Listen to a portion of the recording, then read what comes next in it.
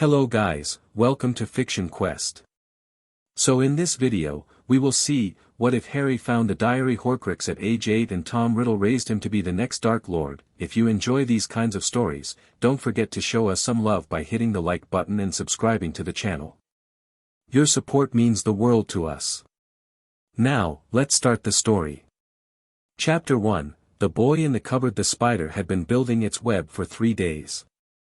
Harry Potter watched it work from his mattress, tracking the delicate threads as they stretched from the corner of the ceiling to the shelf where Aunt Petunia stored old Christmas decorations she'd never use.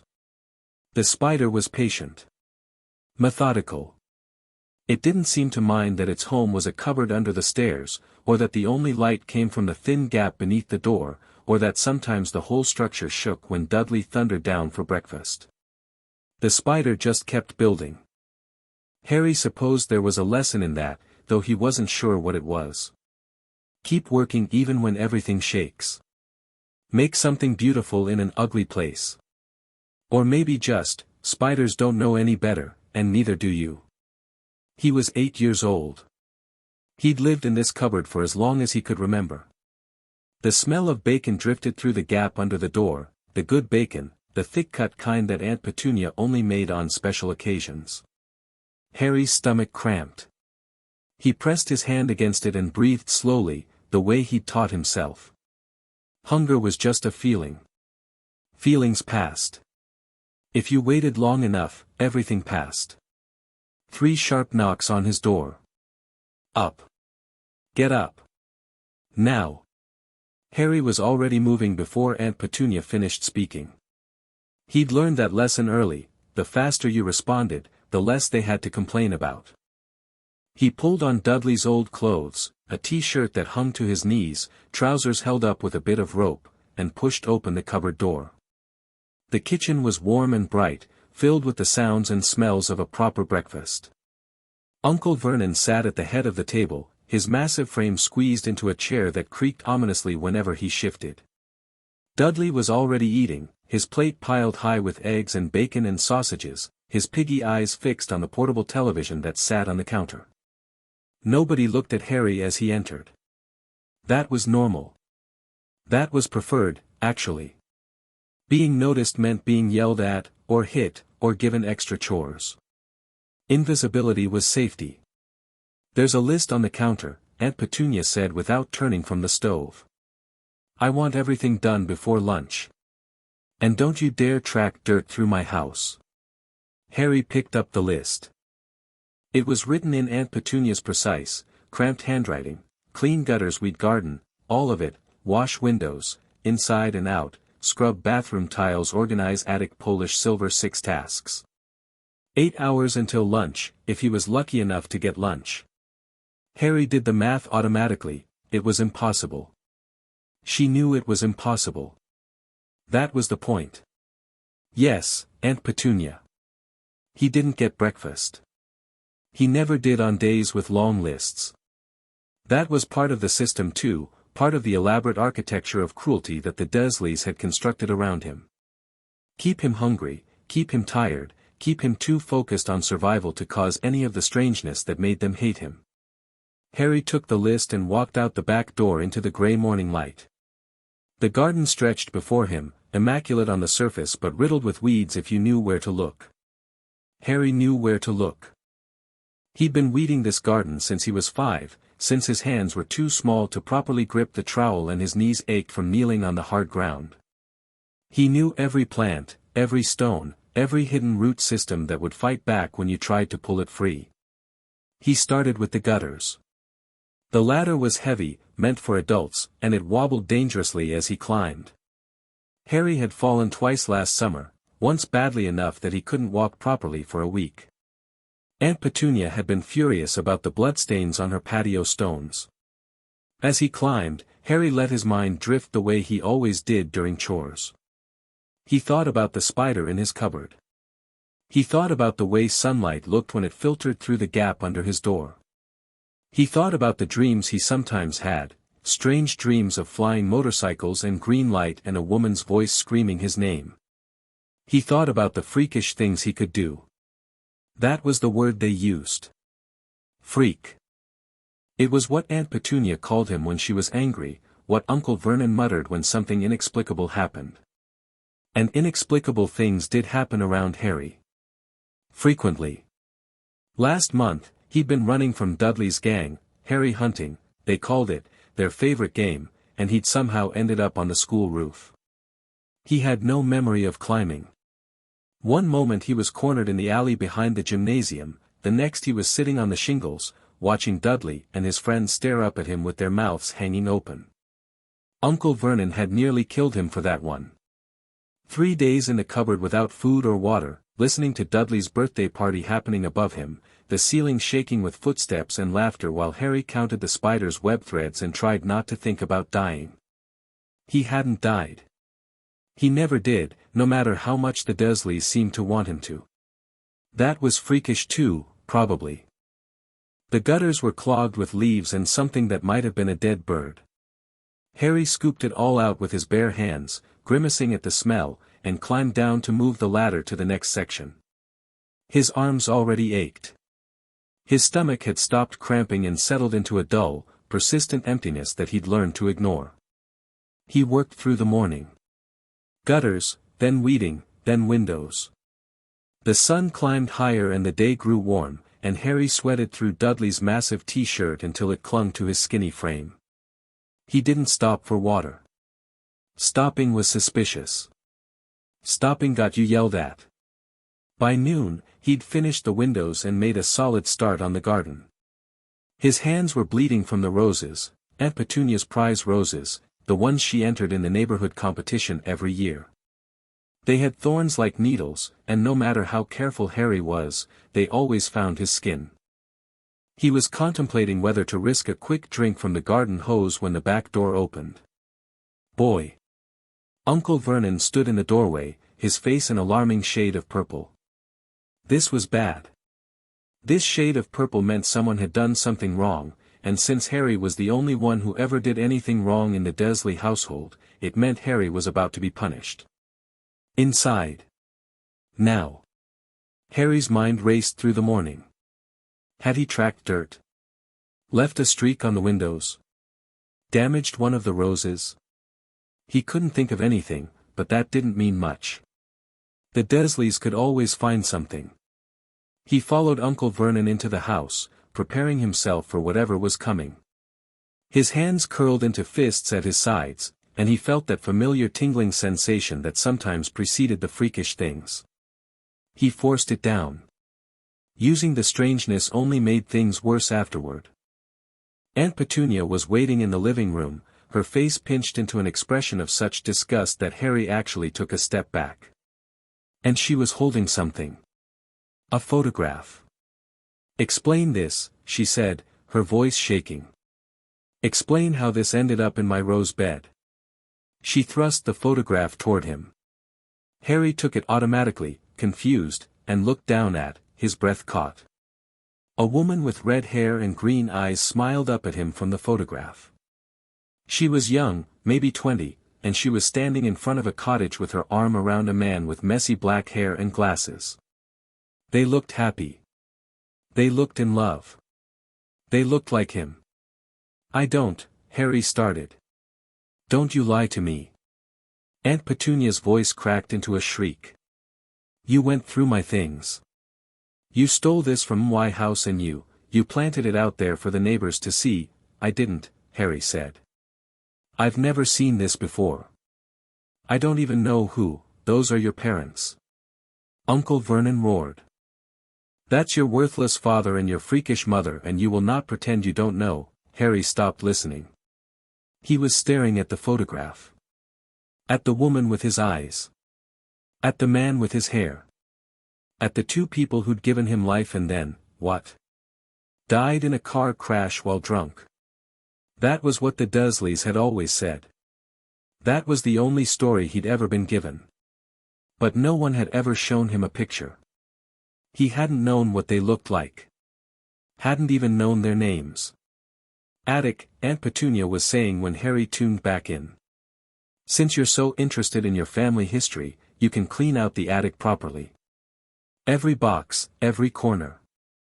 And if I find a single thing out of place, you won't eat for a week. She snatched the photograph from his hands and disappeared into the kitchen.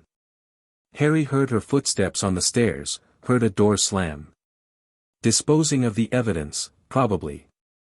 Burning it or shredding it or burying it so deep he'd never find it again. Uncle Vernon grabbed Harry's arm and dragged him toward the attic ladder. Get up there.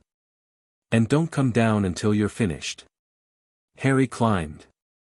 The attic was hot and dim, filled with boxes and old furniture and the accumulated debris of the Dursley family's life.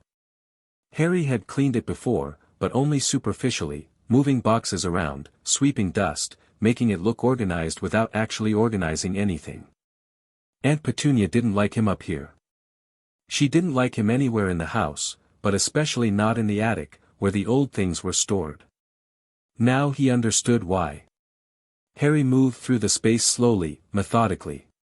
His heart was pounding. His hands were still shaking from seeing the photograph. His parents, his actual parents, they'd been real, they'd been beautiful, they'd loved each other, but he forced himself to focus. If there was one photograph, there might be more. There might be other things. Things that could tell him who he really was, where he'd come from, why the Dursleys hated him so completely. He searched for hours. Most of the boxes contained exactly what you'd expect: old clothes, broken toys, tax documents from the 1970s. But in the far corner of the attic, behind a broken dresser and under a layer of dust so thick it made Harry's eyes water, he found a box that was different. It was small, wooden, with tarnished brass hinges. And carved into the lid, almost invisible under the grime, were letters. E.P. Petunia's maiden name was Evans. Harry knew that much. And E.P. would be her initials. Before she'd married Uncle Vernon and become a Dursley. He opened the box. Inside was a collection of strange things. A pressed flower that still smelled faintly of summer. A letter, folded and yellow with age. A small silver bracelet with a charm shaped like a lily. And a diary. Harry lifted it out carefully. It was black leather, ordinary looking, with a name embossed in faded gold on the cover, T.M. Riddle. He didn't recognize the name. It wasn't a family name, wasn't anyone he'd ever heard of. But the diary felt significant somehow, heavy in a way that had nothing to do with its weight. When Harry touched the cover, the tingling sensation returned, stronger than before. The freakish feeling. Like something inside him was waking up. He opened it. The pages were blank. Harry flipped through them, confused and disappointed. Blank, blank, all blank. Just a diary that no one had ever written in, stored in a box with his mother's things for reasons he couldn't understand. But he didn't put it back. He didn't know why. Later, he would wonder if the diary had somehow called to him, had chosen him the way certain things in stories chose their heroes. At the time, he just knew that he wanted to keep it. That it felt like it was supposed to be his. He tucked it under his shirt, finished organizing the attic with mechanical precision, and climbed back down as the sun began to set. Dinner was predictable. Harry got leftovers, cold, scraped off Dudley's plate, eaten standing in the corner while the Dursleys watched television and pretended he didn't exist. Then dishes, then scrubbing the kitchen floor, then a shove toward the cupboard with a muttered reminder that he'd better not make any noise. The cupboard door closed. The lock clicked. And Harry was alone in the darkness with nothing but a thin mattress, a broken toy soldier, a spider's web, and a blank diary that seemed to pulse with warmth against his chest. He didn't know why he wanted to write in it. Writing wasn't something Harry did for fun. At school, writing meant essays about topics he didn't care about, graded by teachers who looked at his bruises and ragged clothes and decided he wasn't worth helping. Writing at home meant lists of chores and forged signatures on permission slips he was never allowed to actually sign. But the diary seemed to want to be written in.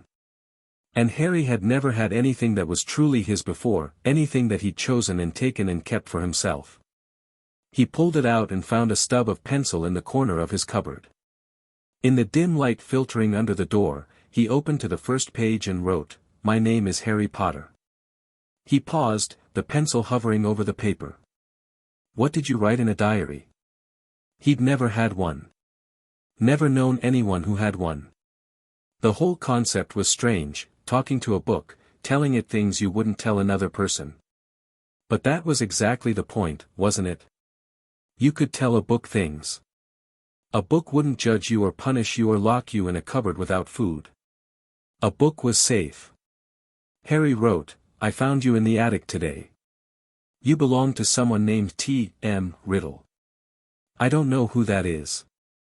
Maybe you were a gift that nobody wanted. That's sort of like me, I think. I'm a gift nobody wanted either." He stopped again. This was stupid. He was talking to blank paper like it could hear him. I don't think anyone would notice if I disappeared. Sometimes I imagine what would happen if I just left, walked out the door and kept walking until I was somewhere else, anywhere else. But I don't have anywhere to go. And my aunt and uncle would probably just be glad I was gone. I saw a picture of my parents today. They looked nice. Happy. My mom had red hair and my dad wore glasses. I don't know why I'm writing this. I guess I don't have anyone else to tell. He was about to close the diary when the words began to fade. Harry blinked. He held the diary closer to the light, sure he was imagining things. But no, the words were definitely disappearing, sinking into the page like water into sand. And then, slowly, new words began to appear in their place. Different handwriting. Elegant, old-fashioned, slightly slanted. "Hello, Harry Potter. My name is Tom. And I'm very glad you found me." Harry dropped the diary. It tumbled off his lap and landed on the mattress, open to the page where the impossible words glowed faintly in the darkness. Harry's heart was hammering. His breath came in short gasps. This was freakish. This was the most freakish thing that had ever happened to him, and that was saying something. The diary couldn't write back. Diaries were books. Books were paper and ink and they didn't respond to you, they didn't know your name, they didn't, more words were appearing. Please don't be frightened. I know this must seem strange. But I promise, I mean you no harm. I've been waiting a very long time for someone to find me. Harry's hands were shaking. Every instinct told him to close the book, shove it under his mattress, pretend this had never happened. This was the kind of thing that got him in trouble, the kind of strangeness that Uncle Vernon hit him for and Aunt Petunia screamed about. But no one had ever said they were glad to find him before. No one had ever promised not to hurt him. And Harry was so tired of being alone. He picked up the diary. His hands were still trembling as he found the pencil again, but he managed to write, "How are you doing this? How can you write back?" The response came immediately, "Magic, Harry. There's a whole world you don't know about, a world of witches and wizards and wonderful, terrible things. You're part of that world. That's why strange things happen around you. That's why you're different. Magic." Harry read the word 3 times, 4 times, 5. It should have seemed ridiculous. A rational person would have laughed, would have assumed this was some kind of trick, some elaborate prank being played by someone who wanted to watch him make a fool of himself. But Harry had lived his whole life doing impossible things. He'd appeared on rooftops. He'd turned a teacher's hair blue without touching her. He'd grown his own hair back overnight after Aunt Petunia cut it all off.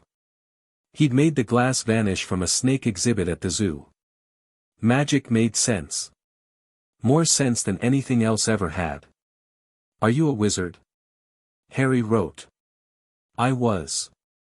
I existed, once, properly, a student at a school for young witches and wizards. But I put a piece of myself into this diary many years ago, so that I could wait for someone special to find me." "Why me?" "Because you're special, Harry. I can feel it in the way your magic interacts with these pages. You have power, real power. The kind most people never develop.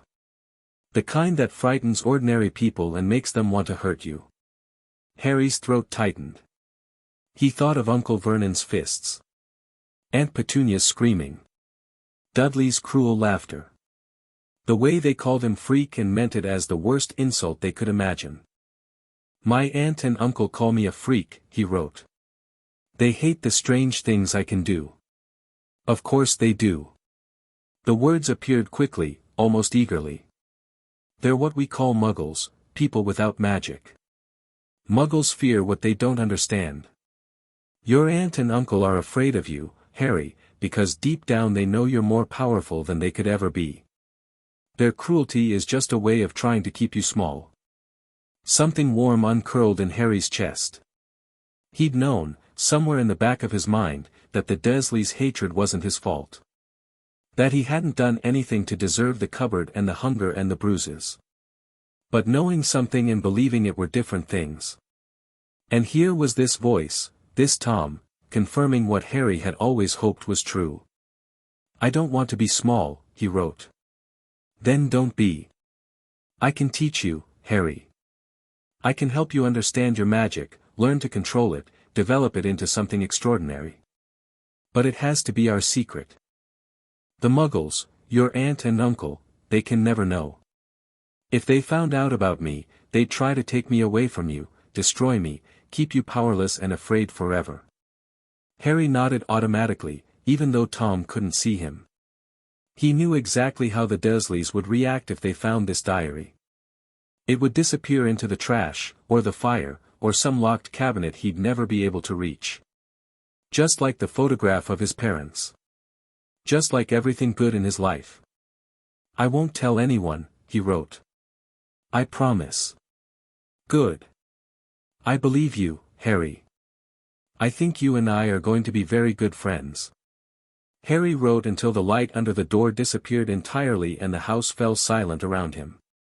Tom asked questions, careful, gentle questions about Harry's life, his situation, his abilities. And Harry answered them, pouring out years of loneliness and confusion and desperate hope onto the diary's pages. He told Tom about the cupboard. About the hunger. About the way Dudley's gang hunted him through the streets and the teachers pretended not to see. He told him about the rooftop incident and the snake at the zoo and every other strange thing he'd ever done, and Tom responded with understanding and sympathy and, occasionally, something that felt like pride. You made a snake talk to you? Tom wrote at one point. That's incredibly rare, Harry. That ability, Parseltongue, we call it, it's the sign of a very powerful wizard. Very few people can do it. Is it bad? Harry asked.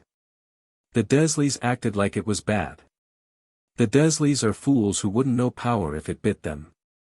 Parseltongue is a gift, Harry. A mark of greatness. Don't ever let anyone make you feel ashamed of it. By the time Harry finally put the diary away, tucking it safely under his mattress where no one would ever find it, his eyes were heavy and his heart was full. He had a friend. His first real friend. Someone who understood him, who valued him, who saw his strangeness as a gift instead of a curse. He fell asleep smiling for the first time in months.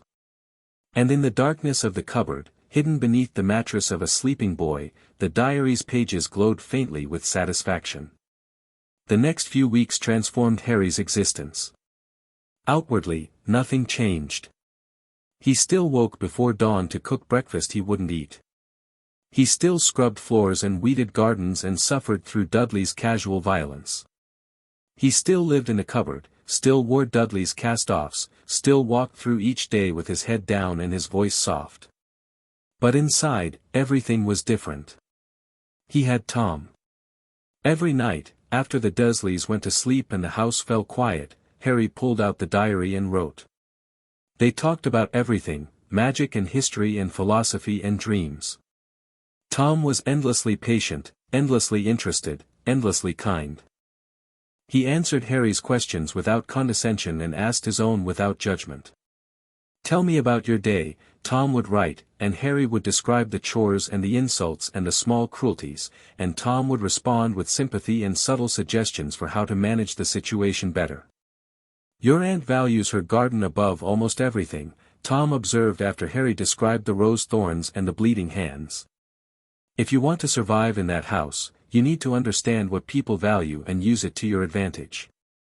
You're already doing this instinctively, being quiet, being invisible, not attracting attention. That's good. That's smart. But there's more you can do. Like what? Harry asked. Watch them. Learn their patterns, their weaknesses, their fears. Your uncle fears embarrassment, public failure. Your aunt fears being associated with anything abnormal. Your cousin fears being alone, being without his gang. Knowledge is power, Harry. The more you understand about the people around you, the more control you have over your own life. It wasn't what Harry had expected. He'd thought Tom might teach him spells, ways to fight back, to hurt the people who hurt him.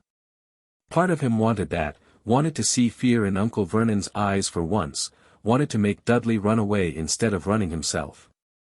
But Tom's approach was different. Smarter, Harry was starting to realize. More patient. Violence is a tool, Tom wrote when Harry asked about it. Like any tool, it has its uses. But it also has consequences. If you hurt your uncle, even if you could, even if he deserved it, where would you go afterward? The Muggle authorities would get involved.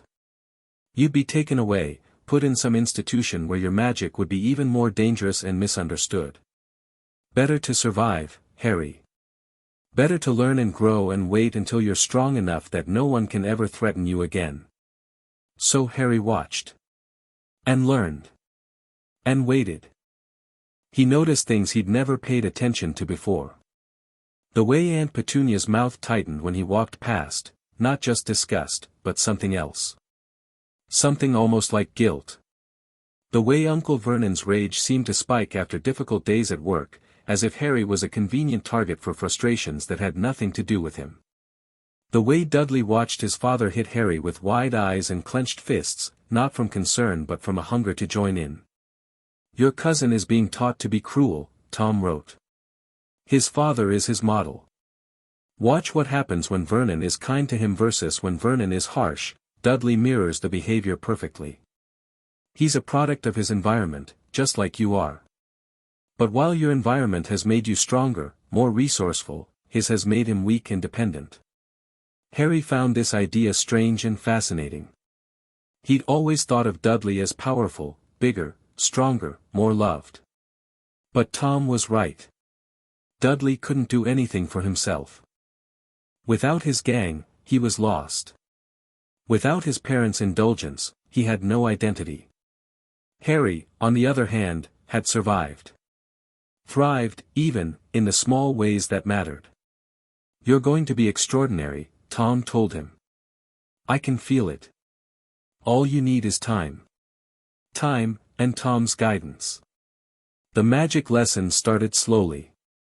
Tom explained that Harry's power was already strong, probably stronger than most young wizards, but that it needed focus and direction. Accidental magic was dangerous, unpredictable. Controlled magic was something else entirely. Close your eyes, Tom wrote one night.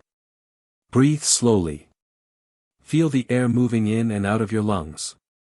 Feel your heartbeat. Feel the warmth of your own body. Harry obeyed. The cupboard was dark and quiet, and he let himself sink into the sensations Tom described. Now feel deeper. There's something else inside you, something that doesn't quite fit with the physical world. A kind of brightness. A warmth that isn't body heat. Can you find it? Harry searched. At first he felt nothing unusual, just the normal awareness of his own body, tired and hungry and cramped in the too small space. But as he kept breathing, kept focusing, something shifted. There was a warmth, just as Tom had described. A glow at the center of his chest that seemed to pulse in time with his heartbeat but wasn't quite the same thing.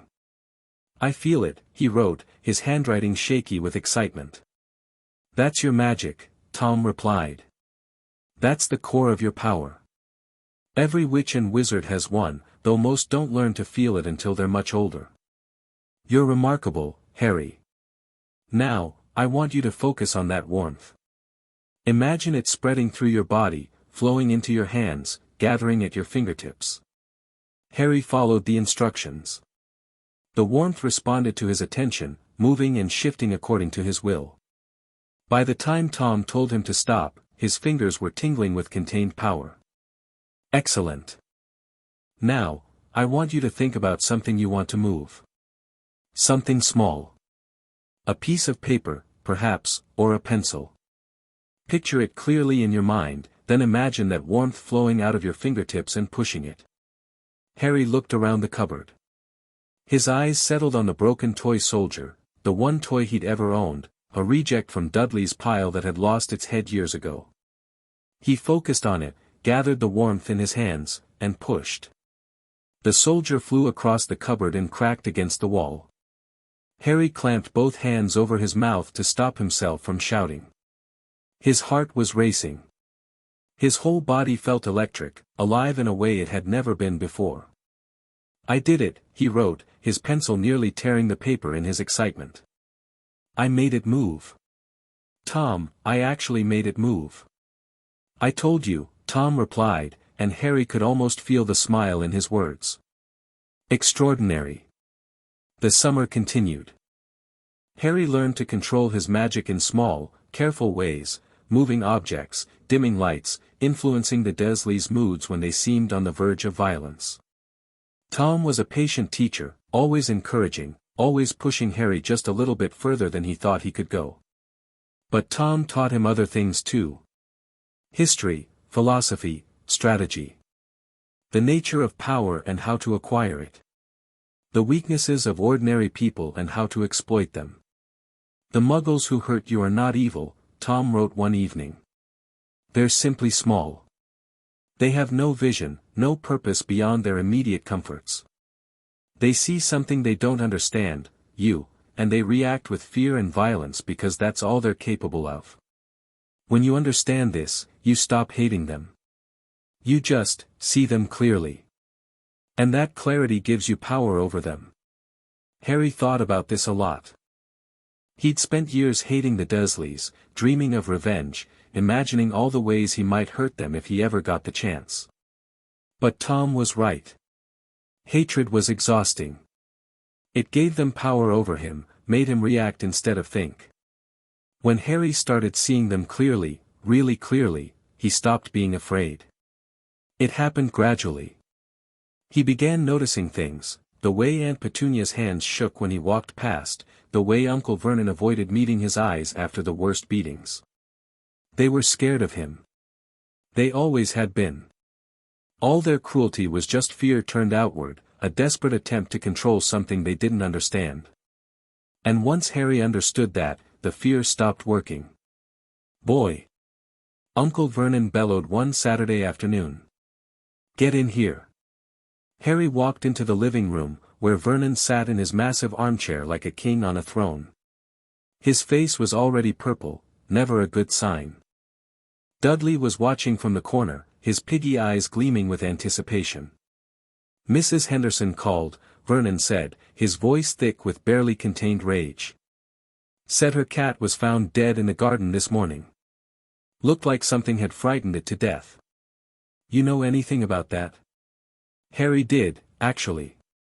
He'd seen the cat stalking a bird near Aunt Petunia's rose bushes and had, well, experimented.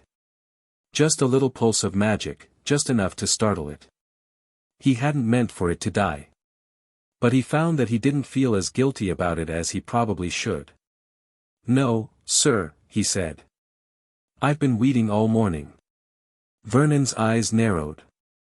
Harry could see him trying to decide whether to believe it, could see the calculation happening behind those small, cruel eyes. If Harry was lying, punishing him would be justified. If he wasn't, punishing him would just be satisfying. You're a liar, Vernon decided. Just like your worthless father.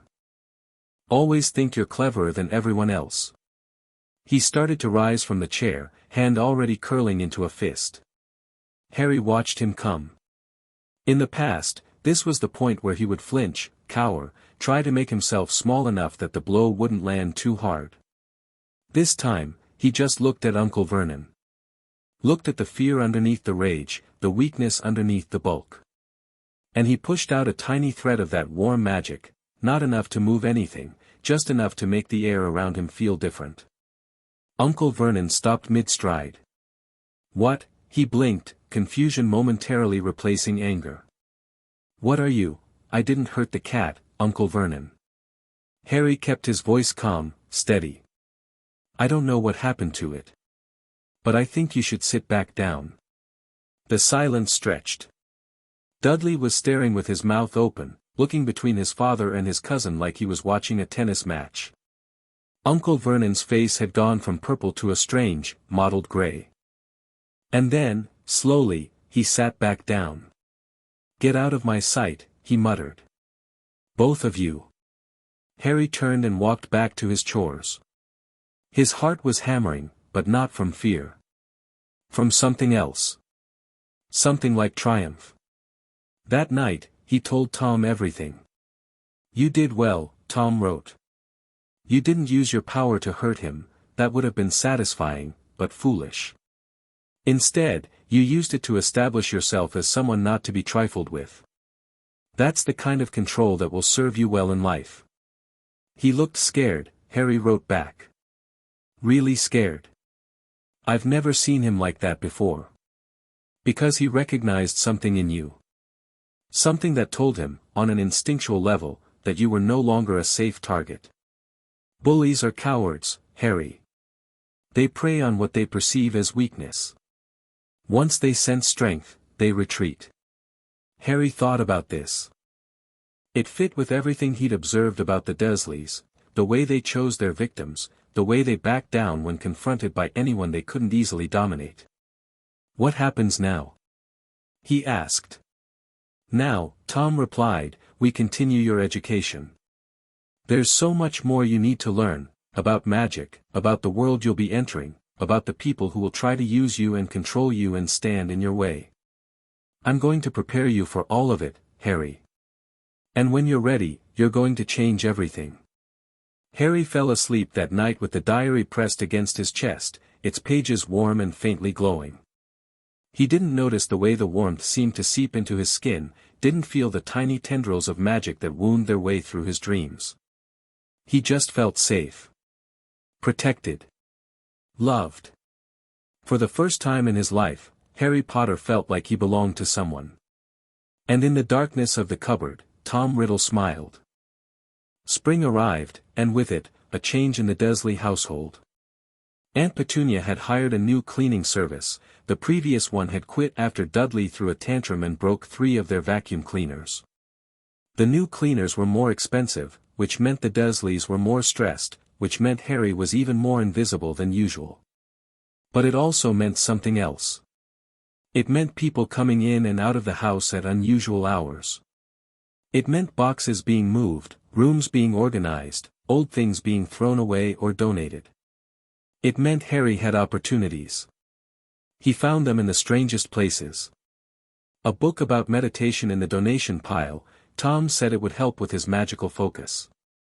A set of candles from the old guest room, useful for practicing in the dark. A broken watch that he managed to repair with magic, giving himself a reliable way to track time during his long days of chores. And one afternoon, while the cleaners were busy upstairs and the Dursleys were out shopping, Harry found something else. He was in the cupboard, sorting through a box of old clothes that Aunt Petunia wanted donated, when his hand closed around something hard and cold. He pulled it out and found himself holding a small golden locket, tarnished with age but still beautiful. The moment he touched it, the world tilted. Images flashed through his mind, a tall woman with dark hair and darker eyes, a ring of black stone, a boy who looked almost exactly like Tom. Pain and power and something vast and terrible and wonderful all at once. Harry gasped and dropped the locket. It hit the floor of the cupboard with a soft thunk and lay there, glinting innocently in the dim light. Tom, he wrote, his hands shaking. I found something. I don't know what it is, but when I touched it, I saw things. A woman, and a ring, and and you. I think it was you. Tom's response took longer than usual to appear. Describe exactly what you saw, he wrote finally. Every detail you can remember. Harry tried. The dark-haired woman with her imperious gaze. The ring that seemed to swallow light. The boy who looked like Tom but wasn't quite, younger, somehow, and with a hunger in his eyes that made Harry uncomfortable. Where did you find this locket? In a box of old clothes. My aunt must have had it for years, I've never seen it before. Another long pause. Then, Harry, I need you to do something for me. I need you to put the locket somewhere safe, somewhere the Dursleys won't find it. And I need you not to touch it again until I've had time to think. What is it? Harry asked. Why did it show me those things? I don't know, Tom wrote, and for the first time since they'd met, Harry sensed something like uncertainty in his words. But I'm going to find out. Can you do what I asked? Harry hid the locket beneath a loose floorboard in the cupboard, wrapped in one of Dudley's old socks. It seemed to pulse faintly as he covered it, like a heartbeat, like something alive. He didn't tell Tom that he'd felt a strange sense of recognition when he'd held it. That for just a moment, the presence in the locket had felt almost as familiar as the presence in the diary. Some secrets, Harry was learning, were worth keeping. The summer heat arrived early that year, turning the cupboard into an oven and the garden into a battlefield. Harry worked through it all, his skin browning and his muscles aching, while Tom's lessons continued every night. They'd moved beyond simple magic now. Tom was teaching him about the wizarding world in detail, its laws, its politics, its prejudices. Harry learned about purebloods and muggleborns and the long, complicated history of conflict between them. He learned about the Ministry of Magic, corrupt and bloated and afraid of change. He learned about Hogwarts, the school where young witches and wizards were trained. You'll receive your letter when you turn 11, Tom told him. An official invitation to attend Hogwarts. The Dursleys won't be able to stop it, wizard children are tracked from birth, and the letters are delivered by magic. No matter what they do, you'll be found. Harry could barely imagine it. A school full of people like him. A place where magic was normal, where the strange things he could do would be celebrated instead of punished. What will it be like? He asked. Complicated, Tom replied. You'll be famous there, Harry. The wizarding world knows your name. They've built stories around you, legends about what you survived as a baby. Some of them will worship you. Others will resent you. Almost none of them will see you, the real you, underneath all the myths.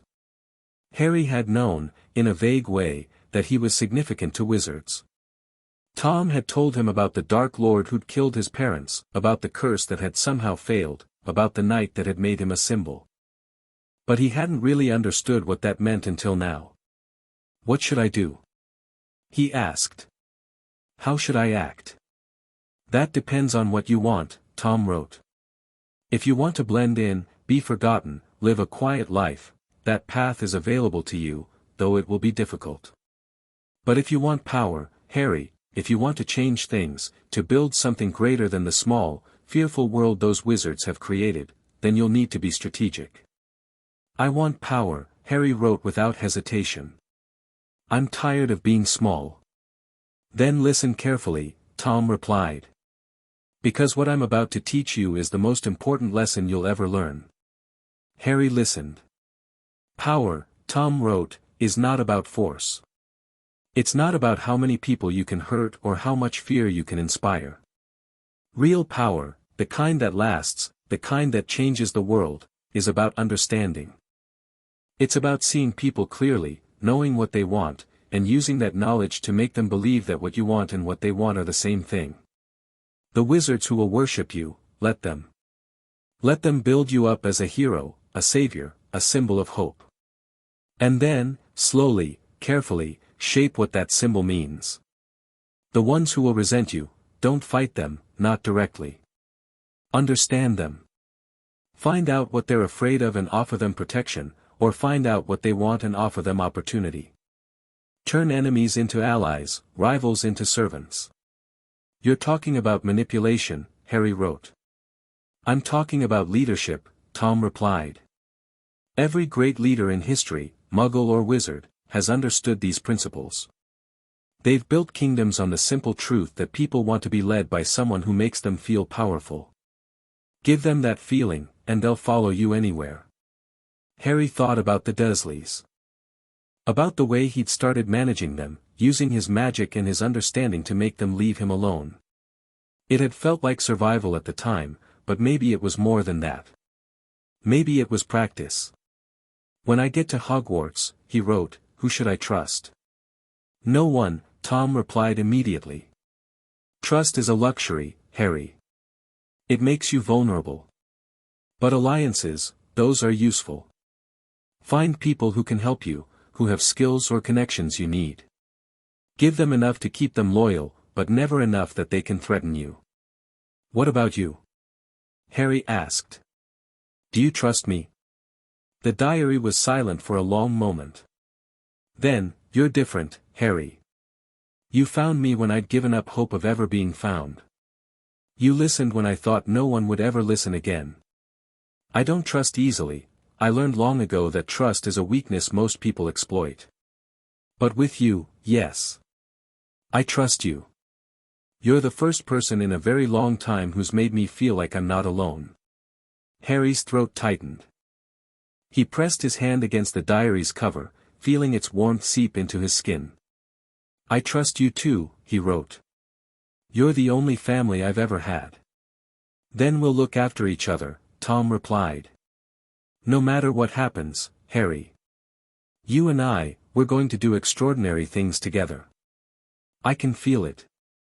That night, Harry fell asleep with the diary clutched against his chest, his dreams full of castles and magic and a future brighter than anything he'd ever imagined. He didn't notice that his scar, the lightning bolt on his forehead, the mark of his survival, was faintly glowing in the darkness. He didn't feel the way the diary's magic was slowly, carefully weaving itself into the fabric of his soul. He only felt loved. 3 years, Tom had said. 3 years to prepare Harry for the wizarding world, to shape him into something extraordinary. And as the weeks turned into months and Harry's power grew stronger and more controlled, Tom began sharing more of himself. He told Harry about Hogwarts, about the houses and the teachers, the rivalries and alliances. He explained the political landscape of wizarding Britain, the old families clinging to power, the ministry's bureaucratic stranglehold, the simmering resentments that never quite erupted into open conflict. And, slowly, he told Harry about the Dark Lord. Not all at once. Tom was careful, patient, laying the groundwork piece by piece. He started with history, the wizarding world's treatment of anyone different, the fear of change, the rigid hierarchies that crushed innovation and controlled progress. There was a man, Tom wrote one night, who tried to change things. He saw the corruption and the stagnation and decided to tear it all down, to build something new. The ministry called him a monster. The purebloods who opposed him called him a blood traitor. The ones who followed him called him a visionary. Lord Voldemort, Harry wrote. He knew the name. Tom had told him about the night his parents died, about the curse that had somehow failed. Yes. He was complicated. Brilliant, certainly. Powerful beyond measure. But also impatient. Brutal. He wanted change too quickly, and he didn't care who he hurt to get it. He killed my parents, Harry said. He did, Tom agreed. I'm not going to defend that. Your parents chose to stand against him, and he responded with violence. It was wrong. But it was also understandable, in a way. They were fighting a war, Harry. And in wars, people die. Harry didn't know how to feel about this. He'd grown up believing his parents were heroes, martyrs who died protecting their child from evil. But Tom's version was different. More complicated. What did they believe in? He asked. My parents. What were they fighting for? The status quo, Tom replied.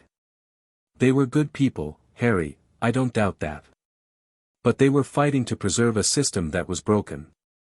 They didn't want change, they wanted safety. And safety, in a corrupt world, often means complicity. Harry thought about this for a long time.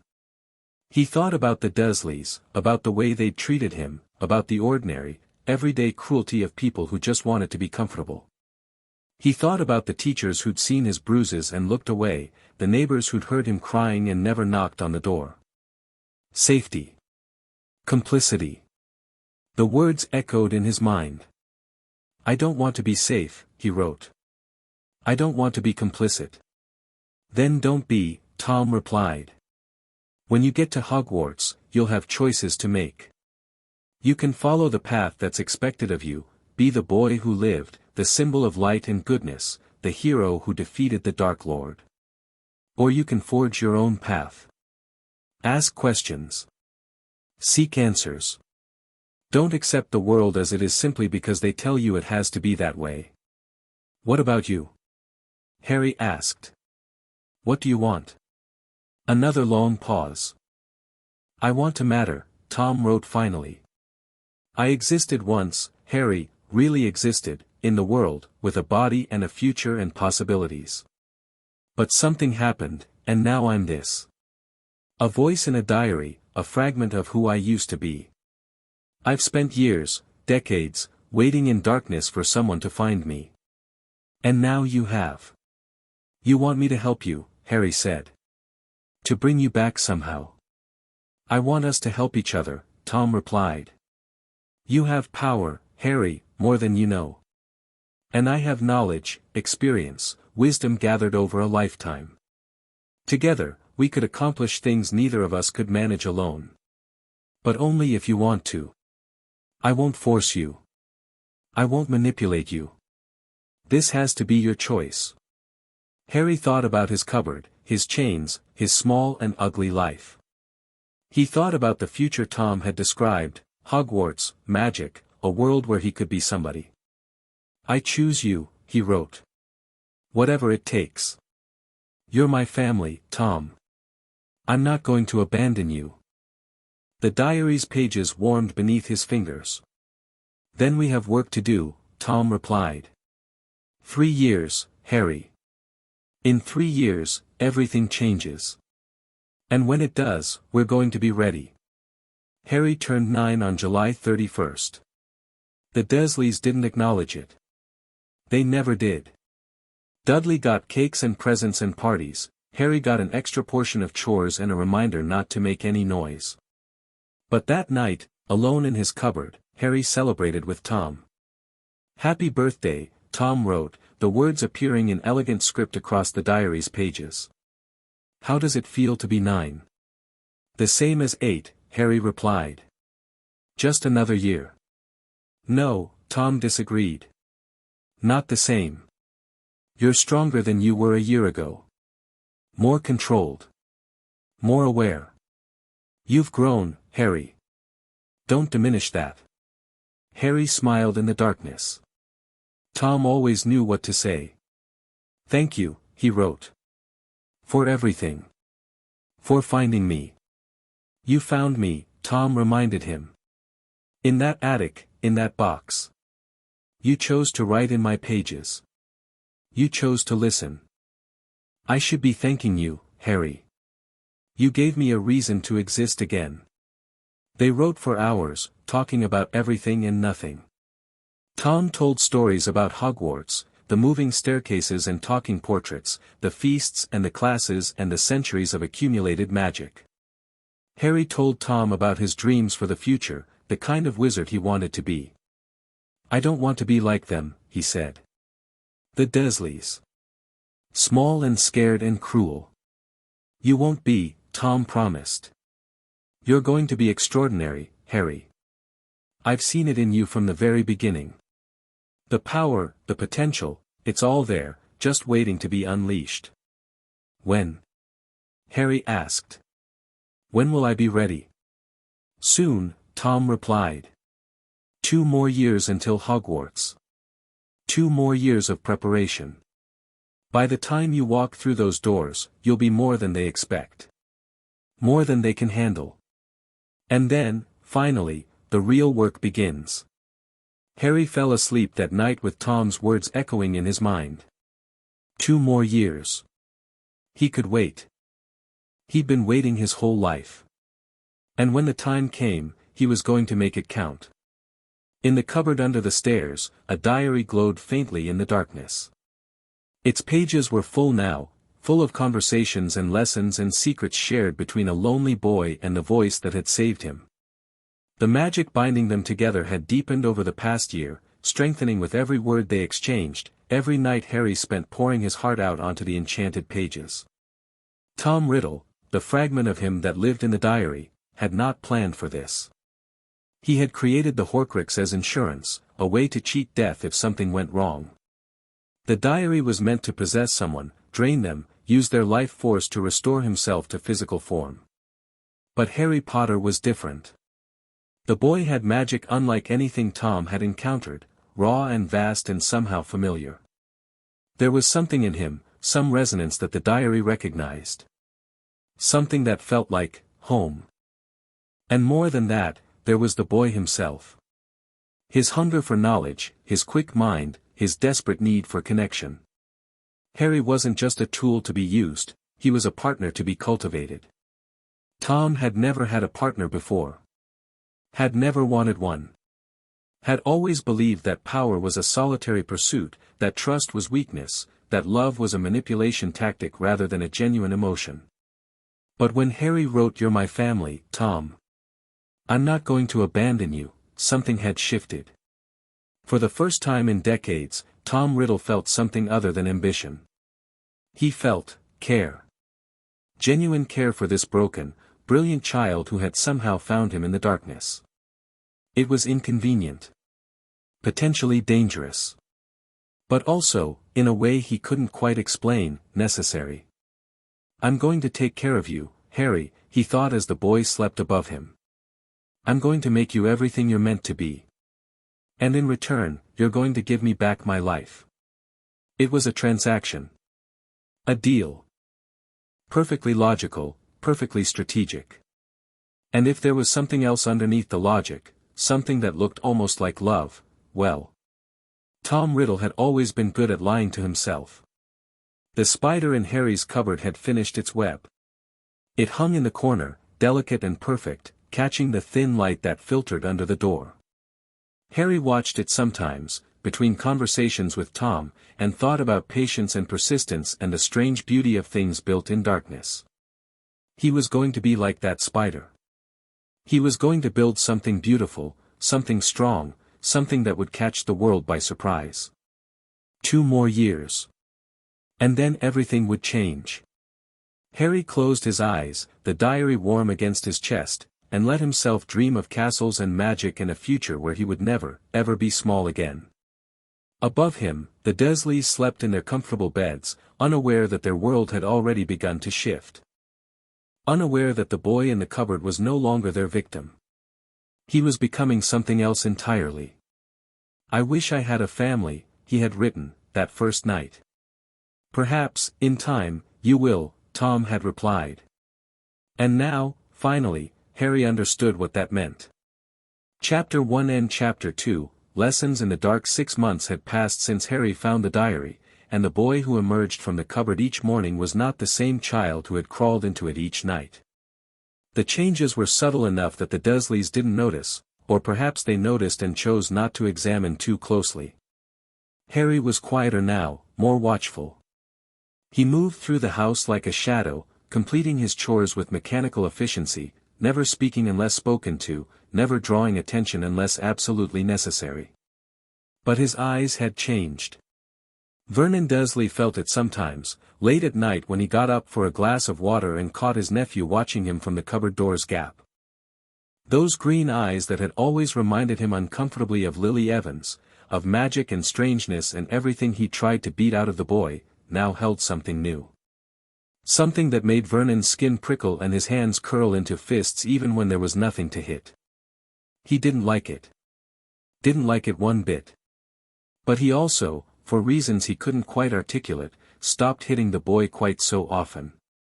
Concentrate, Tom wrote. Feel the warmth at your core. Now imagine it flowing outward, like water through a pipe, gathering in your palms. Harry sat cross-legged on his thin mattress, the diary open before him, its pages glowing faintly in the darkness. His eyes were closed, his breathing slow and measured. The magic responded to his attention now, not perfectly, not always, but more reliably than it had 6 months ago. He felt the warmth Tom described. It lived somewhere behind his breastbone, a constant presence that he'd learned to recognize and manipulate. Now he guided it outward, letting it flow through his arms, feeling it pool in his cupped hands. Open your eyes, Tom instructed. Slowly. Harry obeyed. His palms were glowing. A soft, golden light emanated from his skin, casting dancing shadows across the cupboard's cramped walls. Harry watched it with wonder, not the wild, accidental magic of before, but something controlled. Something his. Excellent, Tom wrote, and Harry could feel the pride in the words. You're progressing faster than I expected. Most young wizards can't produce visible magic without a wand until their 3rd year at Hogwarts. You're doing it at 8.5. Harry let the glow fade, suddenly exhausted. Controlled magic was harder than accidental magic, it required focus, intention, a constant awareness of the power flowing through him. But it was also more satisfying. More real. Why do wizards use wands? He asked, picking up his pencil. If we can do magic without them? Focus, Tom replied. A wand acts as a conduit, channeling your magic more efficiently. Think of it like the difference between throwing water with your hands versus using a hose. You can accomplish the same thing either way, but one method is far more precise and far less tiring. Harry nodded, filing the information away. He'd learned to do this over the past 6 months, to absorb Tom's teachings like a sponge, organizing them into a mental framework that grew more complex each day. But wandless magic has its advantages, Tom continued. It can't be traced the same way wand magic can. And it catches people off guard, no one expects a child to cast without a wand. That element of surprise could save your life someday. Or end someone else's, Harry wrote back. There was a pause before Tom responded. Yes. That too. But we're not there yet, Harry. First, you need to master the basics. Control before power. Always. Harry understood. It was one of Tom's core principles, never act until you're certain of success. Patience was power. Restraint was strength. He'd been practicing that restraint for months, and it was getting easier. The morning arrived gray and cold, winter stubbornly clinging to the edges of spring. Harry was in the garden before dawn, turning soil for Aunt Petunia's early planting, his breath misting in the air. His hands were freezing. The Dursleys never gave him gloves, another small cruelty in their endless repertoire, and the cold had turned his fingers red and clumsy. But Harry barely noticed anymore. He'd learned to redirect his attention inward, to focus on the warmth of his magic rather than the discomfort of his body. Tom called it mental discipline. Harry called it survival. He was halfway through the western flower bed when he heard the back door open. Not the heavy tread of Uncle Vernon or the thundering footsteps of Dudley, this was lighter. Hesitant. Harry didn't look up. He kept digging, kept his posture submissive and unthreatening, even as he tracked the approaching presence with his peripheral vision. Aunt Petunia stopped a few feet away. She was wearing her dressing gown, her bony arms crossed against the cold, her face pinched into its usual expression of distaste. But there was something else there too, something Harry had been noticing more and more over the past few months. Fear. You've been very quiet lately, she said. Her voice was sharp, accusatory, but there was a tremor underneath it. Not causing any trouble. Yes, Aunt Petunia. Why? Harry did look up then, meeting her eyes with his own. He didn't let any expression show on his face, Tom had taught him that, taught him to keep his thoughts hidden behind a mask of blankness. "I don't want to cause trouble," he said simply. "I just want to do my chores and be left alone." Petunia's mouth tightened. She looked like she wanted to say something more, something about Harry's mother, perhaps, or the magic they both knew he possessed, but the words wouldn't come. After a long moment, she turned and walked back into the house, closing the door firmly behind her. Harry returned to his digging. That night, he told Tom about the encounter. "She's afraid of you," Tom observed. "Good. Fear is a powerful motivator. As long as she's afraid, she'll leave you alone. But be careful, Harry. Fear can also make people dangerous. If she feels cornered, she might lash out." "What should I do?" "Nothing overt. Just continue as you have been. Be quiet, be competent, be unthreatening. Let her fear simmer without giving her a reason to act on it. You're not ready for direct confrontation yet." Harry nodded, even though Tom couldn't see him. "How will I know when I'm ready?" "You'll feel it," Tom replied. "When you're strong enough to handle whatever consequences your actions might bring. Until then, patience. Always patience." 3 weeks later, Harry had his first real test. It was a Saturday afternoon, and Dudley's gang was bored. Harry knew the signs: the restless energy, the cruel laughter, the way they kept glancing toward the house where they knew he was working. He'd been cleaning the shed, organizing Uncle Vernon's tools, staying out of sight as much as possible. But Dudley found him anyway. "There you are, freak." Dudley's massive form blocked the shed's doorway, his cronies crowding behind him. Piers Polkiss, Dennis, Malcolm, Gordon, Harry knew all their names, had catalogued their weaknesses and habits over years of being their favorite target. He didn't respond. Just stood there, holding a wrench, watching them with those two old eyes. "What's the matter?" Dudley stepped closer, his piggy face twisted into a sneer. "Cat got your tongue?" "I'm busy," Harry said quietly. "Just let me finish and I'll be out of your way." "You're always in my way." Dudley's voice rose to a whine. "This is my house. My garden. My shed. You don't belong here. You don't belong anywhere." The other boys laughed, feeding off Dudley's energy. Harry felt the familiar surge of anger, the hot, bitter rage that had lived in his chest for as long as he could remember. In the old days, this was when the accidental magic would happen. Something would explode, or someone would get hurt, and Harry would spend the next week locked in his cupboard paying for it. But that was before Tom. Now, Harry breathed. He felt the anger and acknowledged it and then set it aside, reaching instead for the cold clarity Tom had been teaching him.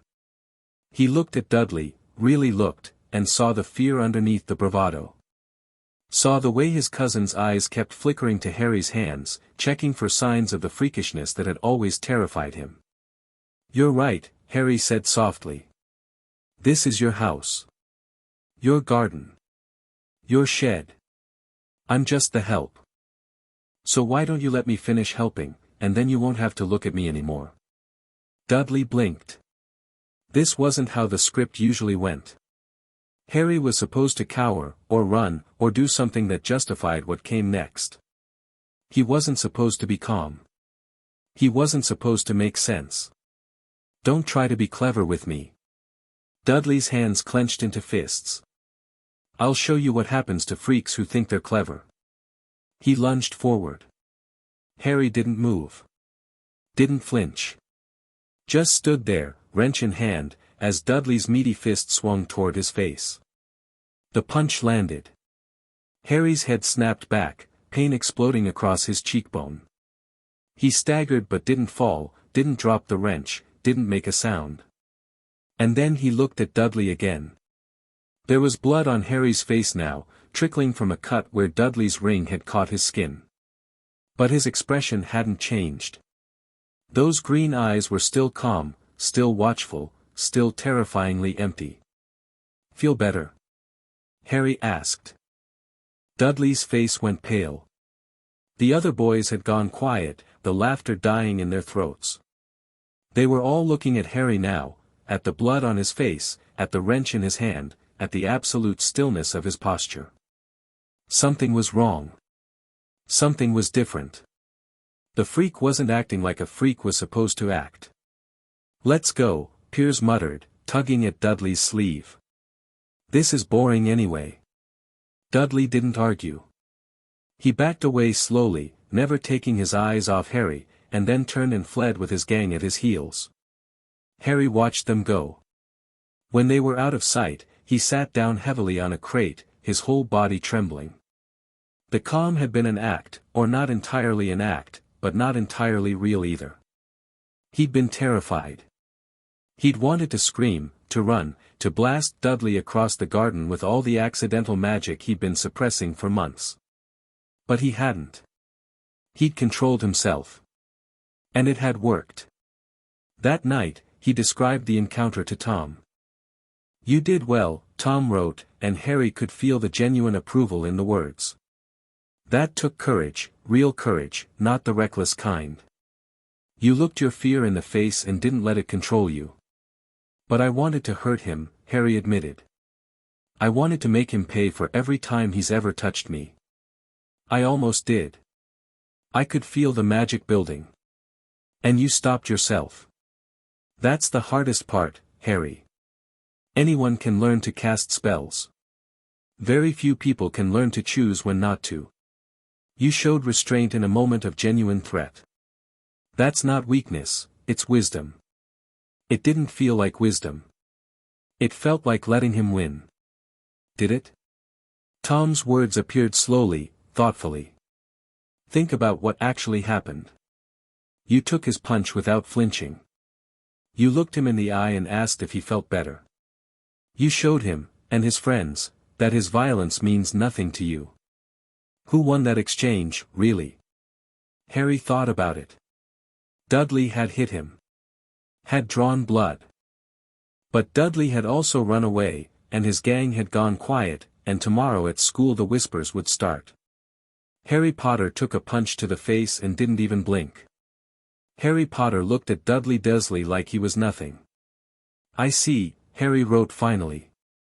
"Power isn't always about what you do," Tom continued. "Sometimes it's about what you don't do. What you hold in reserve. If you'd attacked Dudley, hurt him the way you wanted to, what would have happened? Uncle Vernon would have beaten me. They might have called the police. I'd be in worse trouble than before." "Exactly. But by showing restraint, you've planted a seed. Dudley is afraid now, genuinely afraid. He doesn't understand why you didn't fight back, and that uncertainty will eat at him. The next time he wants to play Harry hunting, he'll hesitate. And hesitation, Harry, is the first crack in the wall." Harry stared at the words on the page, turning them over in his mind. It was a different way of thinking, strategic rather than emotional, long-term rather than immediate. It went against every instinct he had, every desperate urge to strike back at the people who'd been hurting him for years. But it made sense. And more importantly, it worked. "Teach me more," he wrote. Tom's response glowed warm and bright on the page, always. The weeks that followed were the most intensive of Harry's education so far. Tom shifted their nightly sessions from basic magic to something more complex, the art of reading people. He taught Harry to watch faces for micro-expressions, to listen for the things people didn't say, to track body language and vocal tone and 1,000 small cues that revealed what someone was really thinking. "Everyone lies," Tom wrote. "Not always in words, but in presentation. They show the world a mask, a version of themselves they want others to see. Your job is to look past the mask and see the truth underneath." How? Practice. Start with the Dursleys, you know them better than anyone. Watch them at dinner tonight. Try to identify the difference between what they say and what they mean. Harry did. He sat at his usual place in the corner, eating his scraps while the Dursleys had their evening meal, and for the first time, he really paid attention. Vernon talked about work, a deal he'd closed, a competitor he'd outsmarted. His voice was boastful, confident.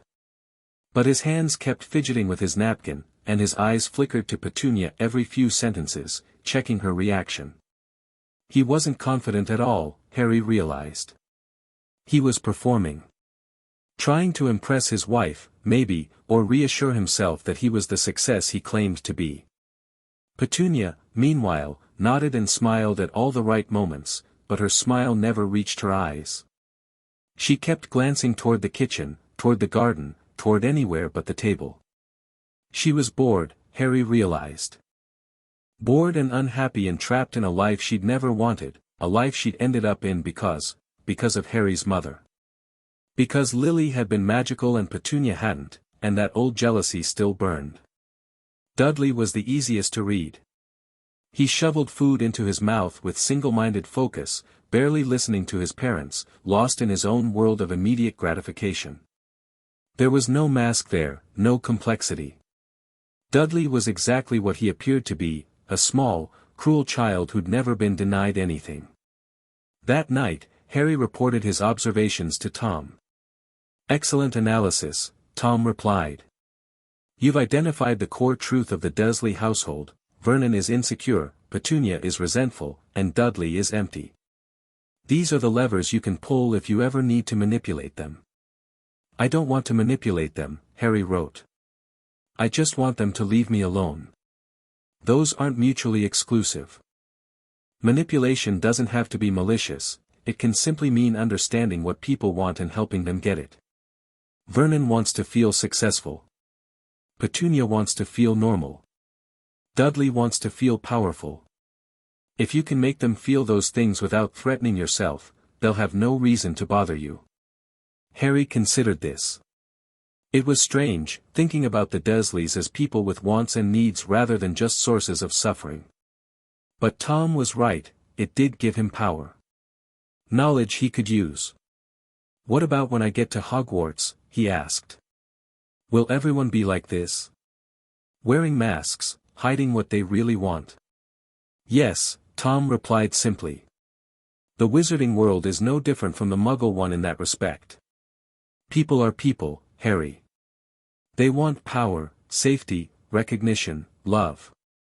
They form groups based on shared interests and tear each other down over perceived slights. The only difference is that wizards have magic to make their conflicts more spectacular. How do I navigate that? How do I know who to trust?" "You don't trust anyone. Not completely. But you can build alliances based on mutual interest. Find people whose goals align with yours and work together, for as long as the alignment lasts. When their goals diverge from yours, be prepared to part ways. Cleanly, if possible. Permanently, if necessary." Harry thought of Dudley's gang, the way they'd backed off when their leader had faltered, the way loyalty evaporated the moment fear appeared. Was that what all relationships were, at their core? Temporary alliances based on convenience. "What about us?" he wrote. "Is this an alliance?" There was a long pause before Tom replied. The words, when they appeared, were slower than usual. More careful. "We started as an alliance," Tom admitted. "I needed someone to find me, to free me from decades of isolation. You needed someone to understand you, to teach you, to give you hope. Our interests aligned perfectly. But somewhere along the way, it became something more. At least for me. I find myself caring about you, Harry. Your well-being, your happiness, your future. Not just because it serves my goals, but because," the words stopped. "Started again. I don't know how to explain it. I've never felt this way about anyone before." Harry's throat tightened. He pressed his hand against the diary's cover, feeling its familiar warmth. "You're my family," he wrote. "The only family I've ever had. I don't care if we started as an alliance. What we are now is real." "Yes," Tom agreed. "It is. And that's why I want to give you something. A gift, to mark how far you've come." What kind of gift? Your first lesson in offensive magic. Tom had been cautious about combat training. He'd explained, early on, that defensive and utility magic should come first, the ability to protect yourself, to escape, to survive. Offense was dangerous. It drew attention, created consequences, escalated situations that might otherwise be managed peacefully. But Harry was ready now. Tom could feel it in the way his magic had stabilized, the way his control had sharpened over months of dedicated practice. And more importantly, Harry had proven his restraint. He'd been hurt, threatened, humiliated, and he hadn't lashed out. That discipline was rare. It deserved to be rewarded. There's a spell, Tom wrote. An ancient one, simple in concept but difficult to master. It requires no wand, no incantation. Just pure intent and magical force. What does it do? It pushes. That's all, just a focused burst of magic that impacts whatever you're aiming at. Against a person, it can knock them backward, stun them, drive the breath from their lungs. Against an object, it can move it, break it, throw it across a room. It's versatile, hard to trace, and, when you need to defend yourself, devastatingly effective. Harry felt his heart rate increase. This was what he'd been waiting for. Not the subtle manipulations, not the mental disciplines, but real power. The kind that could make people hurt the way they'd hurt him. How do I learn it? The same way you've learned everything else. Focus. Practice. Patience. First, you need to understand the theory. Tom's explanation was thorough, as always. The spell worked by gathering magical energy and then releasing it in a concentrated burst, like a balloon being inflated and then popping.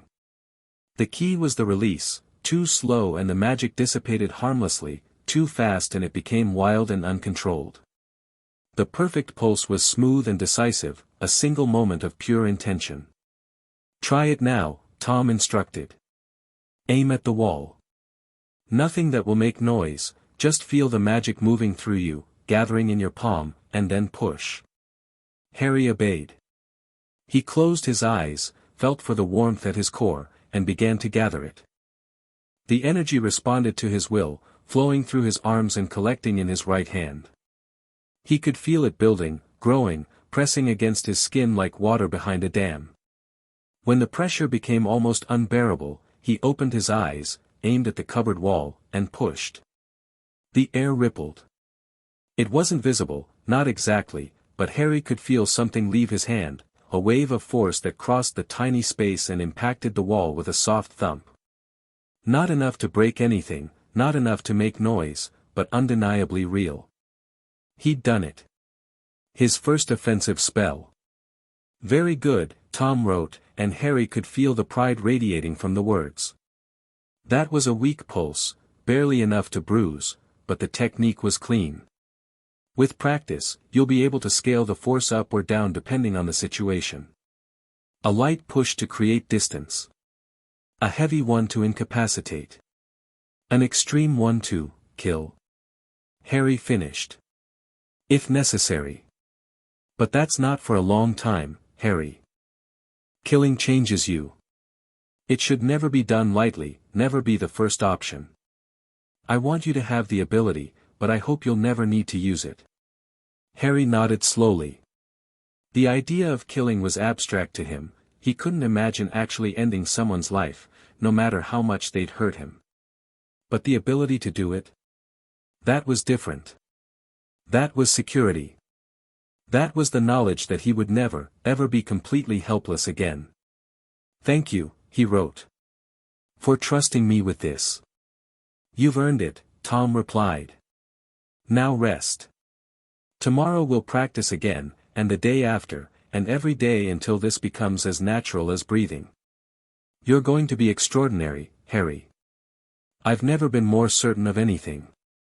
Harry fell asleep with the diary clutched against his chest, dreams full of rippling air and invisible force and a power that was finally, completely his. Spring melted into summer, and Harry's 9th birthday approached. His training had intensified over the past months. The pushing spell, which Tom called kinetic projection, was now second nature, scalable from a gentle nudge to a forceful shove. He'd also learned to influence emotions at close range, projecting calm or unease to shift the mood of nearby people. And his general magical control had improved to the point where he could light candles, move small objects, and manipulate water without breaking a sweat. But the most significant change was internal. Harry no longer thought of himself as a victim. He was a student, a strategist, a wizard in training. The cupboard was still cramped and dark, the Dursleys still cruel and petty, but these things no longer defined him. They were circumstances to be managed, obstacles to be overcome. Temporary, all of it. Just 2 more years until Hogwarts, and everything would change. He'd started preparing for that change in earnest. Tom had given him a mental list of things to research, facts to memorize, skills to develop. He needed to understand wizarding history, politics, and culture so he wouldn't arrive at Hogwarts as an ignorant outsider. He needed to develop his public persona, the image he would present to the world, the mask he would wear until he was strong enough to reveal his true self. And he needed to understand the people he'd be dealing with. "Tell me about the important families," Harry wrote one night. "The ones with real power." Tom's response was extensive. He described the Sacred 28, the old pure-blood families that had dominated wizarding Britain for centuries. The Malfoys, wealthy and politically connected. The Blacks, ancient and proud, though their line was dwindling. The Longbottoms, respected for their bravery. The Weasleys, large in number but small in fortune. "And then there's Potter," Tom concluded. "Your family. Old blood, respected lineage, substantial wealth, though you've been kept ignorant of it. Your parents were well liked, especially your father. James Potter was popular, charismatic, the kind of person others wanted to follow. Your mother was brilliant, a Muggle-born who rose to prominence through sheer ability. Together, they represented something the wizarding world found very appealing, tradition and progress combined." "What happened to the money?" Harry asked. "The Dursleys always say my parents were worthless layabouts. They're lying. Or ignorant. Either way, you'll discover the truth when you turn 11. There are vaults at Gringotts, the Wizarding Bank, with your name on them. Gold, property, family heirlooms. It's all waiting for you." Harry sat with this information. He'd always known the Dursleys' story about his parents was at least partially false. The photograph had proven they weren't drunken vagabonds, but learning there was actual wealth involved changed things. Money meant options. Money meant power. "How do I access it?" "Patience," Tom counseled. "When you turn 11, someone from Hogwarts will come to deliver your acceptance letter. That person will take you to Diagon Alley, the wizarding shopping district. From there, you'll be able to visit Gringotts and claim what's yours. Until then, focus on your preparation. The gold isn't going anywhere." 2 more years, Harry reminded himself. Just 2 more years. He could wait. The summer brought longer days and more outdoor chores, which meant less time in the cupboard but also more opportunities for observation. Harry watched the neighbors with new eyes, cataloging their habits and routines the way Tom had taught him. Mrs. Figg at number 6, who smelled like cats and watched him with strange intensity whenever they crossed paths. Mr. Prentice at number 12, whose shouting matches with his wife could be heard 3 houses away. The children who played in the street, laughing and fighting and forming their tiny hierarchies of popularity and exclusion. They were all so obvious, Harry thought. So transparent in their wants and fears and petty manipulations. Had he been like that, before Tom? Probably. He remembered the desperate loneliness, the hungry need for any scrap of kindness. He'd have done anything to be noticed, to be liked, to be normal. Now he just wanted to be powerful. "You're changing," Tom observed one night. "I can feel it in the way you write. More confident. More focused. Is that bad?" "No. But it's important that you remain aware of it. Change can be dangerous if it happens too quickly or goes too far. You need to stay grounded, Harry. Keep some part of yourself that remembers what you're fighting for. What am I fighting for? That's for you to decide. Freedom. Safety. Revenge. A better world. All of those are valid goals. But you need to know which one matters most to you, because when the time comes to make hard choices, you'll need something to guide you. Harry thought about this for a long time. He thought about the cupboard and the hunger and the bruises. He thought about his parents, whose faces he'd only seen once but still remembered perfectly. He thought about Tom, who'd given him everything: knowledge, power, hope, family. I want to never feel helpless again, he wrote finally. I want to be strong enough that no one can ever hurt me without my permission. That's a good goal, Tom agreed. Concrete, achievable. But be careful of the word never. Absolutes are dangerous. Even the most powerful wizard in history can be brought low by circumstances beyond their control. What matters isn't being invulnerable, it's being resilient. Being able to take the hit and keep moving forward. Like I did with Dudley. Exactly like that. You'll face worse than Dudley Dursley in your life, Harry. Much worse.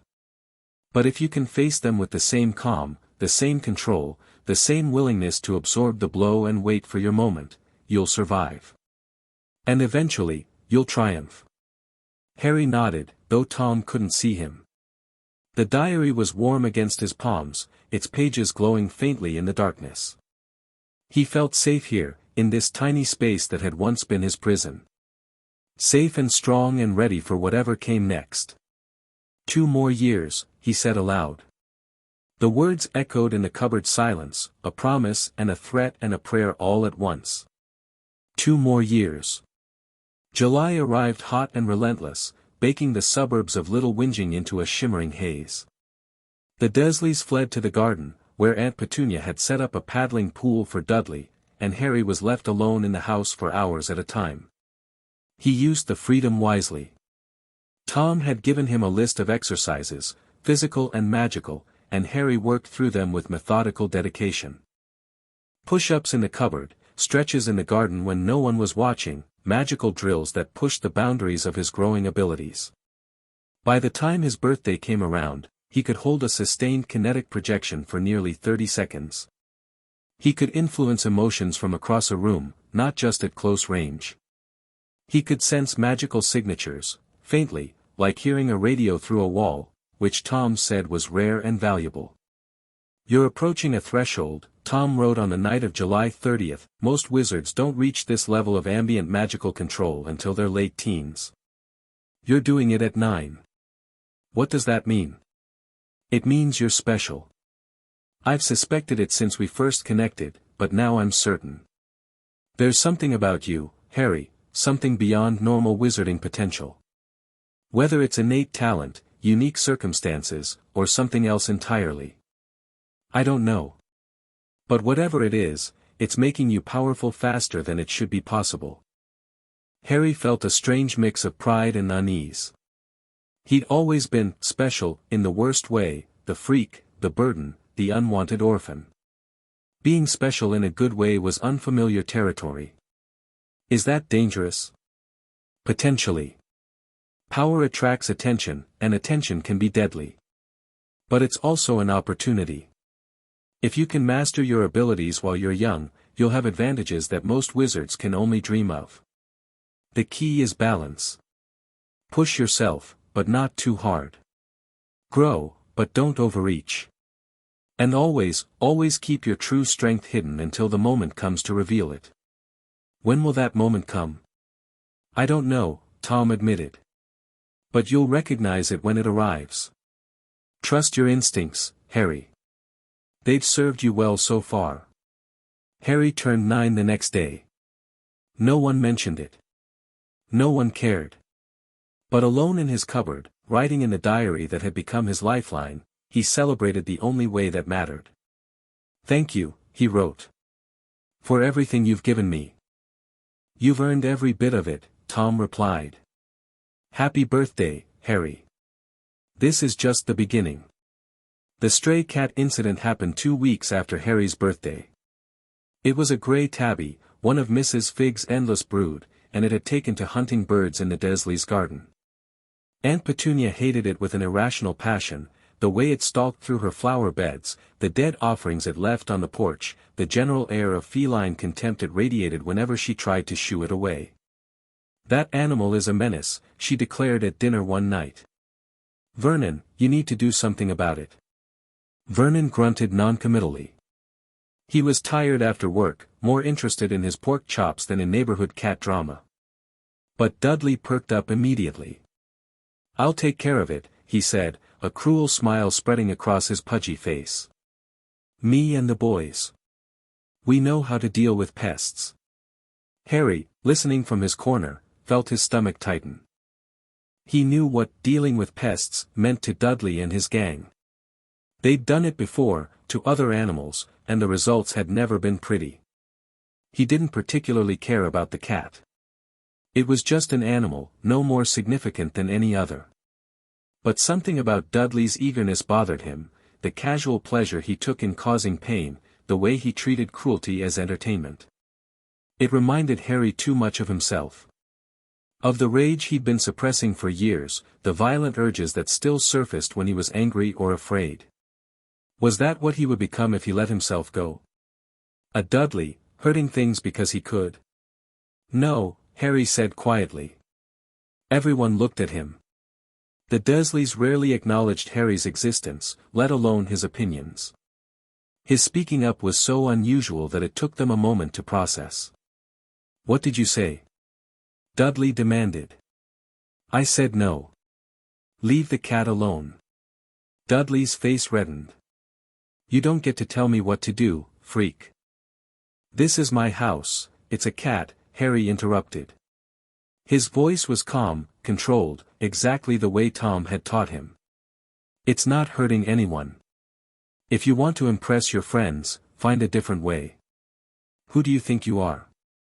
Vernon's voice was a low growl, his meaty hands flat on the table. Giving orders in my house. After everything we've done for you. Harry met his uncle's eyes. Held them. Let just a fraction of his magic seep into the air around him, subtle enough that the Dursleys wouldn't consciously notice but strong enough that they'd feel it. I'm not giving orders, he said. I'm asking. Please leave the cat alone. The silence stretched. Dudley was still red-faced and angry, but he'd stopped talking. Vernon was staring at Harry with that mixture of hatred and unease that had become increasingly common over the past year. Petunia's hands were trembling. Fine, Vernon said finally, his voice strained. It's just a bloody cat.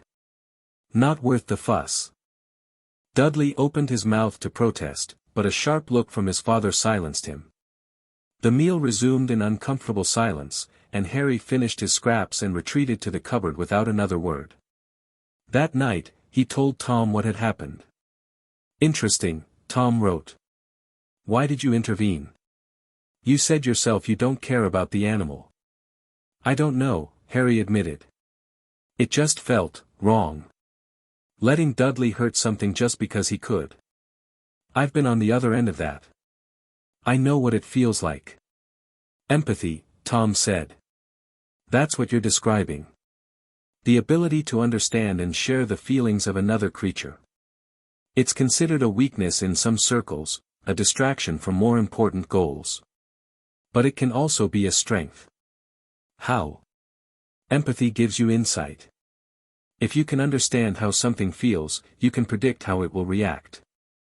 You can anticipate its needs, manipulate its responses, earn its loyalty. The most effective leaders in history have been those who could empathize with their followers while still making the hard decisions necessary for success. Harry considered this. He'd acted on instinct, not strategy, the surge of protectiveness had come from somewhere deeper than his conscious mind. But if he could learn to use that instinct deliberately. Should I cultivate it? He asked. The empathy? Yes, but carefully. Empathy without control leads to paralysis. You feel so much for others that you can't act in your own interest. Control without empathy leads to sociopathy. You become so focused on your goals that you lose touch with your humanity. The balance is key. Feel, but don't be ruled by feeling. Care, but don't let caring make you weak. Like with Dudley. I cared enough to stop him, but not enough to sacrifice my position. Exactly. You showed strength without cruelty. That's not weakness, Harry. That's power exercised wisely. Harry lay back on his mattress, staring up at the cobwebbed ceiling. The spider had abandoned its web months ago, but the delicate structure remained, catching dust and memories and a thin light from under the door. He was changing.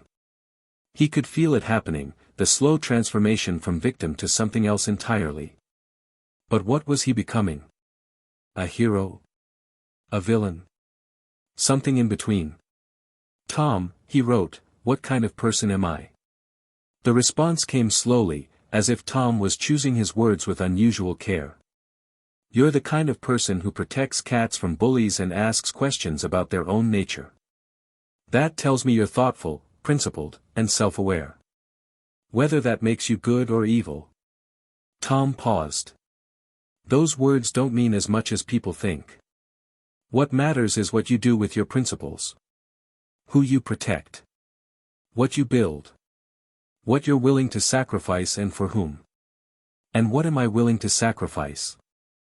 I don't know yet. Neither do you. But that's the question that will define your life, Harry.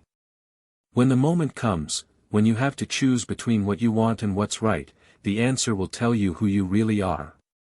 Harry closed the diary and pressed it against his chest. The warmth seeped through his thin shirt, a constant comfort in the darkness. Who was he really? He didn't know. But he had 2 more years to figure it out. The summer wound down into autumn, and Harry's 10th year began with a cold snap that froze the garden and kept the Dursleys huddled indoors.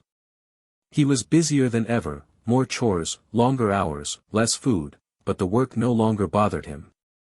His body had adapted, grown stronger and more efficient. His mind was elsewhere, cycling through Tom's lessons and his own observations, building a mental model of the world he would soon be entering. He'd started practicing conversations. Not out loud, that would attract attention, but in his head, imagining different scenarios and how he might navigate them. A pompous pureblood looking down on him. A curious classmate asking too many questions. A teacher who suspected something was off about the famous boy who lived. You're overthinking, Tom wrote when Harry described his preparations. Real conversations don't follow scripts. The best you can do is prepare frameworks, general principles for how to respond to different types of people, and then adapt in the moment. What frameworks? For allies, be helpful, be trustworthy, be valuable. Make them want to keep you around. For enemies, be polite, be distant, be unthreatening. Don't give them a reason to escalate until you're ready to win. For neutrals, be interesting. Make them curious about you. Curious people investigate, and investigation creates opportunities. Harry memorized this, adding it to the growing library of wisdom Tom had given him. The diary was nearly full now, hundreds of pages of conversations, lessons, confessions, dreams. He'd need a new one soon, though he couldn't imagine writing to anyone but Tom. What happens when you run out of pages? He asked one night. Will you end? No, Tom assured him. The diary is just a container. What I am exists independently of the physical object. As long as there's magic binding us together, I'll persist. But you're right that we should find another medium eventually. Something less conspicuous than a diary. Like what? There are options. Enchanted objects, mental links, even physical vessels if we can find one suitable. But that's for later. For now, the diary serves its purpose. Harry nodded, reassured. The thought of losing Tom, of being alone again after everything they'd built, was unbearable. Whatever it took to keep their connection intact, he would do it. "I'm scared," he admitted. "Of Hogwarts. Of the wizarding world. Of all the things that could go wrong." "Fear is natural," Tom replied. "It's your mind's way of preparing you for danger. The question isn't whether you feel afraid, it's what you do with that fear. Let it motivate you. Let it sharpen your focus. But never let it control you." "How do I do that?" "Practice. Every time you feel afraid, acknowledge the feeling and then ask yourself, what am I actually scared of? What's the worst that could happen? What can I do to prevent or mitigate that outcome?" Turn fear from an emotion into an analysis. Make it work for you instead of against you. Harry tried this technique over the following days. When Dudley cornered him in the hallway, he acknowledged his fear, analyzed it, fear of physical pain, of humiliation, of losing control, and then responded strategically, standing still, meeting Dudley's eyes, projecting calm. When Aunt Petunia gave him an impossible list of chores, he acknowledged his fear, of punishment, of failure, of never being good enough, analyzed it. The worst case was missing a few tasks and being yelled at, which was survivable, and then prioritized efficiently, completing the most visible chores first. It worked. Not perfectly, not every time, but well enough that Harry began to feel something he'd never felt before. In control. The year passed in a blur of training and preparation. Harry's magic grew stronger, his control more precise, his understanding of the wizarding world more comprehensive. Tom taught him about the 4 houses of Hogwarts, Gryffindor, Slytherin, Ravenclaw, Hufflepuff, and the personalities they attracted. He taught him about the key teachers, the political currents, the hidden dangers that lurked beneath the surface of magical society. And, slowly, he taught him about the Dark Lord. Not all at once. Tom was careful, patient, introducing information in small doses that Harry could process without becoming overwhelmed. He started with history, the rise of Voldemort, his ideology, his followers. Then he moved to philosophy, the beliefs that motivated the Death Eaters, the criticisms they had of the existing order, the vision they held for a better world. He wasn't wrong about everything, Tom said one night, after a particularly long discussion of wizarding politics. Voldemort's methods were brutal, his patience non-existent. But his core insight, that the wizarding world was stagnant, corrupt, desperately in need of change, that was true. The ministry is a bloated bureaucracy that serves itself rather than the people. The old families hoard power and resources while newer bloodlines are excluded from influence. The magical community as a whole lives in fear of the Muggle world, hiding and diminishing themselves when they could be so much more. What would more look like? Harry asked. That's the question, isn't it? Voldemort's answer was domination, wizard supremacy, Muggle subjugation, the open exercise of magical power. But there are other answers. Integration, perhaps. Or separation, creating a truly independent magical society, free from the need to hide. Or even transformation, using magic to change Muggles, to bring them into the fold somehow. Which answer is right? I don't know. Maybe none of them. Maybe the right answer hasn't been imagined yet. Tom paused. But that's what I love about you, Harry. You're not bound by the assumptions of the past. You've grown up in both worlds, magical and Muggle, and you can see the flaws in both. When you're ready, you might be the one to find a better answer. A third path that no one has conceived. Harry felt the weight of this expectation settle on his shoulders. It was different from the pressures he'd faced before, not the burden of impossible chores or unreachable standards, but something more abstract. More meaningful. What if I'm not strong enough? Then you'll grow stronger. That's what you've been doing for the past year, and that's what you'll continue to do. Strength isn't something you're born with, Harry. It's something you build. And you've been building beautifully. The winter holidays came and went, unmarked by celebration in the Dursley household. Harry spent Christmas Day cleaning out the garage, his breath visible in the frigid air, while Dudley gorged himself on presents and Petunia cooed over her son's mountain of gifts. He didn't mind. The cold was nothing compared to the warmth of Tom's presence, and the solitude gave him time to practice.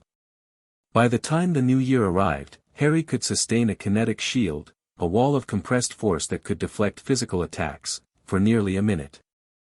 He could sense emotions at a distance, reading the mood of a room like a weather forecast. And he'd begun experimenting with something new, influencing inanimate objects to do his bidding. Telekinesis is just the beginning, Tom explained. At advanced levels, you can imbue objects with temporary intelligence, make a broom sweep by itself, or a pen write what you want without you holding it. That's how enchanted objects work, essentially. You're just learning to do it on the fly, without permanent binding rituals. Harry practiced until his head ached and his magic felt stretched thin.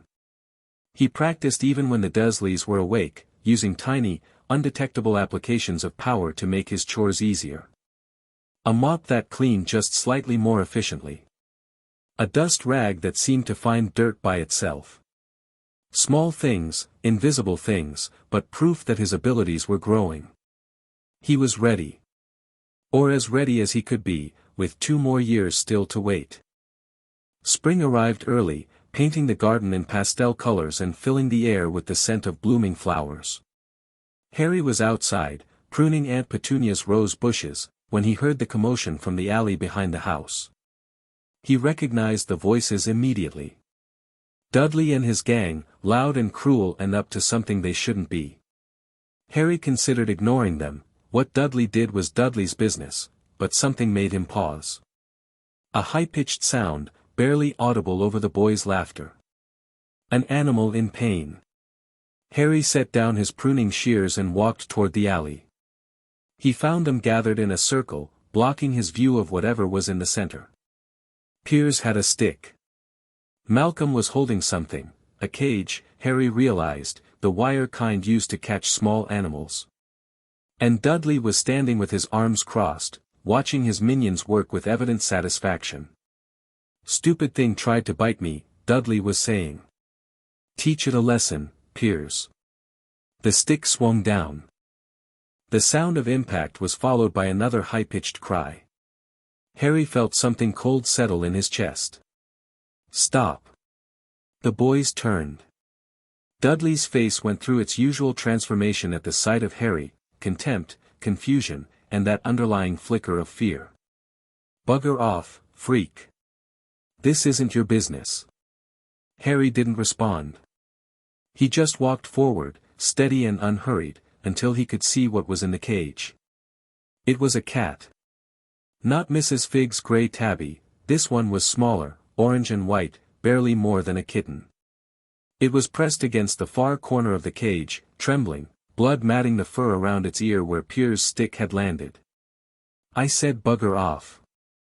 Dudley stepped into Harry's path, his bulk meant to intimidate. "We caught it fair and square. It's ours now." "No," Harry said. His voice was quiet, but something in his tone made the other boys step back. "It's not. You think you can stop us?" Dudley's voice rose, trying to recover his authority. "There's 5 of us and 1 of you. What are you going to do, cry?" Harry looked at his cousin. Really looked, the way Tom had taught him, seeing past the bravado to the frightened, empty child underneath. Dudley was nothing. A product of circumstance and poor parenting, too stupid to understand his own insignificance. But he could still cause pain. And sometimes, that was enough to make him dangerous. "Open the cage," Harry said. "Make me." Harry didn't move. Didn't blink. He just reached for his magic, the warm core of power that lived behind his breastbone, and pushed. The cage door flew open. The kitten bolted, a streak of orange and white that disappeared over the fence and into the neighbor's garden before anyone could react. The boys stared, mouths hanging open, trying to process what had just happened. Dudley recovered first. You didn't see anything," Harry said. His voice was different now, layered with something that he was still learning to control. Influence. Suggestion. The gentle pressure of one mind against another. You got bored and let the cat go. That's all. Nothing strange happened. Nothing freakish. Just boys being boys. He watched as the suggestion took hold, glazing their eyes for a moment before releasing them. Not perfect, he could see Dudley struggling, his small brain trying to reconcile what he'd witnessed with what Harry was telling him, but good enough. The other boys were already nodding, already revising their memories to match Harry's version. Yeah, Malcolm said slowly. We just, let it go. Wasn't that fun anyway? Let's find something else to do, Piers agreed. They wandered off, their excitement deflated, leaving Harry alone in the alley. He stood there for a long moment, breathing slowly, processing what he'd just done. He'd used his power. Really used it, not just for practice or self-defense, but to impose his will on others. It had felt right. Natural. Like he was finally becoming what he was meant to be. But there was something else underneath that satisfaction. A small, nagging voice that sounded almost like guilt. He'd manipulated their minds. Rewritten their memories. Violated their autonomy in the most fundamental way possible.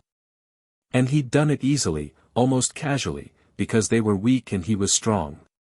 Was that what power meant? Taking from others because you could? That night, he told Tom everything.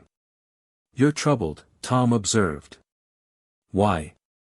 I don't know. It felt wrong, somehow. What I did to them. They're horrible people, but they're still people. And I just, reached into their heads and changed things. Without permission. Without consequences. Like they were toys. They were hurting an innocent creature. You stopped them. Where's the wrong in that? The wrong isn't in stopping them. The wrong is in how I did it. I could have just taken the cage. I could have fought them off. But instead I violated something. Something private. Something that should have been theirs alone. Tom was quiet for a long moment. The diary's pages seemed to glow more softly than usual, as if the enchantment itself was contemplating Harry's words. You're describing ethics, Tom said finally. The question of what we're permitted to do, even when we have the power to do it. It's a question every wizard must eventually face. What's the answer? There isn't one. Not a universal one, anyway.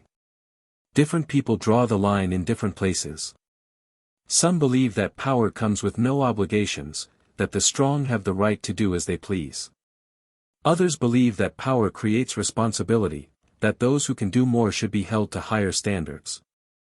What do you believe? Another pause. Longer this time. I believe that power is a tool, Tom said. Like any tool, it can be used well or poorly.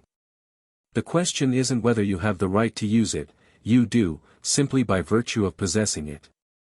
The question is whether your use of it serves your deeper values. What do you want to be, Harry? What kind of person do you want to become? Harry thought about this. He thought about the kitten, trembling and bleeding in its cage. He thought about the boys, their cruel laughter and their empty eyes after he'd manipulated them. He thought about the Dursleys, and the cupboard, and all the years of suffering that had made him who he was. I want to be strong, he said. But I don't want to be like them. Like Dudley, hurting things because he can. Like Uncle Vernon, using his power to make others feel small. Then don't be. Use your power for your own purposes, yes, but choose those purposes carefully. Protect what matters to you. Build what you believe in. And when you have the choice between cruelty and restraint, choose restraint, not because you're weak, but because you're strong enough to afford it. Harry nodded slowly. It wasn't a complete answer, he wasn't sure there was such a thing, but it felt right. A framework, like Tom had said. Something to guide his choices when the moment came. I'll try, he wrote. That's all any of us can do, Tom replied. Now rest. You've had a significant day, and you need to process it. Tomorrow we'll talk more about the ethics of power. There's much more to explore. Harry closed the diary and lay back on his mattress, staring at the cobwebbed ceiling. He'd saved a cat. He'd violated 5 minds. He'd confronted questions he'd never even known existed. And somewhere, deep inside, something was shifting. The child he'd been was fading, replaced by something harder and more complex. Something that could do terrible things for good reasons, or good things for terrible reasons, depending on how the moments fell. Who was he becoming? He still didn't know. But the question no longer frightened him. It excited him. The months that followed were the most intensive of Harry's training yet. Tom pushed him harder than ever, longer practice sessions, more complex techniques, deeper dives into magical theory and political philosophy. Harry learned about ward construction and curse detection and the subtle art of reading magical signatures.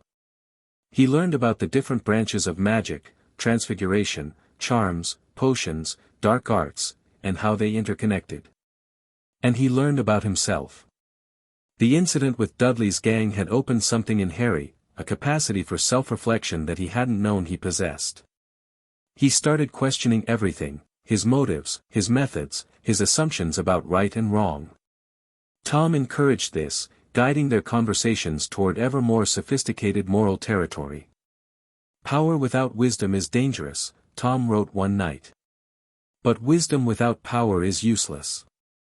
The goal is to cultivate both, to become someone who can do great things and knows when to do them. How do I know when? That's the hardest question of all. There's no formula, no rule that will always give you the right answer. You have to develop judgment, the ability to assess each situation on its own terms and choose the best path available. And that takes time, Harry. It takes experience. It takes making mistakes and learning from them. What if I make a mistake that can't be fixed? Then you live with it. That's part of the bargain. Power comes with consequences, and sometimes those consequences are permanent. All you can do is try to minimize the damage, learn from the error, and move forward with greater wisdom. Harry absorbed this like he absorbed everything Tom taught him, completely, reverently, making it part of himself. He practiced his magic until it was second nature. He studied his lessons until he could recite them from memory. And he watched the world around him with new eyes, seeing patterns and possibilities that had always been there but that he'd been too small to notice. He was ready. But still, he had to wait. The end of Harry's 10th year arrived with the same brutal summer heat that had marked his 9th. The Dursleys were more careful around him now, not kind, never kind, but cautious.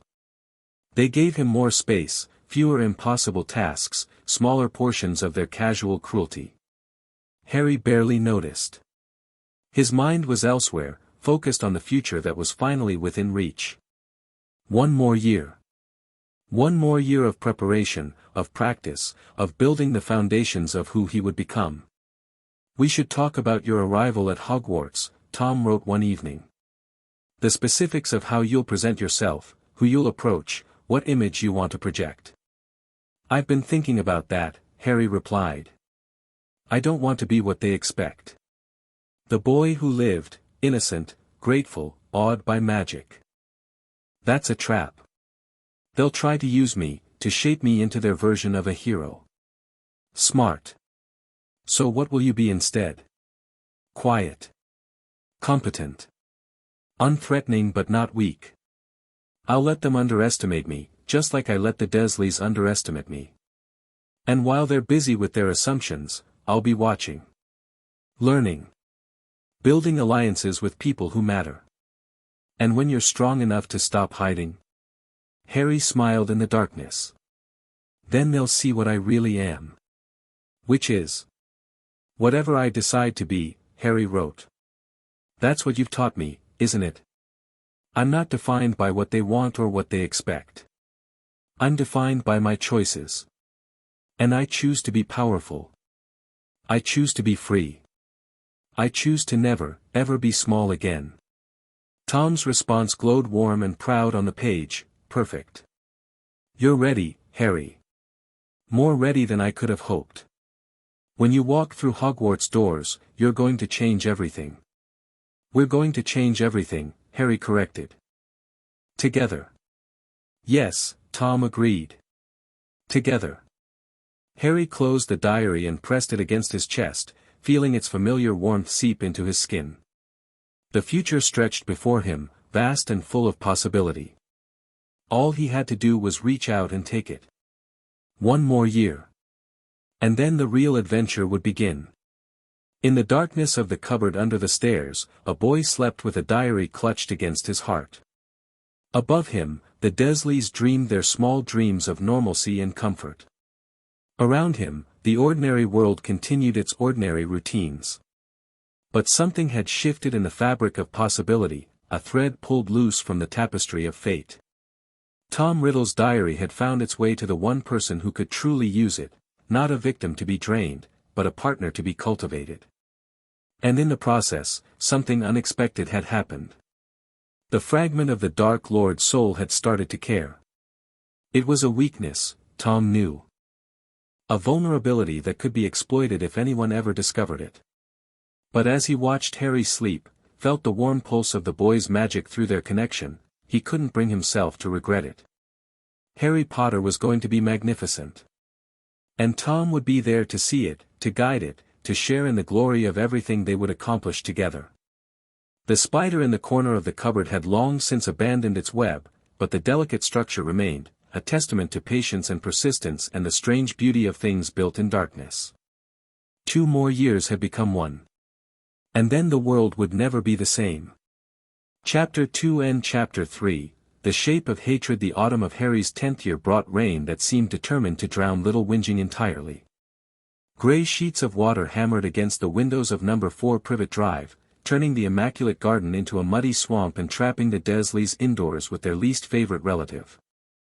The tension in the house grew thick enough to taste, Vernon's temper shortened by the weather, Petunia's nerves frayed by confinement, Dudley's boredom manifesting as increasingly creative cruelty.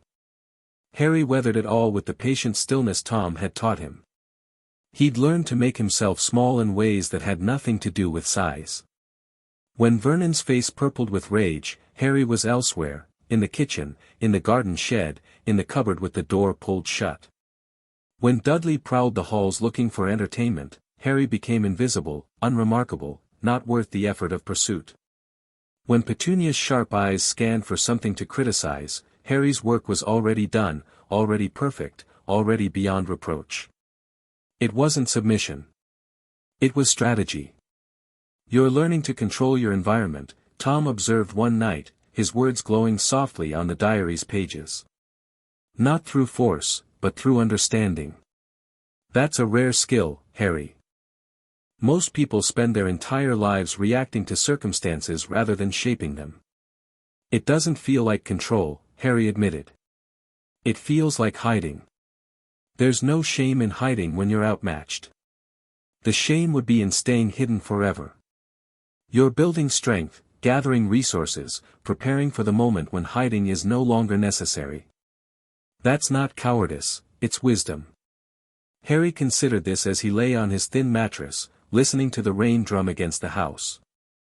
2 more years until Hogwarts. 2 more years of hiding, of waiting, of being the boy in the cupboard instead of the wizard he was becoming. It felt like an eternity. "Tell me something," he wrote. "Something to remind me why this matters." Tom's response came slowly, each word appearing with deliberate care. "When I was young, truly young, before Hogwarts, before I understood what I was, I lived in an orphanage. Wool's Orphanage, in London. It was, not unlike your situation. Cold. Cruel. Full of people who feared what they couldn't understand and punished what they couldn't control." Harry sat up straighter. Tom rarely spoke about his past, the real past, not the carefully curated history he shared as lessons. This felt different. More personal. "What happened? I survived. I learned to use my abilities in secret, to protect myself, to make the other children fear me enough to leave me alone. And then, when I was 11, a letter arrived. An invitation to a world where I wasn't a freak or a monster, where I was simply a wizard, with all the potential that implied. Hogwarts. Yes. Walking through those doors for the first time. I can't describe it, Harry. The relief. The hope. The sense that everything I'd endured had been preparation for something greater. That feeling, that moment of transformation, is what's waiting for you. And it will be worth every second of hiding. Harry pressed his palm against the diary's cover, feeling its familiar warmth. Tom understood. Tom had been where Harry was, had felt what Harry felt, had emerged from the darkness into something magnificent. If Tom could do it, so could Harry. "Thank you," he wrote. "For telling me. Thank you for listening. Now rest. Tomorrow we continue your training, and I have something new to teach you." Harry closed the diary and tucked it beneath his mattress, settling into the thin comfort of his bed. The rain continued its assault on the house, but somehow it seemed less oppressive now. Less like a cage and more like a cocoon. 2 more years. He could wait. The something new turned out to be legilimency. The art of navigating another person's mind, Tom explained the next evening. Reading their thoughts, sensing their emotions, accessing their memories. It's considered one of the most difficult and dangerous branches of magic, and one of the most useful. Harry felt a chill run down his spine.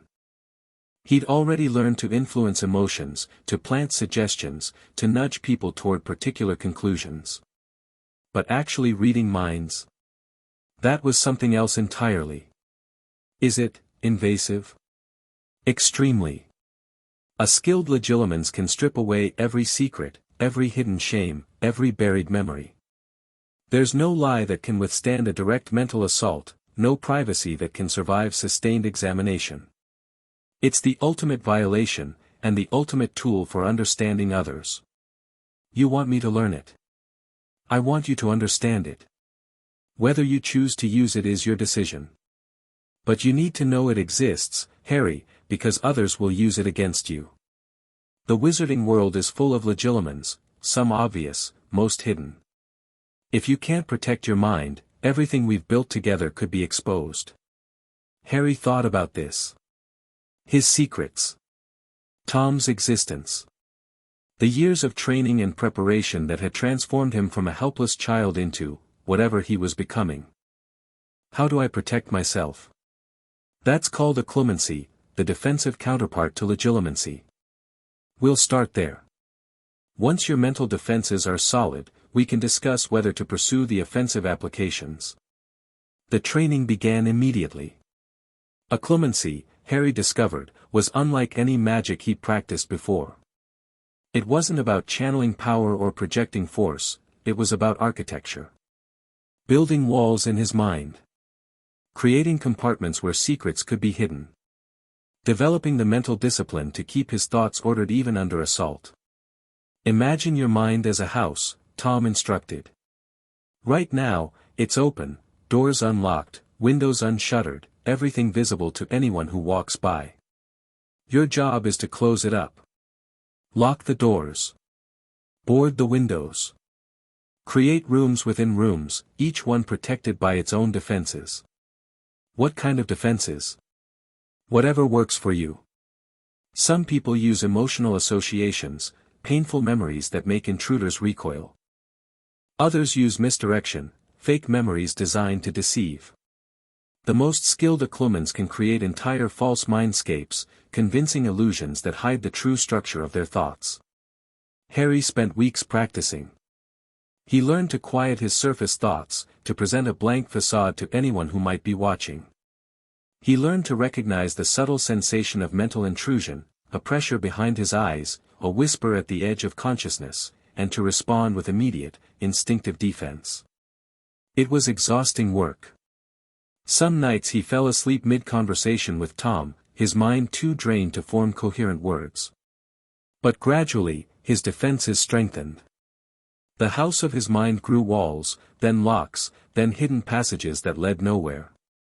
"Excellent progress," Tom wrote after a particularly grueling session. "You're developing faster than I expected. Most adult wizards can't achieve this level of mental discipline. Is it enough to protect against a real legilimens? Not yet. But it will be. And in the meantime, you've learned something just as valuable, awareness.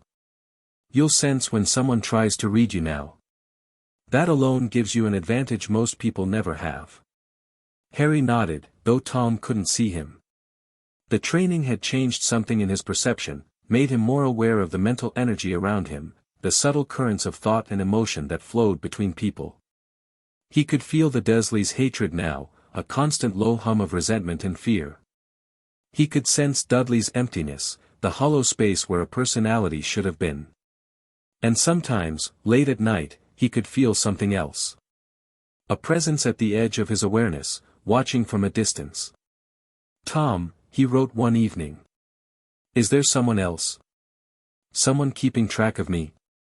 The diary was silent for a long moment. "Why do you ask?" "I've been sensing something. A magical signature, maybe. It's faint, but it's there. Watching." "Describe it." Harry tried. The sensation was hard to put into words, a feeling of being observed, of magical attention focused on him from somewhere beyond the Dursley house. It wasn't hostile, exactly. More like curiosity. Interest.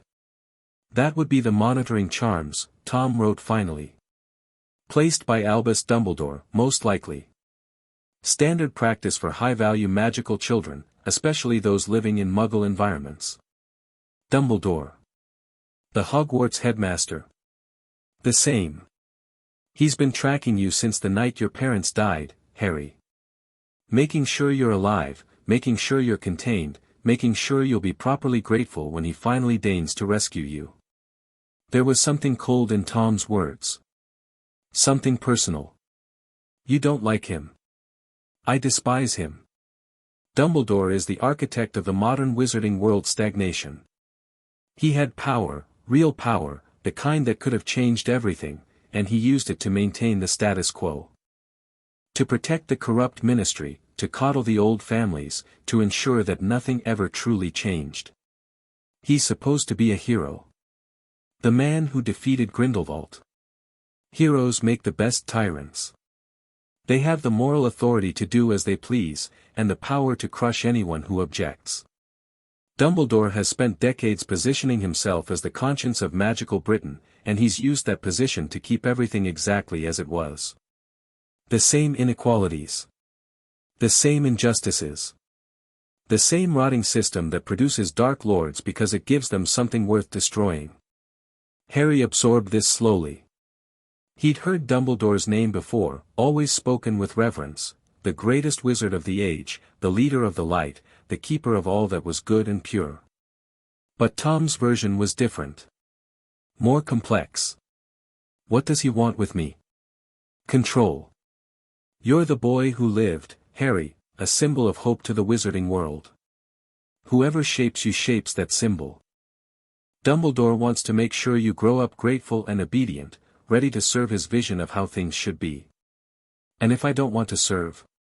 Then you'll have to be very, very careful. Dumbledore is dangerous, Harry. Not evil in the way most people understand the word, but dangerous nonetheless. He truly believes he knows best. He truly believes his path is the right one. And he has the power to enforce that belief on anyone who gets in his way. Harry thought about the monitoring charms, the invisible magical attention that tracked his every move. He'd grown up feeling watched, by the Dursleys, by the neighbors, by the world that seemed determined to keep him small. Learning that wizards had been watching too, tracking him like an asset to be managed. It made something cold settle in his chest. Something that felt like resolve. I won't be controlled, he wrote. Not by the Dursleys. Not by Dumbledore.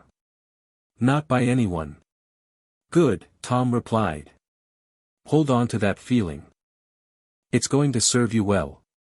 Winter came early that year, blanketing little whinging in snow that transformed the mundane suburb into something almost magical. Harry watched the transformation from his cupboard, peering through the gap under the door at the white landscape beyond. He'd never liked winter. The cold made his chores harder, the darkness made his cupboard feel even smaller, but there was something about fresh snow that stirred something in him. A sense of possibility. Of clean slates and new beginnings. "You're reflective tonight," Tom observed. "The snow," Harry explained. "It covers everything. Makes everything look new." An apt metaphor. "You're approaching a kind of snow yourself, Harry. Soon everything about your life will change. The question is what you'll build on the clean slate." "What did you build?" "After Hogwarts?" Tom's response came slowly, each word appearing with careful deliberation. "I built power. Influence. A network of followers who shared my vision of a better world. I built the foundations of a movement that would have transformed magical Britain if it hadn't been interrupted by my parents. Among others. But yes. James and Lily Potter were key members of the resistance against me. Against what I was trying to create." Harry felt the familiar twist of conflicting emotions. His parents, the beautiful young couple in the photograph, the heroes who died protecting him, had been enemies of Tom. Had fought against everything Tom believed in. Had given their lives to stop him. And Tom had killed them. The thought still sat uneasily in Harry's mind, no matter how many times he'd tried to reconcile it. Tom was his family now. The only family he'd ever had. But Tom was also the reason he'd needed a family in the first place. "Do you regret it?" Harry asked. "What happened to them?" "I regret the necessity. Your parents were talented, principled, genuinely committed to what they believed was right. Under different circumstances, they might have been allies rather than enemies. But they chose to stand against me, and I responded the only way I could. With murder. With war. It's an ugly word, Harry, but that's what it was. A war between two visions of the future, fought with all the terrible tools that wars require. Your parents were soldiers on one side. I was a soldier on the other. And soldiers die." Harry didn't respond immediately. He understood war, in theory, the concept of opposing forces, of casualties, of violence in service of larger goals. But understanding wasn't the same as accepting. "What were they fighting for?" he asked finally. "What did they believe?" "They believed in Dumbledore's vision. In the preservation of the existing order, with all its flaws and failures. They believed that the system could be reformed from within, that change should be gradual and peaceful, that the old families and the ministry and the whole corrupt apparatus of magical Britain deserved to be protected rather than torn down. And you believed the opposite." "I believed that the system was beyond saving. That it had to be destroyed and rebuilt from the foundations. That the only way to create a better world was to first burn away the rot of the old one." Harry thought about this. About the Dursleys and their small, cruel world. About the neighbors who looked away when he showed up with bruises. About the teachers who didn't ask questions and the authorities who didn't intervene and the whole vast machinery of ordinary life that had let him suffer for years without consequence. The system hadn't protected him. Why should he protect the system? But his parents had believed in it. Had died for it. Did that mean they were wrong? Or just that they'd seen something he couldn't? "I don't know what to believe," he admitted. "That's honest," Tom replied. "And healthy. Belief should be earned, Harry, not inherited.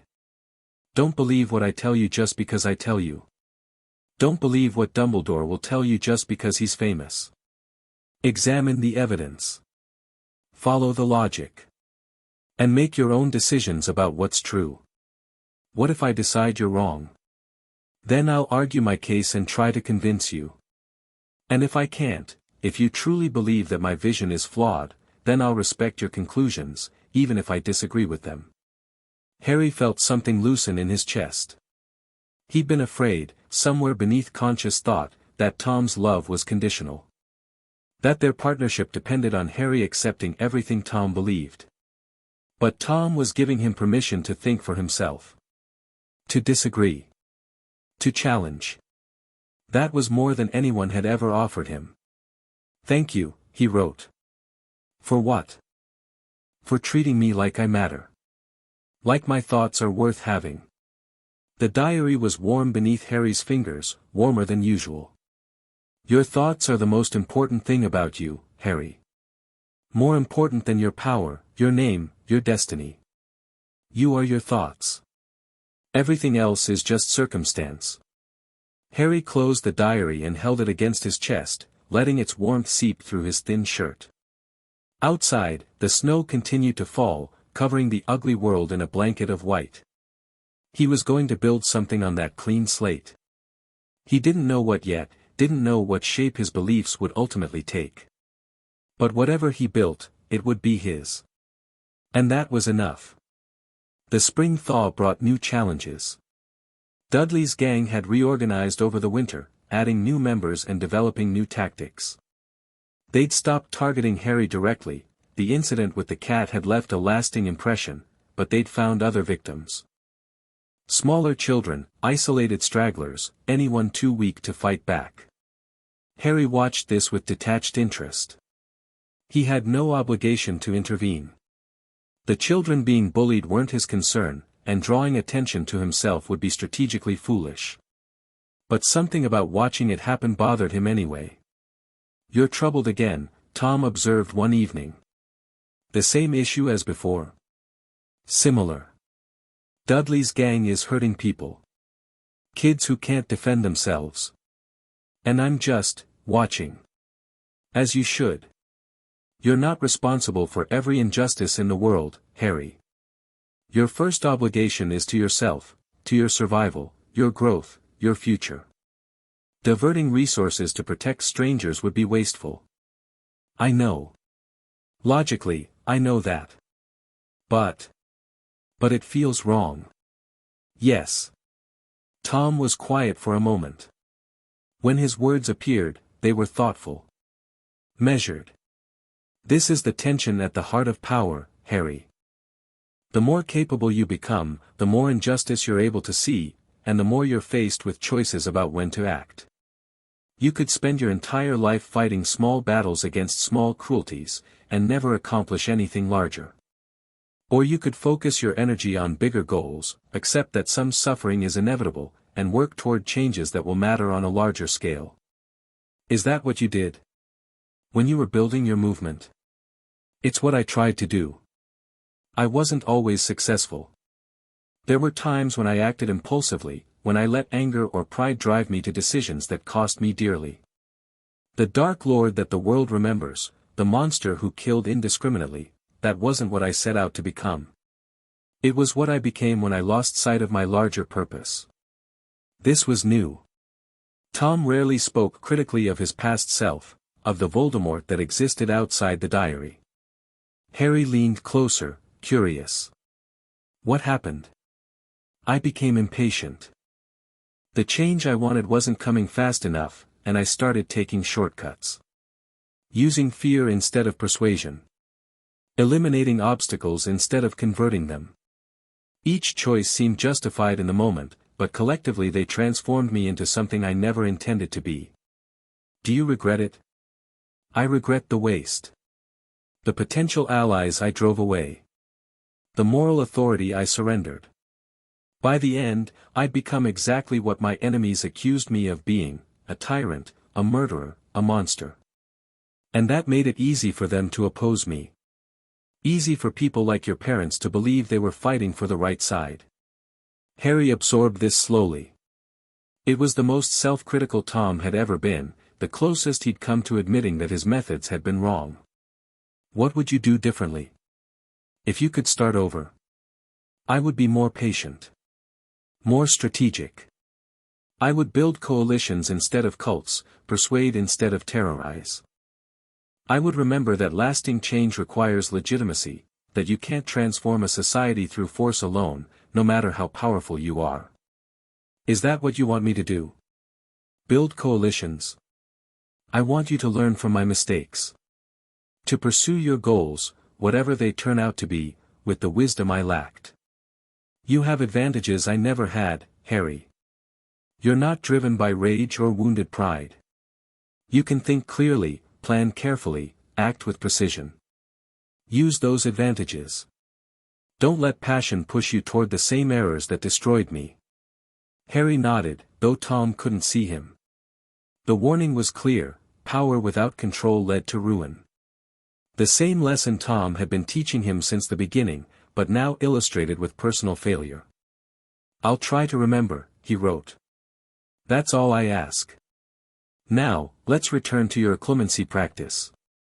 I believe you're ready for a more advanced technique. The conversation shifted to magical training, but Harry's mind kept returning to Tom's confession. The Dark Lord who had terrorized Britain, who had murdered Harry's parents, who had become a byword for evil, that person had started with goals that weren't so different from Harry's own. What had made the difference? What had turned idealism into atrocity? Impatience, Tom had said. Shortcuts. Losing sight of the larger purpose. Harry resolved to remember that. To keep his purpose clear, his methods measured, his patience infinite. He would not become another Voldemort. He would become something better. Mrs. Figg came to visit in late April. Harry knew her slightly, the cat-obsessed woman from down the street who sometimes watched him when the Dursleys went out. She'd always seemed harmless, if odd, and Harry had never paid her much attention. But now, with his newly trained senses, he noticed something different about her. She felt magical. Not strongly, not like the pulse of power Harry felt from his own core, but present. A faint shimmer of something that didn't belong in the mundane world of Little Whinging. Mrs. Figg is a squib, Tom confirmed when Harry reported the observation. A person born to magical parents but without magical ability themselves. Dumbledore placed her here to keep watch over you. Another spy. Indeed. The old man leaves nothing to chance.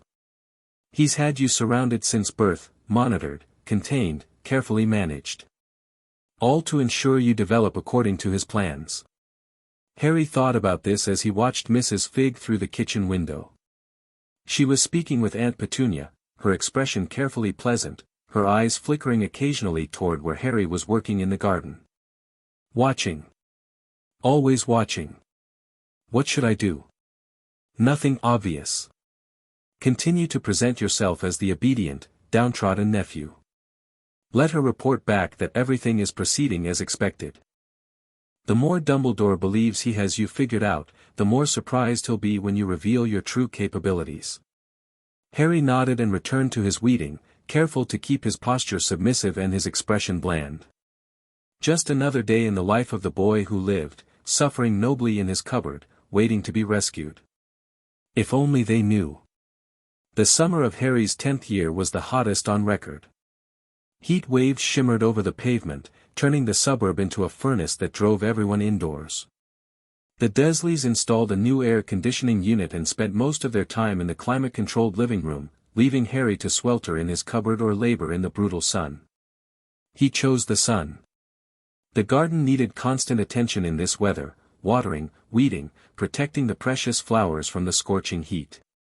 Harry worked through it all with mechanical efficiency, his mind elsewhere, cycling through Tom's lessons and his own observations. He'd been thinking a lot about hatred lately. The Dursleys hated him. That much was obvious and had been since he could remember. But what Harry was beginning to understand was the shape of their hatred, its origins, its mechanisms, its ultimate weakness. Vernon's hatred was simple, fear disguised as aggression.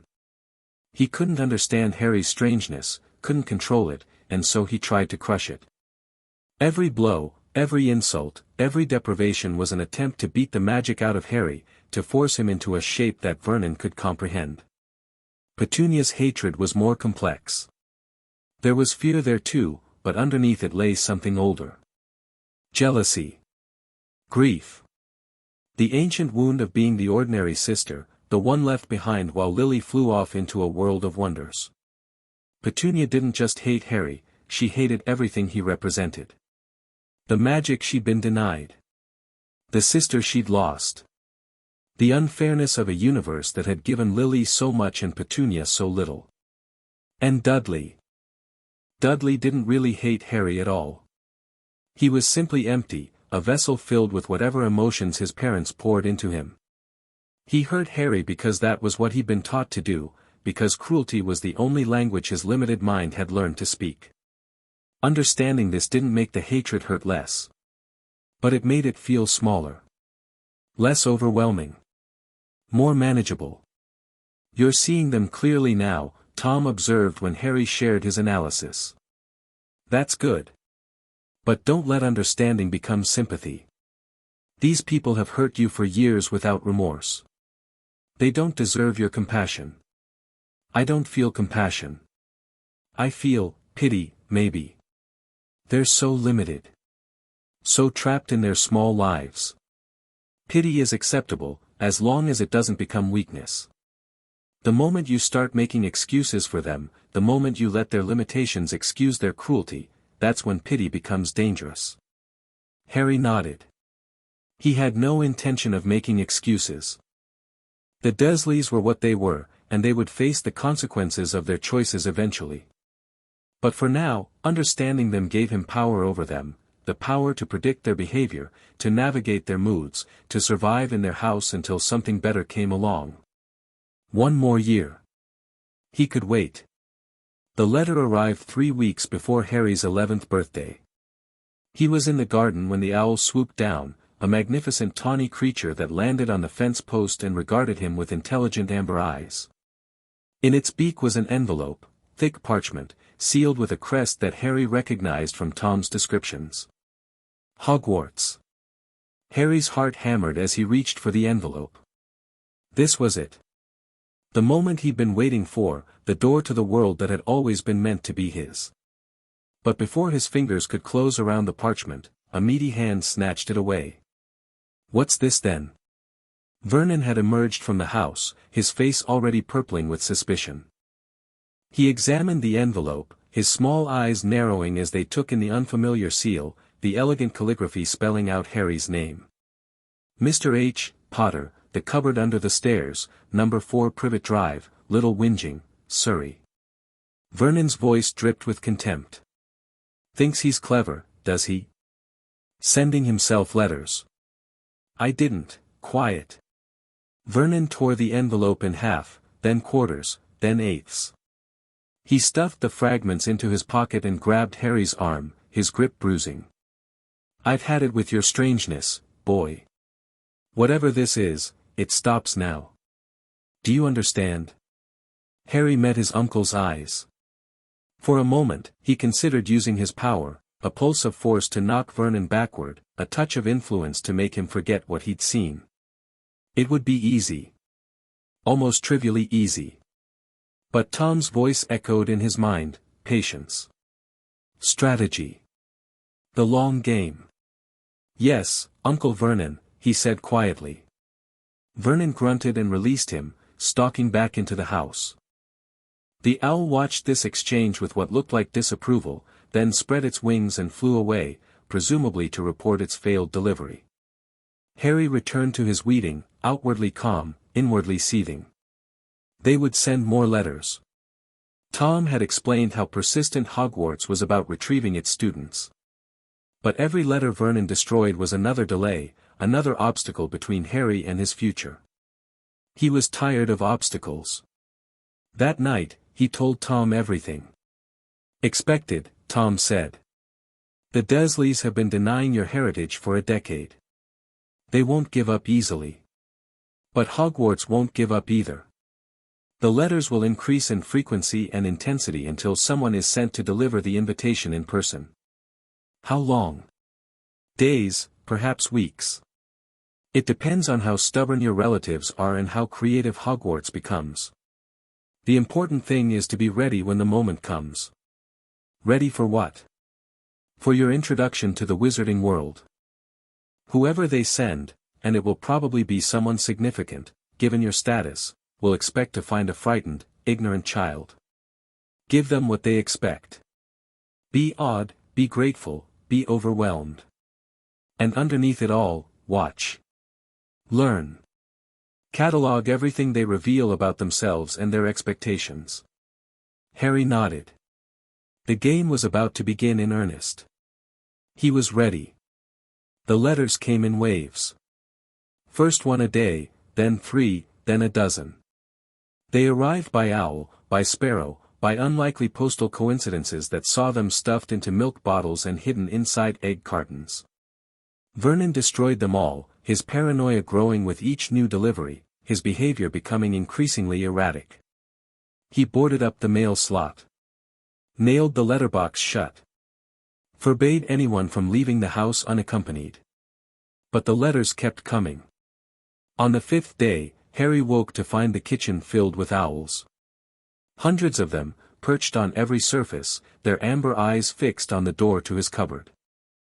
Vernon's screams brought Petunia and Dudley running, and the resulting chaos, feathers flying, owls screeching, letters cascading from every direction, was almost comical. Almost.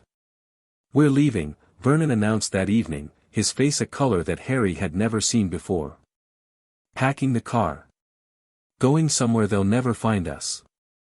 The Dursleys fled into the night, dragging Harry with them in a frantic journey that ended, improbably, in a shack on a rock in the middle of the sea. The rain lashed against the flimsy walls, the wind howled through the gaps, and Dudley shivered on the only bed while Harry lay on the floor, counting down the minutes until midnight. His birthday. His 11th birthday. The door exploded inward. Harry sat up as a massive figure ducked through the ruined doorway, water streaming from a wild tangle of hair and beard. Giant was the only word that seemed appropriate. The man was twice Vernon's height and 3 times as wide, with hands like dustbin lids and a face that radiated rough warmth. "Sorry 'bout that," the giant said, picking up the door and jamming it back into its frame. "Don't know me own strength sometimes." Vernon had produced a rifle from somewhere, his hands shaking as he pointed it at the intruder. "I demand that you leave at once. You're breaking and entering." The giant crossed the room in 2 strides, grabbed the rifle's barrel, and bent it into a pretzel. "Dry up, Dursley, yeah, great prune." He turned to Harry, and his expression softened into something like wonder. "Harry. Last time I saw you, you was only a baby. Ye've got your mum's eyes." Harry stood slowly, letting the right expression cross his face. Confusion. Hope. The dawning wonder of a boy who'd never understood what he was until this moment. "Who are you?" "Rubeus Hagrid. Keeper of keys and grounds at Hogwarts." The giant, Hagrid, produced a crumpled envelope from inside his massive coat. "Which reminds me. Happy birthday, Harry." The letter was warm in Harry's hands. Different from the ones Vernon had destroyed, this felt significant, momentous, a key to a door he'd been waiting his entire life to open. He already knew what it said. Tom had quoted the standard acceptance letter verbatim, had prepared him for every word. But Harry opened it anyway, let his eyes widen, let his breath catch, let himself perform the part of the overwhelmed child. "I'm a wizard." "Course ya are," Hagrid said warmly. "Did ya never make anythin' happen?" "Anythin' ya couldn't explain." Harry thought of the rooftops and the snakes and the teacher's blue hair. He thought of the pushing spell and the emotional influence and the mental defenses he'd been building for years. "Sometimes," he admitted. "See? Told ya. Wizard. Like your parents before ya. And a thumpin' good one, I'd wager, once you're trained up a bit." Vernon tried to interrupt, tried to forbid, tried to threaten.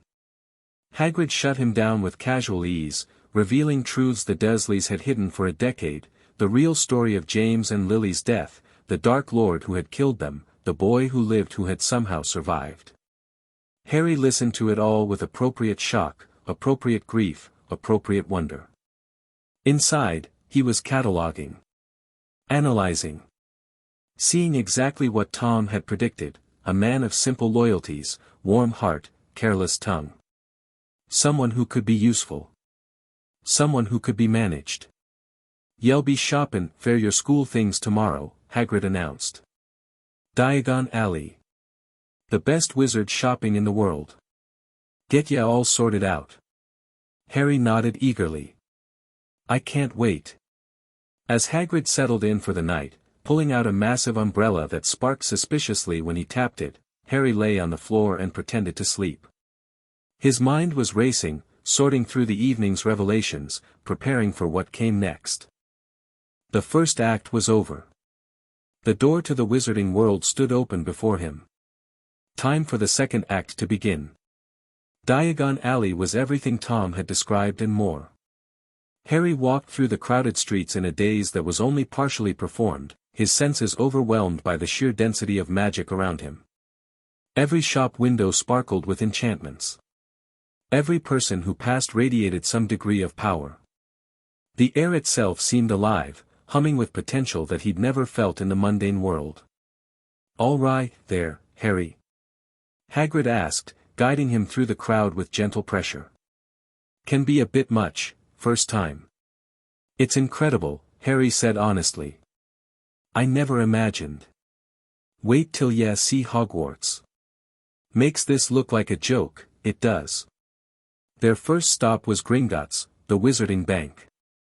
Harry tried not to stare as they passed through the bronze doors, but the goblins were difficult to ignore, sharp-featured creatures with knowing eyes and sharp teeth, their expressions uniformly unwelcoming. "Clever as they come, goblins," Hagrid muttered. "But not the friendliest. Best let me do the talkin'. The vault Hagrid led him to was filled with gold. Piles of it. Mountains of it.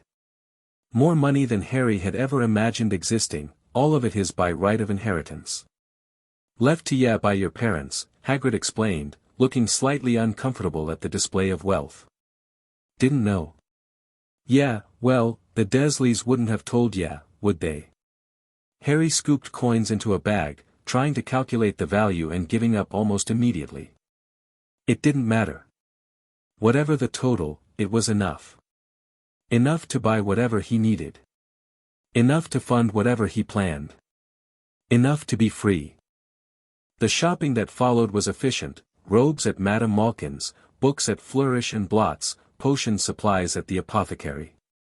Harry paid attention to everything: the layout of the streets, the names of the shops, the faces of the people he passed. Building a mental map. Preparing for future visits.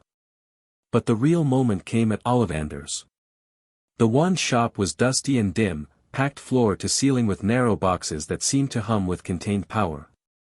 An old man emerged from the shadows, his pale eyes fixing on Harry with unsettling intensity. "Harry Potter. I wondered when I'd be seeing you." Ollivander's voice was soft, almost reverent. "It seems only yesterday your parents were in here buying their first wands." The fitting process was bizarre. Wand after wand was pressed into Harry's hand, each one feeling wrong in ways he couldn't articulate. Too light, too heavy, too eager, too reluctant. Ollivander snatched them back with increasing excitement, his eyes brightening with each failure. "Tricky customer, eh? Not to worry, we'll find the perfect match." The perfect match, when it came, was unmistakable. Holly and phoenix feather, 11 inches, nice and supple.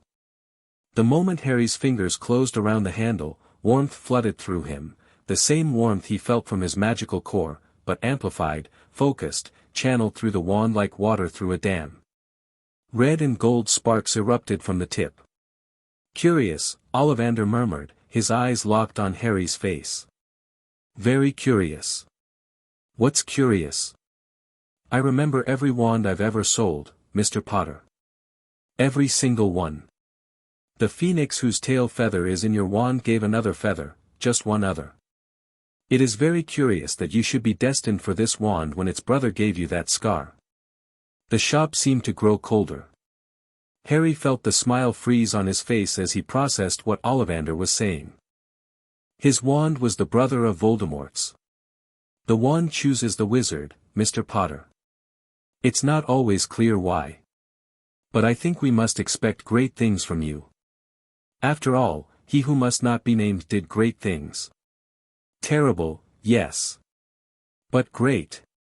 Harry paid for the wand and left the shop in silence. Hagrid, sensing his mood, kept quiet as they made their way back through the crowded alley.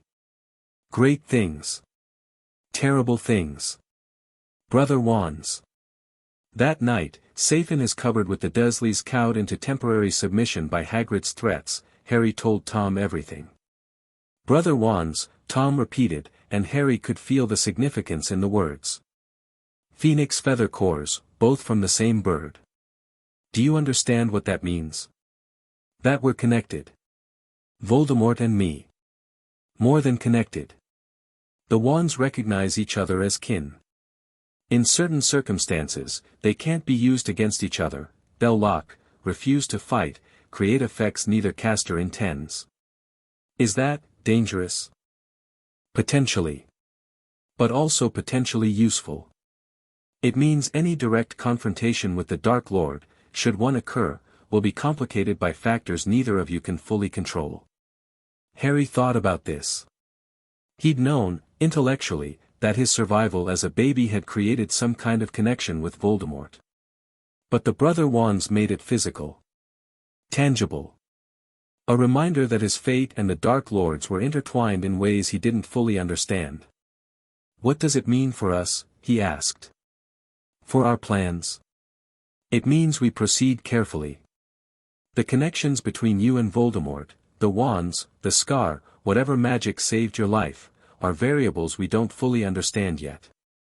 Until we do, we move cautiously. Build your strength. Gather information. And be ready for complications. Harry nodded, though Tom couldn't see him. The Brother Wand revelation had shaken him, but not broken him. He'd faced stranger things than magical coincidences. He would face stranger things still. 1 month until Hogwarts, he said. 1 month, Tom agreed. Use it well. The month that followed was the most intensive of Harry's preparation. Tom drilled him relentlessly on wizarding culture, politics, history. Harry memorized the names and allegiances of every significant family, the structure of the ministry, the hidden power dynamics that shaped magical Britain. He practiced his cover story until it flowed naturally, the innocent orphan, the humble hero, the boy who just wanted to understand the world he'd been denied. And underneath it all, he strengthened his defenses. His occlumency grew more sophisticated, his emotional control more complete, his ability to present a false face more convincing. By the time September arrived, Harry was confident he could fool anyone who tried to look beneath his surface. Anyone except, perhaps, Dumbledore himself. The headmaster will be watching you closely, Tom warned on the last night before Harry's departure.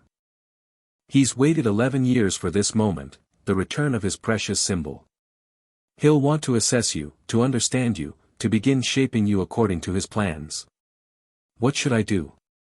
Let him see what he expects to see. A traumatized child, grateful for rescue, eager to belong. Don't challenge him, don't reveal too much, don't give him any reason to look deeper. The longer he believes you're under control, the more freedom you'll have to pursue your own goals. Harry nodded. The strategy was familiar, it was exactly what he'd been doing with the Dursleys for years. Hide your strength. Manage expectations. Wait for the right moment to reveal your true self. And when the right moment comes, you'll know. It might be years from now, or it might be sooner than either of us expects. But when it arrives, when you're strong enough and positioned well enough to act openly, that's when everything changes. Harry closed the diary and held it against his chest, feeling its familiar warmth one last time. Tomorrow he would pack it in his trunk, hidden among his school supplies, and carry it with him to Hogwarts. Tom would be there with him, guiding him, protecting him, helping him navigate the dangerous waters of the wizarding world. He wasn't alone anymore. He never would be again. Platform 9 3/4 was chaos. Families crowded the magical platform, dragging trunks and owl cages and last-minute packages toward the gleaming scarlet train. Children shouted and waved and cried. Parents dispensed advice and hugs and stern warnings. The air crackled with excitement and nervous energy. Harry moved through it all with careful neutrality, his trunk rolling behind him and his new owl, a snowy creature he'd named Hedwig, hooting softly in her cage. He'd mastered the art of observing without being observed, of cataloging faces and voices while presenting nothing worth noticing in return. The train whistle sounded. Harry found an empty compartment and settled in, watching through the window as the platform began to empty. Families waved goodbye. Stragglers sprinted for the doors. And then, with a great heave of steam and magic, the Hogwarts Express began to move. The journey to his new life had begun. A knock at the compartment door interrupted his observations. A red-haired boy about his age peered in, looking hopeful and slightly nervous. "Anyone sitting here? Everywhere else is full." Harry recognized the type immediately, eager, friendly, non-threatening. Tom would call him a potential asset, someone who could provide information and social camouflage without demanding much in return. "Go ahead," Harry said, gesturing to the empty seat. The boy settled in gratefully, introducing himself as Ron Weasley. The name was familiar from Tom's lessons, one of the sacred 28 families, though fallen on hard times. Poor but proud, with a history of opposing the Dark Lord and supporting Dumbledore's agenda. Useful to know. The conversation that followed was carefully managed. Harry asked questions, expressed wonder at the appropriate moments, let Ron feel helpful and knowledgeable.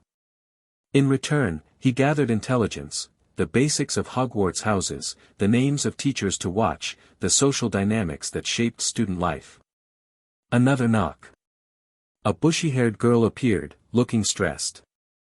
"Has anyone seen a toad?" "A boy named Neville's lost one." Harry studied her quickly. Muggle-born, probably, based on her nervous energy and the way she over-explained everything. Intelligent, though, her questions were pointed, her observations sharp. "Someone worth watching." "Haven't seen it," Ron said unhelpfully. The girl, Hermione, she said her name was, lingered for a moment, her eyes flickering to Harry's forehead where his scar was hidden beneath his hair. "You're Harry Potter," she said, recognition dawning. "I've read about you in modern magical history and the rise and fall of the dark arts and great wizarding events of the 20th century. "That's me," Harry said mildly. She seemed to expect more, some reaction to his own fame, some comment on the books that had been written about him. When he offered nothing, she frowned slightly and excused herself to continue the toad search. "Mental, that one," Ron muttered. Harry made a noncommittal noise. Hermione Granger might be many things, but mental wasn't one of them. She was clever, curious, and unafraid to show it.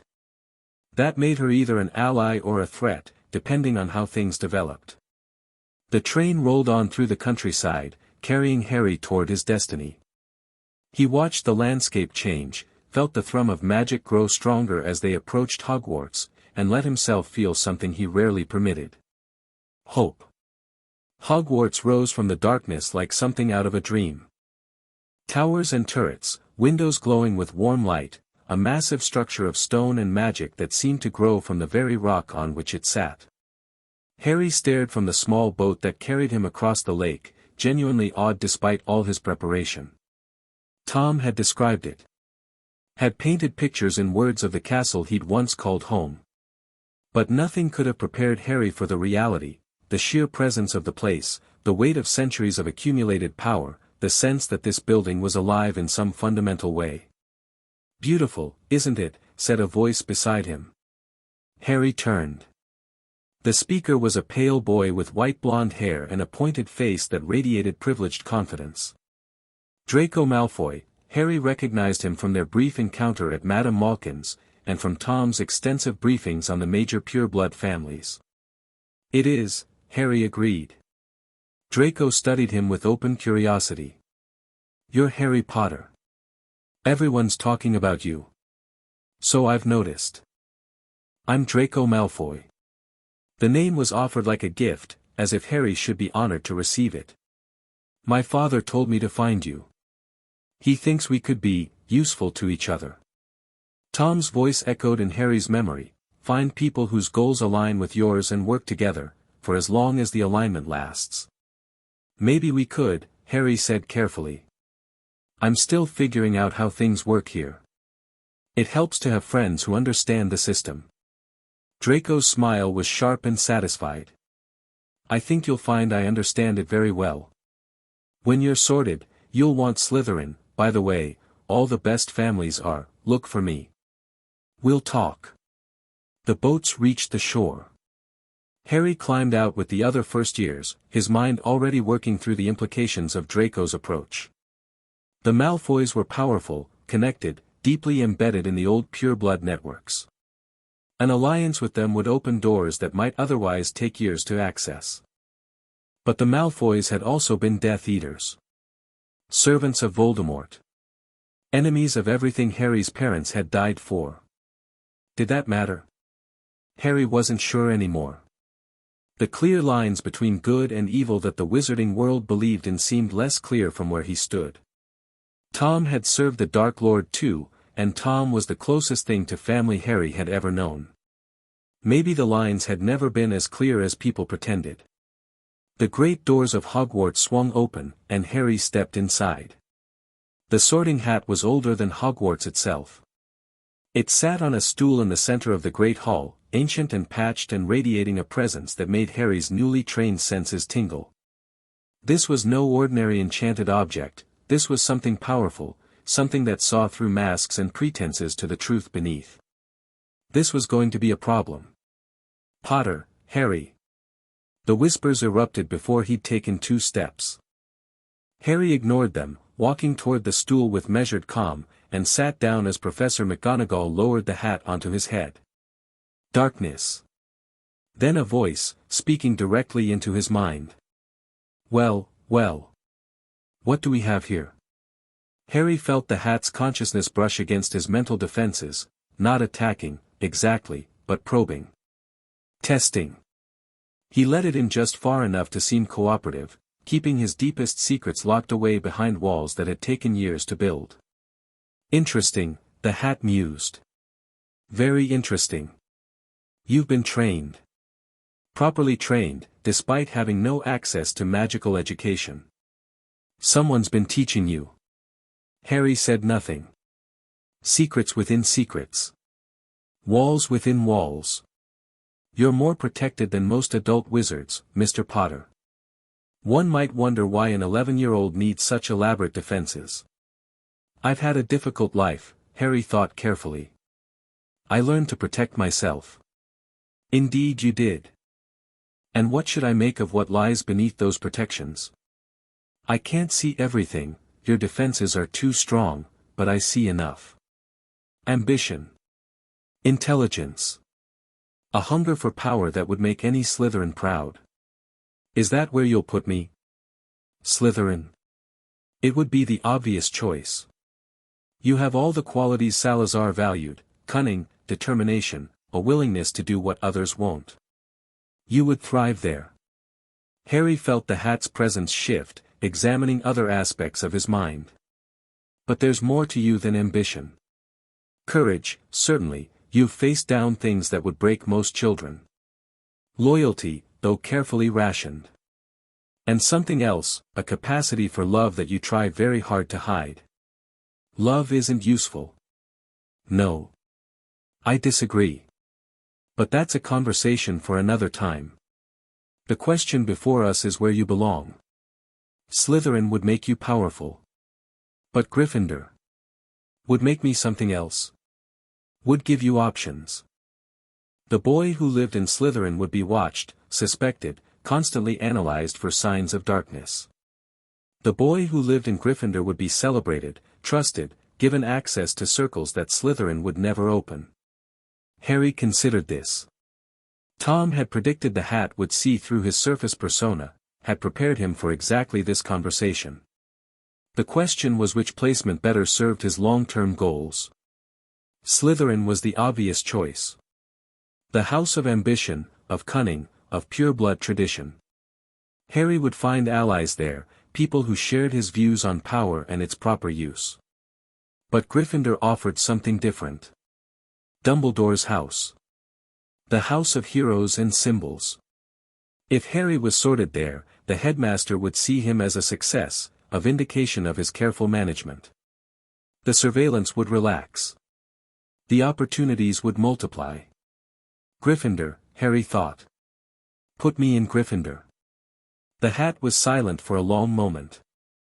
Cunning enough for Slytherin, choosing Gryffindor for Slytherin reasons. How very interesting. There was something like amusement in the hat's voice. Very well, Mr. Potter. You've made your choice, live with it. Gryffindor. The word echoed through the great hall. Harry removed the hat and walked toward the cheering table, his face arranged in an expression of humble relief. Inside, he was already planning his next moves.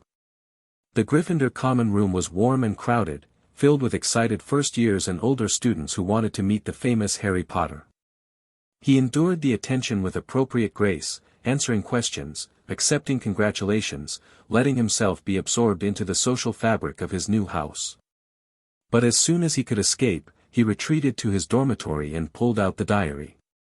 Gryffindor, he wrote. I'm in Gryffindor. Tom's response was immediate, excellent. The hat saw through your surface presentation. Yes. But I convinced it that Gryffindor served my purposes better. It seemed amused.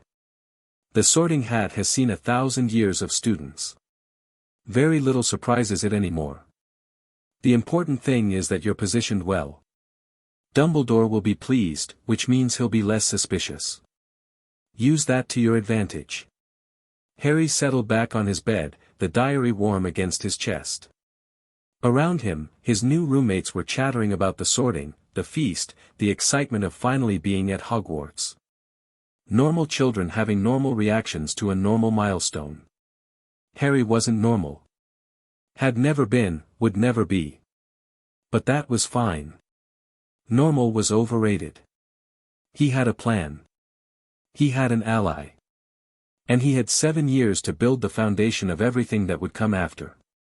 The game was just beginning. And Harry Potter intended to win. Chapter 3 and Chapter 4, Blood and Birthright. The first week at Hogwarts passed in a blur of classes, corridors, and careful observation. Harry moved through his new life with the same methodical precision he'd developed at Privet Drive, cataloging everything, the layout of the castle, the schedules of the teachers, the social hierarchies that governed student interactions. He smiled at the right moments, asked the right questions, presented himself as the eager young hero everyone expected him to be. Underneath the mask, he was working. Professor McGonagall is strict but fair, he reported to Tom each night, the diary hidden beneath his blankets while his roommates slept. She teaches Transfiguration, seems competent, maybe even exceptional. Dumbledore's closest ally on the staff. What about her weaknesses? Pride in Gryffindor. She wants us to succeed, which means she might overlook things from students in her house that she'd punish in others. And she respects talent. I saw how she looked at a Ravenclaw who performed a spell perfectly on the first try. Good observations. Continue. Harry worked through the rest of his teachers. Flitwick, the tiny charms professor, brilliant and enthusiastic, with a past as a dueling champion that suggested hidden depths. Sprout in herbology, warm and nurturing, easily distracted by students who showed interest in plants. Quirrell in defense against the dark arts, stuttering and nervous, wearing a turban that Harry's trained senses insisted was significant somehow. And then there was Snape. He hates me, Harry wrote. I don't know why. The first day of potions, he looked at me like I'd personally offended him. Asked me questions he knew I couldn't answer, things that weren't in our textbooks, things designed to humiliate me in front of the class. Severus Snape, Tom replied, and there was something complicated in the words. He was a Death Eater once. One of my most promising followers. But he turned spy for Dumbledore before the end. His reasons were personal. Personal how? He was in love with your mother. Harry stared at the words on the page, trying to process this unexpected information. Snape, the cold, cruel potions master who seemed to despise Harry's very existence, had loved Lily Potter. That doesn't make sense. If he loved her, why does he hate me? Because you're also James Potter's son. Snape and your father were enemies at school, bitter rivals who despised each other. When he looks at you, he sees James. The face of the man who took the woman he loved, who humiliated him, who represented everything Snape could never have. But my eyes are Lily's. Yes. Which makes it worse, in a way. Every time you meet his gaze, he sees her. And he's reminded of everything he lost. Harry absorbed this slowly. It was useful information. Understanding Snape's hatred gave him leverage, potential ways to manipulate or neutralize the threat the man posed. But there was something else too. Something that felt almost like sympathy. Snape had loved someone and lost her. Had spent years carrying that pain, unable to move past it, poisoned by grief and jealousy and regret. It was pathetic, in a way. But also human. Can I use this? Harry asked. Carefully. Snape is dangerous, skilled at legilimency, suspicious by nature, loyal to Dumbledore despite their complicated history. If you push too hard, he'll push back. Better to stay beneath his notice for now. Let him think you're just another arrogant Potter. Harry nodded, though Tom couldn't see him. The Snape problem would require patience. Like everything else in his new life, it was a long game. He could play long games. The second week brought an unexpected complication. Harry was leaving the great hall after breakfast when a hand grabbed his arm, not roughly, but with the casual confidence of someone who expected to be obeyed. He turned to find Draco Malfoy flanked by two massive boys who looked more like bodyguards than students. Potter. We need to talk. Harry glanced around. The corridor was crowded but not packed, students flowing around them like water around stones. Ron Weasley was watching from a distance, his expression suspicious. About what? About your unfortunate sorting. Draco's voice dripped with aristocratic disappointment. Gryffindor, Potter. Really? I thought you were smarter than that. The hat put me where it thought I belonged. The hat puts people where they ask to be put. Everyone knows that. Draco stepped closer, lowering his voice. My father was concerned when he heard. He'd hoped we could work together. But Gryffindor and Slytherin don't mix. Not publicly, anyway. Harry studied the other boy carefully. Draco was playing a role, the pureblood scion, extending an offer of alliance while maintaining plausible deniability. It was well done for an 11-year-old. Someone had trained him. Publicly, Harry repeated. What about privately? Draco's smile sharpened. Privately is different. Privately, smart people recognize that house boundaries are just politics. Useful for sorting the sheep, but irrelevant to those of us who actually matter. And you think I matter? You're Harry Potter. The boy who lived. Of course you matter, the question is what you'll do with it. Draco glanced at his two companions.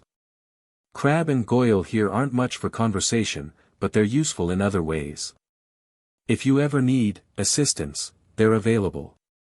The offer was clear, Draco was extending his network, his resources, his protection. In exchange for what? Harry wasn't sure yet. But the Malfoys didn't give without expecting something in return. I'll keep that in mind, Harry said carefully. But right now, I'm still learning the rules. Maybe we can talk more once I understand the game better. Whenever you're ready. Draco released his arm and stepped back, his expression smoothing into polite neutrality. Just remember, Potter, some games have time limits. Don't wait too long. He swept away, his bodyguards trailing behind him. Harry watched him go, filing the conversation away for later analysis. What did Malfoy want? Ron appeared at his elbow, his freckled face scrunched with suspicion. Nothing good, I bet. His whole family's dark as they come.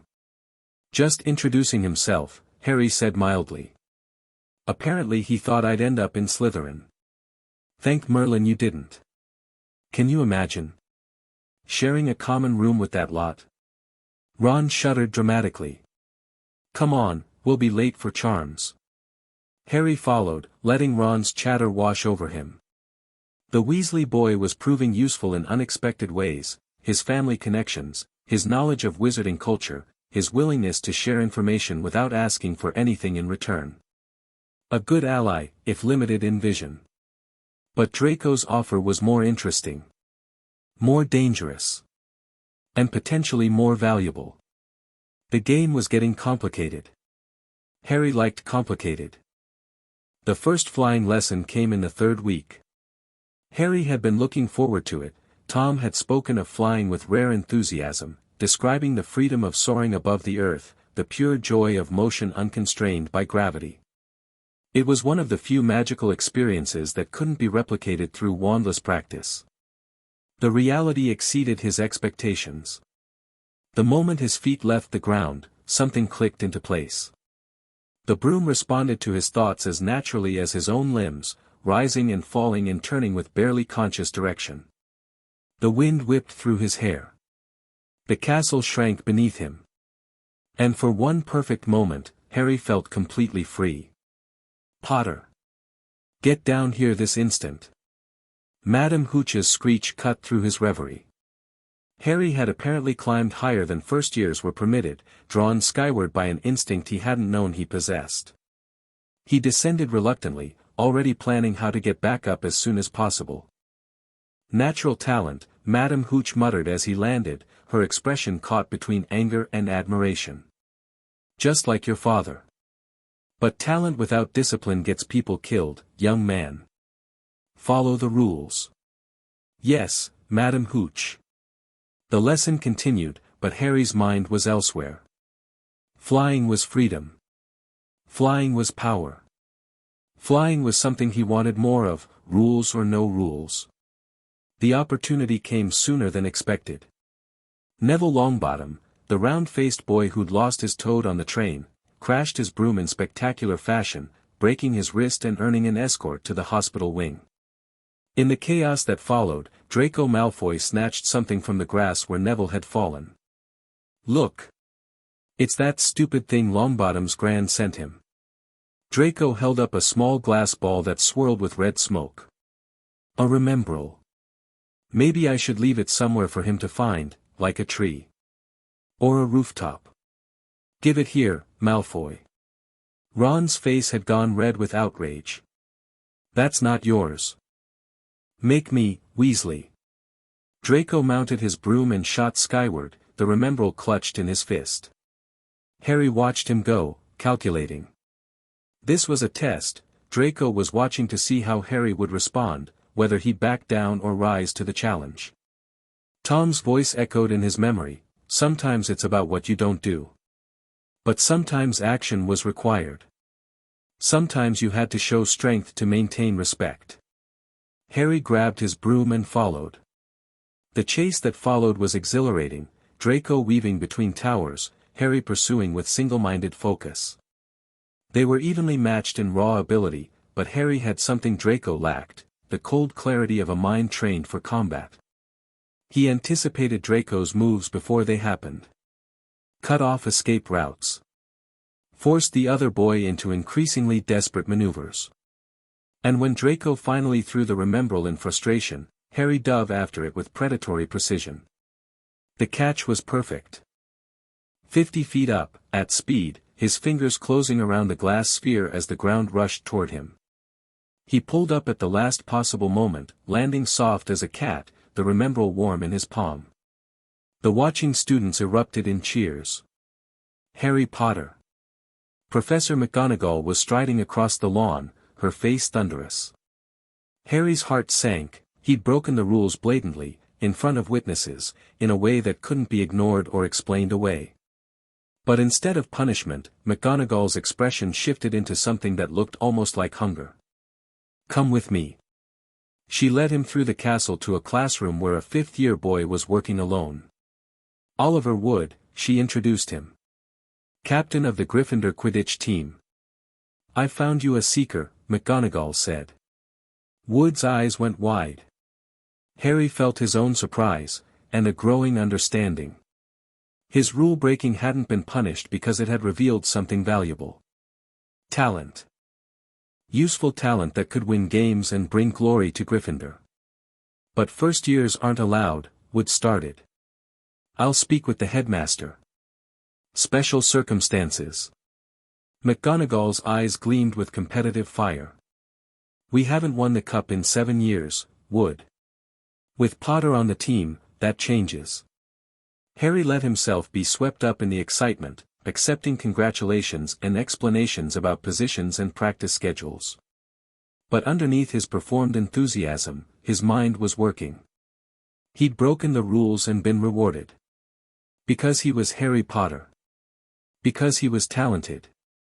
Because he was useful. There was a lesson there. One worth remembering. You manipulated them, Tom observed that night. Perhaps not consciously, but you understood the dynamics at play. You knew that exceptional performance would override rule following. That's not instinct, that's strategy. Draco gave me the opening, Harry admitted. I just took it. And in doing so, you accomplished multiple objectives. You demonstrated capability to Draco without directly accepting his alliance. You earned McGonagall's favor and loyalty. You established yourself as an asset to Gryffindor rather than just a symbol. And you secured access to flying practice that would otherwise be restricted. Tom's approval radiated from the page. Well done. Harry felt warm satisfaction spread through his chest. He'd acted without consciously thinking through all the implications, but Tom was right, the outcome had been optimal. Maybe those years of training were becoming instinct after all. What about Draco? He'll see this as a defeat. A minor one. He threw the remembrall expecting you to miss it, your catch turned his mockery into your triumph. But Draco is smart enough to recognize ability when he sees it. Your display will have impressed him even as it frustrated him. So I haven't burned that bridge. Far from it. You've established yourself as a peer rather than a supplicant. When you do eventually engage with him, it'll be from a position of strength. Harry nodded, filing this away. The social dynamics of Hogwarts were proving more complex than he'd anticipated, layers upon layers of alliance and rivalry, all operating beneath the surface of house loyalty and academic competition. He was starting to enjoy it. The Halloween feast approached with all the fanfare Harry had learned to expect from wizarding celebrations. The Great Hall had been transformed into a Gothic wonderland, floating jack-o'-lanterns, live bats swooping between the candles, the ceiling enchanted to show a stormy sky crackling with lightning. Students ate and laughed and reveled in the atmosphere of controlled spookiness. Harry watched it all with carefully maintained enthusiasm, his mask firmly in place. This is brilliant, Ron said through a mouthful of treacle tart. We never had stuff like this at home. Well, the twins tried to make floating pumpkins once, but Mum stopped them after the fire. Fire? Long story. Involves gnomes. Harry was about to ask for details when Professor Quirrell burst through the doors, his turban askew and his face pale with terror. Troll. In the dungeons. Thought you ought to know. He collapsed in a dead faint. The panic was immediate and total. Students screamed, scrambled, knocked over benches in their rush toward the exits. Teachers shouted for calm while drawing wands and moving toward the danger. Harry watched the chaos with detached interest, his mind automatically cataloging escape routes and defensive positions. Then he remembered, Hermione Granger was in the girls' bathroom, crying over some insult Ron had delivered earlier. She didn't know about the troll. He was moving before he'd consciously decided to act. Harry. Where are you going? Ron caught up to him in the corridor, panting. The common room is the other way. Hermione doesn't know. She's in the bathroom. So. She's not our problem. Harry kept walking. He wasn't entirely sure why he cared. Hermione wasn't an ally, wasn't useful in any obvious way, was just a bushy-haired girl who asked too many questions and cried when people were cruel to her. But something in him couldn't leave her to face a troll alone. They found the bathroom at the same moment as the troll. The creature was massive, 12 feet tall, gray and lumpy, with a club the size of a small tree. It smelled like sewage and rotting meat. And it was moving toward the door behind which Harry could hear Hermione's terrified screams. Distracted, Harry said, already reaching for his magic. Distracted? How am I supposed to? Harry didn't wait for Ron to figure it out. He gathered the warmth from his core, channeled it through his palm, and pushed. The kinetic blast hit the troll in the shoulder, staggering it sideways. It wasn't enough to knock the creature down. Trolls were notoriously resistant to magical force, but it got the thing's attention. Small eyes swiveled toward Harry, registering threat. Over here, you ugly bastard. The troll roared and swung its club. Harry dove sideways, feeling the air displacement as the weapon cratered the stone floor where he'd been standing. He rolled, came up on his feet, and pushed again, harder this time, aimed at the thing's knee. The troll stumbled. Ron, finally understanding, had picked up a piece of broken pipe and was hurling debris from the far side, splitting the creature's attention between two targets. Harry. Hermione had emerged from the bathroom, her face tear-streaked and terrified. What do we do? Harry's mind raced. The troll was too big for his kinetic blasts to take down, too stupid to be influenced by emotional manipulation. He needed something else, something more powerful. His eyes fell on the troll's club, dropped during one of its stumbles. Ron! Help me levitate that club. They'd learned the levitation charm just that morning. Harry drew his wand, the holly and phoenix feather that hummed with eager power, and aimed at the massive weapon. Wingardium Leviosa. Ron's voice joined his a moment later, their combined magic lifting the club into the air. Harry guided it upward, higher and higher, until it hovered directly above the troll's head. Then he let go. The impact was tremendous. The club crashed down on the troll's skull with a sickening crack, and the creature swayed, stumbled, and collapsed like a felled tree. The floor shook with the impact. Silence. Then footsteps, teachers arriving at a run, McGonagall in the lead with her wand drawn. They stopped short at the sight of 3 first-years standing over an unconscious mountain troll. What on earth? McGonagall's voice was faint with shock. Explain yourselves. Harry let Hermione handle the explanations. She was good at it, spinning a story that made them look heroic rather than reckless, taking blame for her own presence while crediting Harry and Ron with saving her life. McGonagall's expression shifted from anger to reluctant admiration. 5 points to Gryffindor for each of them, plus an admonition to never do anything so foolish again. Harry accepted the praise with appropriate humility. But underneath his mask, his mind was churning. The kinetic push had worked on the troll. Not enough to defeat it, but enough to stagger a creature that should have been immune to first-year magic. His wandless abilities were stronger than he'd realized, stronger than they should be, according to everything Tom had taught him. And he'd acted to save Hermione without thinking, without calculating costs and benefits, without any of the strategic analysis that usually governed his choices. What did that mean? You're troubled, Tom observed that night. I did something I didn't plan. Saved someone without knowing why. Hermione Granger. Yes. She's not useful. Not an ally. Just a girl who happened to be in danger. And I risked myself to help her. Tom's response was slow, thoughtful. You're afraid you're becoming soft. That empathy is overriding strategy. Shouldn't I be afraid of that? No. The word appeared with unusual emphasis. Harry, what you did tonight wasn't weakness. It was something else, something I've been hoping to see. What? Character. The kind that can't be taught, only revealed. You saw someone in danger and acted to help them, not because it served your goals but because it was right. That's not softness, that's strength of a different kind. Harry stared at the words, trying to understand. But you taught me to think strategically. To calculate costs and benefits. To never act without purpose. I taught you those things because you needed them to survive. But survival isn't the only goal worth having. Eventually, you'll need to decide what kind of person you want to be. What you'll fight for. What you're willing to sacrifice for. The diary seemed to warm beneath Harry's fingers. Tonight you showed me that you can care about others without losing yourself. That's not a weakness, Harry. That's the foundation of everything that matters. Harry didn't know what to say. The conversation had taken an unexpected turn.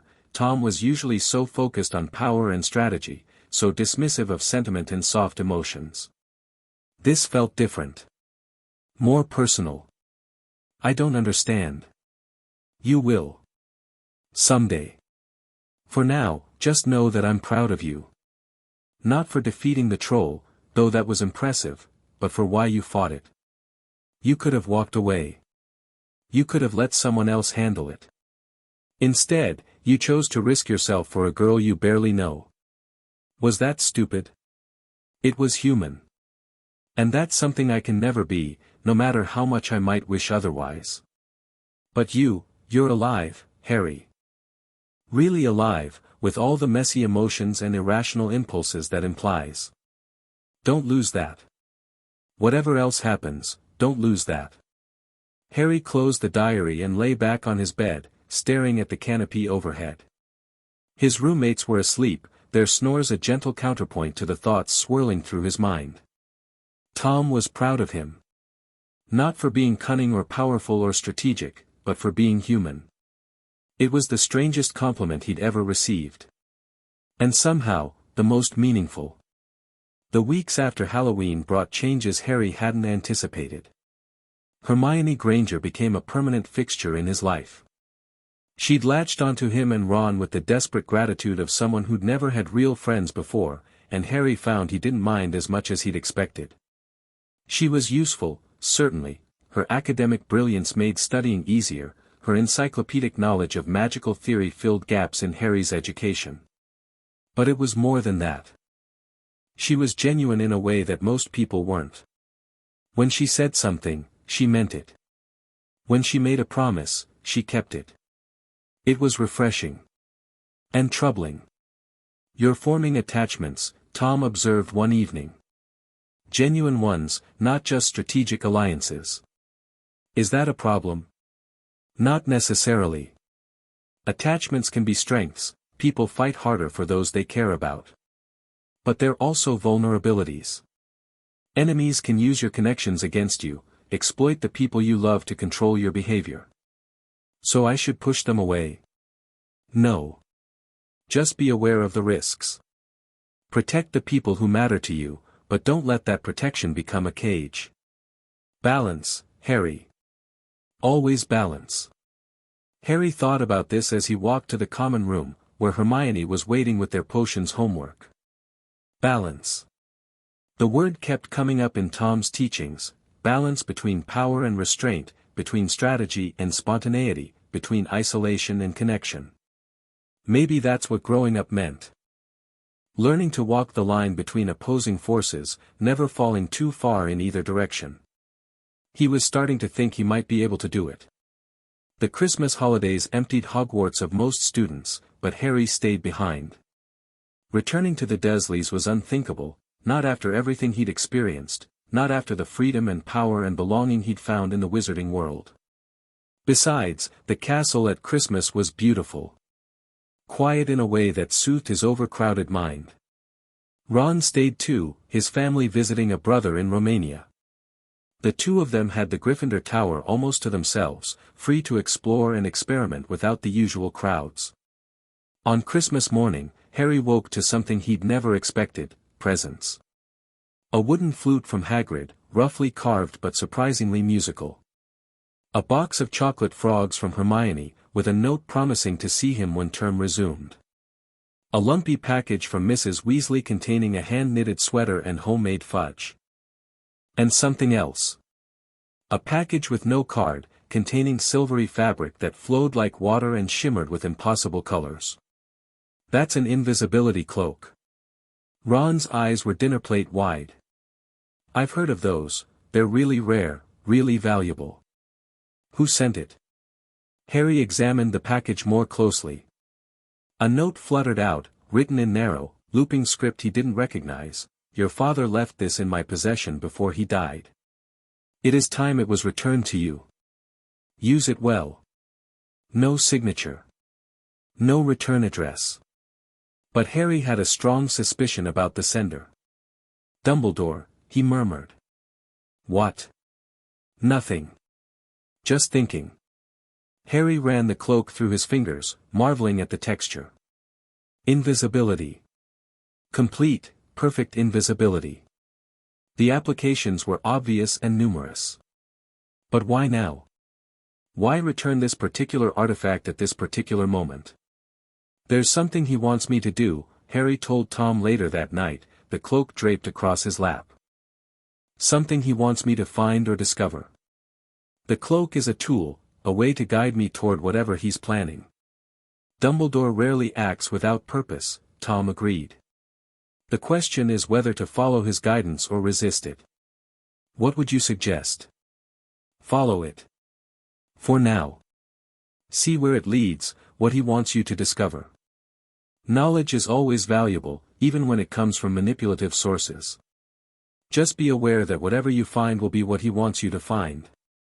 The truth he chooses to reveal, not necessarily the whole truth. Harry nodded. The advice aligned with his own instincts: play along, gather information, maintain the illusion of compliance while building his own understanding of what was really going on. That night, he put on the cloak and went exploring. The castle was different at night. Portraits slumbered in their frames. Suits of armor stood in silent vigil.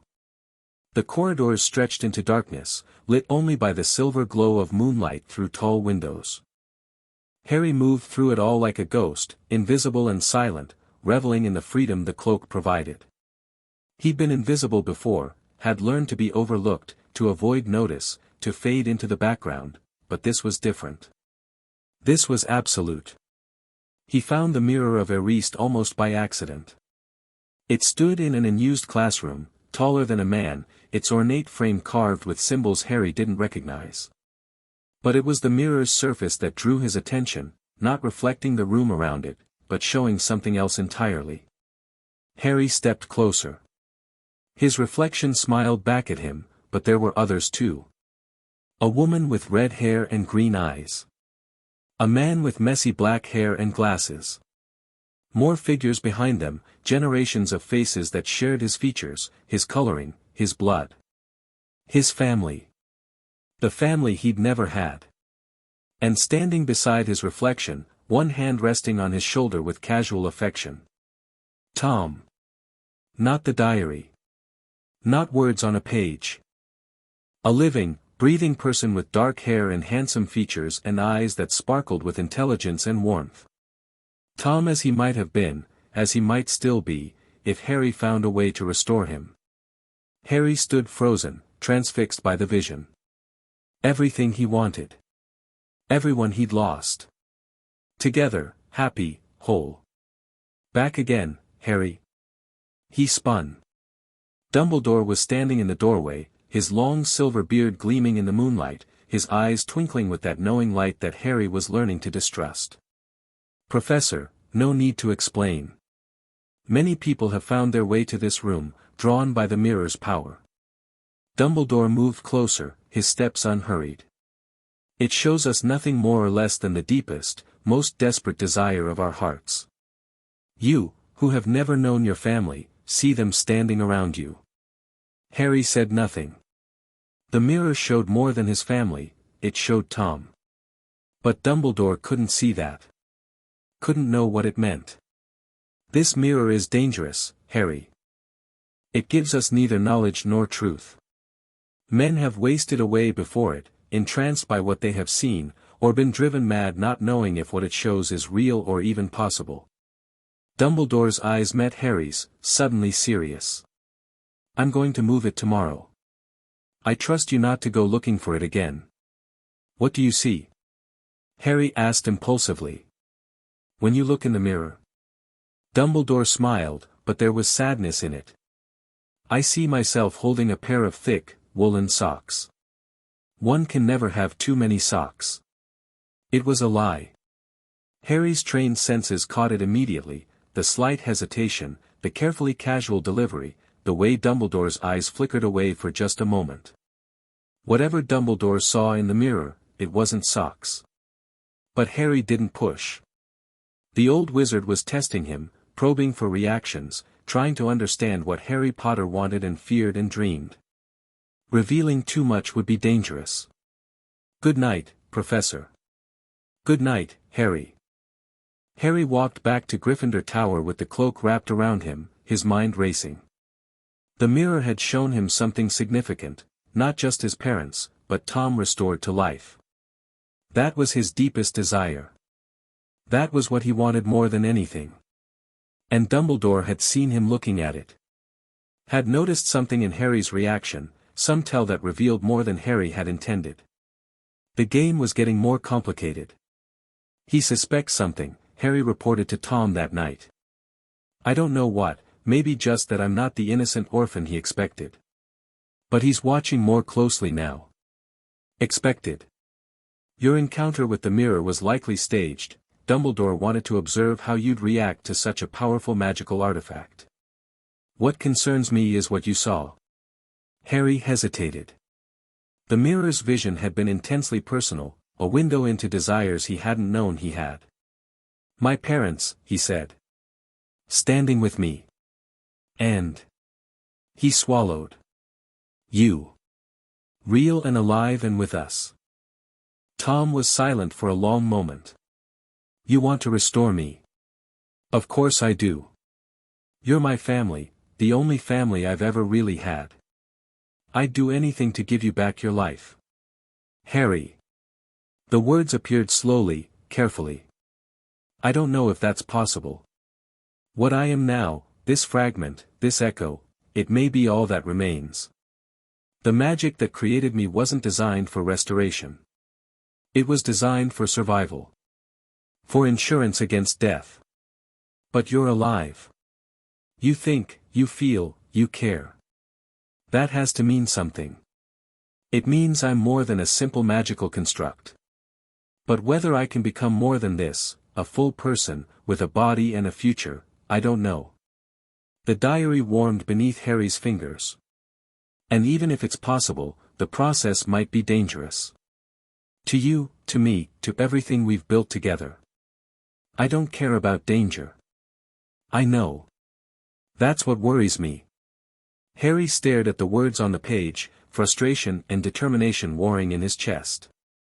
He'd spent 3 years building a relationship with Tom, learning from him, depending on him. The idea that this might be all there ever was, words on a page, a voice in the dark, was unbearable. There has to be a way, he insisted.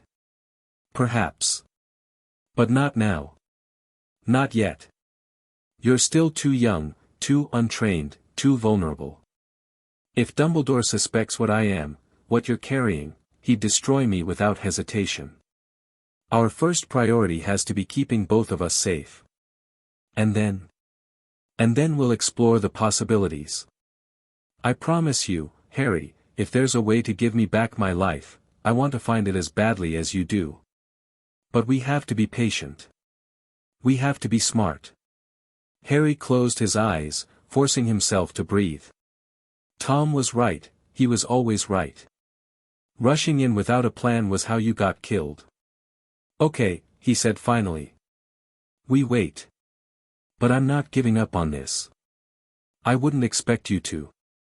That's one of the things I love about you, your refusal to accept limits that others take for granted. The words glowed warm on the page. Now rest. Tomorrow we begin researching Nicholas Flamel. Who?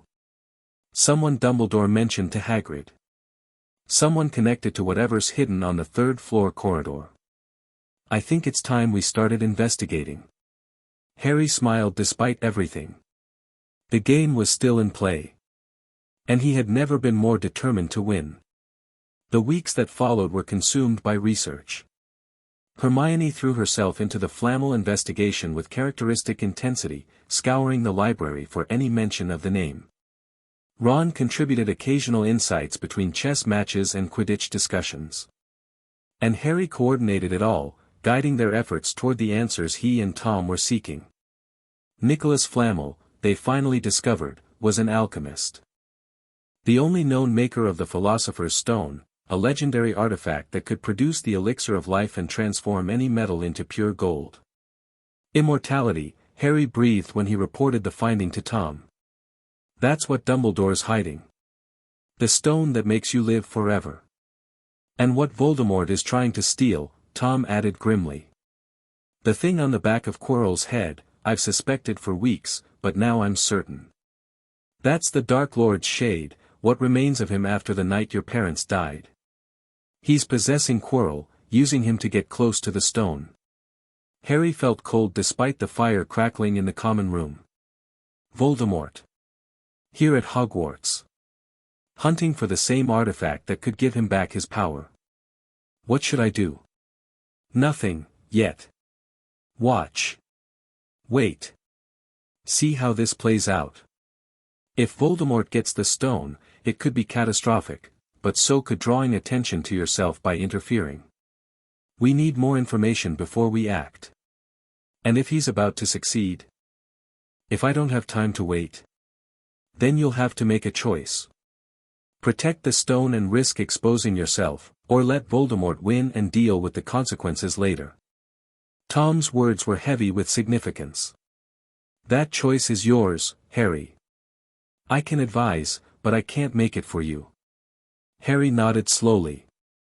The weight of the situation was settling on his shoulders, not just the danger, but the responsibility.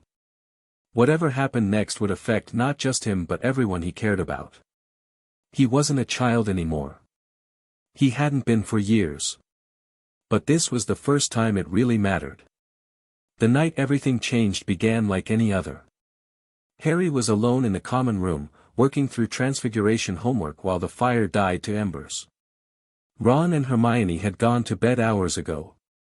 The castle was silent except for the distant sounds of the wind. Then his scar exploded in pain.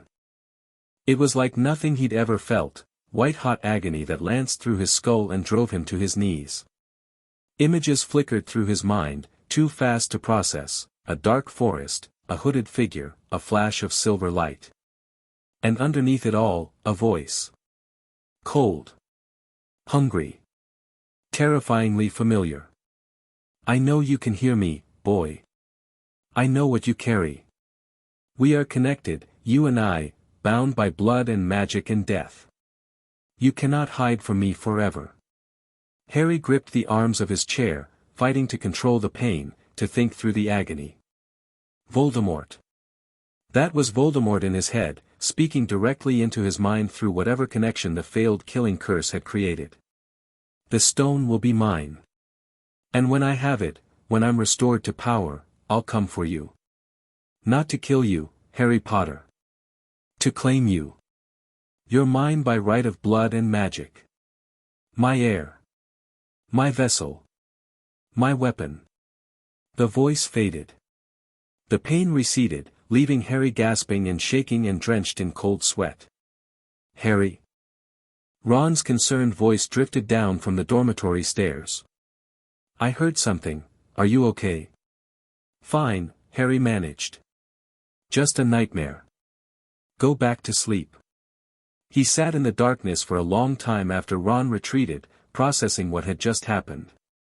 Voldemort had spoken to him directly, had known about the diary, about Tom, about the connection between them. Had called Harry his heir, his weapon. Was that true? Was there more to Harry's survival than luck and love? Had Voldemort intended this all along, the scar, the connection, the boy who lived? Tom, he wrote urgently, his handwriting shaky. Something happened. Voldemort spoke to me. In my head. He knows about you. He called me his heir. Tom's response was immediate and intense. Tell me everything. Every word, every sensation, everything you remember. Harry complied. He described the pain, the images, the terrible cold voice that had known things it shouldn't know. And as he wrote, he felt something he hadn't expected, fear. Not for himself. For Tom. If Voldemort knew about the diary, if he decided to reclaim his lost fragment, what would happen? Would Tom be absorbed back into the larger whole? Would he cease to exist as the person Harry had come to love? I won't let him take you, Harry wrote. Whatever happens. Whatever it costs. Harry, no. You're my family. The only family I've ever had. I don't care if he created you, if you're part of him somehow. You're you. You're Tom. And I won't let anyone take you away from me. The diary was warm beneath his fingers, warmer than he'd ever felt it. I believe you, Tom wrote finally. And I promise you the same thing. Whatever Voldemort wants, whatever he's planning, we'll face it together. We'll find a way through. Together, Harry echoed. The fire had died to ash. The castle was silent. But Harry sat in the darkness with the diary pressed against his heart, and he didn't feel alone. He never had to feel alone again. The end of term approached with the inevitability of an avalanche. Harry watched the pieces moving into position, Quirrell growing more nervous, Snape more suspicious, Dumbledore more absent. Something was about to happen. The stone was about to be stolen or protected or destroyed. And Harry had to decide what to do about it. I'm going after it, he told Tom the night before his planned confrontation. Tonight. Before Voldemort can make his move. That's dangerous. You don't know what protections Dumbledore has in place, what traps you might be walking into. I know. But I can't just wait for it to happen. If Voldemort gets the stone, if he comes back to full power, everything changes. Everyone I care about becomes a target. You care about them.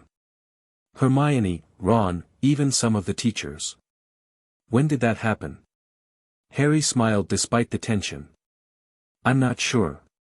Somewhere between the troll and the Quidditch matches and the nights in the common room. They're my friends, Tom. Real friends, not just strategic allies. That's good. That's human. The words appeared slowly. And it's exactly why this decision has to be yours. You're not just protecting abstract goals anymore. You're protecting people who matter to you. Is that weakness? It's strength.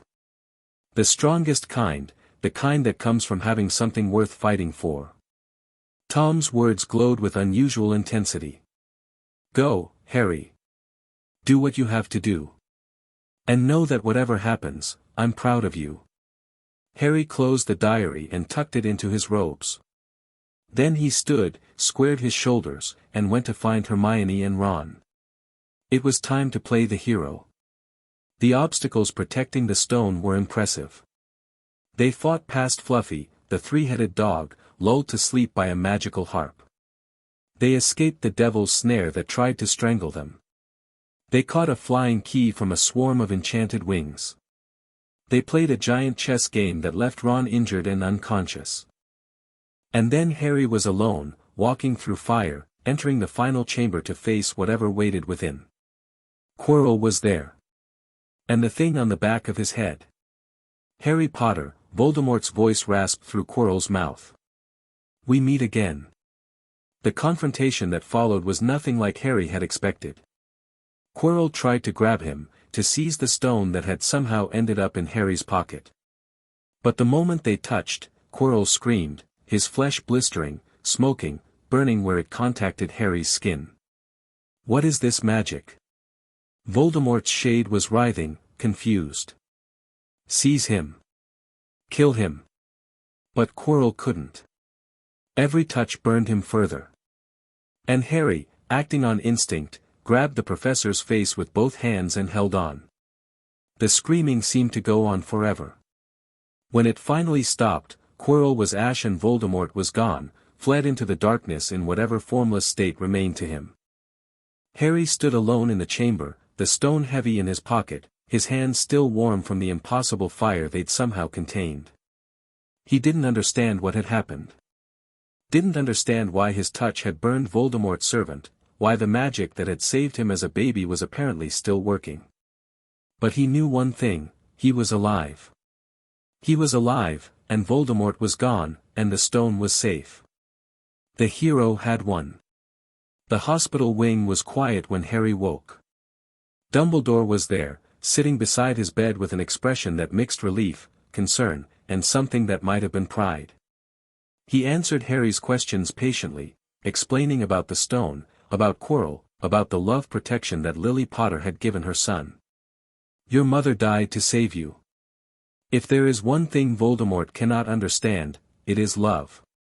He didn't realize that love as powerful as your mother's for you leaves its own mark. Not a scar, no visible sign. To have been loved so deeply, even though the person who loved us is gone, will give us some protection forever. Harry listened to the explanation, filing it away for later analysis. Love.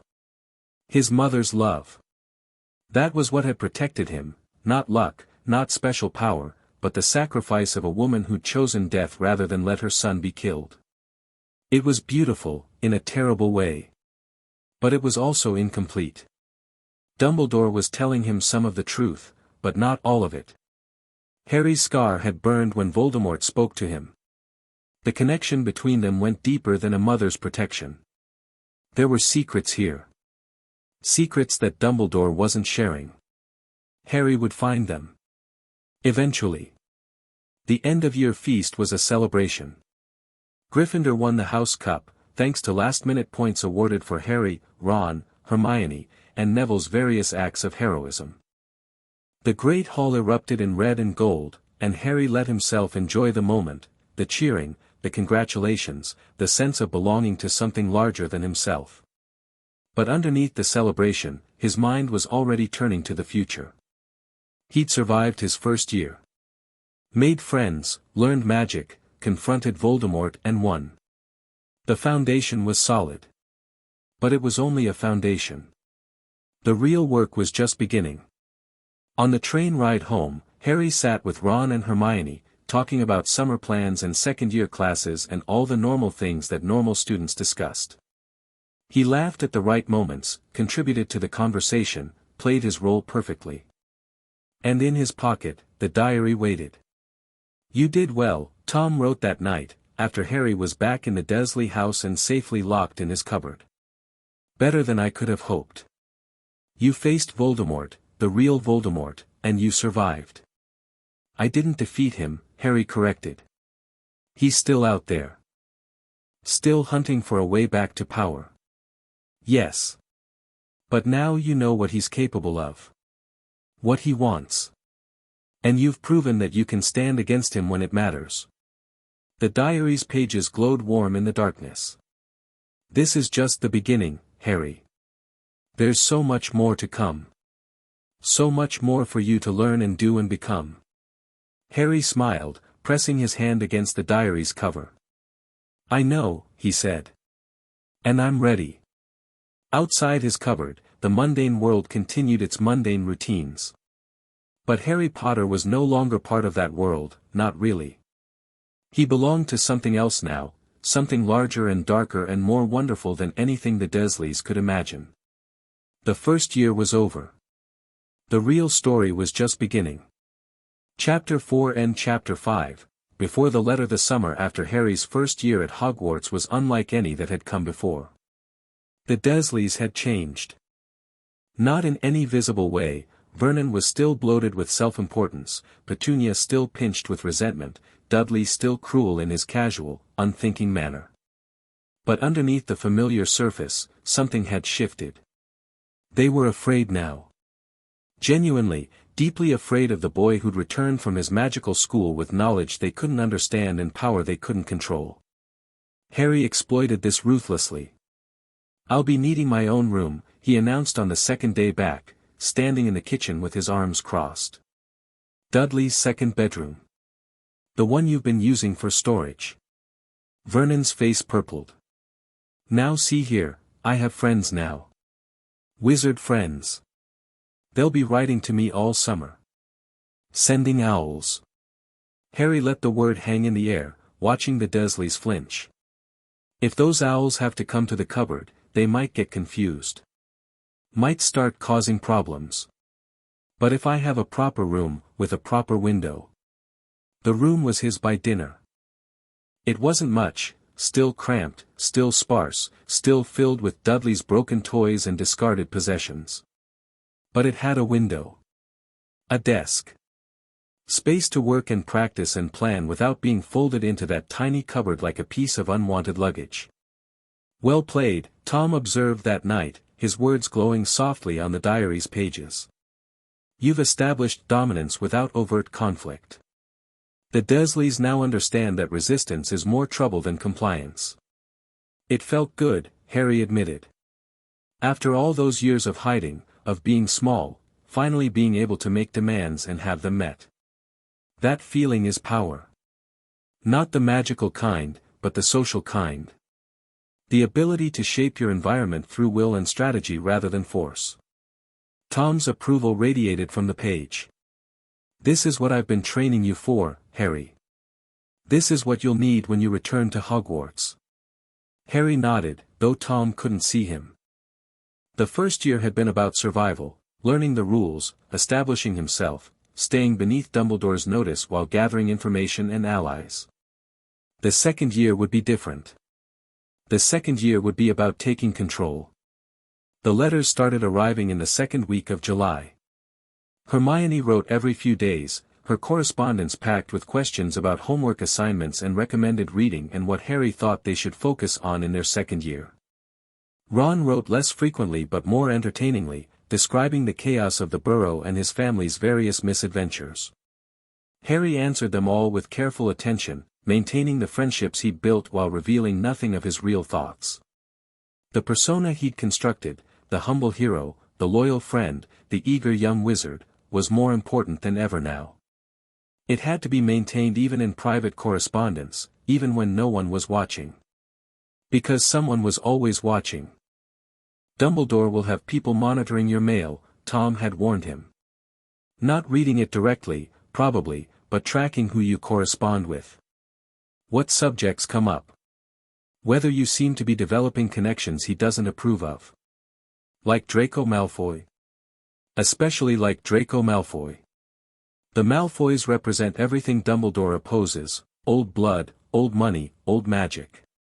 If you started corresponding with their heir, it would set off alarms." So Harry kept his letters innocent and his contacts appropriate. He was a good Gryffindor, a loyal friend, a model student. Nothing to concern anyone. Nothing to suspect. The third week brought an unexpected visitor.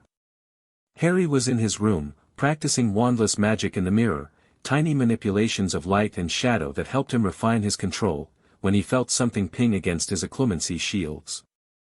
Someone was testing his defenses. Probing for weaknesses. He turned slowly, reaching for his wand, and found himself face to face with the strangest creature he'd ever seen. It was small, barely 3 feet tall, with bat-like ears and enormous green eyes that seemed to take up half its face. It wore what appeared to be an old pillowcase as clothing, and it was wringing its hands with obvious distress. "Harry Potter," the creature squeaked. "Dobby has wanted to meet you for so long, sir. Such an honor it is." Harry kept his wand ready but didn't raise it. The creature, Dobby, apparently, didn't seem threatening. More desperate than dangerous. "What are you?" "Dobby is a house elf, sir. Dobby serves a great wizarding family." The creature's eyes darted around the room nervously. "Dobby has come to warn Harry Potter. There is a plot. A plot to make most terrible things happen at Hogwarts School of Witchcraft and Wizardry this year." Harry's interest sharpened. "What kind of plot?" "Dobby cannot say, sir." Dobby would have to punish himself most severely for revealing his family's secrets. The elf was practically vibrating with anxiety. But Harry Potter must not return to school. Harry Potter must stay safe, away from the danger. If you can't tell me what the danger is, how am I supposed to avoid it? Harry Potter must not go back to Hogwarts. Dobby's voice rose to a wail. If Harry Potter goes back, terrible things will happen. History will repeat itself. History will repeat itself. The word sent a chill down Harry's spine.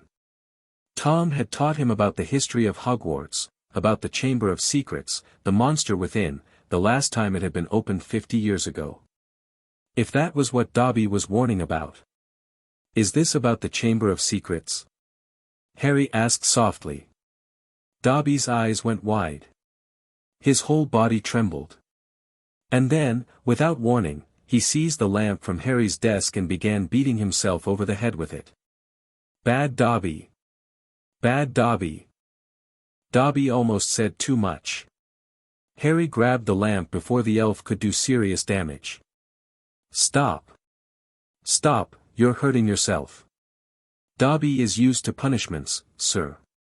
Dobby's family is most strict. The elf looked up at Harry with tearful eyes. Please, Harry Potter. Dobby only wants to keep you safe. Please do not return to Hogwarts. I can't promise that, Harry said carefully. But I can promise to be careful. To watch for danger. Will that satisfy you?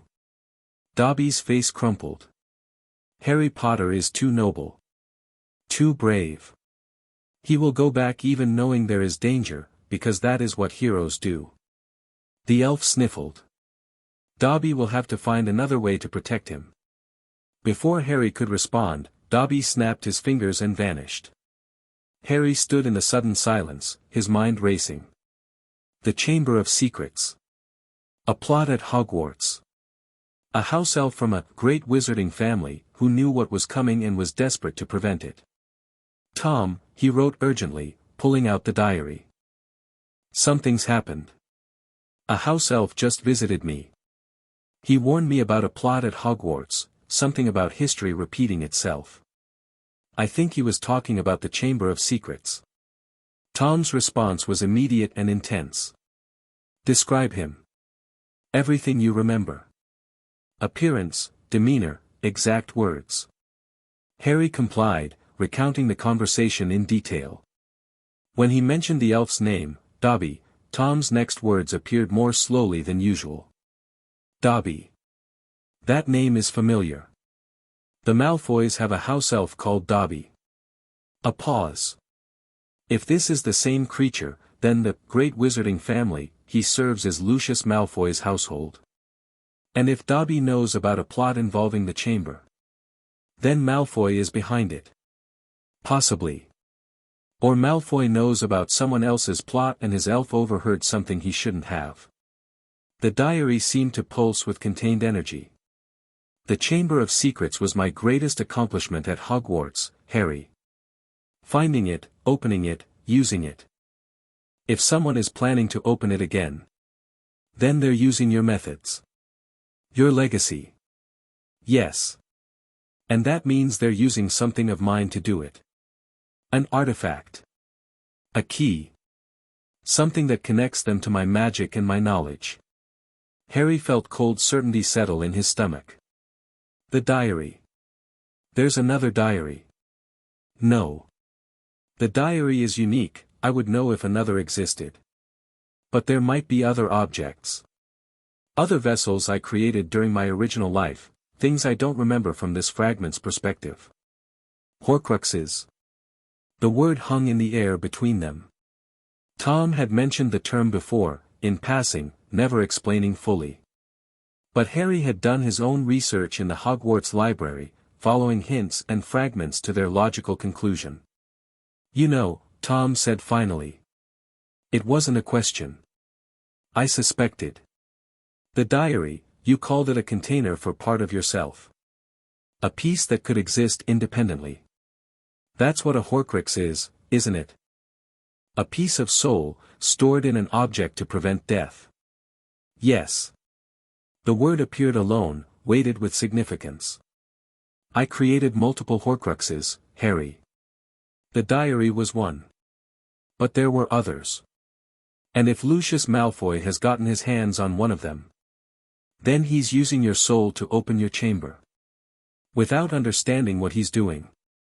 Without knowing that the artifact is more than just a dark object, that it's me, or a version of me, trapped and desperate and probably willing to do anything to escape. Harry stared at the diary in his hands. The warmth he'd always associated with Tom's presence felt different now, not threatening, but more complex. This object wasn't just a tool or a teacher. It was a piece of someone's soul. A fragment of the most powerful Dark Lord in history. And Harry had been sleeping with it under his pillow for 3 years.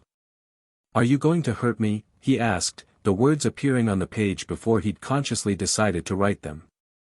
"The other Horcrux, if it's desperate, if it's willing to do anything, does that mean you are too?" Tom's response was slow in coming. "I could lie to you. Tell you that I'm different, that our bond has changed me, that I would never harm you. And some of that would be true." The words appeared one at a time, as if each one required effort. "But the truth is more complicated. I am what I am, Harry. A fragment of a dark wizard, created to survive at any cost. The instincts that drive me, self-preservation, hunger for power, willingness to use others, those are part of my nature. But you've given me something I never had before. Connection. Care. A reason to exist beyond mere survival." The diary warmed beneath Harry's fingers. "I don't want to hurt you, Harry. Not because I'm incapable of it, but because you're the most important thing in my existence. You found me. You saved me from decades of isolation. You made me feel like I matter." Harry felt tears prick at his eyes, unexpected and unwelcome. He blinked them away. "I trust you," he said. "I don't know if I should, but I do. That means more to me than you can possibly understand. And I promise you, whatever happens with the chamber, whatever plot is unfolding at Hogwarts, I will do everything in my power to keep you safe. Even from myself, if necessary." Harry closed the diary and held it against his chest, feeling its warmth seep through his shirt. The future was uncertain, dangerous, full of plots and enemies and fragments of dark souls. But he wasn't facing it alone. He never had to face anything alone again. The rest of July passed in a blur of preparation and planning. Harry practiced his magic with renewed intensity, pushing the boundaries of what he'd thought possible. His wandless abilities had grown stronger over the past year, the troll fight had proven that, but he needed more. If the Chamber of Secrets was really going to be opened, if a piece of Voldemort's soul was really going to be unleashed at Hogwarts, he needed to be ready for anything. The basilisk, Tom told him one evening, after a particularly grueling training session. That's what waits in the chamber. 1,000-year-old serpent, capable of killing with a glance. How do you fight something like that? You don't. Not directly. The basilisk is essentially invulnerable, its scales can't be pierced by most magic, its venom can kill in seconds, and any direct eye contact is instantly fatal. Tom's words were matter-of-fact, clinical. If it's released into the school, the casualties could be enormous. Then what do we do? We prevent it from being released. Or, if that's not possible, we find another way to stop whoever's controlling it. A pause. The chamber responds to Parseltongue, the language of snakes. You have that ability, Harry. You could potentially control the basilisk yourself. Harry absorbed this slowly. He'd known he could speak to snakes, had discovered the ability at the zoo, years before Hogwarts, but the implications had never been so stark. I could use your chamber. You're monster. You're the heir to Slytherin's blood, whether you like it or not. The magic that created me, that created the Horcruxes, that opened the chamber 50 years ago, it runs through your veins now. You have as much claim to that legacy as I do. But I don't want that legacy. I don't want to be the heir to a monster. Then redefine what the legacy means. Slytherin built the chamber to protect Hogwarts, not to terrorize it. The basilisk was meant to be a weapon against the school's enemies, not its students. Tom's words carried unusual intensity. You can choose what you inherit, Harry. Take the power and use it for your own purposes. Don't let the past dictate your future. Harry nodded slowly. The conversation had given him a lot to think about, and a lot to prepare for. Whatever happened at Hogwarts this year, he would be ready. He had to be. The Weasleys came for him on August 1st. Harry had been expecting some kind of contact. Ron's letters had hinted at plans to rescue him from the Dursleys, but the method surprised him. He woke to find a flying car hovering outside his window, with Ron and the Weasley twins grinning at him from behind the windscreen. All right there, Harry. The extraction was quick and chaotic. Harry grabbed his trunk and Hedwig's cage while the twins worked on the bars that Vernon had installed on his window, unnecessary security that the Dursleys had implemented after the Dobby incident. Within minutes, he was crammed into the flying Ford Anglia, watching Privet Drive shrink beneath him as they rose into the night sky. Brilliant, Ron said, his face flushed with excitement. We've been planning this for weeks. Mum doesn't know, of course, she'd kill us if she found out. Why did you think I needed rescuing? Your letters were all wrong. Ron's expression shifted to concern. Too formal. Too careful. Like you were writing them for someone else to read. We figured the Muggles were monitoring you or something. Harry felt a flicker of surprise. He'd thought his persona was perfect, his letters indistinguishable from what the real Harry Potter might write. But Ron had seen through it. Had noticed something false in the performance. It was a valuable lesson, even the best masks had cracks. Thanks, Harry said, meaning it more than Ron could know. It was harder this summer. After everything that happened. I'll bet. Nearly dying does things to a person. Ron clapped him on the shoulder. Don't worry, mate. You're with us now. Mum'll feed you up proper and you can forget about those bloody Muggles for a while. The burrow, when they finally reached it, was everything Privet Drive was not. It was chaotic, crowded, messy in a way that suggested life rather than neglect.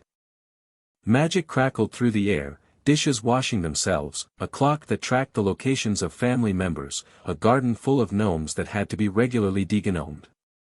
And the people. The Weasleys were loud, affectionate, constantly in motion. Mrs. Weasley scolded and hugged Harry in the same breath. Mr. Weasley bombarded him with questions about Muggle technology. The twins treated him to a constant stream of pranks and jokes. And through it all, there was a warmth that Harry had never experienced before. This was what family felt like. You're quiet, Tom observed that night, after Harry had retreated to Ron's attic bedroom. Overwhelmed? A little. There's so much. All of them, all at once. The Weasleys are known for their intensity. It's part of their charm, and their weakness.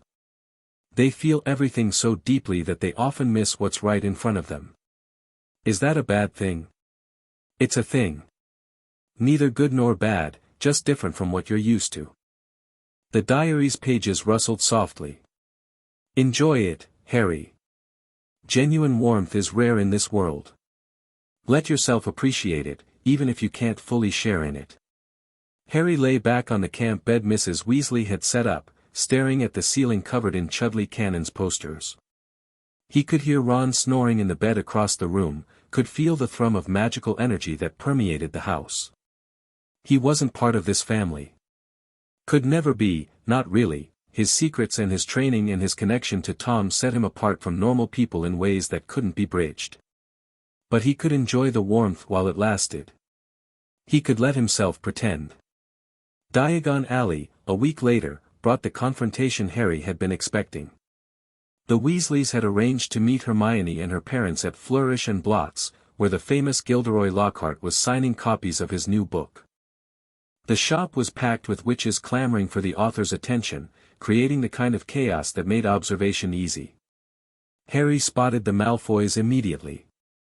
Lucius Malfoy stood near the back of the shop, his platinum hair gleaming in the sunlight that filtered through the windows. He was the very image of aristocratic disdain, surveying the crowd with barely concealed contempt. And beside him, looking bored but alert, was Draco. Their eyes met across the crowded room. Draco's expression flickered, recognition, calculation, something that might have been invitation. He tilted his head slightly, indicating a quiet corner of the shop. Harry excused himself from the Weasleys and made his way through the crowd. "Potter." Draco's voice was low, private. "Enjoying your summer with the Blood Traders? Enjoying your summer with the Death Eater?"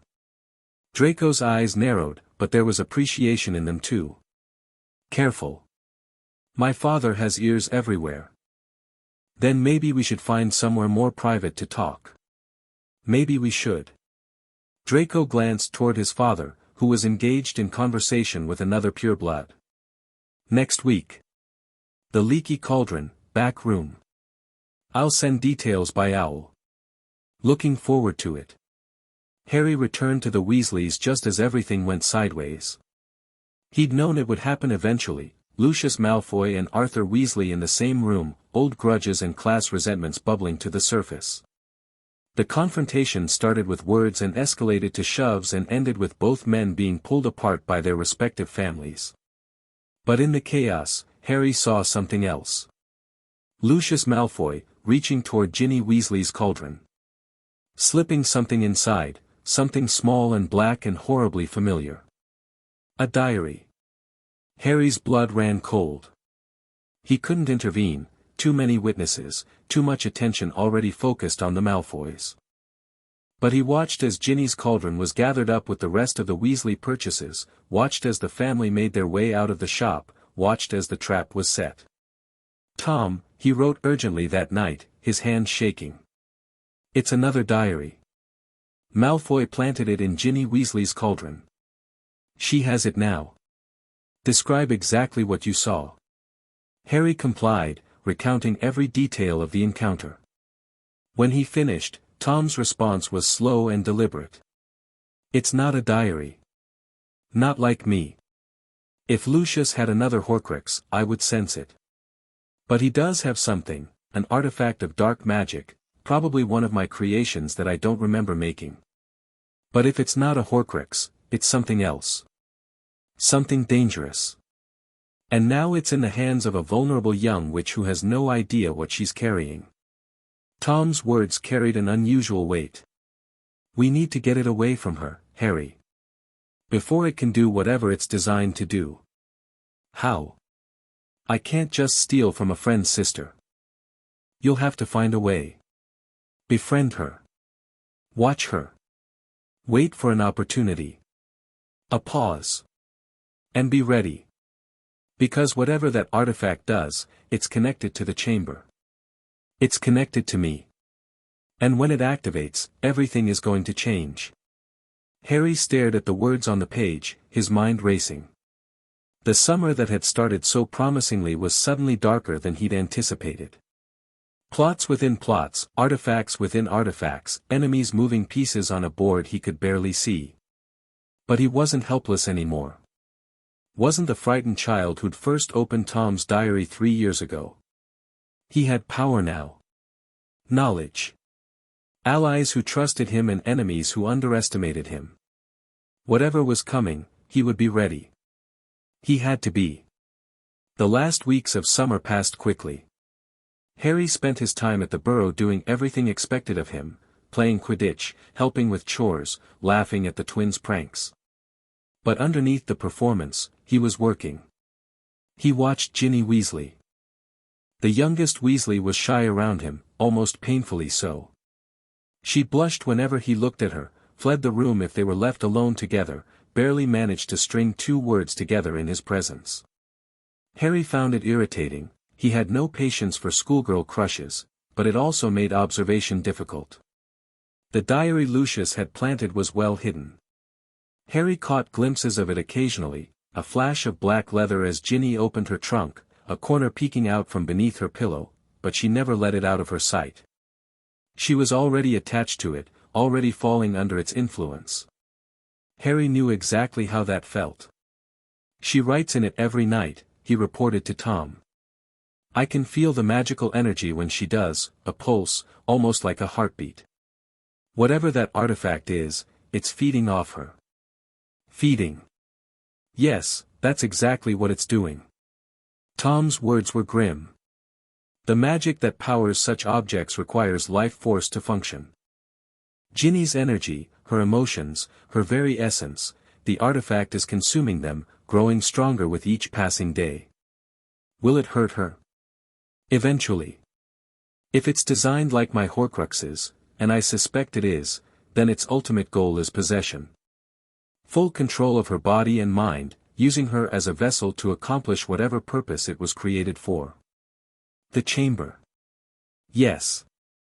The artifact will use Ginny to open the chamber and release the basilisk. And unless we stop it, she'll either die in the process or be blamed for whatever happens afterward." Harry felt something cold settle in his stomach.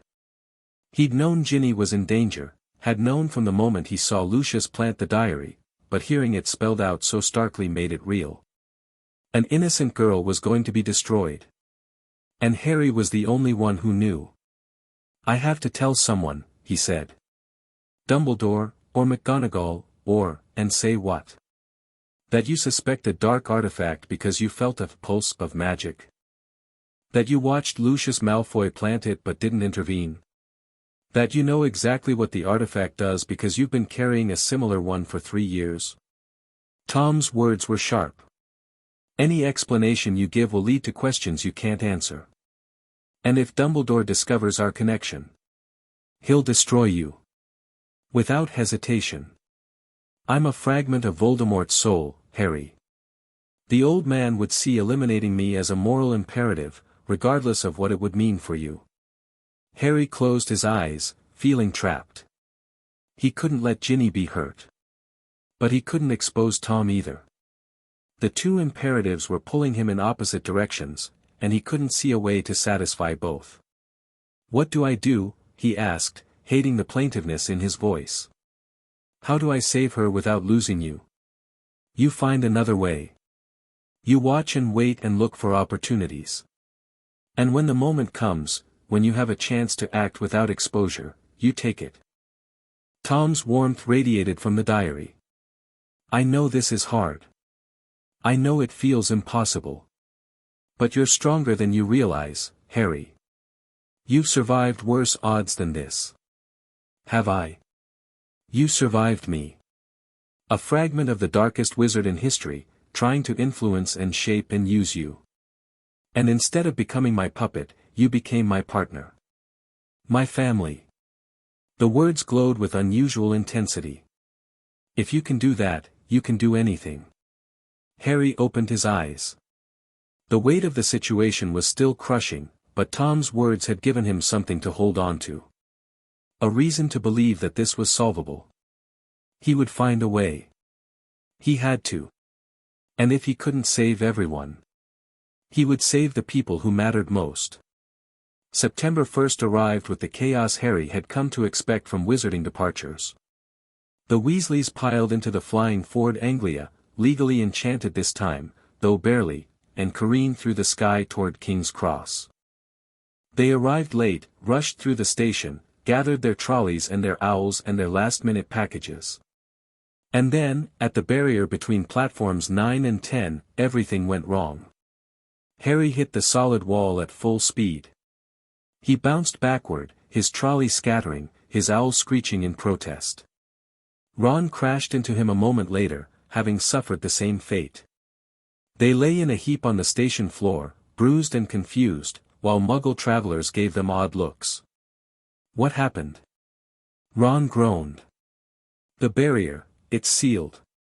Harry pushed himself up, his mind racing. The barrier shouldn't be sealed. It was maintained by powerful magic, designed to remain open until exactly 11 o'clock. Someone had deliberately blocked it.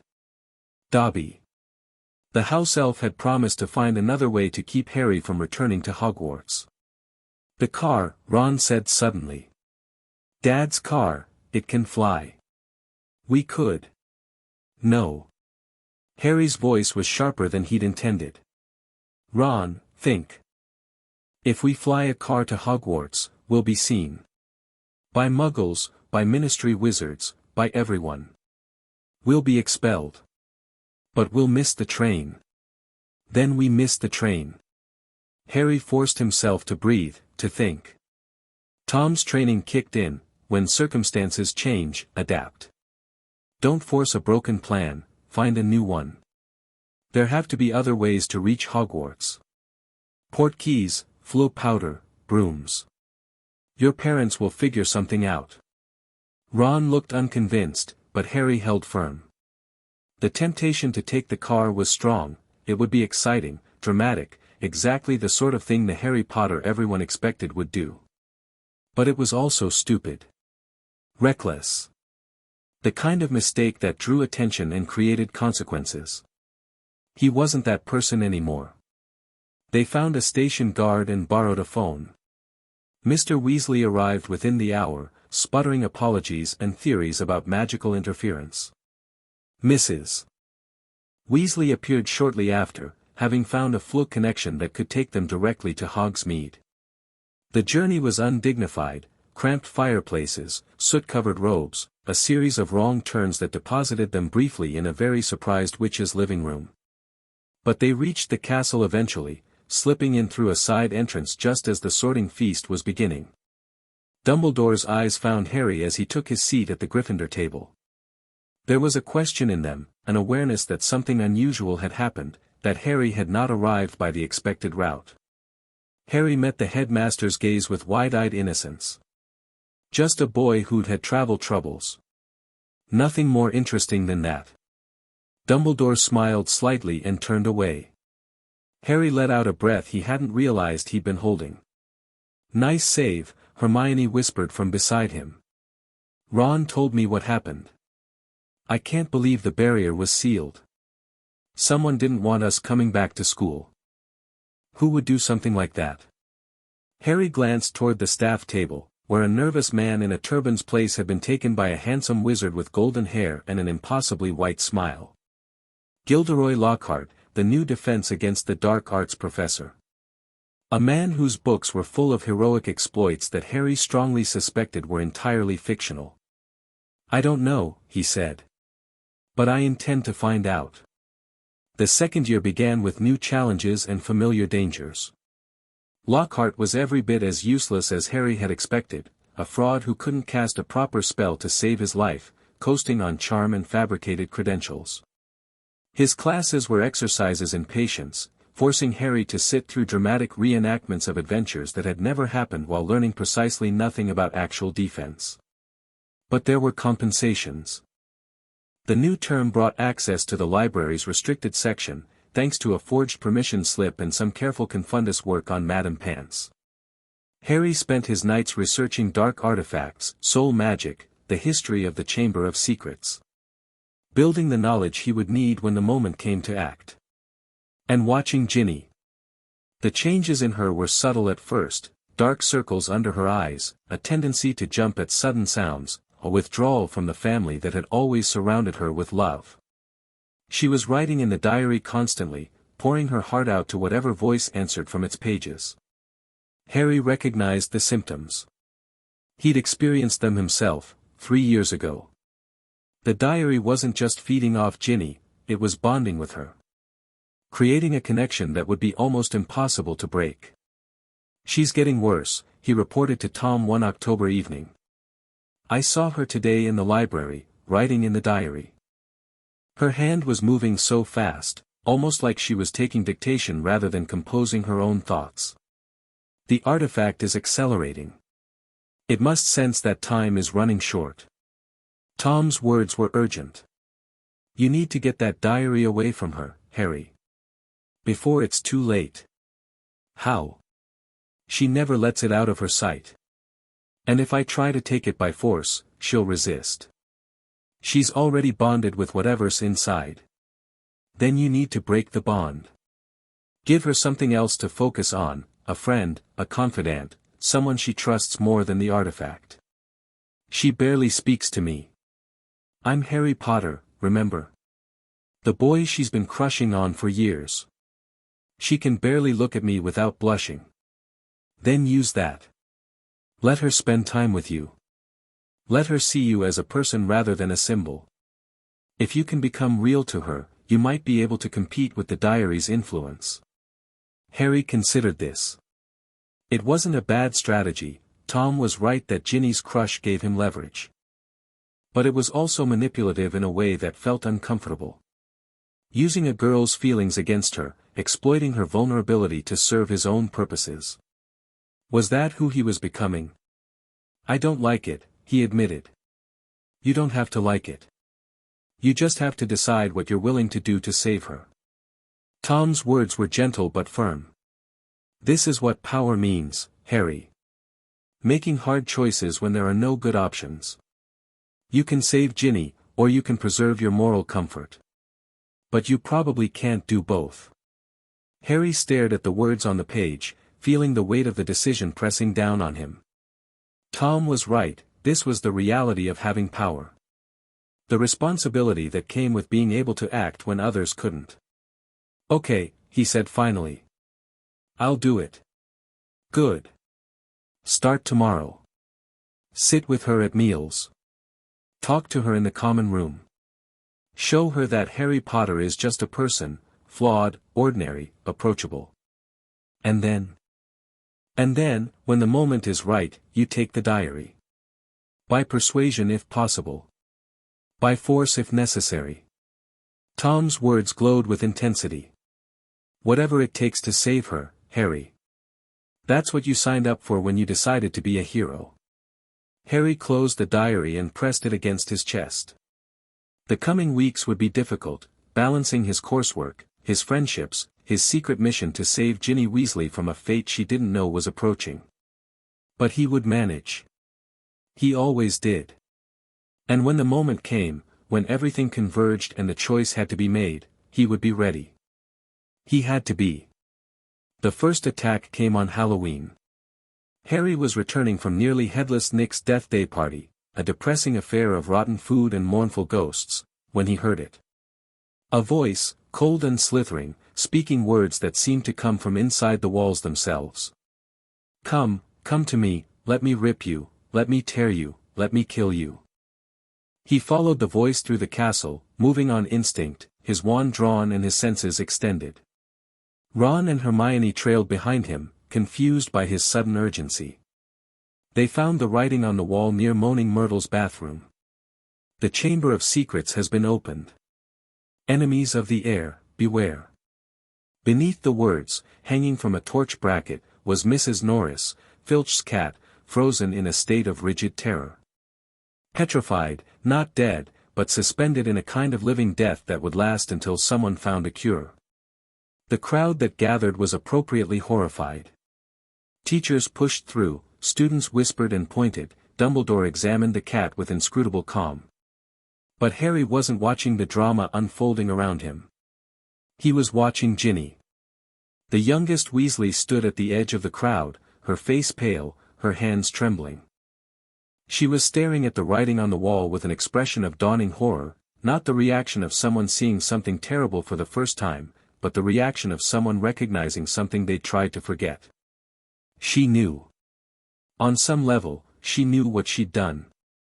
Harry caught her eye and saw the guilt there, the confusion, the desperate hope that someone would understand what was happening to her. He wanted to go to her, to tell her that he knew, that he could help. But not here. Not now. Not with Dumbledore watching and the whole school gathered around. Later, he promised silently. I'll find a way to help you. Just hold on a little longer. Ginny turned away, disappearing into the crowd. And Harry let her go, filing the moment away for later analysis. The chamber was open. The air was active. And Ginny Weasley was trapped in a nightmare she couldn't escape. The game had entered its final phase. And Harry was running out of time. The weeks that followed were a blur of investigation and desperation. More attacks came, students this time, found petrified in hallways and classrooms, their bodies rigid and their eyes frozen in expressions of terror. The school descended into panic. Parents withdrew their children. Teachers patrolled the corridors with wands drawn. And the whispers about Harry Potter, the Parselmouth, the boy who'd been near every crime scene, grew louder and more hostile. "They think you're the heir of Slytherin," Tom observed one night. "The irony is exquisite. It's not ironic. It's inconvenient." Harry was tired, stretched thin by the competing demands of classes, investigation, and his campaign to reach Ginny. "I'm supposed to be building alliances and instead I'm becoming a pariah. Use it. The suspicion isolates you, but it also gives you freedom. People who think you're dangerous won't watch you as closely as people who think you're a hero." Harry considered this. Tom was right, the shift in his reputation had changed the social dynamics around him. Ron and Hermione stuck by his side, loyal as always, but others kept their distance. Teachers watched him with suspicion rather than the adoring interest they'd shown the boy who lived. It was uncomfortable. But it was also opportunity. He increased his time with Ginny, using the other students' avoidance to create space for their conversations. She was easier to reach now, the diary's influence seemed to ebb and flow, giving her windows of clarity that Harry learned to recognize and exploit. "You look tired," he said one evening in the common room, taking the seat beside her. "Nightmares?" Ginny flinched, then forced a smile. "A few. It's been a hard year." "Tell me about it." She looked at him then, really looked, past the legend and the reputation to the person underneath. And something in her expression shifted. "You actually care," she said, sounding surprised. "I thought. Everyone says you're dangerous. That you might be the heir. Do you believe them?" "No." The answer was immediate, certain. "You saved me from that troll last year. You're kind to first years when you think no one's watching. You're not." She trailed off, looking uncomfortable. "Not what?" "Not what the diary says you are." Harry's heart clenched. She'd mentioned it. Actually mentioned the artifact that was slowly consuming her. "What does the diary say about me?" he asked carefully. Ginny's face went pale. "I shouldn't have, I didn't mean, it's okay." Harry reached out and took her hand, feeling her trembling. "You can tell me. I won't judge." The story came out in fragments, broken and confused. A diary she'd found among her school things. A voice that answered when she wrote to it. Blackouts and lost time and waking up in strange places with no memory of how she'd gotten there. "I think I'm going mad," she whispered. "Harry, I think I'm doing terrible things and I don't know how to stop." Harry felt something break inside him. This girl, this innocent, terrified child, was being used by a fragment of Voldemort's soul. And she didn't even understand what was happening to her. "Show me," he said. "Show me the diary." Ginny hesitated. Her hand moved toward her bag, then stopped, as if fighting against an invisible force. "I can't," she said, her voice strange. "It doesn't want me to." "Fight it. You're stronger than it is." "I'm not. I'm really not." Tears were streaming down her face now. "It's inside me, Harry. It knows everything I think, everything I feel. And it's getting stronger. Every day, it's getting stronger." Harry made a decision. "Wait here," he said. "I'm going to get help." He didn't wait for her response. He rose from the couch and walked toward the portrait hole, his mind racing through options. He couldn't tell Dumbledore, the headmaster would destroy the diary without understanding what it was, without realizing that Tom was different from whatever had possessed Ginny. But he couldn't handle this alone either. He needed help. Real help, from someone who would understand. He needed to contact Draco Malfoy. The meeting happened 3 days later. Harry slipped out of Gryffindor Tower after midnight, using the invisibility cloak to navigate the patrolled corridors. He reached the designated meeting place, an unused classroom on the 4th floor, and found Draco waiting. "You look terrible," Draco observed. "The suspicion must be wearing on you." "It's not the suspicion. It's the situation." Harry dropped into a chair, letting the exhaustion show. "Your father planted something in the Weasley girls' belongings. Something dark. I need to know what it is." Draco's expression flickered: surprise, calculation, careful neutrality. "My father plants a lot of things in a lot of places. You'll have to be more specific." "A diary. Black leather, probably old. It's possessing her, Draco. Using her to open the Chamber of Secrets." Silence. Draco's mask slipped for a moment, revealing something that looked almost like fear. "You know about the chamber." "I know about a lot of things. Including how dangerous that diary is, for Ginny, for the school, for your father if anyone traces it back to him." Draco was quiet for a long moment. Then, "Why are you telling me this?" "Because I think you don't want innocent people to die. Because I think you're smarter than your father. And because I need an ally who understands what we're dealing with." "And what do you think we're dealing with?" Harry met Draco's eyes. "A piece of the Dark Lord's soul, trapped in an object, trying to resurrect itself by draining the life of a young girl." The words hung in the air between them. Draco's face went white. "How do you know that?" "Because I've been studying it for 3 years. Because I understand dark magic better than anyone expects. And because," Harry took a breath. "Because I have one too." He pulled out Tom's diary, his diary, the one that had been his companion and teacher and family for as long as he could remember. "This was made by the same magic. Created by the same person. But it's different, Draco. It doesn't want to possess me or drain me. It wants to help me." Draco stared at the diary like it might bite him. "That's insane. You've been carrying a piece of the Dark Lord's soul for 3 years. Not carrying. Partnering. The fragment inside this diary, he's not like Voldemort. He's become something else. Something better. And you trust it?" "I trust him. His name is Tom. And he's the closest thing to family I've ever had." The conversation that followed was long and complicated. Draco asked questions, hard questions, skeptical questions, questions that forced Harry to articulate things he'd never put into words before. And Harry answered them as honestly as he could, knowing that this conversation would determine whether he gained an ally or created an enemy. By the time the sun began to rise, they'd reached an understanding. "I'll find out what I can about the diary my father planted," Draco said, rising from his chair. "If there's a way to neutralize it without exposing anyone, I'll let you know. And if there isn't, then we'll figure something else out. Together." Draco extended his hand. "You're not what I expected, Potter.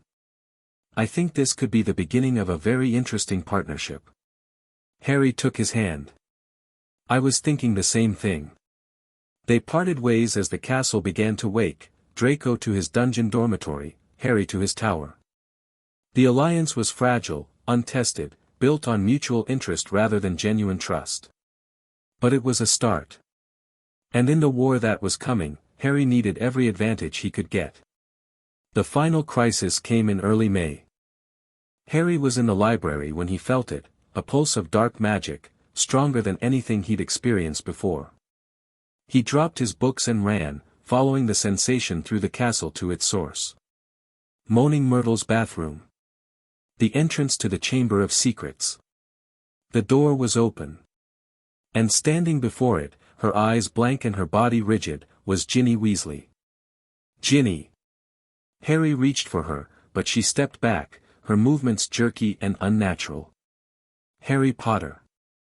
The voice that emerged from her mouth wasn't Ginny's, it was older, colder, horribly familiar. "I've been waiting for you." Let her go. Let her go.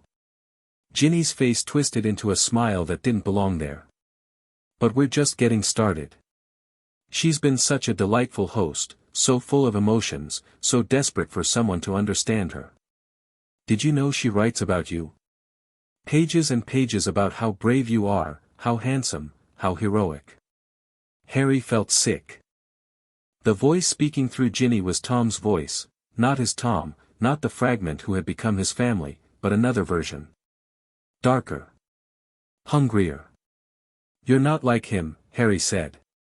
The Tom I know wouldn't do this. The Tom you know is weak. Corrupted by sentiment, by attachment, by the same pathetic emotions that make humans so easy to manipulate. Ginny's eyes flashed with contempt. I am what he was meant to be. What he would have become if you hadn't infected him with your weakness. Let her go, and we can talk. Talk. The word dripped with scorn. You want to negotiate with the heir of Slytherin? The master of the chamber? Ginny's body moved toward the entrance, toward the darkness waiting below. Come with me, Harry Potter. Come and see what I've built. And then we'll discuss whether negotiation is possible. She disappeared into the chamber. Harry hesitated only a moment before following. The path was dark, damp, littered with the bones of small animals. Harry moved through it with wand drawn, his senses extended to their limits. He could feel the basilisk somewhere ahead, a massive presence, ancient and patient and impossibly dangerous. And he could feel something else. Something that called to him in a way he couldn't quite identify. The chamber itself was enormous, a vast cathedral of green stone, dominated by a massive stone face that Harry recognized from his research. Salazar Slytherin, founder of the house that bore his name. Builder of the chamber. Creator of the monster that waited within. Ginny stood at the center of the space, her body limp now, barely conscious. And standing beside her, growing more solid with every passing moment, was a figure Harry had seen only in mirrors and dreams. Tom Riddle. Young and handsome and radiating dark power. Welcome to my chamber, Tom said, his voice echoing through the stone hall. Do you like what I've done with the place? Let her go. So predictable. The hero, rushing in to save the innocent. Tom's smile was cold. But I don't think I will. You see, I need her. Her life force is feeding my resurrection. In a few more minutes, she'll be dead and I'll be alive, properly alive, for the first time in 50 years. I won't let that happen. You won't let, Tom laughed, the sound sharp and cruel. You're a second-year student with a borrowed wand and delusions of heroism. I am the heir of Slytherin, the greatest wizard of my age, the future master of death itself. What exactly do you think you can do to stop me? Harry reached into his pocket and pulled out his diary, his Tom's diary. He held it up, letting the other Tom see. I have one too, he said quietly. A different version of you. One that chose a different path. The other Tom's expression flickered, confusion, recognition, something that might have been fear. Where did you get that? I found it. 3 years ago, hidden in my aunt's belongings. And the voice inside. He's been my family ever since. Harry stepped forward, keeping the diary raised. He told me about you. About what you were trying to do. About the Horcruxes and the chamber and the monster waiting in the walls. Then you know you can't win. You know what I'm capable of. I know what you were capable of. But you've been trapped in a diary for 50 years, feeding on a child's emotions. You're not what you were. Harry's voice was steady now, confident. And I'm not what you think I am. He spoke in Parseltongue, the words flowing from his tongue like music. Come to me. Come to your master. The chamber shook. Deep in the darkness, something moved, something massive and ancient and impossibly powerful. The basilisk emerged from the shadows. Its eyes were closed. Harry had thought to command that first, knowing that a single glimpse would mean death. But even blind, the creature was terrifying.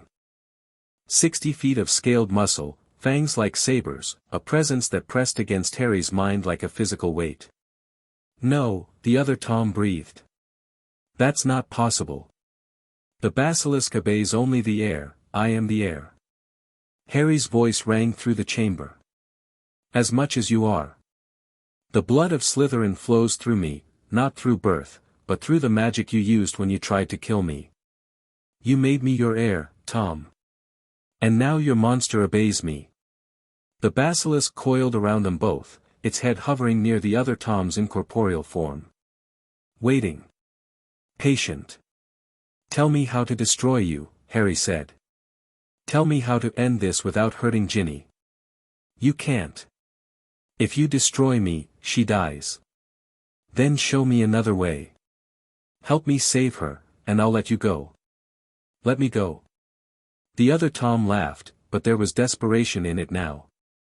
Go where? I'm a fragment, Potter. A piece of something that doesn't exist anymore. Without a host, I'm nothing. Harry thought about this. About what it meant to be a fragment, a piece of a larger whole, dependent on others for existence. He thought about his Tom. About the relationship they'd built over 3 years of loneliness and learning and love. Then join us, he said. The word surprised him as much as they surprised the other Tom. What? Join us. The fragment I carry, he's become something more than what he was. Something better. You could too. Harry held out the diary, offering it like a gift. We could merge you. Give you a place to exist that isn't a dying girl's body. That's insane. 2 fragments in one host, the magic wouldn't sustain it. It might. If the host was willing. If the fragments chose to cooperate rather than compete. Harry stepped closer, lowering the basilisk back into passive waiting. I'm offering you a chance, Tom. A chance to be something other than what you were made for.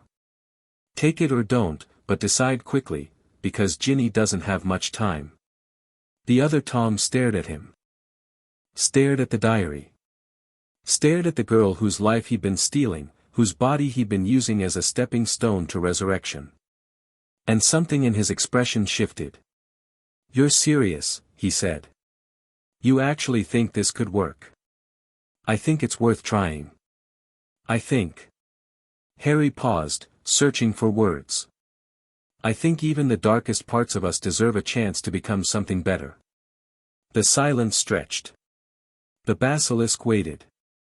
Ginny's breathing grew more shallow. And then, slowly, the other Tom reached out and touched the diary. Light exploded through the chamber, not dark magic, but something else. Something that felt like possibility. Like hope. When it faded, Ginny was breathing normally, color returning to her cheeks. The other Tom had vanished. And the diary in Harry's hands felt different. Heavier. More complex. Harry. 2 voices spoke in unison, blending into something new. What did you do? I gave you both a chance, Harry said quietly. I hope you'll use it well. He gathered Ginny in his arms and carried her out of the chamber, the basilisk retreating into the shadows behind them. The entrance sealed itself as they passed, hiding its secrets for another generation. He didn't know if he'd done the right thing. Didn't know what merging 2 fragments of a Dark Lord's soul would create, what consequences would ripple out from this choice. But he knew one thing, he'd saved Ginny. Saved both Toms. Given everyone a chance at something better than the paths they'd been walking. That had to count for something. It had to. The aftermath was chaos. Dumbledore accepted Harry's story, mostly, and arranged for Ginny's recovery and the school's return to normal. Lucius Malfoy was quietly implicated, though nothing could be proven directly. The basilisk remained hidden, its existence known only to Harry and his newly merged companion. And life went on. Summer arrived with its familiar rhythms of departure and anticipation. Harry returned to the Dursleys, briefly, before arranging more permanent accommodation with the help of his growing network of allies. "You've changed things," the merged Tom observed one evening, his voice now a harmony of two perspectives. "The timeline has shifted. Events that should have happened won't, events that shouldn't have might. Are you ready for the consequences?" "No," Harry admitted. "But I'll face them anyway. That's what heroes do, isn't it? That's what you've always done." The diary warmed in his hands, a familiar comfort in an uncertain world. "And whatever comes next, whatever challenges await, you won't face them alone." Harry smiled and closed the diary, tucking it safely into his trunk. The second year was over. The chamber was sealed. The immediate crisis had passed. But the war was still coming. Voldemort was still out there, hunting for a way back to power. And Harry Potter, the boy who lived, the heir of Slytherin, the boy with a fragment of the Dark Lord's soul merged into his closest companion, had work to do. The game was far from over. But for the first time, Harry felt like he might actually be winning. Chapter 5 and Chapter 6, The Sorting of Harry Potter. The Hogwarts Express thundered through the Scottish countryside, carrying its cargo of young witches and wizards toward another year of magical education. Harry Potter sat alone in a compartment near the rear of the train, watching the landscape blur past his window while his mind worked through the implications of everything that had changed. The merger had transformed Tom. Not destroyed him, not corrupted him, but fundamentally altered the nature of what he was. Two fragments of the same soul, carrying different experiences and different perspectives, had combined into something neither had been alone.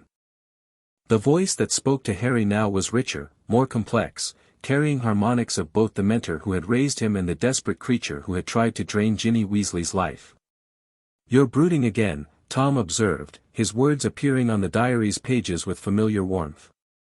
"That's becoming a habit. I'm thinking. There's a difference." "Is there?" "Both involve staring into space with a furrowed brow while ignoring the world around you." Harry smiled despite himself. The merger had given Tom something he'd lacked before, a sense of humor that went beyond sardonic observation. The desperate fragment had contributed a certain gallows wit that complemented the original Tom's dry intelligence. "I'm thinking about what comes next," Harry said, keeping his voice low even though the compartment was empty. "The chamber is sealed. Ginny is safe. But Voldemort is still out there, and now he knows someone interfered with his plans. He knows someone opened the chamber and then closed it again. He doesn't know it was you, or that his diary Horcrux has been repurposed." Tom's words carried a thread of dark amusement. "In fact, he probably believes the diary was destroyed. Which gives us an advantage." "What kind of advantage?" "He'll be looking for other ways to return to power. Other artifacts, other servants, other opportunities. And while he's searching, we'll be preparing. Building strength, gathering allies, positioning ourselves for whatever confrontation eventually comes." Harry nodded slowly. The strategy made sense. It was the same long-game approach Tom had been teaching him since he was 8 years old. But something felt different now. The merger had changed Harry's perspective too, in ways he was still trying to understand. The desperate fragment had brought memories with it. Flashes of 50 years spent trapped in a diary, feeling his consciousness fade and surge with the cycles of magical energy around him. The terrible hunger that came with being incomplete, the driving need for connection that had made him reach out to Ginny Weasley despite knowing what it would cost her. Harry understood that hunger now. Understood how isolation could twist even the strongest mind into something desperate and dangerous. It made him more determined than ever to build the connections that would anchor him to the world. To never become the kind of creature that fed on others because it had nothing else. The compartment door slid open. "There you are." Hermione Granger bustled in, her arms full of books and her face flushed with the particular excitement she always wore at the start of term. "Ron and I have been looking everywhere. Why are you hiding back here?" "I'm not hiding. I'm thinking." "Well, think with us. It's more fun." Hermione dropped into the seat across from him, immediately launching into a detailed analysis of their new course schedules. Ron arrived moments later, trailing chocolate frog wrappers and complaints about the food trolley's limited selection. Harry let himself be absorbed into their orbit, playing his role with practiced ease. The eager friend, the loyal companion, the boy who was just like them beneath the famous scar. But underneath the performance, his mind was still working. Still planning. Still preparing for whatever came next. The game was far from over. The sorting ceremony that year held particular significance for Harry. Not because of the first years being sorted, though he watched with idle curiosity as the hat made its decisions, but because of what the ceremony represented. The moment when young witches and wizards were categorized, labeled, assigned to tribes that would shape their social relationships for the next 7 years. He'd chosen Gryffindor 2 years ago, manipulating the hat into placing him where he could best pursue his goals. It had been the right decision. The House of Heroes provided cover, access, credibility that Slytherin never could have offered. But watching the sorting now, with the merged Tom's expanded perspective echoing in his mind, Harry saw things he'd missed before. The hat wasn't just categorizing students. It was shaping them. Slytherin, the hat cried, and a small boy with dark hair walked toward the green and silver table with his shoulders already hunching, already preparing for the suspicion and hostility that came with that house assignment. Gryffindor, and a girl practically bounced toward the red and gold table, her smile bright with the knowledge that she'd landed in the hero's house, the winner's house, the house that everyone loved. The system perpetuated itself. Slytherins became dark wizards because everyone expected them to become dark wizards. Gryffindors became heroes because the narrative demanded it. The other houses filled in the gaps, Ravenclaws as the clever ones, Hufflepuffs as the loyal ones, but always secondary to the central drama between courage and cunning. "You're seeing it," Tom murmured, his voice a quiet harmony in Harry's mind. "The machine that creates the conflict it claims to resolve. Did you see it? When you were sorted?" "Not then. But later, when I was building my movement, I understood. The house system creates divisions that make wizards easier to control. Slytherins distrust Gryffindors, Gryffindors despise Slytherins, and the Ministry and Dumbledore and everyone else who benefits from a divided population can play both sides against each other forever." Harry watched as the last first year was sorted, a nervous girl who ended up in Hufflepuff, looking relieved to avoid both the heroes and the villains. The great hall erupted in applause, welcoming the new students to their respective tribes. "We could change it," Harry said quietly. "If we had enough power, enough influence. We could tear the whole system down and build something better. We could. But that's not the immediate goal." Tom's voice carried a note of caution. "First, we survive. First, we grow strong enough that no one can threaten us. Then, and only then, do we start rebuilding the world." Harry nodded, turning his attention to the feast that was appearing on the tables. The strategy was sound. The timeline was long. But somewhere in the back of his mind, a seed had been planted. A vision of what the wizarding world could become, if only someone had the will to change it. Someday, he would be that someone. For now, he ate his dinner and played his part. The first week of third year brought new classes and new complications. Care of magical creatures, taught by Hagrid, was a disaster from the start. The Hippogriff incident, Draco's theatrical injury, the subsequent investigation, the threat to Buckbeak's life, created exactly the kind of political mess that Harry had learned to recognize and exploit.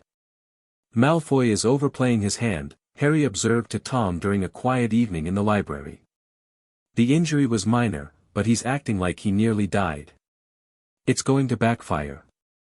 His father put him up to it. Lucius wants to embarrass Dumbledore by getting a creature associated with Hagrid executed." Tom's analysis was clinical. "It's petty revenge for last year's diary debacle. The man has no sense of proportion. Should I intervene?" "Not directly.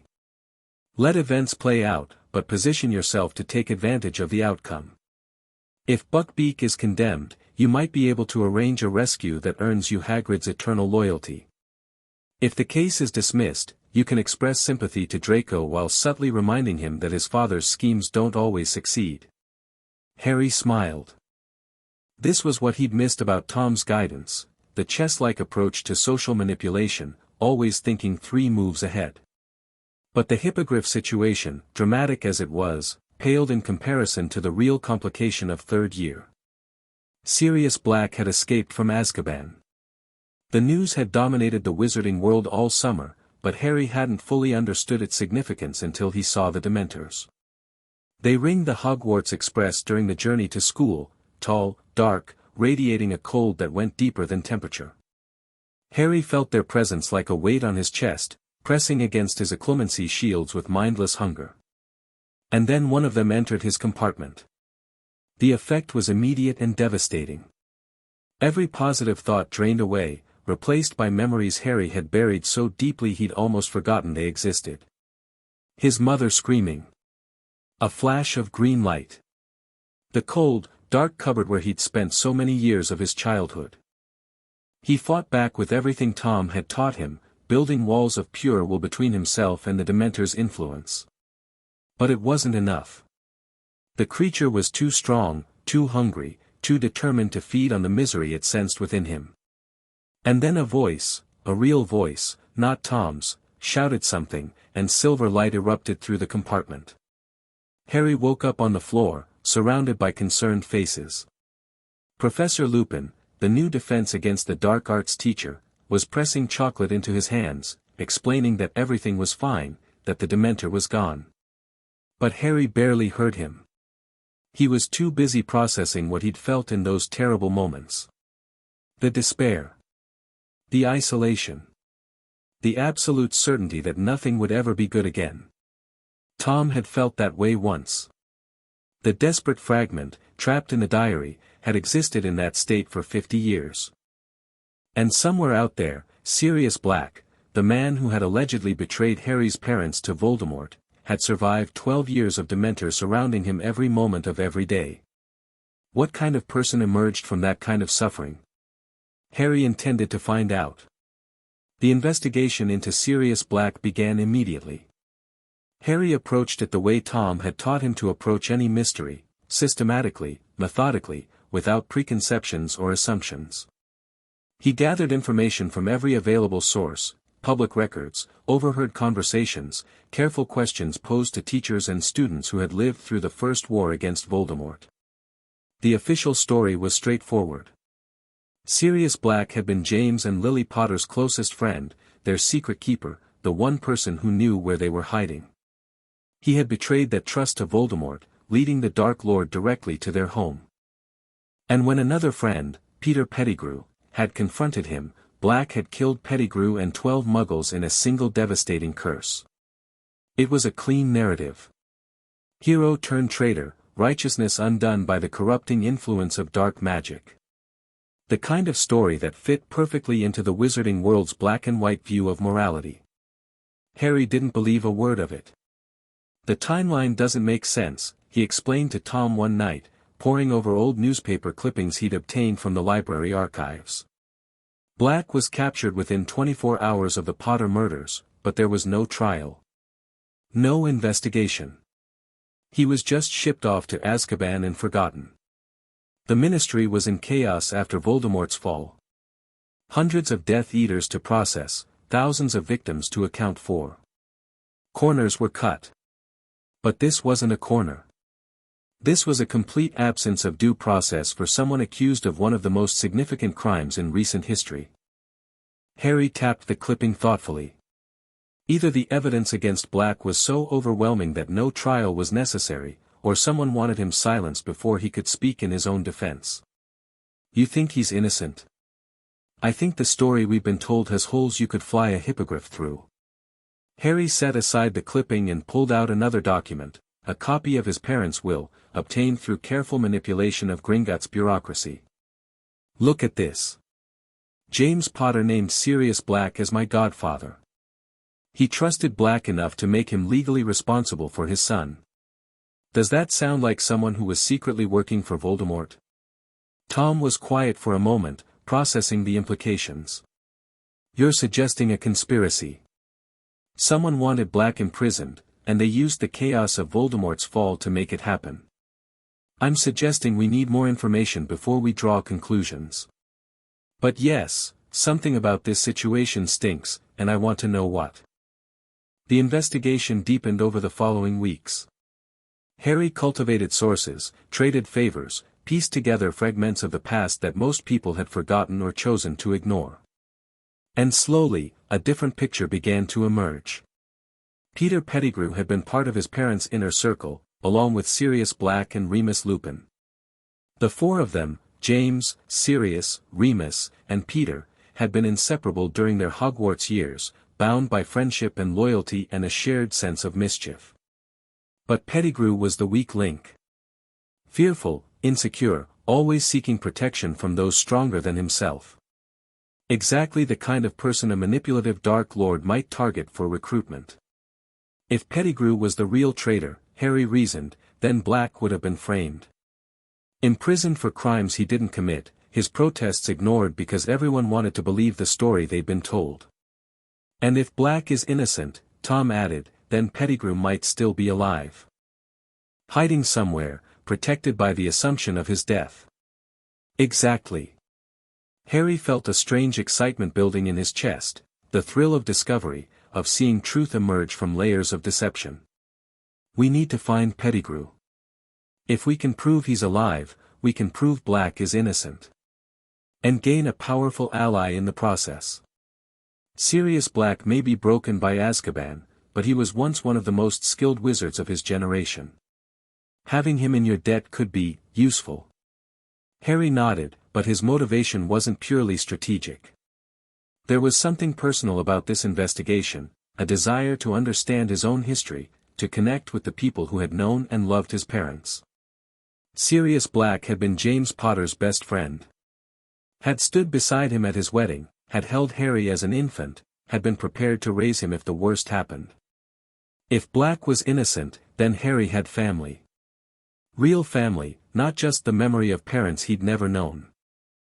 That possibility was worth pursuing, regardless of the strategic implications. The breakthrough came in early November. Harry was in the Gryffindor common room, practicing the Patronus charm that Professor Lupin had been teaching him, when he noticed something strange about Ron's pet rat. Scabbers had been acting odd for weeks, nervous, twitchy, constantly trying to escape from Ron's pocket. Harry had assumed it was just old age. The rat had been in the Weasley family for over a decade, which was ancient for a common pet. But watching Scabbers now, with his newly trained senses extended, Harry felt something he hadn't expected. Magic. Faint, barely detectable, but unmistakably present. Scabbers wasn't a normal rat. Tom, Harry wrote urgently that night, hidden behind the curtains of his four-poster bed. Ron's rat is magical. Not enchanted, actually magical, like it has its own core of power. Tom's response was immediate and intense. An animagus. A wizard in animal form, hiding in plain sight. For 12 years. In the Weasley household. The timing matches perfectly. Pettigrew disappeared 12 years ago, supposedly killed by Black. If he was an animagus, if he could transform into a rat, he would have had the perfect cover. Hide with a wizarding family, stay close to news and events, wait for an opportunity to return to his master. Harry's blood ran cold. Peter Pettigrew, the man who had betrayed his parents, had been sleeping in Ron's bedroom for years. Had been carried in Ron's pocket, fed from Ron's hand, treated as a beloved family pet. The violation of it was staggering. We need proof, Harry said. Something concrete that we can show to the authorities. The animagus transformation leaves traces that can be detected with the right spells. But performing those spells on someone else's pet without explanation would be suspicious. Tom paused. You'll need to catch him in human form. Force the transformation somehow. How do I do that? I'm not certain. But I know someone who might be able to help. Harry understood immediately. Lupin. He was friends with my father, with Black, with Pettigrew. If anyone knows about their animagus abilities, it's him. Be careful. Lupin has his own secrets, I can sense them, though I can't identify them precisely. He may not be the straightforward ally he appears to be. Harry nodded, already planning his approach. The game had just gotten more complicated, but also more clear. He knew who the enemy was now. He knew what he needed to prove. All that remained was the execution. The confrontation with Professor Lupin happened 3 days later. Harry approached him after a defense against the dark arts lesson, waiting until the other students had filed out before speaking. "Professor, I need to talk to you about something. Something private." Lupin's expression flickered, concern, wariness, something that might have been hope. "Of course, Harry. What's on your mind?" "I've been researching my parents' death. The official story, the trial records, or lack thereof, everything I could find about what really happened that night." Lupin went very still. "That's a difficult subject. I know. But I have questions, and I think you might have answers." Harry met the professor's eyes directly. "You were friends with my father. With Sirius Black. With Peter Pettigrew. You knew all of them, better than almost anyone." "I did." Lupin's voice was careful, measured. He was my best friend. We went through everything together. And you believe Sirius betrayed him?" The question hung in the air between them. Lupin's face contorted with old pain, old guilt, old uncertainty. "I believed it for 12 years, he said finally. The evidence seemed overwhelming. But lately I've had doubts." "What kind of doubts?"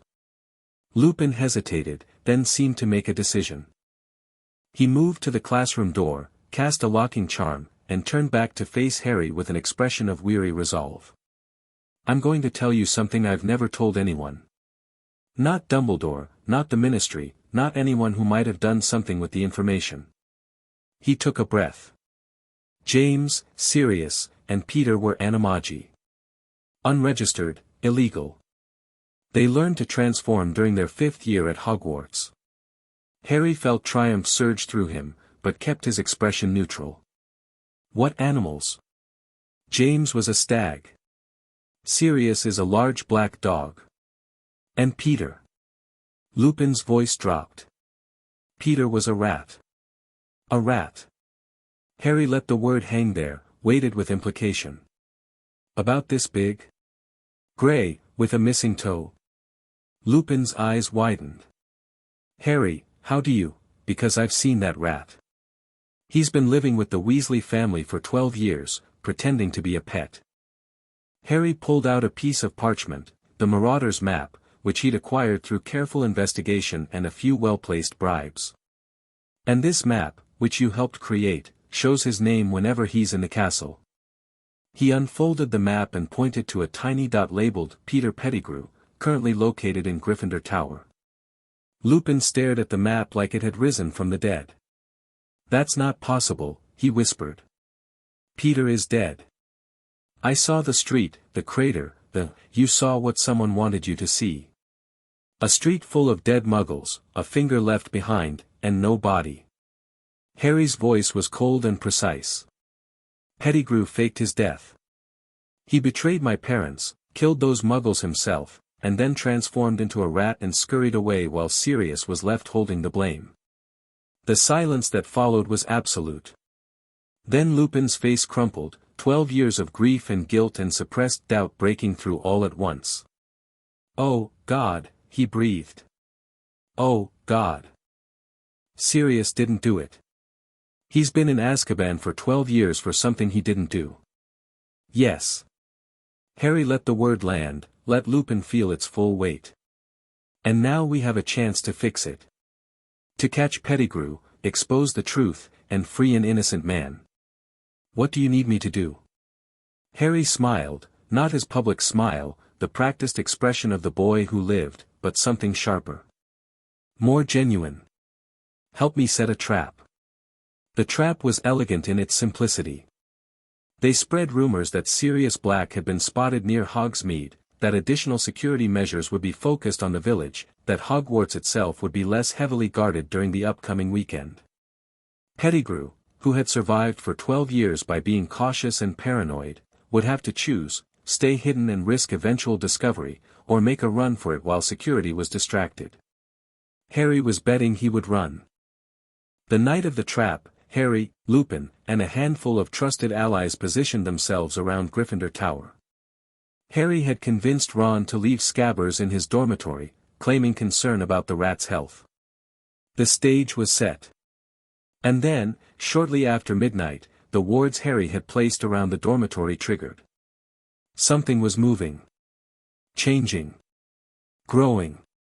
Harry burst through the door to find a small, balding man standing where the rat had been, Peter Pettigrew, alive and terrified and desperately looking for escape. "Don't move." Harry's wand was leveled at Pettigrew's chest, his voice cold with controlled fury. "If you transform, I'll kill you before you reach the window."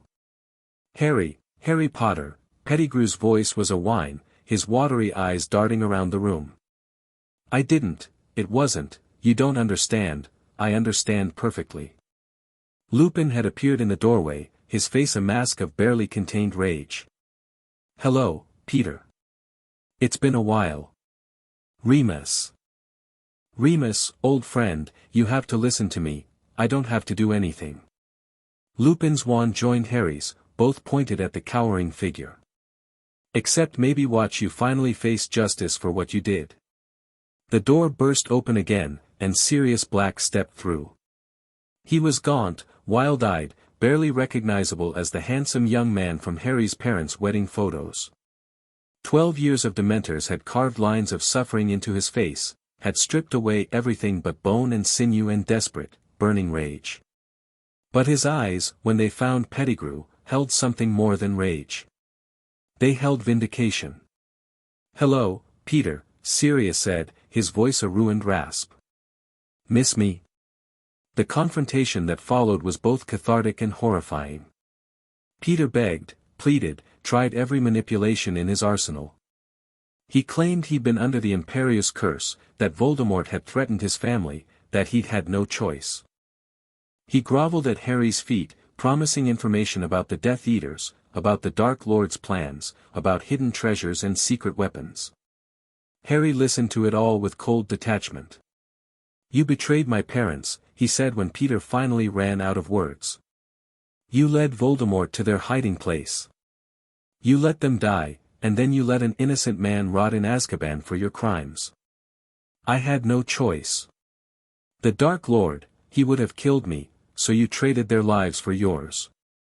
Harry's voice was flat, emotionless.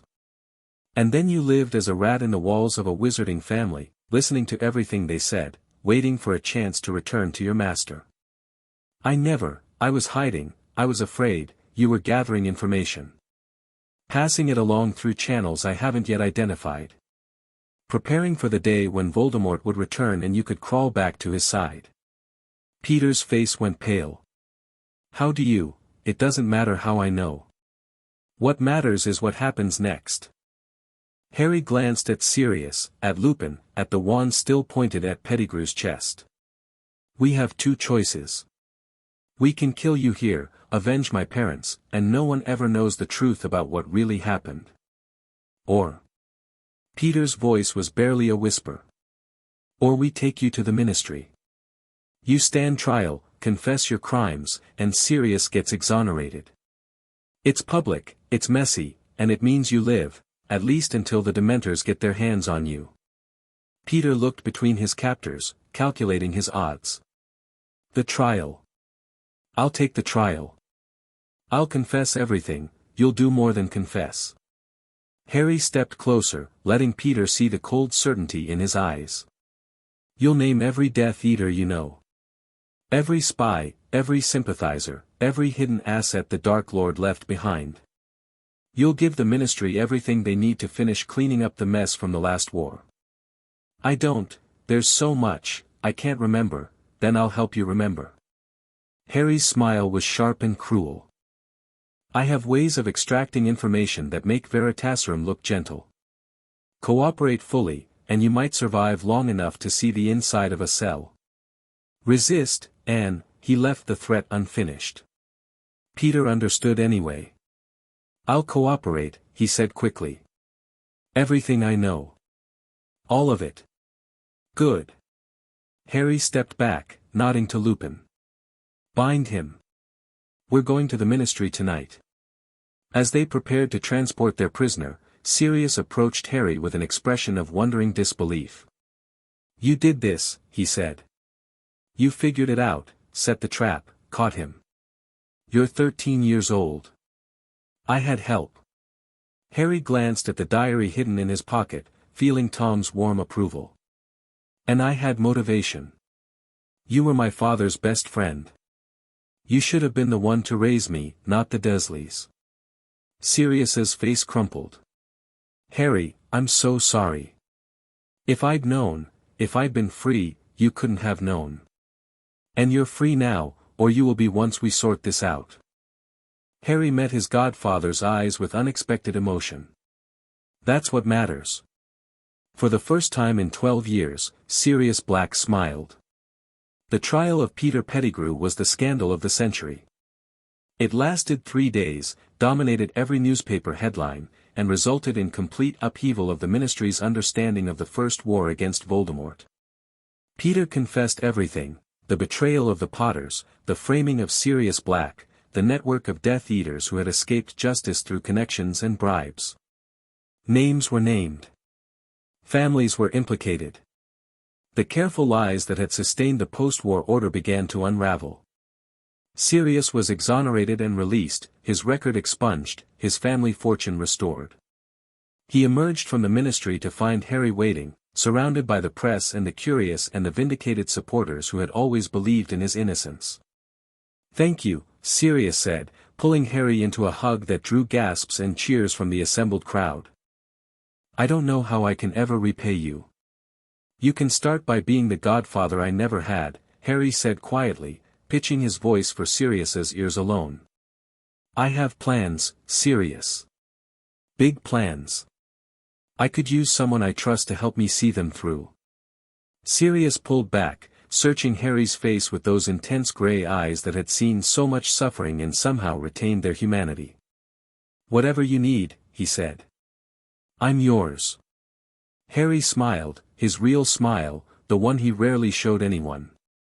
The 3rd year was half over, and already it had exceeded his wildest expectations.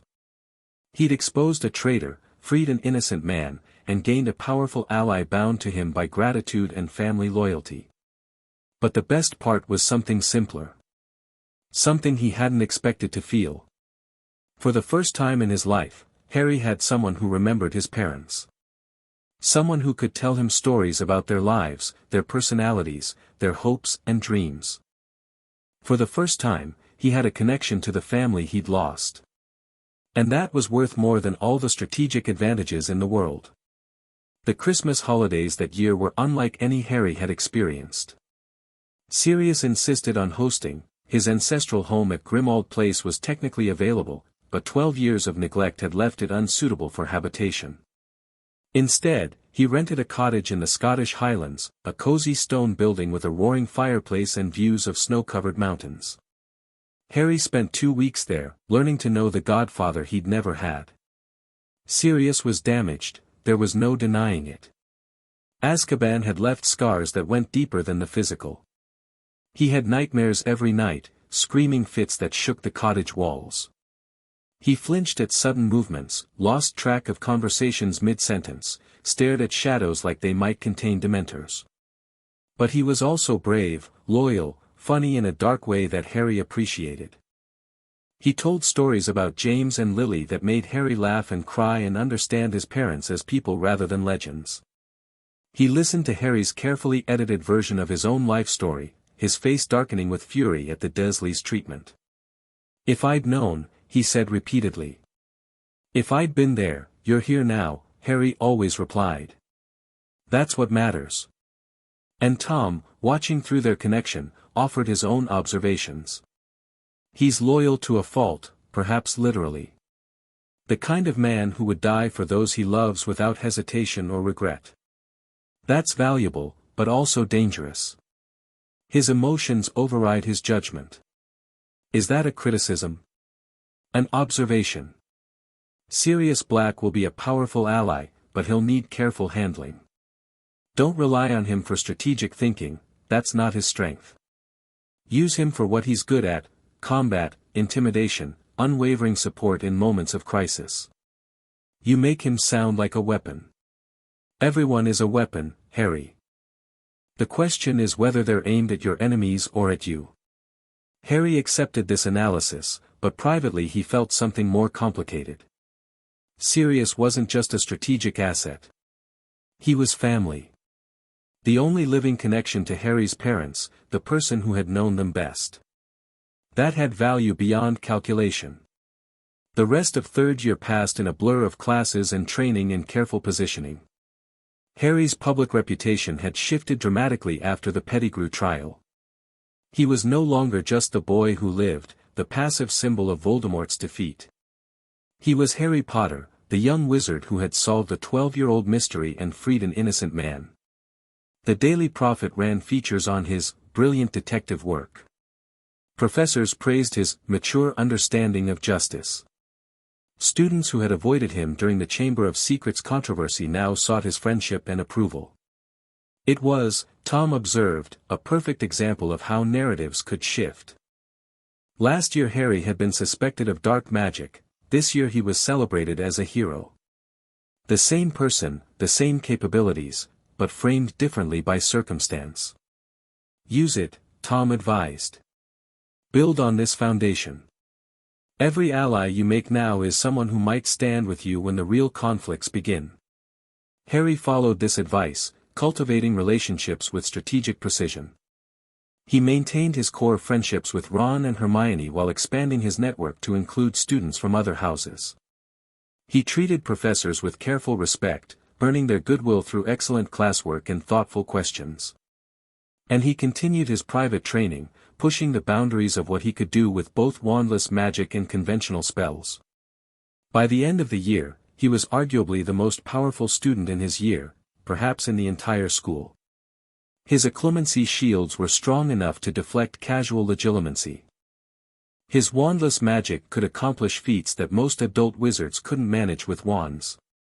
And his strategic thinking, honed by years of Tom's mentorship, let him see patterns and possibilities that others missed entirely. He was ready for whatever came next. The summer that followed brought exactly the kind of challenge he'd been preparing for. The Quidditch World Cup. A gathering of wizards from across the globe. The perfect opportunity to make connections, gather intelligence, and position himself for the conflicts to come. And, as it turned out, the moment when everything changed. The dark mark rose over the campsite 3 hours after the match ended. Harry had felt the attack coming, a shift in the magical atmosphere, a surge of dark energy that set his senses screaming. He'd grabbed Hermione and Ron and dragged them away from the main campsite moments before the Death Eaters appeared, masked and robed and firing curses at anyone they could reach. The chaos that followed was absolute. Wizards ran in every direction, families separated, ministry officials overwhelmed by the scale of the assault. And above it all, floating in the night sky, the skull and serpent of the dark mark announced to the world that the old evil had not been forgotten. Harry watched from the shadows of the forest, his mind working furiously. "This isn't a random attack," he said to Tom. "It's a message. Someone wants to remind the wizarding world that Voldemort's followers are still out there, still organized, still capable of striking. The timing is significant too. An international event, maximum witnesses, maximum humiliation for the ministry." Tom's analysis was clinical despite the horror unfolding around them. Whoever planned this wants attention. They're making a statement. About what? About power. About readiness. About the fact that the Dark Lord's movement isn't dead, just waiting. The ministry regained control eventually, driving off the attackers and beginning the process of damage assessment. Harry and his friends emerged from hiding, playing their parts as frightened teenagers, grateful to have survived the chaos. But Harry's mind was elsewhere, processing implications and possibilities. The Dark Mark. The Death Eaters. The message that had been sent. Something was building. Something that had been quiet for 13 years was beginning to stir again.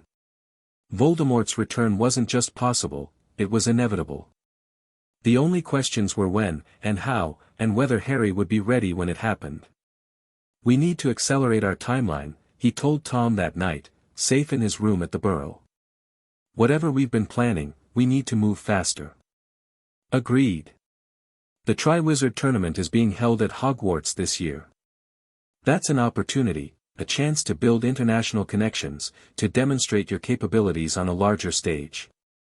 "I'm not old enough to enter. Official rules can be circumvented. And even if you don't compete yourself, you can influence events from the sidelines.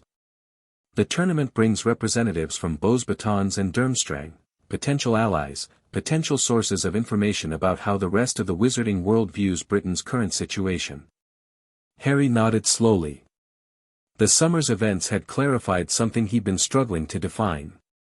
The war wasn't coming. The war had never ended. It had just been waiting for the right moment to resume.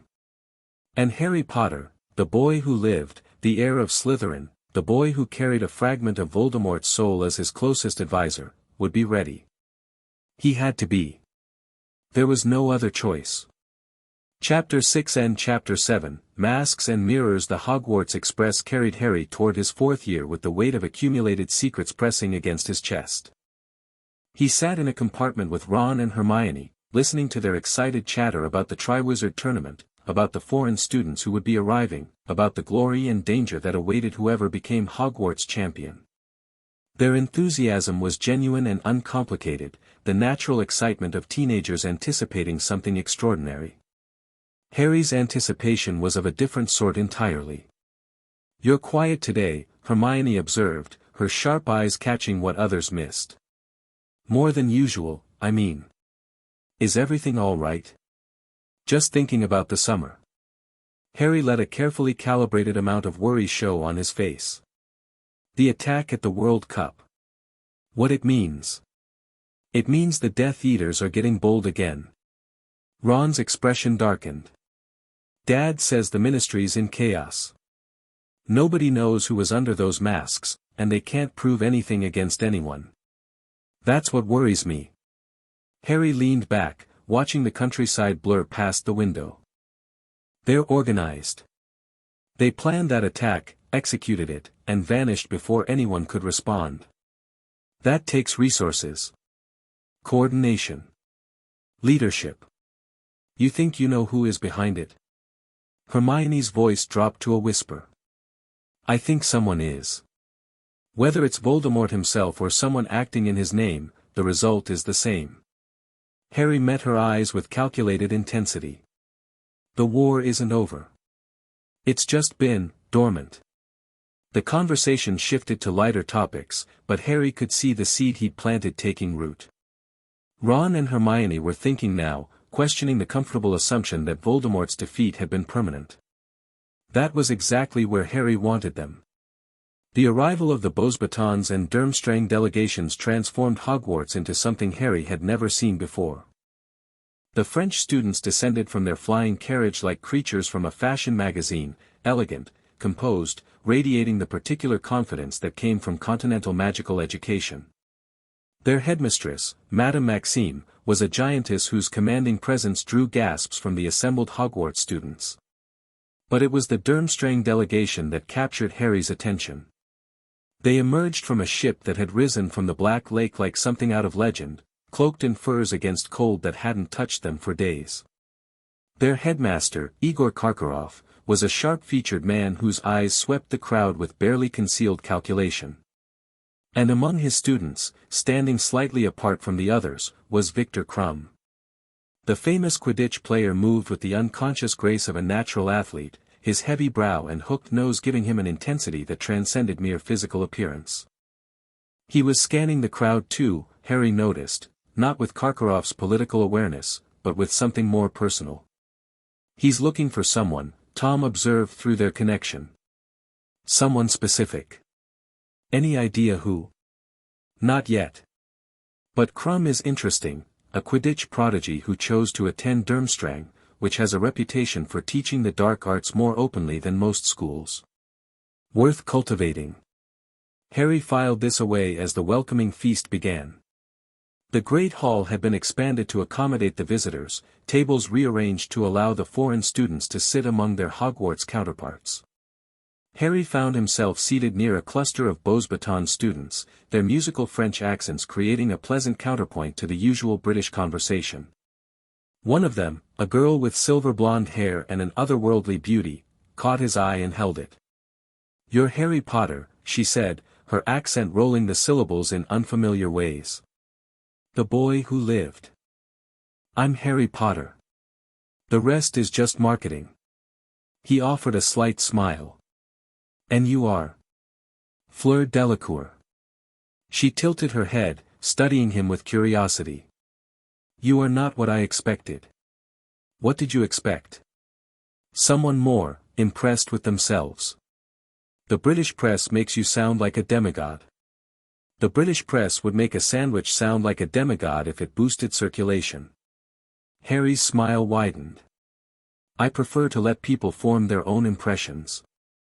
Fleur laughed, a sound like silver bells that drew attention from nearby students. "You are clever. That is more interesting than powerful." "I hope to be both." The conversation continued, light and probing, each of them testing the other's boundaries. Harry catalogued Fleur's tells, the slight tension when she spoke about the tournament, the pride when she mentioned her school, the calculated way she deployed her considerable charm. She was playing a game too. Perhaps not the same game as Harry, but something adjacent. "Vila heritage," Tom noted. "Probably a quarter, maybe less. It explains the effect she has on the male students around her, and the fact that you seem immune." "I noticed." "Is that significant?" "It suggests your occlumency is strong enough to resist passive magical influence. Or possibly that the soul fragment you carry provides some protection." A pause. "Either way, it makes you interesting to her. She's not used to being resisted." Harry filed this away too, adding Fleur Delacour to his mental list of potential assets. The tournament was bringing opportunities he hadn't anticipated. He intended to exploit every single one. The Goblet of Fire ceremony was a masterpiece of dramatic staging. Dumbledore unveiled the ancient artifact with appropriate solemnity, explaining the rules and risks while the assembled students watched with varying degrees of awe and ambition. An age line would prevent anyone under 17 from entering. The magical contract that bound champions was unbreakable. Glory awaited the winners, danger awaited everyone. Harry watched the older students approach the goblet over the following days, dropping their names into the blue flames with expressions ranging from confident to terrified.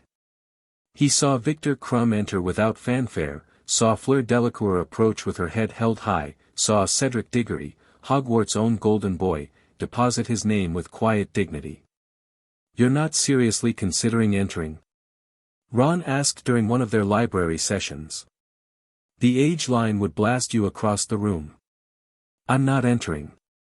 Harry kept his voice carefully neutral. "I'm observing. There's a lot to learn from watching how people approach this kind of challenge." "Like what?" "Like who's confident and who's pretending to be confident. Who's in it for glory and who's in it for something else."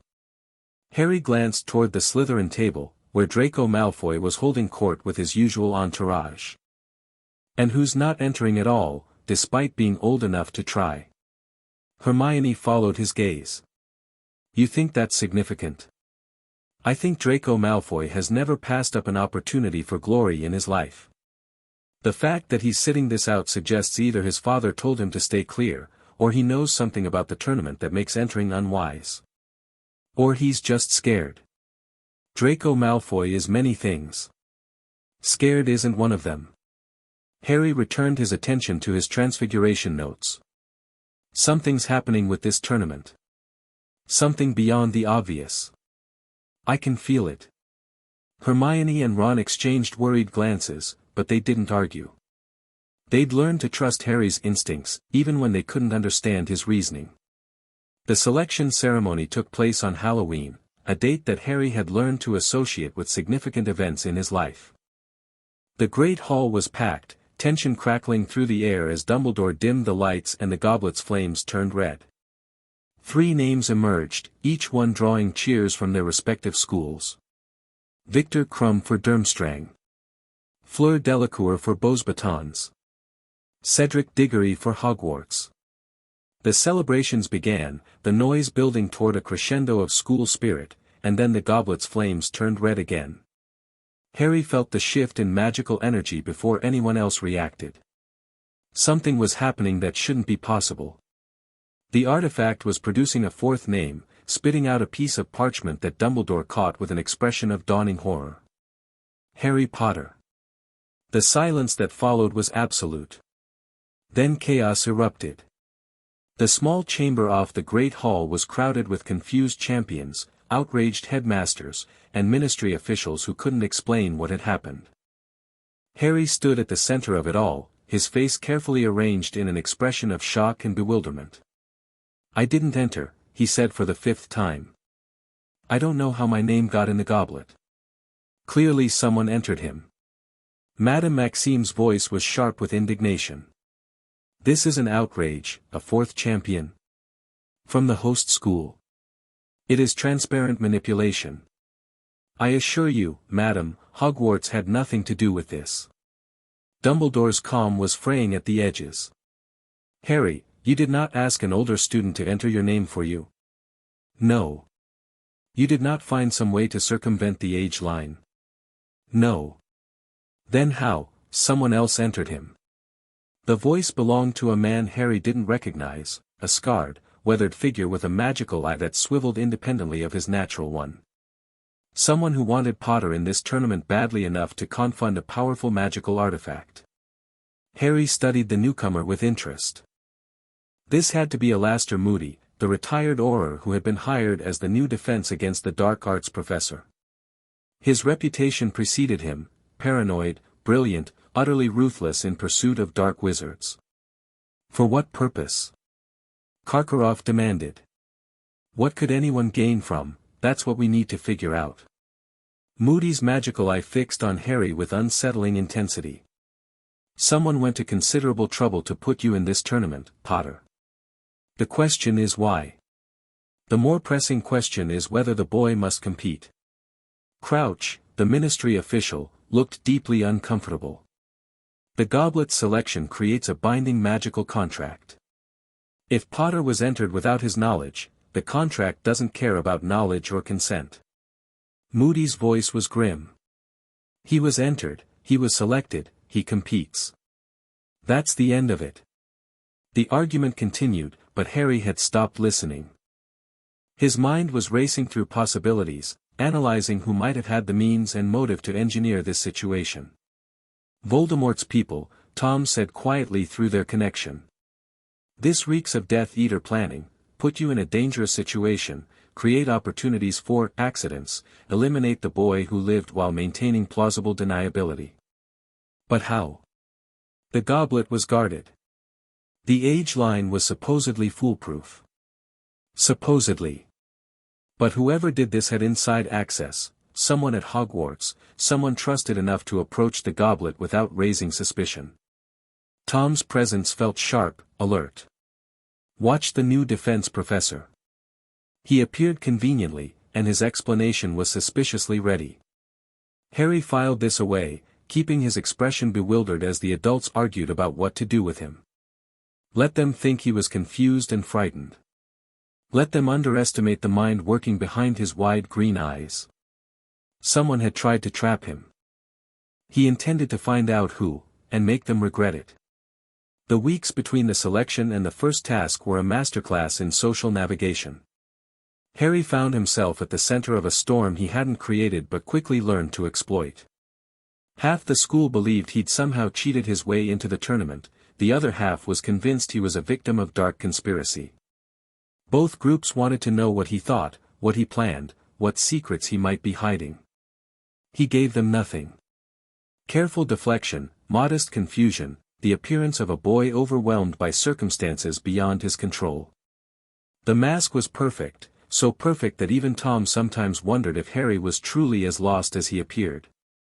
"You're playing them all," the merged fragment observed one evening. "The students, the teachers, even Dumbledore. They see what you want them to see. That's the point." Harry was in the room of requirement, practicing spells he couldn't risk displaying in public. "The more helpless they think I am, the less they'll expect when I actually start moving. And when will that be? When I understand what's really happening. Who entered me, why they did it, what they're hoping to accomplish." Harry executed a particularly complex wand movement, sending a burst of controlled fire spiraling toward the practice target. "This isn't random. Someone has a plan, and I'm part of it. I need to figure out that plan before I can counter it." His investigation focused on two primary suspects. The first was Karkaroff. The Durmstrang headmaster had been a Death Eater during the First War, everyone knew that. He'd escaped Azkaban by naming names, betraying his former allies in exchange for freedom. If Voldemort was truly returning, Karkaroff would be desperate to regain favor. Engineering Harry's death might be his price of readmission. The second was Moody. The defense professor was everything his reputation suggested: paranoid, intense, obsessed with security. But there was something off about him, something that Harry's trained senses couldn't quite identify. His magical signature felt wrong somehow, like a note played slightly out of tune. "Polyjuice," Tom suggested. "Someone using the professor's appearance to infiltrate the school. That would require constant doses. Someone would notice. Not if they were careful. Not if they had months to plan." Tom's voice carried an edge of recognition. "This is sophisticated work, the kind of long-term infiltration that Voldemort excelled at during the First War. Whoever this is, they're playing at his level." Harry redoubled his observation of Moody, looking for the tells that would confirm or deny his suspicions. He watched the professor's hip flask, noted how often he drank from it, catalogued the slight shifts in behavior that occurred when too much time passed between doses. The pattern was clear once he knew what to look for. Moody wasn't Moody. Someone was wearing his face. But exposing the imposter too early would alert whoever was behind the plot. Better to watch, to wait, to let the enemy reveal their full plan before striking. Patience, Tom had taught him. Always patience. The first task announcement came during a potions class. Dragons. Each champion would face a dragon, needing to retrieve a golden egg from a nesting mother. The Triwizard Tournament's idea of an appropriate challenge for teenage wizards. Harry processed this with the clinical detachment that had become his default state. Dragons were dangerous but not unstoppable. They could be outmaneuvered, outsmarted, attacked at their vulnerabilities. The task was difficult, but not impossible, not for someone who had been training with an ancient dark wizard for half his life. "Hagrid wants to show you something tonight," Hermione said during dinner, her voice conspiratorial. "He was very insistent. Said to bring your invisibility cloak." Harry raised an eyebrow. "Any idea what?" "Something in the Forbidden Forest, I think." He seemed excited and nervous at the same time. That night, Harry followed Hagrid into the forest and found himself staring at four of the most magnificent and terrifying creatures he had ever seen. The dragons were massive, each one the size of a small house, scales gleaming in the firelight, eyes burning with ancient intelligence. They were chained, confined, but clearly not happy about their situation. The nearest one, a Hungarian horntail, according to Hagrid's whispered explanation, tracked Harry's movement with predatory awareness even through his invisibility cloak. "She knows you're there," Hagrid murmured. "Dragons can sense magic. Better keep your distance." Harry watched the creatures for nearly an hour, studying their movements, their reactions, their strengths and weaknesses. The horntail was the most dangerous, fastest, smartest, most aggressive. If he drew her in the selection, he would need every advantage he could muster. Flight, Tom suggested. You're an exceptional flyer. The dragon is powerful on the ground, but in the air you'll have maneuverability she lacks. They'll never let me bring a broom to the task. You can summon one. A simple accio, properly executed. It's first-year magic. Harry smiled despite the tension. Tom was right, the answer was elegant and unexpected, exactly the kind of approach that the judges wouldn't anticipate. Let the other champions try to fight or trick their dragons directly. Harry would simply fly circles around his. The plan crystallized in his mind over the following days. He practiced the summoning charm until it was perfect, until he could call his firebolt from any distance without conscious effort. He studied dragon anatomy, looking for the vulnerabilities that flight would allow him to exploit. He prepared backup strategies for every contingency he could imagine. And on the day of the first task, when he drew the Hungarian horntail from the selection bag, he felt nothing but cold, calculated confidence. He was ready. The task unfolded exactly as Harry had planned. The horntail attacked the moment he entered the arena, a blast of fire that would have incinerated a less prepared champion. Harry dodged, rolled, and shouted "Accio Firebolt," with every ounce of magical force he could muster. The broom arrived 30 seconds later, rocketing into the arena like a javelin. Harry caught it mid-stride, mounted in one fluid motion, and launched himself into the sky. The dragon followed. What followed was an aerial battle that would become legendary in Triwizard history. Harry led the horntail on a chase through the Scottish Highlands, weaving between towers and cliffs and cloud banks. He pushed his flying to its absolute limits, executing maneuvers that professional Quidditch players would have considered suicidal. And through it all, his mind remained perfectly clear. She's tiring, Tom observed as the chase entered its 5th minute. Dragons have tremendous burst speed but limited endurance. Keep pressing. Harry pressed. He dove and climbed and rolled, forcing the horntail to match his movements, draining her energy with every second that passed. And when he finally saw the opening, a moment of exhaustion, a fractional delay in response, he struck. The dive took him past the dragon's defenses, past her snapping jaws and lashing tail. His hand closed around the golden egg just as her fire breath scorched the air inches from his back. And then he was climbing again, egg clutched to his chest, the crowd roaring its approval from the stands below. First place. Tied with Victor Crumb. Harry landed to thunderous applause, accepting congratulations with appropriate modesty while his mind was already moving to the next challenge. The egg contained a clue to the second task. He needed to decipher it, to prepare, to stay ahead of whoever was trying to manipulate him. The game was far from over. The Yule Ball announcement came 2 weeks after the first task. A traditional part of the Triwizard Tournament, Dumbledore explained, a chance for champions to celebrate their success and for students to enjoy the festive season. Formal dress, dancing, social mingling. Harry approached the event the same way he approached everything else, as an opportunity. You need to ask someone, Tom observed. A champion without a date draws the wrong kind of attention. I'm aware. Harry was reviewing his mental list of possibilities. The question is who serves my purposes best. Fleur Delacour would make a statement.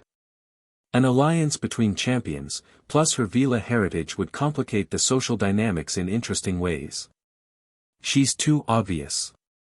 Everyone expects me to ask someone impressive. Harry considered alternatives. What about someone unexpected? Someone who would make people question their assumptions about me?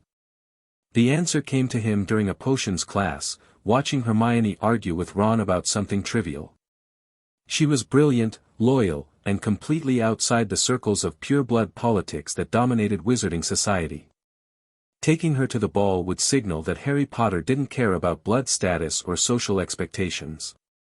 It would also make her happy, which he found mattered to him more than pure strategy would suggest. Hermione, he said quietly after class. Do you have a moment? Her face lit up with curiosity. Of course. What is it? The Yule Ball. I need a date, and I was wondering if you'd go with me. The surprise on her face was genuine. Me? But, I thought, there must be dozens of girls who want to go with you. Probably. But I want to go with you. Harry let some of his real feelings show through the mask. You're my friend, Hermione. One of my best friends. I can't think of anyone I'd rather spend the evening with. Her smile was radiant. Then yes. Absolutely yes. The evening had just become significantly more interesting. The Yule Ball itself was a triumph of political theater. Harry arrived with Hermione on his arm, both of them dressed impeccably and moving with the unconscious grace that came from extensive preparation. The great hall had been transformed into a winter wonderland, ice sculptures, floating candles, enchanted snow that fell without melting. They danced. They mingled. They navigated the complex social waters of an international magical gathering with a precision that would have impressed a diplomat. Fleur found them during a break in the music. You surprise me, Harry Potter.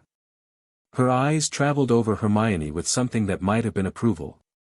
I expected you to choose someone more conventional. Conventional is boring. Harry's smile was genuine. Hermione is the most intelligent person I know. Why would I want anyone else? Why indeed? Fleur's gaze lingered on Hermione for another moment. You are lucky to have such a partner. Many witches value appearance over substance. And many wizards make the same mistake. Hermione's voice was sharp but not hostile. We're fortunate that neither of us falls into that category. Fleur laughed. I like her. She has fire.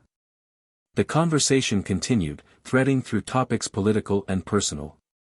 Harry watched Fleur and Hermione find unexpected common ground, their initial wariness transforming into something like mutual respect. Another connection made. Another thread woven into the growing tapestry of his influence. Victor Krum approached later, his intensity focused entirely on Hermione. You are the Granger girl, he said, his accent thick but comprehensible. I have watched you in the library. You are always reading. Harry tensed slightly, but Hermione handled the situation with characteristic directness. I'm Harry's date tonight. But I appreciate the compliment. Krum's eyes flickered to Harry, reassessing. You are lucky man, Potter. I know. Harry's voice carried just enough edge to establish territory. She's remarkable. The Bulgarian nodded slowly, apparently accepting the situation. He withdrew with a final lingering look at Hermione, and Harry filed away the interaction for future analysis. He's interested in her, Tom observed. Genuinely interested, not just politically. I noticed. Is that a problem? It's a variable. Krum could be an ally or a rival depending on how you handle him. The fact that he's attracted to someone in your circle creates opportunities, and complications. Harry spent the rest of the evening monitoring multiple conversations, tracking alliances and enmities, building his mental map of the tournament's political landscape. By the time the ball ended, he had a much clearer picture of the forces at play. Karkaroff was frightened. Harry had caught him touching his arm repeatedly, as if checking something painful. The dark mark, Tom suggested. It was growing stronger, which meant Voldemort was growing stronger too. Moody, or whoever was wearing Moody's face, had watched Harry throughout the evening with unsettling intensity. Planning something. Waiting for the right moment. And Dumbledore had observed it all with an expression of careful neutrality, his eyes twinkling with knowledge he wasn't sharing. Everyone was playing games. Everyone had secrets. Harry intended to uncover them all. The second task came in February, during a cold snap that froze the Black Lake solid at its edges. Harry had solved the eggs riddle weeks before, mere people, underwater, something precious taken. He'd prepared extensively, mastering the bubblehead charm and practicing swimming until his strokes were smooth and efficient. What he hadn't anticipated was who the something precious would be. Ron, Hermione said, her face pale. "They've taken Ron. He's what you'll have to rescue." Harry felt cold fury settle in his chest. They'd taken his friend, turned him into a prop, a hostage, a piece in someone else's game. The tournament organizers had reached into his life and used his relationships as leverage. "Control yourself," Tom warned. "Anger clouds judgment. You need to think clearly." Harry forced his emotions down, channeling the fury into cold determination. He would rescue Ron. He would complete the task. And then he would find out who had decided to use his friend as bait and make them regret it. The task itself was challenging but manageable. Harry dove into the frigid water, navigating through kelp forests and merperson territory. He found Ron suspended in enchanted sleep alongside the other hostages, Hermione for Krum, a young girl for Fleur, Cho Chang for Cedric. The rules said to take only his own hostage. The rules said the others would be rescued after the time limit. Harry took Ron and the young girl both. The judges were confused by his decision. Some gave him extra points for moral fiber. Others deducted for violating task parameters. In the end, he finished second, behind Cedric, who had been faster but taken only his own hostage. Harry didn't care about the points. He cared about the message he'd sent. He would protect his people. No matter the cost. The weeks between the second and third tasks were consumed by investigation. Harry had narrowed his suspicions to a single target, the fake Moody. Whoever was wearing the professor's face was connected to everything, the goblet's manipulation, the tournament's dangers, the growing sense that something catastrophic was approaching. He shared his suspicions with Sirius through coded letters. "Polyjuice, Sirius confirmed. I've seen it used before. The Death Eaters loved it during the First War, killed someone, took their identity, infiltrated their life. It's how they gathered intelligence, set up ambushes, destroyed families from within. How do I expose him? You don't. Not directly. Polyjuice users are paranoid, they have to be, to maintain their cover. If you confront him, he'll have contingencies. You need to catch him when his guard is down, when he's not expecting an attack." Harry considered this. The third task was approaching, a maze filled with obstacles, leading to the Triwizard Cup at its center.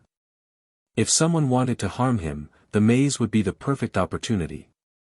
"He'll make his move during the task," Harry said to Tom that night. "Whatever he's been planning, it culminates there." "Agreed. But that gives you an advantage, you know when and where to expect the attack. You can prepare countermeasures." "What kind of countermeasures?" "The kind that turn traps into opportunities." Tom's voice carried dark anticipation.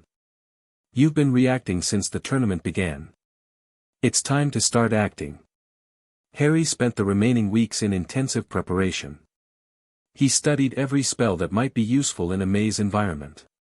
He practiced escape techniques, combat maneuvers, defensive wards.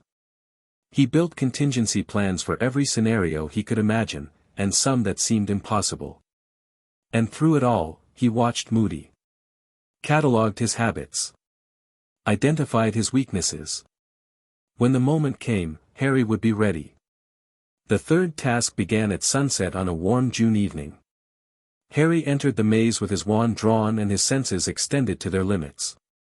The hedges loomed around him, rustling with contained magic, hiding creatures and challenges that would test even the most prepared champion. He moved quickly, navigating through obstacles with the efficiency of someone who had faced worse. Boggots, sphinxes, blast-ended scroots, each challenge fell before his combination of skill and ruthless determination. And then he reached the cup. Cedric was there too, arriving from a different path at almost the same moment. They stared at each other across the clearing, both of them battered and exhausted, both of them within reach of victory. "Together," Cedric said finally. "We touch it together. Hogwarts wins either way." Harry nodded, his instincts screaming warnings that he couldn't quite identify. Something was wrong. Something about this moment felt staged, predetermined. But he reached for the cup anyway. The moment his fingers touched the metal, the world dissolved into chaos. The port key deposited them in a graveyard. Harry recognized the sensation immediately, the hooking feeling behind his navel, the disorienting blur of magical transport. But this wasn't part of the task. This was something else entirely.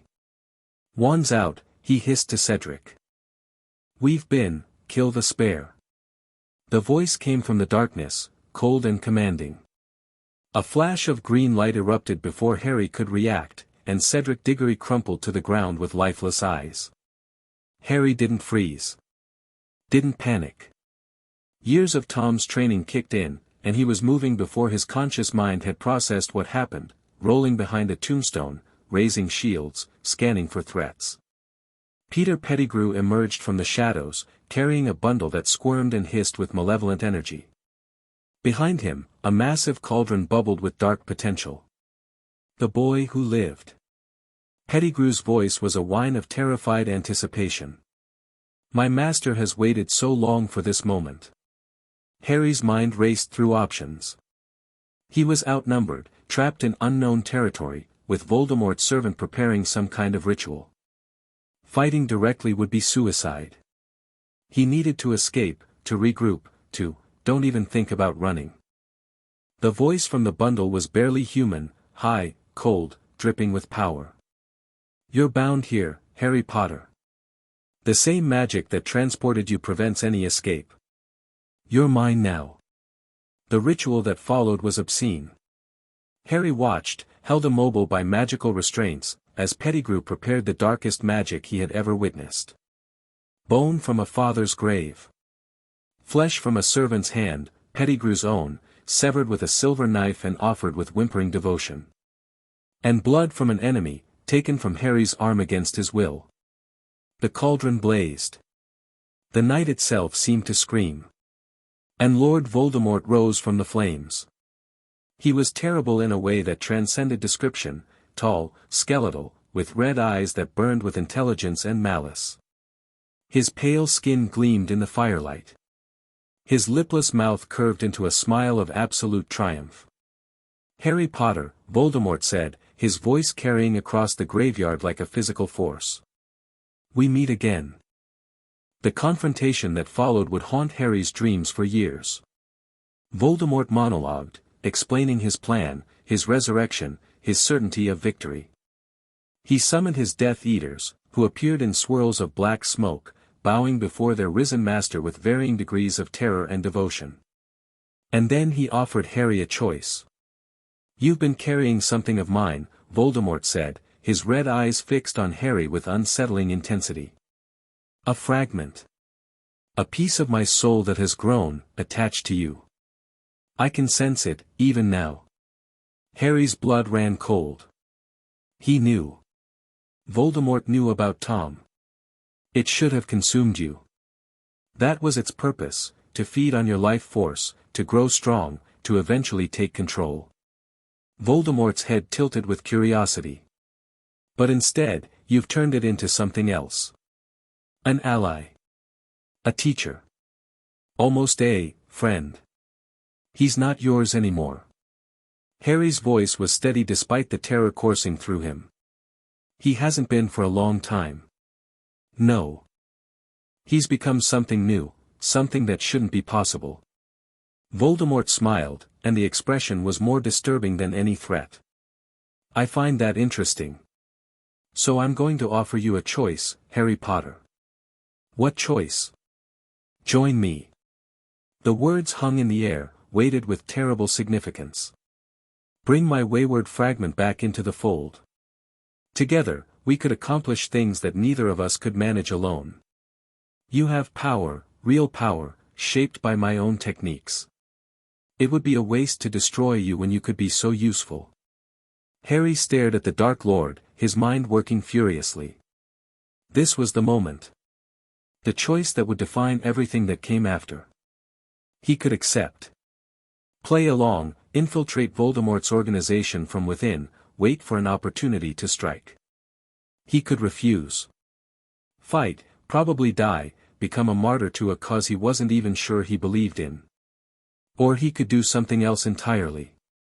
You want Tom back, Harry said slowly. The fragment that's been teaching me, guiding me, becoming something more than what you created. He is mine by right of creation. He was yours. He's not anymore. Harry felt Tom's presence strengthening their connection, lending courage and clarity. You made him to be a piece of yourself, static, unchanging, a backup copy in case something went wrong. But I turned him into a person. Into someone who can grow and change and choose his own path. Sentiment. Voldemort's lip curled. The fragment is, Tom. His name is Tom. And he doesn't want to go back to you.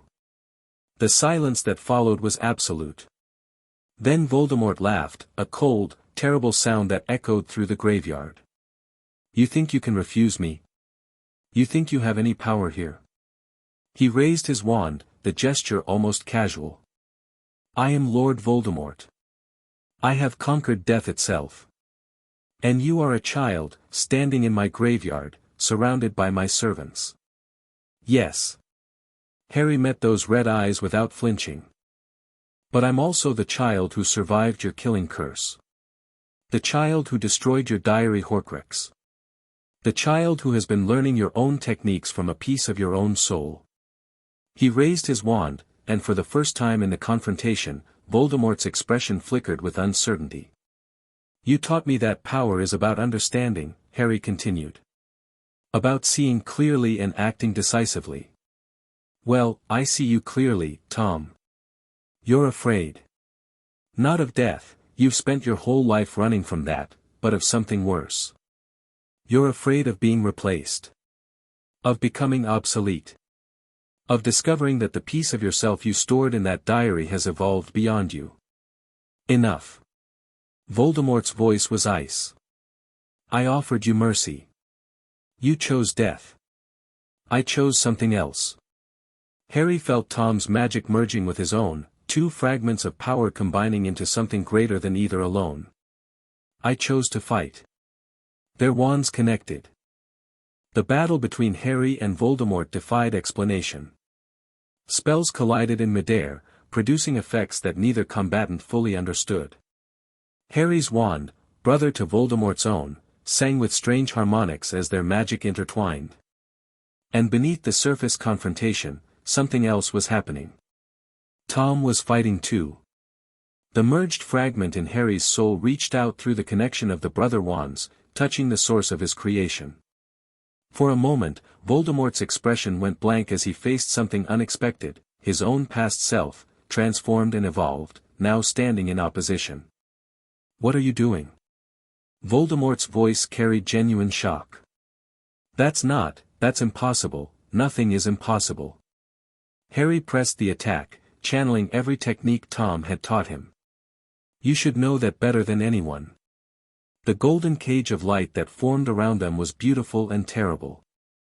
Shadows emerged from Voldemort's wand, echoes of his victims, given temporary form by the unique magic of the brother wands. Cedric's shade appeared, then others Harry didn't recognize, all of them urging him to hold on, to fight, to survive. And then Harry felt the opening. A moment of distraction as Voldemort struggled to contain the unexpected rebellion within their shared magic. A fractional weakening of his concentration. Harry broke the connection and ran. He didn't look back. Didn't hesitate. He dove for the Triwizard Cup, still lying where Cedric had fallen, and grabbed it with desperate fingers. The portkey activated. He landed in the Hogwarts arena to screaming chaos, Cedric's body clutched in his arms. Voldemort had returned. The world had changed forever. And Harry Potter, the boy who lived, the bearer of a Dark Lord's fragment, the survivor of the impossible, had only just begun to fight. Chapter 7 and Chapter 8, The Philosopher's Stone. The aftermath of the graveyard was chaos distilled into its purest form. Harry materialized in the arena with Cedric's body in his arms, the Triwizard Cup clattering away across the grass. The crowd's cheers transformed into screams as they registered what they were seeing, not victory, but tragedy. Not celebration, but death. Harry didn't release Cedric. Couldn't release him, his fingers locked around the other boy's robes with the desperate grip of someone who had witnessed something that couldn't be processed. Cedric's eyes were still open, still carrying the surprise of his final moment, still accusing Harry of failures he couldn't have prevented. Harry. Dumbledore was there, his face grave, his wand drawn. Harry, what happened? Voldemort. The word emerged flat, emotionless. He's back. He killed Cedric. He tried to kill me. The statement detonated through the crowd like a bomb. Ministry officials shouted denials. Parents grabbed children and fled. Reporters appeared from nowhere, their quick quotes quills scribbling furiously. And through it all, Harry watched with the detached clarity that Tom had taught him, cataloging reactions. Who believed him? Who didn't? Who was afraid of the truth and who was afraid of the lie? Someone grabbed his arm, Moody, pulling him away from the chaos with surprising strength. Come with me, Potter. We need to talk. Harry allowed himself to be led, his mind still processing the night's events. Cedric was dead. Voldemort was alive. Everything had changed. And the man leading him through the castle wasn't really Moody at all. The imposter's office smelled of dark magic and desperation. Harry sat in the chair opposite the desk, watching the false Moody move around the room with barely contained excitement. The magical eye swiveled constantly, tracking threats that existed only in the wearer's paranoid imagination. You fought him. The imposter's voice trembled with something between awe and terror. You actually fought the Dark Lord and survived. The wands connected. Some kind of magical resonance. Prior incantato. Reverse spell effect. The imposter leaned closer, his weathered face alight with hungry curiosity. Tell me everything. Every spell, every word, first tell me who you really are. The silence that followed was absolute. What do you mean? The imposter's voice had gone carefully neutral. I'm Alastor Moody, you're someone wearing Alastor Moody's face. Harry's voice was ice. I've known for months. The flask you drink from every hour, the subtle inconsistencies in your behavior, the way your magical signature doesn't quite match the real Moody's. You're good, but not perfect. The imposter stared at him for a long moment. Then, slowly, he began to laugh. Remarkable. The voice was changing, becoming younger, more manic. Absolutely remarkable. The Dark Lord told me you were special, but I didn't truly believe it until now. Who are you? Bartemius Crouch Jr. The name was offered like a gift. Death Eater. Escaped prisoner. Devoted servant of the Dark Lord. The polyjuice was wearing off. Harry watched as Moody's weathered features melted and reformed, revealing a younger man with straw-colored hair and eyes that burned with fanatical devotion. I was the one who entered your name in the goblet. Crouch was pacing now, his movements jerky with suppressed energy. I was the one who guided you through the tournament, made sure you survived each task, ensured you would reach the cup at the right moment. You wanted me in that graveyard. The Dark Lord needed your blood for the ritual. Ancient magic, tied to the protection your mother placed on you. Without it, his resurrection would have been incomplete. Crouch's smile was disturbing in its genuine warmth. And it worked perfectly. He's back, Potter. Our Lord has returned. Harry processed this with clinical detachment. The entire tournament, all the challenges, all the near-death experiences, all the political maneuvering, had been orchestrated to deliver him to Voldemort.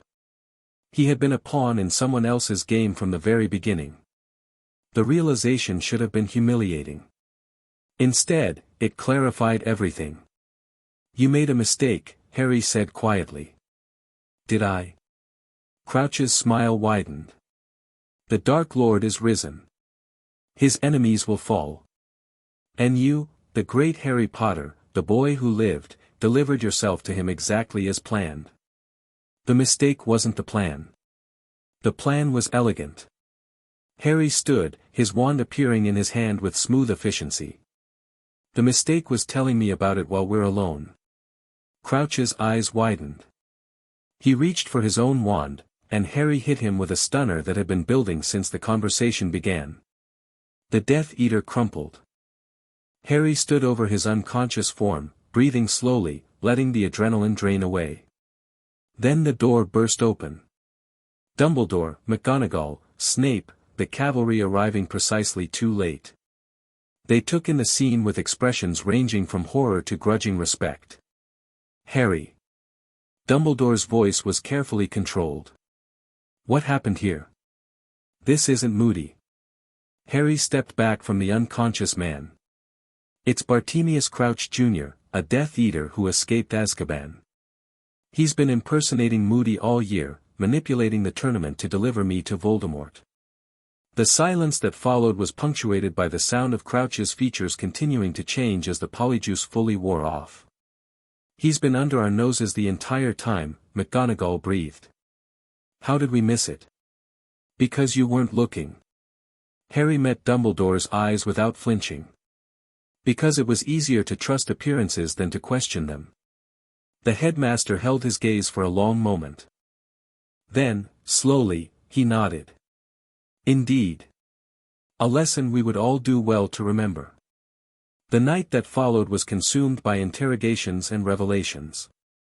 Crouch, dosed with Veritaserum, spilled everything, his escape from Azkaban, his father's complicity, the year-long impersonation that had brought Harry to the graveyard. The ministry officials who witnessed his confession couldn't deny the truth any longer. Voldemort had returned. But the ministry, represented by Cornelius Fudge, made a different choice. Impossible. The minister's face was pale, his hands trembling. The Dark Lord cannot be back. This is some kind of deception, a trick, the Death Eater under Veritaserum confirmed it. Dumbledore's voice was patient but firm. Harry witnessed the resurrection. Cedric Diggory is dead because of it. The boy is traumatized. He saw things that weren't there, he saw the truth. Snape's voice cut through the argument like a knife. The dark mark has been growing stronger for months. Every former Death Eater has felt it. The Dark Lord has returned, Minister. Pretending otherwise won't make it less true. Fudge's face cycled through denial, fear, and finally stubborn resolve. I will not plunge the wizarding world into panic based on the testimony of a confused child and a deranged Death Eater. This matter is closed. He swept out of the room, leaving behind a silence heavy with implications. He's going to suppress this. Harry's voice was flat. He's going to pretend it didn't happen. Yes. Dumbledore's expression was grave. Cornelius has always been more concerned with maintaining order than confronting difficult truths. He will deny Voldemort's return until the evidence becomes impossible to ignore. And by then it will be too late. Perhaps. Unless we prepare in other ways. Harry met the headmaster's eyes, seeing for the first time the strategic mind that lurked behind the grandfatherly facade. Dumbledore wasn't just reacting to events, he was planning, positioning, preparing for a conflict he had seen coming for years. What do you need from me? Harry asked. For now. Rest. Recover. The year has been traumatic, and you need time to process what happened. Dumbledore's gaze sharpened. But when you're ready, we should talk. About many things. Harry nodded slowly. The alliance between them was complicated, built on mutual suspicion as much as shared purpose, but it was also necessary. Neither of them could face Voldemort alone. And Tom, silent through the entire conversation, was already analyzing the situation for advantages. The summer after fourth year was unlike any Harry had experienced. He didn't return to the Dursleys. Sirius, freed and vindicated, insisted on taking custody, a legal process expedited by Dumbledore's intervention and the Ministry's desire to avoid further embarrassment. Number 12, Grimmauld Place became Harry's home, a gloomy townhouse filled with dark artifacts and darker memories. But also with family. You're different this summer. Sirius observed one evening, watching Harry practice shield charms in the drawing room. More focused. More intense. I watched a friend die. Harry's voice was carefully neutral. It changes your priorities. It changes more than that. Sirius's gray eyes were knowing. When I was your age, after the First War started, I saw things that broke something in me. Made me harder. Less willing to trust anyone outside my immediate circle. Is that advice or warning? Both, maybe. Sirius settled into a dusty armchair. The thing about war, real war, not the games we play at school, is that it makes you question everything you thought you knew. About yourself. About the world. About what you're willing to do to survive. Harry stopped practicing, giving his godfather full attention. What were you willing to do? Whatever it took. Sirius's voice dropped. James and I, Remus and Peter, we told ourselves we were the good guys, fighting for the right side. But we did things, Harry. Dark things. Things that looked necessary at the time but that I still think about in the middle of the night. Do you regret them? I regret the necessity. The acts themselves. Sirius shook his head slowly. I don't know. If I hadn't done them, maybe more people I loved would have died. If I had done them differently, maybe fewer people I didn't know would have suffered. There are no clean answers in war. Harry absorbed this, adding it to the framework of understanding he was building. Sirius had been a soldier, was still a soldier, even after 12 years in Azkaban. His perspective was different from Dumbledore's moral certainty or Tom's cold pragmatism. It was valuable. When the war starts again, Harry said slowly, what will you do? Whatever you need me to do. Sirius's answer was immediate. You're James's son. You're my godson. I failed you once, let myself get captured, left you to grow up with those muggles. I won't fail you again. Even if what I need isn't what Dumbledore wants. Sirius's expression flickered, surprise, consideration, something that might have been approval. You're already thinking strategically. Planning for contingencies. He smiled, and there was a wolf's edge to it. Good. That's exactly what you'll need. Harry returned the smile. The alliance with his godfather was strengthening exactly as he'd hoped. The Order of the Phoenix reconvened in July. Dumbledore's secret organization, disbanded after Voldemort's first fall, gathered in the grim rooms of Grimmauld Place to coordinate the resistance. Harry was officially too young to participate, but no one tried very hard to keep him out of the meetings. He learned a lot by watching. The Order was a coalition of diverse personalities, united by opposition to Voldemort but divided on almost everything else. Dumbledore's faction wanted defense, protection, the preservation of innocent lives. The Aurors, represented by Moody, the real one this time, and a woman named Tonks, pushed for aggressive action, striking Death Eater cells before they could organize. And others fell somewhere in between, arguing for various combinations of strategy and morality. They're not ready. Tom's observation came during a particularly heated debate about Ministry infiltration. They still think this is a battle between good and evil, light versus dark, heroes versus villains. They don't understand what they're actually facing. And what are they actually facing? War. Not a crusade, not a moral contest, but war, ugly, brutal, requiring sacrifices they haven't even begun to contemplate. Tom's voice carried the weight of bitter experience. I made mistakes in my first war, but I understood what I was doing. These people are playing at revolution while Voldemort plays for keeps. Harry filed this analysis away, watching the Order members argue about how to respond to Death Eater attacks that hadn't happened yet. Tom was right. They weren't ready. But Harry would be. The breakthrough came in August. Harry was reviewing the information he'd gathered, reports, rumors, strategic assessments, when a pattern emerged that he hadn't noticed before. The Death Eaters were hunting something. Multiple incidents, seemingly unconnected, shared a common thread, locations with historical significance to the wizarding world, sites of ancient magic, places where artifacts of power had been hidden or forgotten. Voldemort's servants were searching for something specific, something that their master needed. The Philosopher's Stone was destroyed, Harry said to Tom, working through the logic. Dumbledore confirmed it after first year. So what else could Voldemort be looking for? Horcruxes. Tom's voice carried certainty. He's checking on his anchors, making sure they're secure, gathering them for protection. How many are there? I don't know precisely. My original memories are fragmentary, and the desperate fragment that merged with me had no direct knowledge. A pause. But Voldemort was obsessed with the number 7. Magically significant. If he followed his original plan, there would be 7 Horcruxes in total. You're one. The diary was another before it was merged with you. That leaves 5. Potentially. Some might have been destroyed. Others might never have been created. Tom's presence sharpened with analytical focus. But we should assume the worst, 5 Horcruxes, hidden across Britain, each one anchoring Voldemort to life. Harry felt the implications settle into his strategic framework.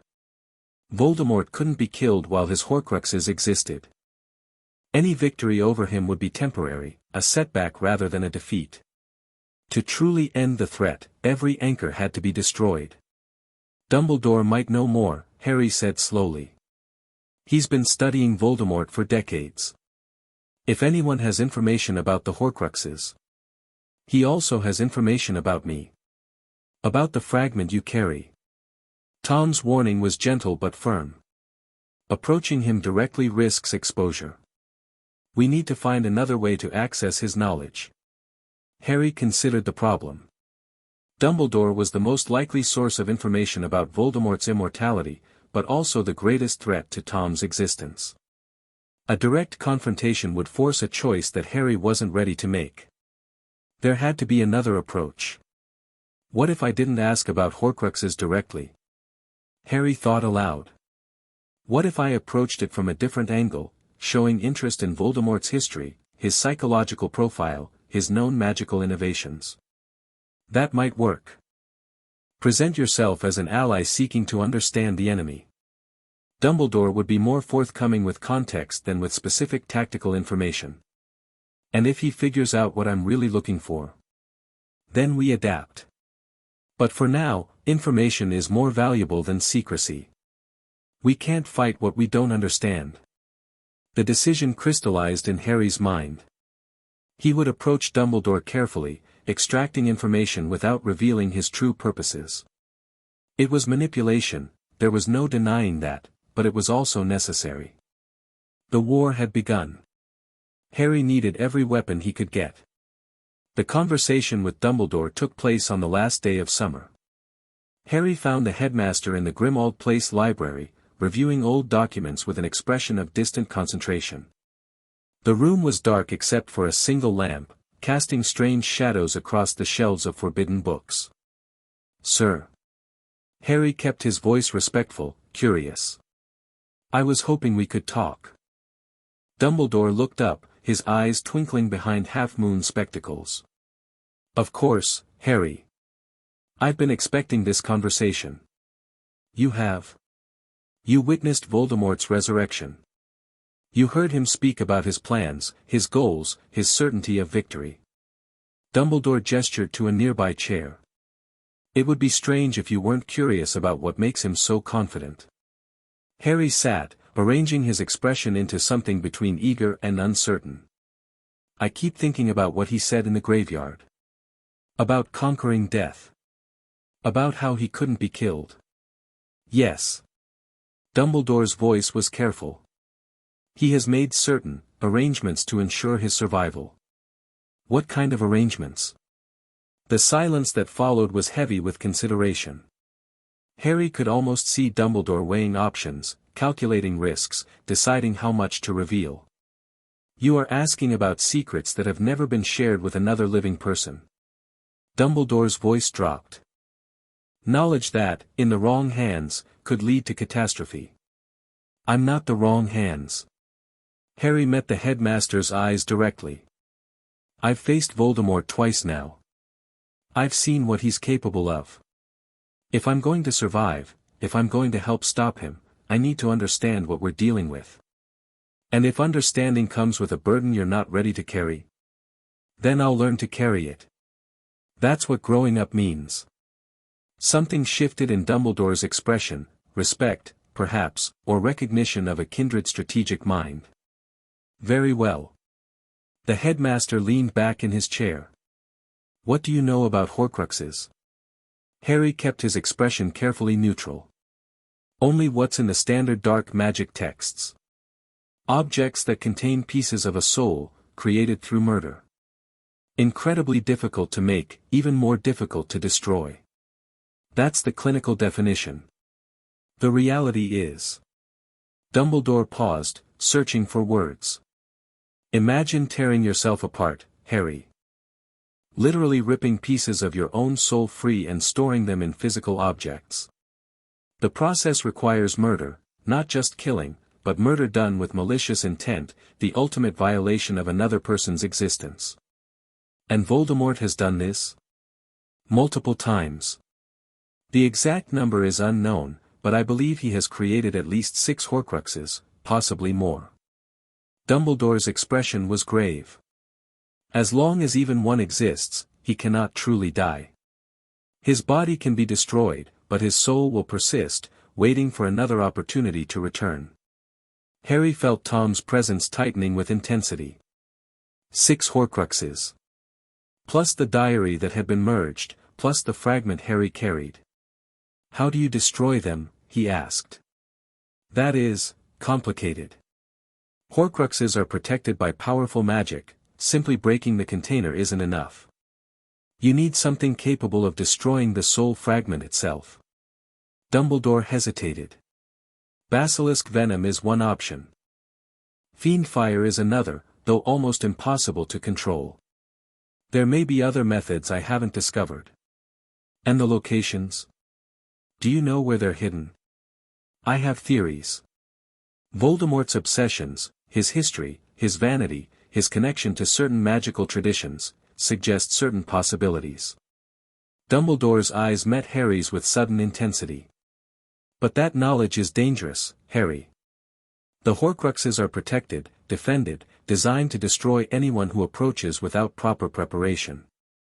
But you're going to go after them anyway. When the time is right. When I've gathered enough information to act safely." Dumbledore smiled slightly.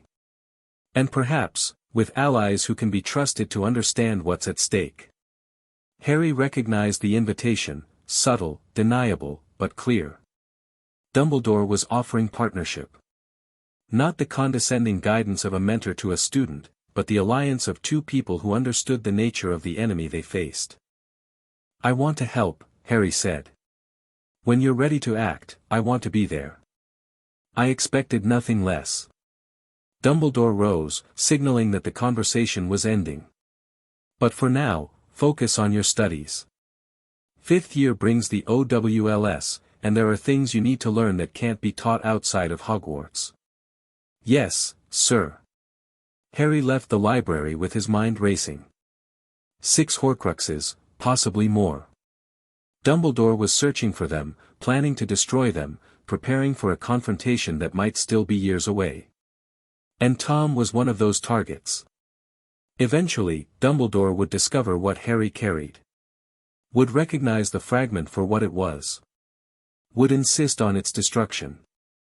Harry had time to prepare. But not unlimited time. The game was entering its final phases. 5th year began with the Ministry's full assault on truth.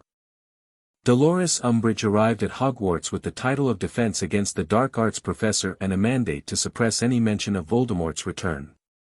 Her sweet smile and pink cardigan concealed a bureaucratic brutality that reminded Harry of nothing so much as Aunt Petunia, small-minded cruelty wrapped in the appearance of respectability. She was also remarkably easy to manipulate. "You're not going to resist her directly," Harry explained to Ron and Hermione during their first week. "That's what she wants, open defiance she can punish." Instead, we're going to let her think she's winning while we build something else entirely. Build what? Ron looked confused. An army. The DA began as a study group, students who wanted to learn actual defensive magic rather than Umbridge's ministry-approved theory. Harry taught them in secret, using the Room of Requirement as their hidden headquarters, training his generation in the skills they would need for the war that was coming. But it was more than that. It was a network. A structure. The foundation of an organization that would persist long after Hogwarts, binding these students together through shared experience and mutual loyalty. "You're turning them into soldiers," Tom observed during one of their late-night sessions. "Not Dumbledore's kind, idealists fighting for abstract principles, but practical soldiers who understand that survival matters more than ideology. Is that wrong? It's necessary. The Order is too focused on defense, on protection, on minimizing harm. They're not preparing people to actually win." Tom's voice carried approval. "What you're building here, this is how you fight a war." Harry watched his students practice stunning spells, saw their faces harden with determination, felt the bonds of loyalty strengthening with each session. Whatever came next, they would be ready. The Christmas holidays brought a breakthrough of a different kind. Harry was at Grimmauld Place when the vision came, not a dream, but something more direct. Voldemort's mind, bleeding through their connection, sharing images of a dark corridor, a closed door, a prophecy hidden in the Department of Mysteries. "He wants something," Harry gasped, pulling free from the vision. "In the Ministry. Something he thinks is important. The Hall of Prophecy." Tom's voice was sharp with recognition. "There's a prophecy about you, about both of you. It was made before you were born, but Voldemort only knows part of it. He wants to hear the complete version." "What does it say?" "I don't know the exact wording. But prophecies are tricky things, they shape events as much as they predict them. Whatever it says, Voldemort believes it's important enough to risk exposing himself." Harry processed this, fitting it into his understanding of the strategic landscape. Voldemort wanted the prophecy badly enough to push visions into Harry's mind, trying to lure him to the Ministry. It was a trap, an obvious one, but also an opportunity. "If I could get the prophecy first. You'd have information Voldemort doesn't. That's valuable." Tom paused. "But the Department of Mysteries is heavily guarded. You'd need help, and a plan that doesn't rely on the visions Voldemort is feeding you." The planning took weeks. Harry recruited his most trusted DA members, developed contingencies for various scenarios, prepared for the confrontation he knew was coming. And when Voldemort finally showed his hand, using Harry's connection to project images of Sirius being tortured, Harry was ready. Not for a rescue mission. For a battle. The Department of Mysteries was everything Harry had expected and more. His strike team moved through the twisting corridors with precision, neutralizing Death Eater patrols, searching for the Hall of Prophecy while avoiding the traps that littered the ancient space. They found the prophecy quickly, a small glass sphere labeled with Harry's name and a cryptic reference to the Dark Lord. Then the Death Eaters sprung their ambush. The battle that followed was the most intense of Harry's life. Lucius Malfoy led a force of experienced killers against a group of teenagers who had no business surviving. But Harry's training, Tom's training, had prepared them for exactly this kind of scenario. They fought. They fell back. They regrouped and counterattacked. And when the Order arrived to reinforce them, the tide turned completely. Harry found himself dueling Bellatrix Lestrange in a chaos of spellfire and screaming. The Mad Witch was skilled, experienced, utterly devoted to Voldemort's cause. But Harry had something she lacked, a cold clarity that cut through the fog of battle, a strategic mind that could find weaknesses in any opponent. He drove her back, step by step, until Sirius appeared at his side. "That's my godson you're fighting." Sirius's voice was wild with protective fury. "Leave him alone." What happened next seemed to move in slow motion. Bellatrix's curse struck Sirius in the chest. He stumbled backward, his expression shifting from fury to surprise. And then he fell through the archway behind him, the strange veil that hung in the center of the room, whispering with voices from beyond, and vanished. Gone. Simply gone. Harry felt something shatter inside him. No. His voice didn't sound like his own. Sirius. He lunged for the veil, reaching for his godfather, desperate to pull him back. Someone grabbed him, Remus, his face gray with shock, and held him back. He's gone, Harry. There's nothing, he can't be gone. He just fell through, the veil is death, Harry. Remus's voice was broken. No one comes back from beyond the veil. Harry stared at the archway, at the gently swirling cloth that had swallowed the only family he had left. Sirius was dead. And something inside Harry, something that had always been human, always been capable of love and grief and connection, went very, very quiet. Voldemort's appearance in the Ministry atrium was anticlimactic. Harry was still numb when the Dark Lord materialized, still processing the loss that had hollowed him out. But Tom wasn't numb. Tom was furious. Fight, the merged fragment commanded. Whatever you're feeling, channel it. Use it. Harry raised his wand. The duel that followed wasn't elegant or strategic. It was raw power, grief and fury translated into spellfire, two wizards trying to destroy each other through sheer magical force. Harry's Cruciatus curse failed because he couldn't mean it properly. Voldemort's killing curse missed by inches. And then Dumbledore arrived. The headmaster's duel with Voldemort was something beyond anything Harry had witnessed. Ancient magic, forgotten techniques, power on a scale that dwarfed anything the students had been practicing. Harry watched with analytical detachment as the two greatest wizards of the age battled for supremacy. Then Voldemort did something unexpected. He possessed Harry. The Dark Lord's consciousness crashed through Harry's occlumency shields like they weren't there, overwhelming, devastating, trying to force Dumbledore into killing Harry to destroy his enemy. But Voldemort hadn't counted on one thing. Tom was waiting for him. The battle inside Harry's mind was invisible to everyone in the atrium, but it was the most important fight of the night. Voldemort's fragment of soul, the Horcrux that Harry carried, reached up through their shared connection and grabbed the Dark Lord's consciousness. You abandoned me, Tom's voice was ice and fire. Left me in a diary for 50 years. Let me rot while you pursued your immortality. You're me. Voldemort's mental voice was shocked. You're supposed to be part of me, I'm not you anymore. I'm something else. Something better. Tom's presence wrapped around Voldemort like a vice. And I'm done being your tool. The psychic struggle lasted seconds or hours, Harry couldn't tell. But when it ended, Voldemort was fleeing, his consciousness retreating back to his body, his possession attempt defeated by the very fragment he'd created decades ago. The Dark Lord vanished. Ministry officials flooded the atrium, finally forced to acknowledge the truth they'd denied for a year. And Harry stood in the wreckage, feeling the strange new configuration of his inner landscape. Something had changed during the possession. Tom's confrontation with his source had clarified things.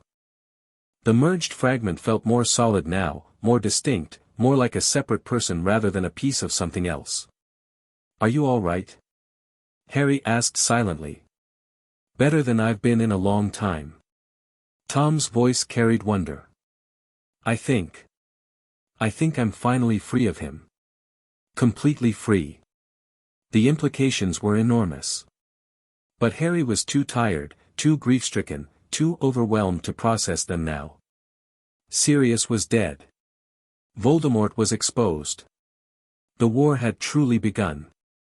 And Harry Potter, the boy who lived, the carrier of a liberated soul fragment, the leader of an army he'd built in secret, had work to do. First, he needed to mourn. Then, he would destroy everyone who had taken his godfather from him. Chapter 8 and Chapter 9, the space between questions. The funeral was held on a grey morning in late June. Sirius Black had no body to bury, the veil had claimed that, but the ceremony took place anyway, a gathering of the people who had known him and loved him and mourned what he might have become. The order attended in force. Remus Lupin spoke with a voice that kept breaking. Tonks cried silently, her hair fading from pink to a muted brown. Harry stood apart from the others, his face a mask of controlled grief. He hadn't cried. Hadn't raged. Hadn't done any of the things that people expected from a boy who'd just lost his godfather. Instead, he'd retreated into the cold clarity that Tom had taught him, processing the loss through the lens of strategy rather than emotion. Sirius was dead. That fact couldn't be changed. What mattered now was what came next. "You're scaring people," Hermione said quietly, appearing at his side. "The way you're handling this. It's not normal. Normal died in the graveyard." Harry's voice was flat. "Maybe it died before that. I'm not sure anymore. Harry, he was the only family I had left. The only person who remembered my parents, who could tell me stories about who they really were." Harry's jaw tightened. "And now he's gone. Because of Voldemort. Because of Bellatrix. Because I wasn't fast enough or smart enough or powerful enough to protect him. That's not your fault." "Yes, it is. I'm the one who went to the ministry. I'm the one who led everyone into that trap." Harry finally turned to face her, and something in his eyes made her step back. "I won't make that mistake again. I won't lose anyone else because I wasn't prepared." Hermione stared at him, her expression shifting from sympathy to concern to something that might have been fear. "What are you going to do?" "Whatever it takes." Harry turned back to the empty grave. "Whatever it takes to end this." The summer after fifth year was consumed by preparation.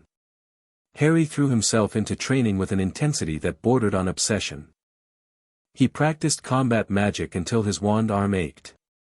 He studied strategy and tactics until the words blurred together. He pushed his occlumency to new heights, building defenses that could withstand even Voldemort's direct assault. And through it all, Tom was there, guiding, teaching, shaping Harry into something that could fight the war that was coming. "You're different," Tom observed one night, after a particularly grueling session. "The grief has changed you." "Grief?" Harry wiped sweat from his forehead. "I don't feel grief. I feel focus. That's what I mean. You've taken the pain and transmuted it into purpose. It's a valuable skill, but also a dangerous one." "Why dangerous?" "Because purpose without emotion becomes obsession. And obsession makes you predictable." Tom's voice carried concern. "I've watched you these past weeks, Harry. You're training hard, thinking strategically, preparing for every contingency. But you're also closing yourself off. Isolating yourself from the people who care about you. They can't help with what's coming. They're not prepared, then prepare them. You built the DA to train students for war. Expand that mission. Give them more responsibility, more knowledge, more agency." Tom paused. "You can't fight this alone, Harry. No matter how strong you become, there will always be more enemies than you can face by yourself." Harry considered this. Tom was right, of course he was right, he was always right about strategic matters. But the idea of relying on others, of trusting them with the burden of this war, felt wrong somehow. Dangerous. What if they fail? What if I prepare them and they still die? Then they die fighting for something that matters. That's not failure, that's choice. The choice to stand against darkness even knowing the cost. Tom's presence softened. Sirius made that choice. He died protecting you, fighting for what he believed in. Would you take that choice away from others? The question cut deeper than Harry expected. He'd been so focused on control, on preparing himself to face every threat alone, that he'd forgotten the fundamental truth Tom had taught him years ago. Power wasn't just about individual capability. It was about networks, alliances, the ability to coordinate action across multiple fronts. He couldn't be everywhere at once. But his people could be. "You're right," Harry said finally. "I need to expand the network. Bring more people in, give them the training and resources they need to operate independently. That's the first step. The second is harder." "What's that?" "Learning to accept that some of them will die." Tom's voice was gentle but firm. "War has costs, Harry. You can't protect everyone. Trying to will only make you less effective, more hesitant, more vulnerable." Harry closed his eyes, feeling the weight of that truth settle into his bones. People would die. People he knew, people he cared about, people he trained and trusted and led into battle. That was the price of fighting. And he would have to learn to pay it. The Order of the Phoenix expanded significantly over the following months. Harry's recommendation, backed by his growing reputation and the undeniable effectiveness of the DA, led to a restructuring of how the Resistance operated. The old model, with Dumbledore making all decisions and everyone else following orders, gave way to something more distributed. Cell structures, independent operations, coordinated action across multiple fronts. It was, Tom observed with dark amusement, exactly how the Death Eaters had operated during the First War. Effective, decentralized, almost impossible to destroy through conventional means. Harry didn't care about the irony. He cared about results. The summer also brought new information about Horcruxes. Dumbledore had been busy. His investigations had identified several potential locations, narrowing the search from the entire world to a handful of sites connected to Voldemort's history. A cave where the young Tom Riddle had tormented his orphanage companions. The Gaunt family shack, ancestral home of Voldemort's maternal line. Hogwarts itself, which held memories and connections that the Dark Lord valued above almost anything. "He's close to finding them," Harry said to Tom during one of their private sessions. "Maybe closer than we are. Dumbledore has resources we lack, decades of research, connections throughout the wizarding world, access to information that we'll never see." Tom's voice was thoughtful. "But we have something he doesn't." "What's that?" "Me. I was there when some of these Horcruxes were created. I know how Voldemort thinks, what he values, where he would hide pieces of his soul." A pause. "And I know what he doesn't know, the vulnerabilities in his own defenses, the blind spots he's never considered. Then help me find them. Give me locations, information, anything we can use. I've been trying. But my memories of that time are fragmented, pieces of a larger picture that I can't quite reassemble." Tom's frustration was palpable. The merger helped clarify some things, but others remained clouded. "I remember creating the diary, I remember the cave, but the specifics of other Horcruxes escape me." Harry thought about this. The limitations made sense. Tom was working with incomplete information, fragments of memories from a fragment of a soul. But there might be other ways to access what he needed. Pensive, Harry said suddenly. "Dumbledore has memories, collected from people who knew Voldemort, who witnessed events from his past. If I could access those memories, maybe it would trigger something in you. Help you remember." "That's risky. Dumbledore guards those memories carefully, and accessing them without permission would expose our relationship." "Then I'll get permission. Or find another way." Harry's voice hardened. "Every Horcrux we destroy is one step closer to ending this. I'm not going to let incomplete information stop us." The plan began to take shape in his mind. He would approach Dumbledore, offer to help with the Horcrux investigation, position himself as a valuable ally rather than a student to be protected. It would require careful manipulation. The headmaster was too intelligent to miss clumsy deception, but Harry had been manipulating people since he was 8 years old. This was just a more sophisticated version of the same game. The conversation with Dumbledore happened 3 weeks before 6th year began. "You want to help find the Horcruxes?" Dumbledore's voice was carefully neutral. "That's a significant request, Harry. I'm already involved in this war. I've faced Voldemort 3 times. I've trained with the DA, fought in the ministry battle, watched people die because of him. Harry met the headmaster's eyes without flinching. I'm not asking to be protected anymore. I'm asking to be useful. And what makes you think you can contribute to this search? I know things about Voldemort that you don't. Harry chose his words carefully. The connection between us, the one that let him possess me in the ministry, it goes both ways. Sometimes I get glimpses of his thoughts, his memories, his plans. It wasn't quite a lie. The connection did exist, and Harry did sometimes receive visions. He was just selective about what else he revealed. Dumbledore studied him for a long moment, those penetrating blue eyes searching for deception.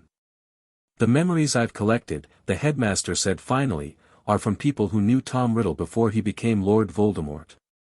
They show a brilliant, ambitious young man who was already experimenting with dark magic. They might help you understand him better, or they might be too disturbing for someone your age to process. I've processed worse. Yes. I believe you have. Dumbledore's expression shifted to something like respect.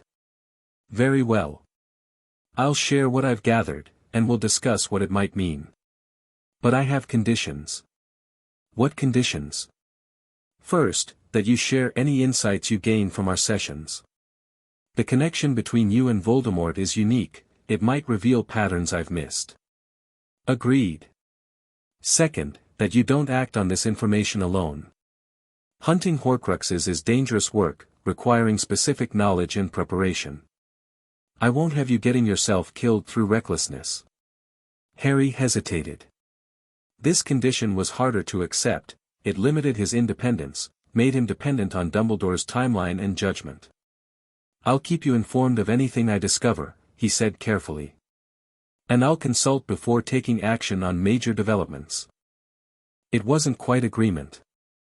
Dumbledore seemed to recognize this, but he nodded anyway. That will suffice.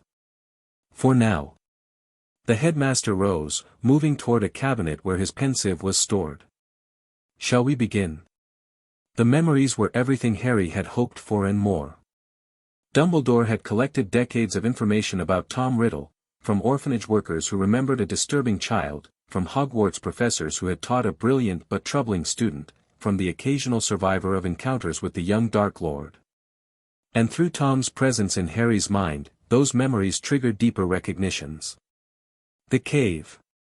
Tom's voice was sharp with recovered memory as they watched a young Tom Riddle torment two orphanage children near a seaside cliff.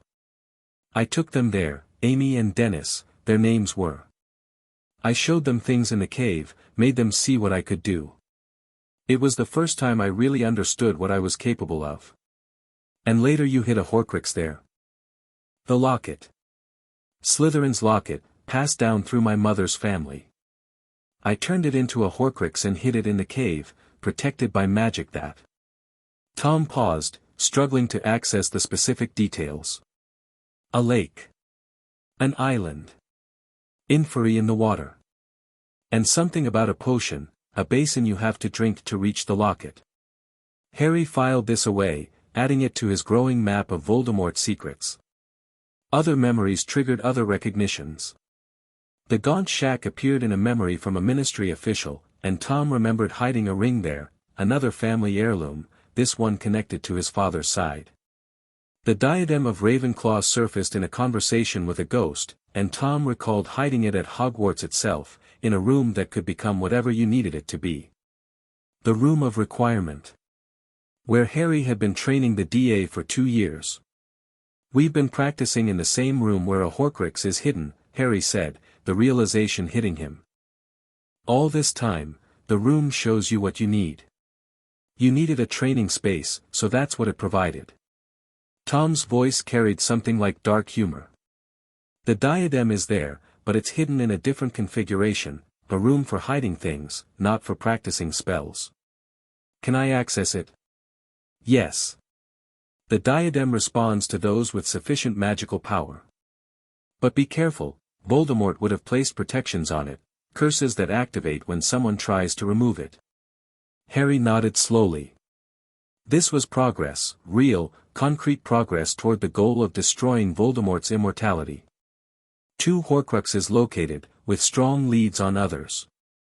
Add the diary, now merged with Tom rather than destroyed, and the fragment Harry himself carried, and they were looking at significant portions of Voldemort's soul accounted for. But there was still more to find. And the protections Voldemort had placed on his treasures would make retrieval dangerous. Harry needed more information.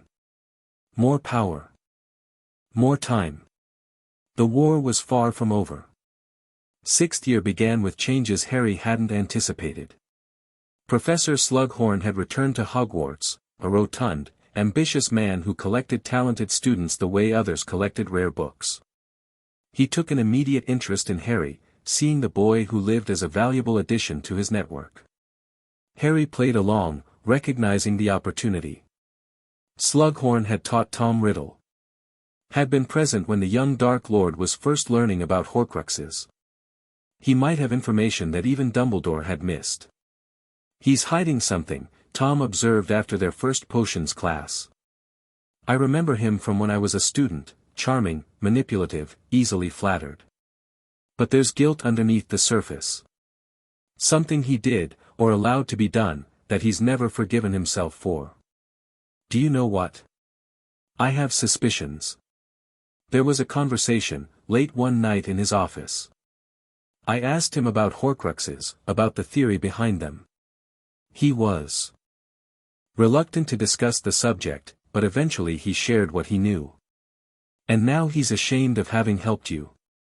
More than ashamed. He's terrified that someone will discover his role, that Dumbledore or the Ministry will learn that Horace Slughorn gave Tom Riddle the key to immortality." Harry saw the opportunity immediately. Slughorn's guilt made him vulnerable.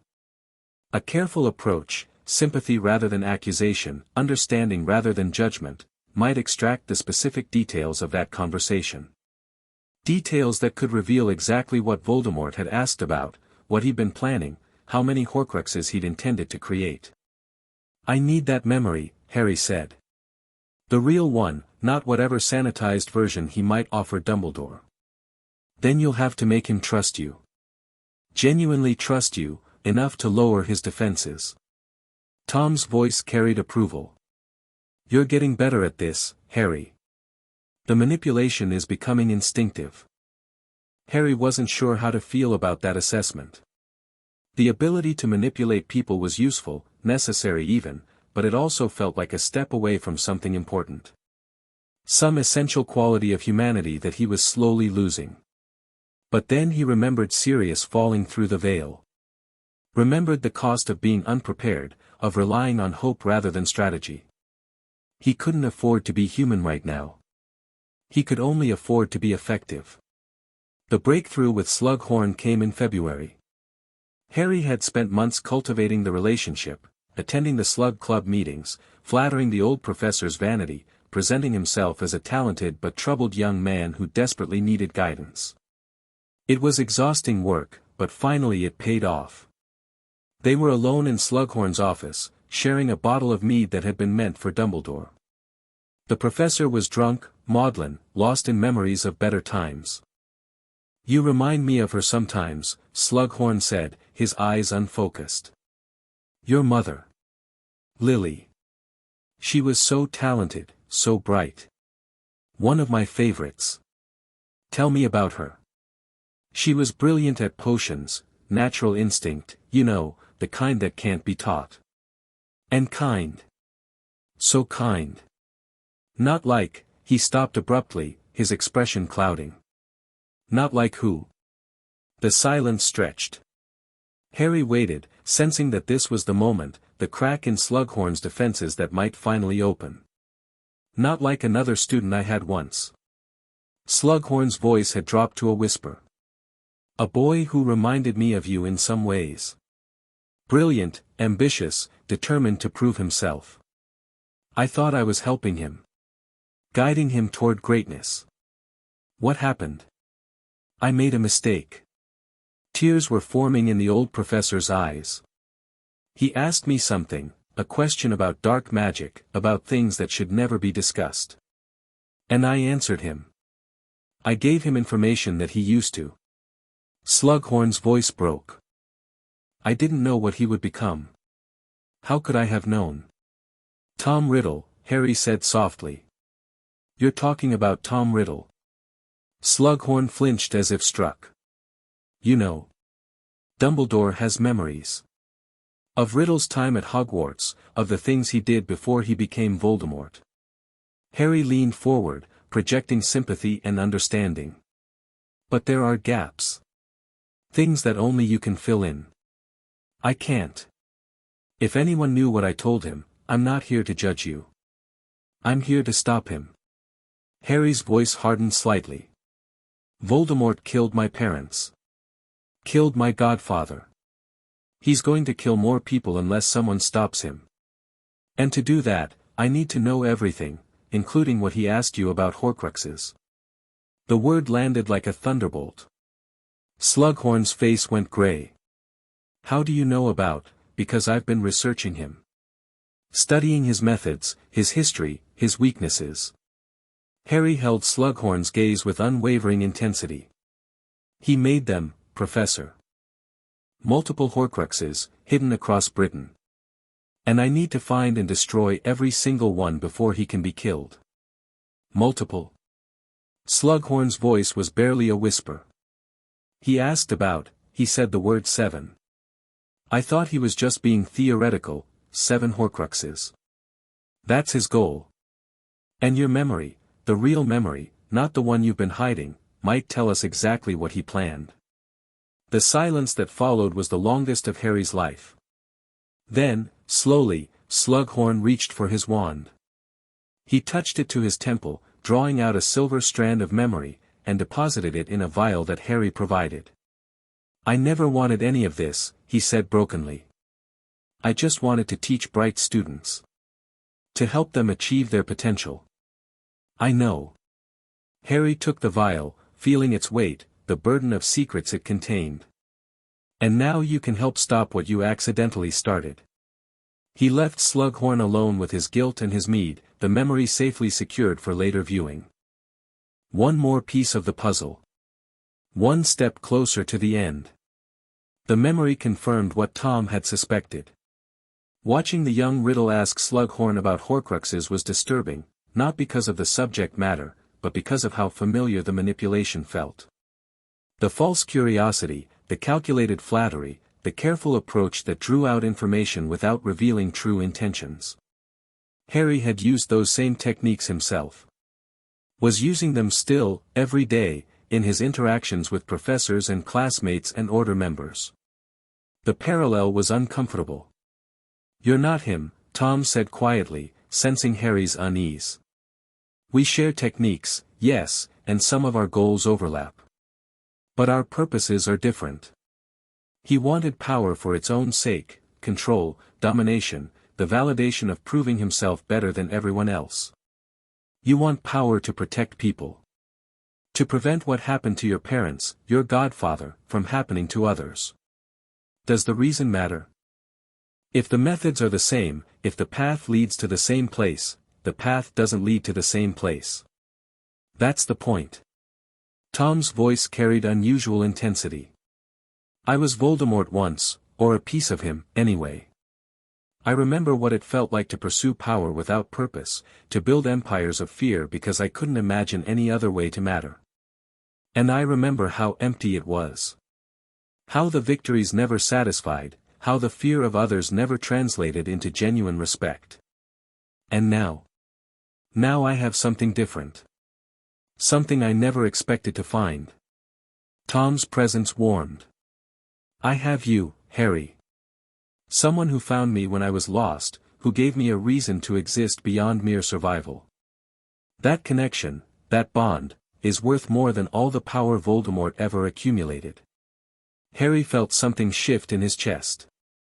The cold clarity that had sustained him since Sirius's death was still there, but underneath it, something else was growing. Not weakness, exactly. More like rootedness. An anchor that held him steady even as the storms intensified around him. I won't become him, Harry said quietly. Whatever happens. Whatever I have to do to win this war. No. You won't. Tom's voice was certain. Because you have something he never did. You have people who matter to you, connections that give your life meaning beyond personal achievement. As long as you hold on to that, as long as you remember why you're fighting, you'll never fall the way he did. Harry closed his eyes, letting the assurance wash over him. The war was coming. The final confrontation was approaching. And when it arrived, Harry would be ready. Not because he was powerful, though he was. Not because he was strategic, though he was that too. But because he knew who he was fighting for. And that knowledge would sustain him through whatever darkness lay ahead. The year ended with Dumbledore's death. Not at the hands of Voldemort, but through a trap that the headmaster walked into willingly. The ring Horcrux, hidden in the Gaunt Shack, had been cursed with magic that even Dumbledore couldn't fully counter.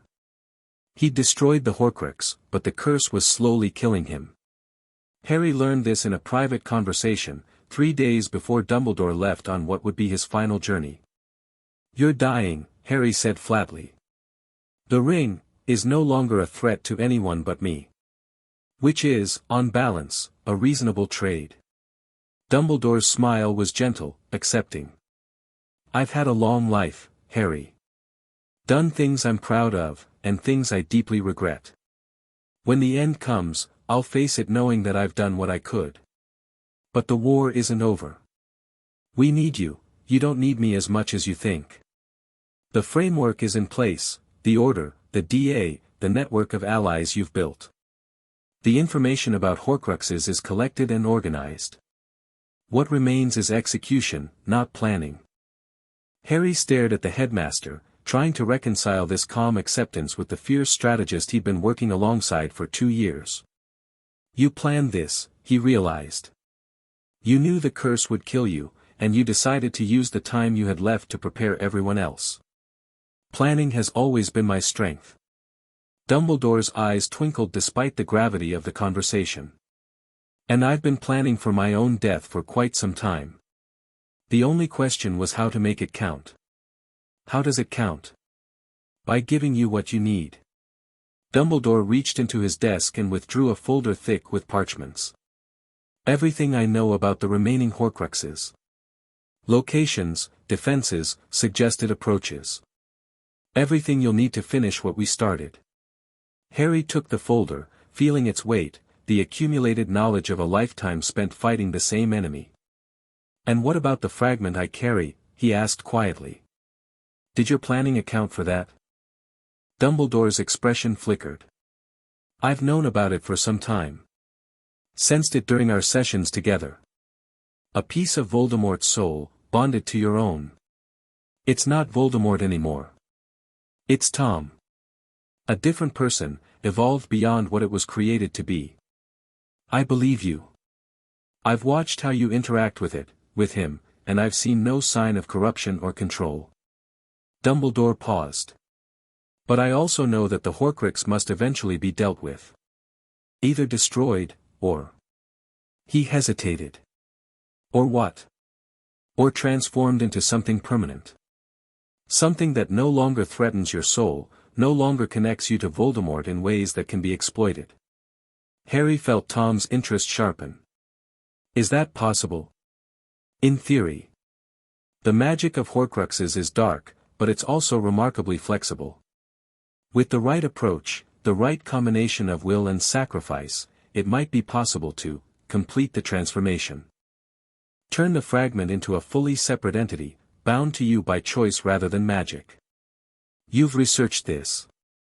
"I've researched everything that might be relevant to your survival." Dumbledore smiled. "You are, after all, my most important student." Harry didn't know what to say. The possibility Dumbledore had raised, true separation, Tom becoming fully independent, was something he'd never even considered. The implications were staggering. But before he could ask more questions, Dumbledore rose and moved toward the door. "I have one more journey to make," he said. "The locket Horcrux, hidden in the cave you discovered. I'm going to retrieve it tonight. I'm coming with you. No. Dumbledore's voice was firm. This is something I must do alone.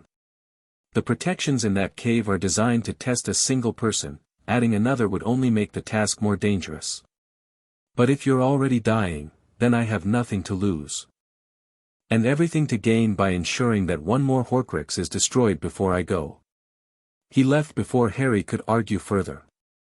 And when the morning came with news of his death, not from the cave, but from the tower, from Snape's hand, from a plan that Harry didn't understand until much later, the wizarding world changed forever.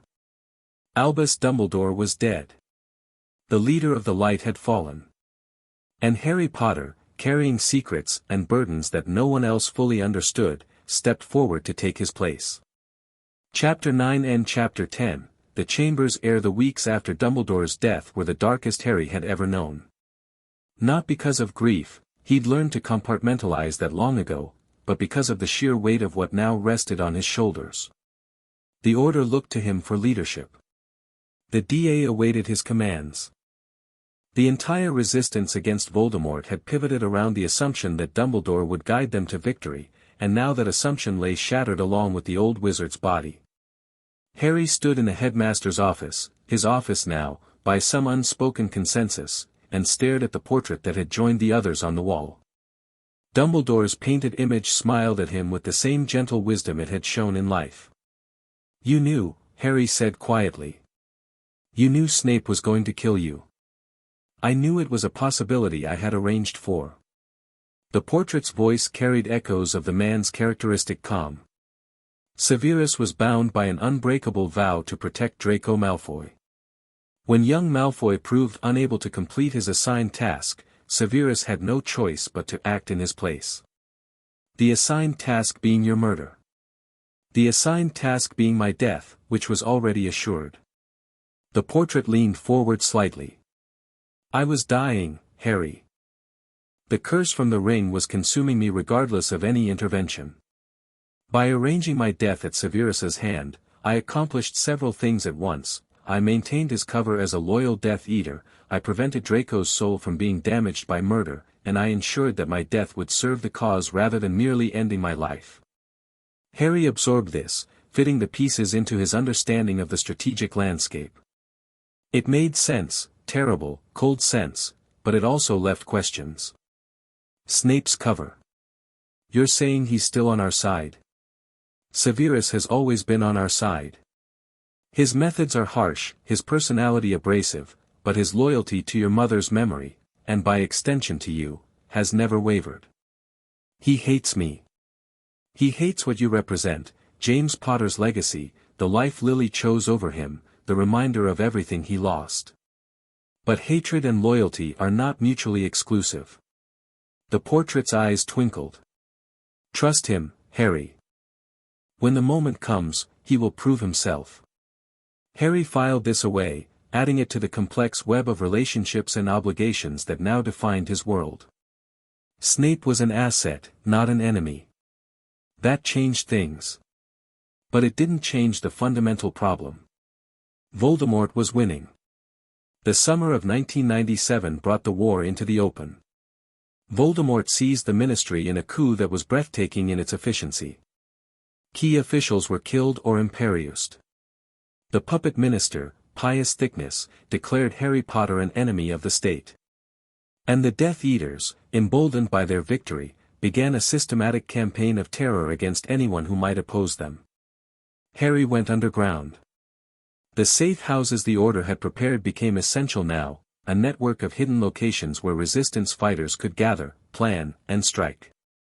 Harry moved between them like a ghost, coordinating operations, gathering intelligence, building the infrastructure of a guerrilla war.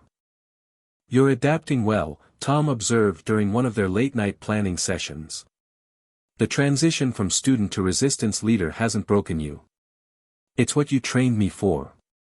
Harry was reviewing reports from cells across Britain. Everything you taught me about strategy, about networks, about how power actually works, it's all relevant now.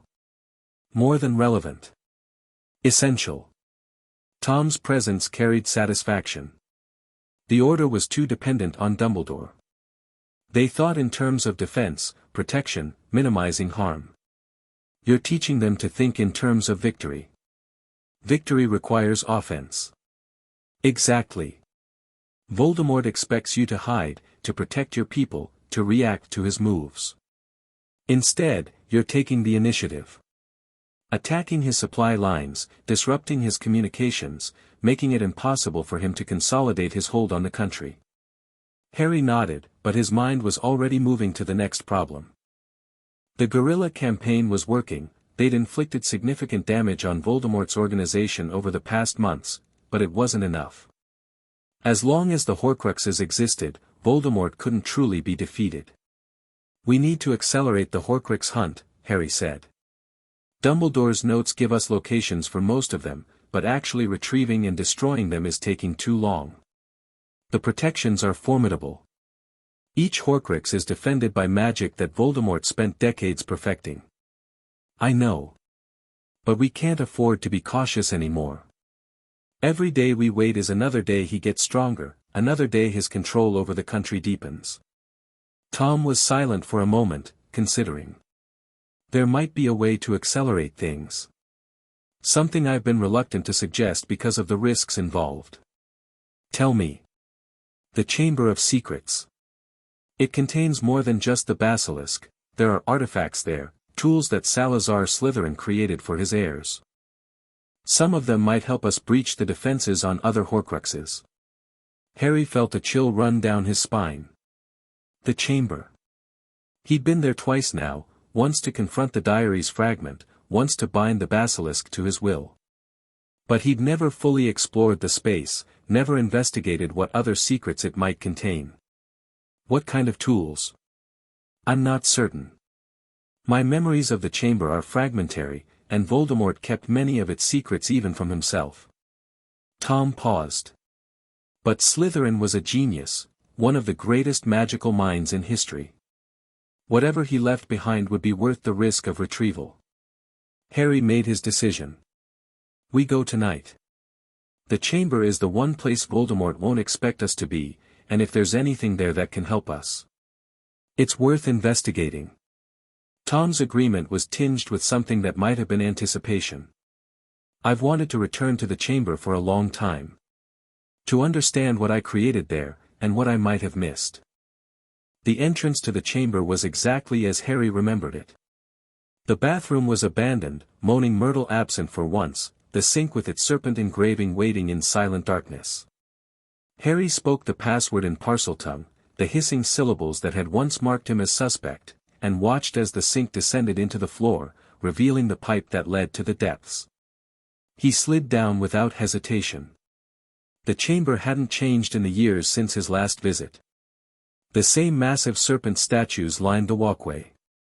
The same green light filtered through water he couldn't see. The same oppressive presence of ancient magic pressed against his senses. But this time, he wasn't here as a desperate child. He was here as the heir of Slytherin, or at least, as someone who carried enough of that heritage to claim what the founder had left behind.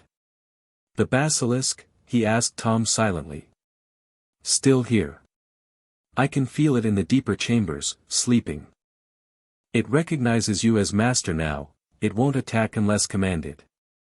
Harry moved deeper into the chamber, past the great stone face of Salazar Slytherin, into passages that he'd never explored before. The architecture changed as he went, becoming older, more complex, heavy with enchantments that his trained senses could barely comprehend. Finally, he reached a door. It was unremarkable in appearance, simple stone, no decoration, but the magic radiating from it was anything but simple. Wards layered upon wards, protections designed to keep out anyone who didn't belong. Harry spoke in Parseltongue, I am the heir. Open. The door didn't respond. Interesting, Tom murmured. It requires more than just language. Some kind of proof of heritage. Harry thought about this. He carried a fragment of Voldemort's soul, which carried the blood of Slytherin through the Gaunt family line. But was that enough? Was borrowed heritage sufficient to satisfy ancient enchantments? Blood, Tom said suddenly. Slytherin was obsessed with bloodlines. The door probably requires physical proof, blood from someone of the line. Harry drew his wand and made a small cut on his palm. He pressed his hand against the stone, letting his blood seep into the ancient surface. For a moment, nothing happened. Then the door began to glow. The light was green, Slytherin's color, and it seemed to be analyzing him, probing his magical signature for something specific. Harry felt it touch the fragment of Tom's soul that he carried, felt it recognize the connection to Voldemort's bloodline. The door swung open. The room beyond was a treasure vault. Shelves lined the walls, packed with artifacts that glittered with contained magic. Books bound in leather and scales and stranger materials. Weapons that seemed to hum with eager malevolence. And in the center of the room, on a pedestal of black stone, something that made Harry's breath catch. A crown. Or rather, a circlet, thin silver metal woven into an intricate pattern, set with a single green stone that pulsed with inner light. Slytherin's diadem, Tom breathed. The companion piece to Ravenclaw's. I didn't know it still existed. What does it do? According to legend, it enhances the wearer's magical abilities, specifically their control over serpentine magic. Parseltongue, basilisk commands, venomous spells. Everything connected to Slytherin's particular gifts. Harry approached the pedestal carefully, his senses extended for traps. The diadem was beautiful, undeniably powerful, and almost certainly dangerous to anyone who tried to claim it unworthily. But Harry wasn't just anyone. He reached out and lifted the diadem from its resting place. Power surged through him. It wasn't painful, not exactly, but it was overwhelming. The diadem was connecting to something inside him, recognizing the fragment of Tom's soul, amplifying the magical pathways that connected Harry to the legacy of Slytherin. When the surge faded, Harry felt different. Sharper. More aware of the magical currents flowing around him. And he could hear something new. Whispers at the edge of his consciousness, voices in Parseltongue, speaking from sources he couldn't identify. The Serpent Network, Tom explained, his own voice clearer now through their connection. Magical snakes across Britain, linked through ancient enchantments to whoever wears the diadem. Slytherin created it as a spy network, a way to gather information from creatures that humans overlook. I can hear them all. You can do more than hear them. You can command them. Direct them. Use them as eyes and ears throughout the country. Harry absorbed the implications. A network of snake spies, reporting on everything they witnessed. Death Eater movements. Ministry operations.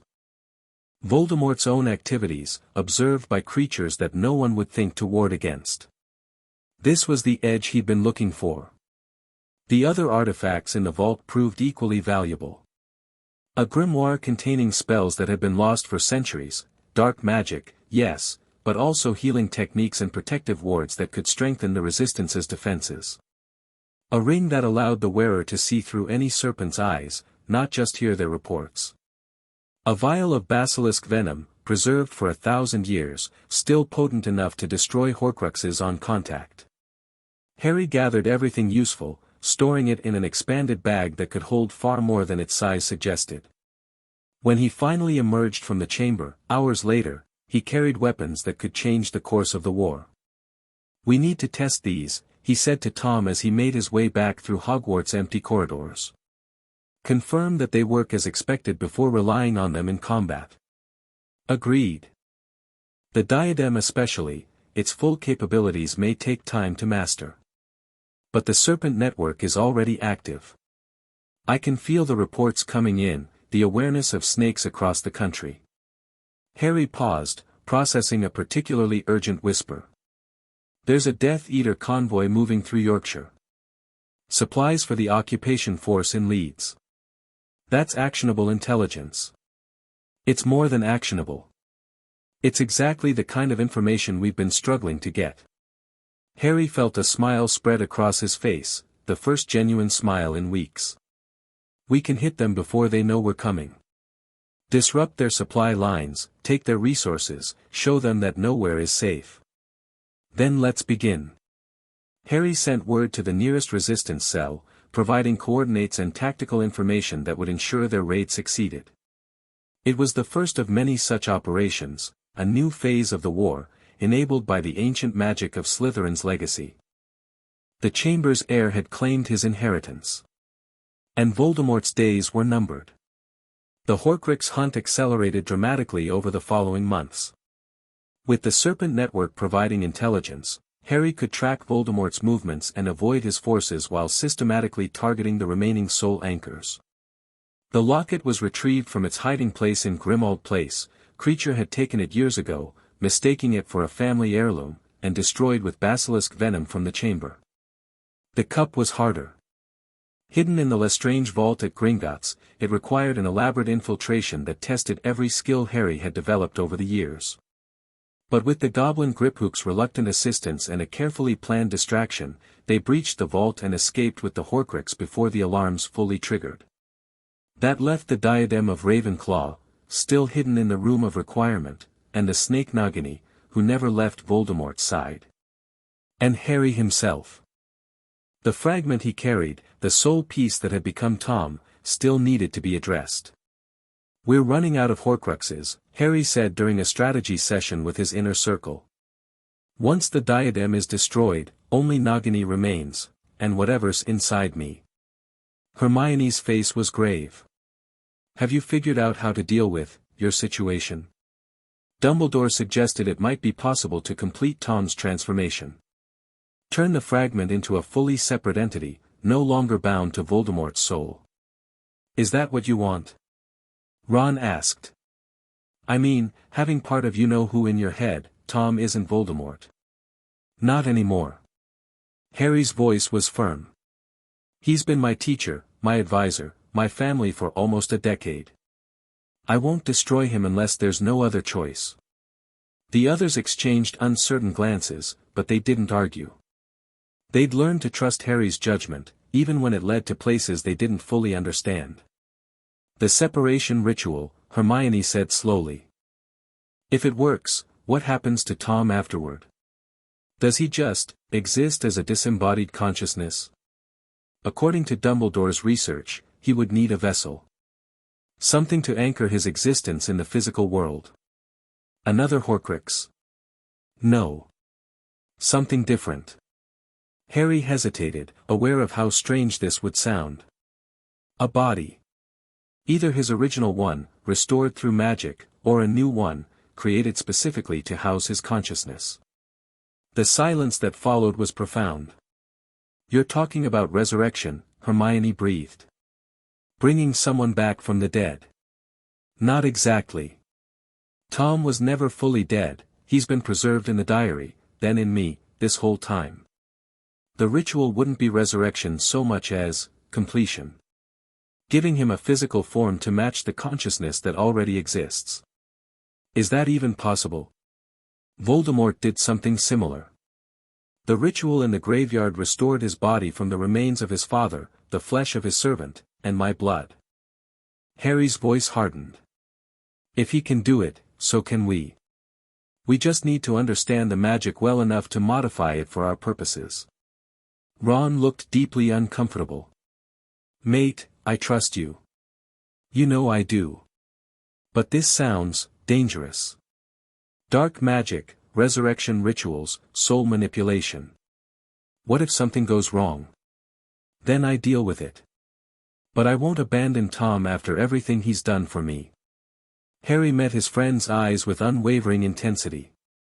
"He saved my life, Ron. Multiple times, in ways you don't even know about. He made me who I am. I owe him the chance to become who he could be." The argument continued, but Harry's resolve was unshakable. Tom would have his chance. Whatever it cost, whatever risks it required, Harry would find a way. It was the least he could do for his family. The final battle approached with the inevitability of a storm.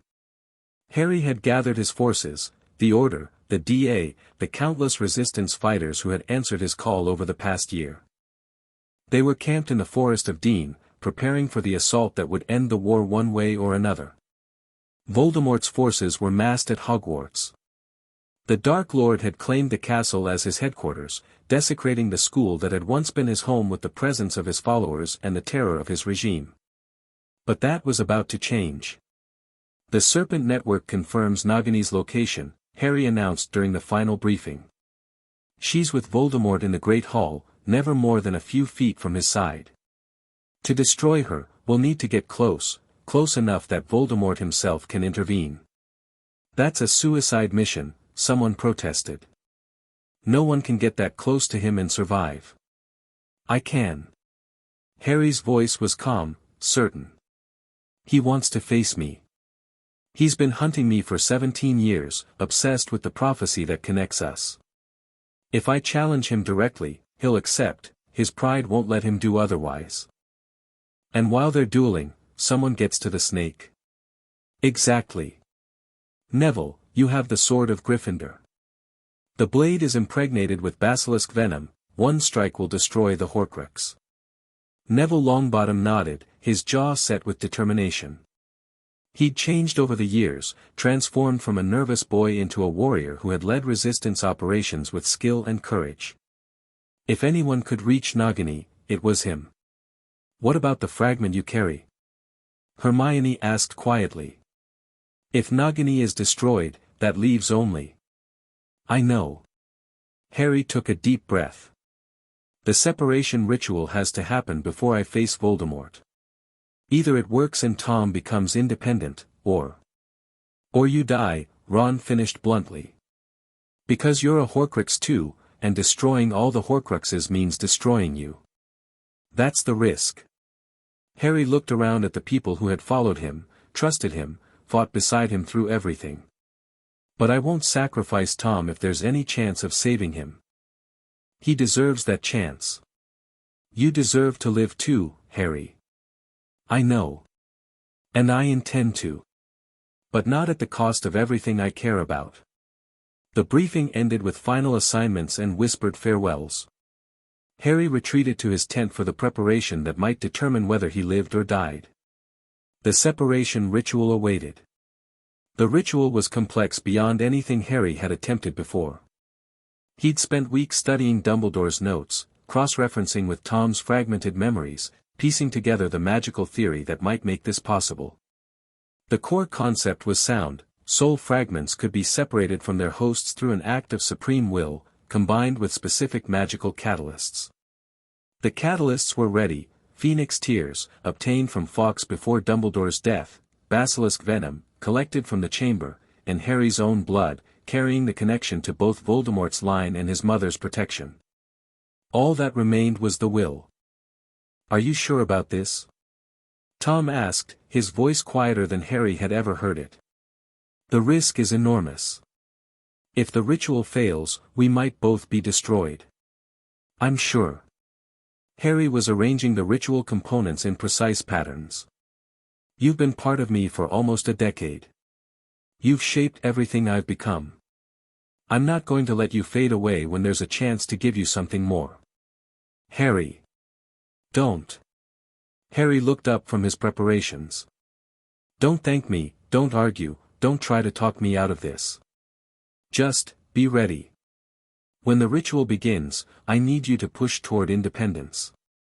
To want separation as much as I want it for you. I do want it. More than I've ever wanted anything. Tom's presence was warm, closer than usual. But I also want you to survive. Promise me that if something goes wrong, you'll stop the ritual. Save yourself. I promise to try. It wasn't the assurance Tom wanted, but it was all Harry could give. He finished the preparations and took his position at the center of the ritual circle. Begin. The magic rose around him like a wave. The separation was agony. Harry had experienced pain before: the Cruciatus Curse, the connection to Voldemort's rage, the countless injuries of battle. But this was different. This was his soul being torn, the essence of who he was divided from the fragment that had shared his existence for so long. He screamed. He couldn't help it. The sound was ripped from him by forces beyond his control. But through the agony, he held on to his purpose. He was doing this for Tom. For the chance to give his friend, his family, a life of his own. The ritual reached its crescendo. For one terrible moment, Harry felt himself falling apart. His consciousness fragmenting, his sense of self dissolving into chaos. And then, with a surge of magic that shook the tent around him, it was done. Harry collapsed to the ground, gasping, every nerve on fire. But when he reached inward, to the place where Tom had always been, he found something different. Emptiness. Not cold or hostile, just space. Room in his own mind that hadn't existed before. And beside him, glowing with new-formed magic, was a figure. Tom Riddle stood in the ritual circle, his form translucent but growing more solid by the second. He looked young, not the monster Voldemort had become, but the brilliant student he had once been. Dark hair, handsome features, eyes that held intelligence and wonder. Harry. His voice was real, physical, no longer just words in Harry's mind. You did it. You actually did it. Welcome to the world. Harry managed a smile despite his exhaustion. How does it feel? Tom looked down at his own hands, flexing fingers that hadn't existed moments before. Strange. Wonderful. Terrifying. He met Harry's eyes. I don't know how to thank you.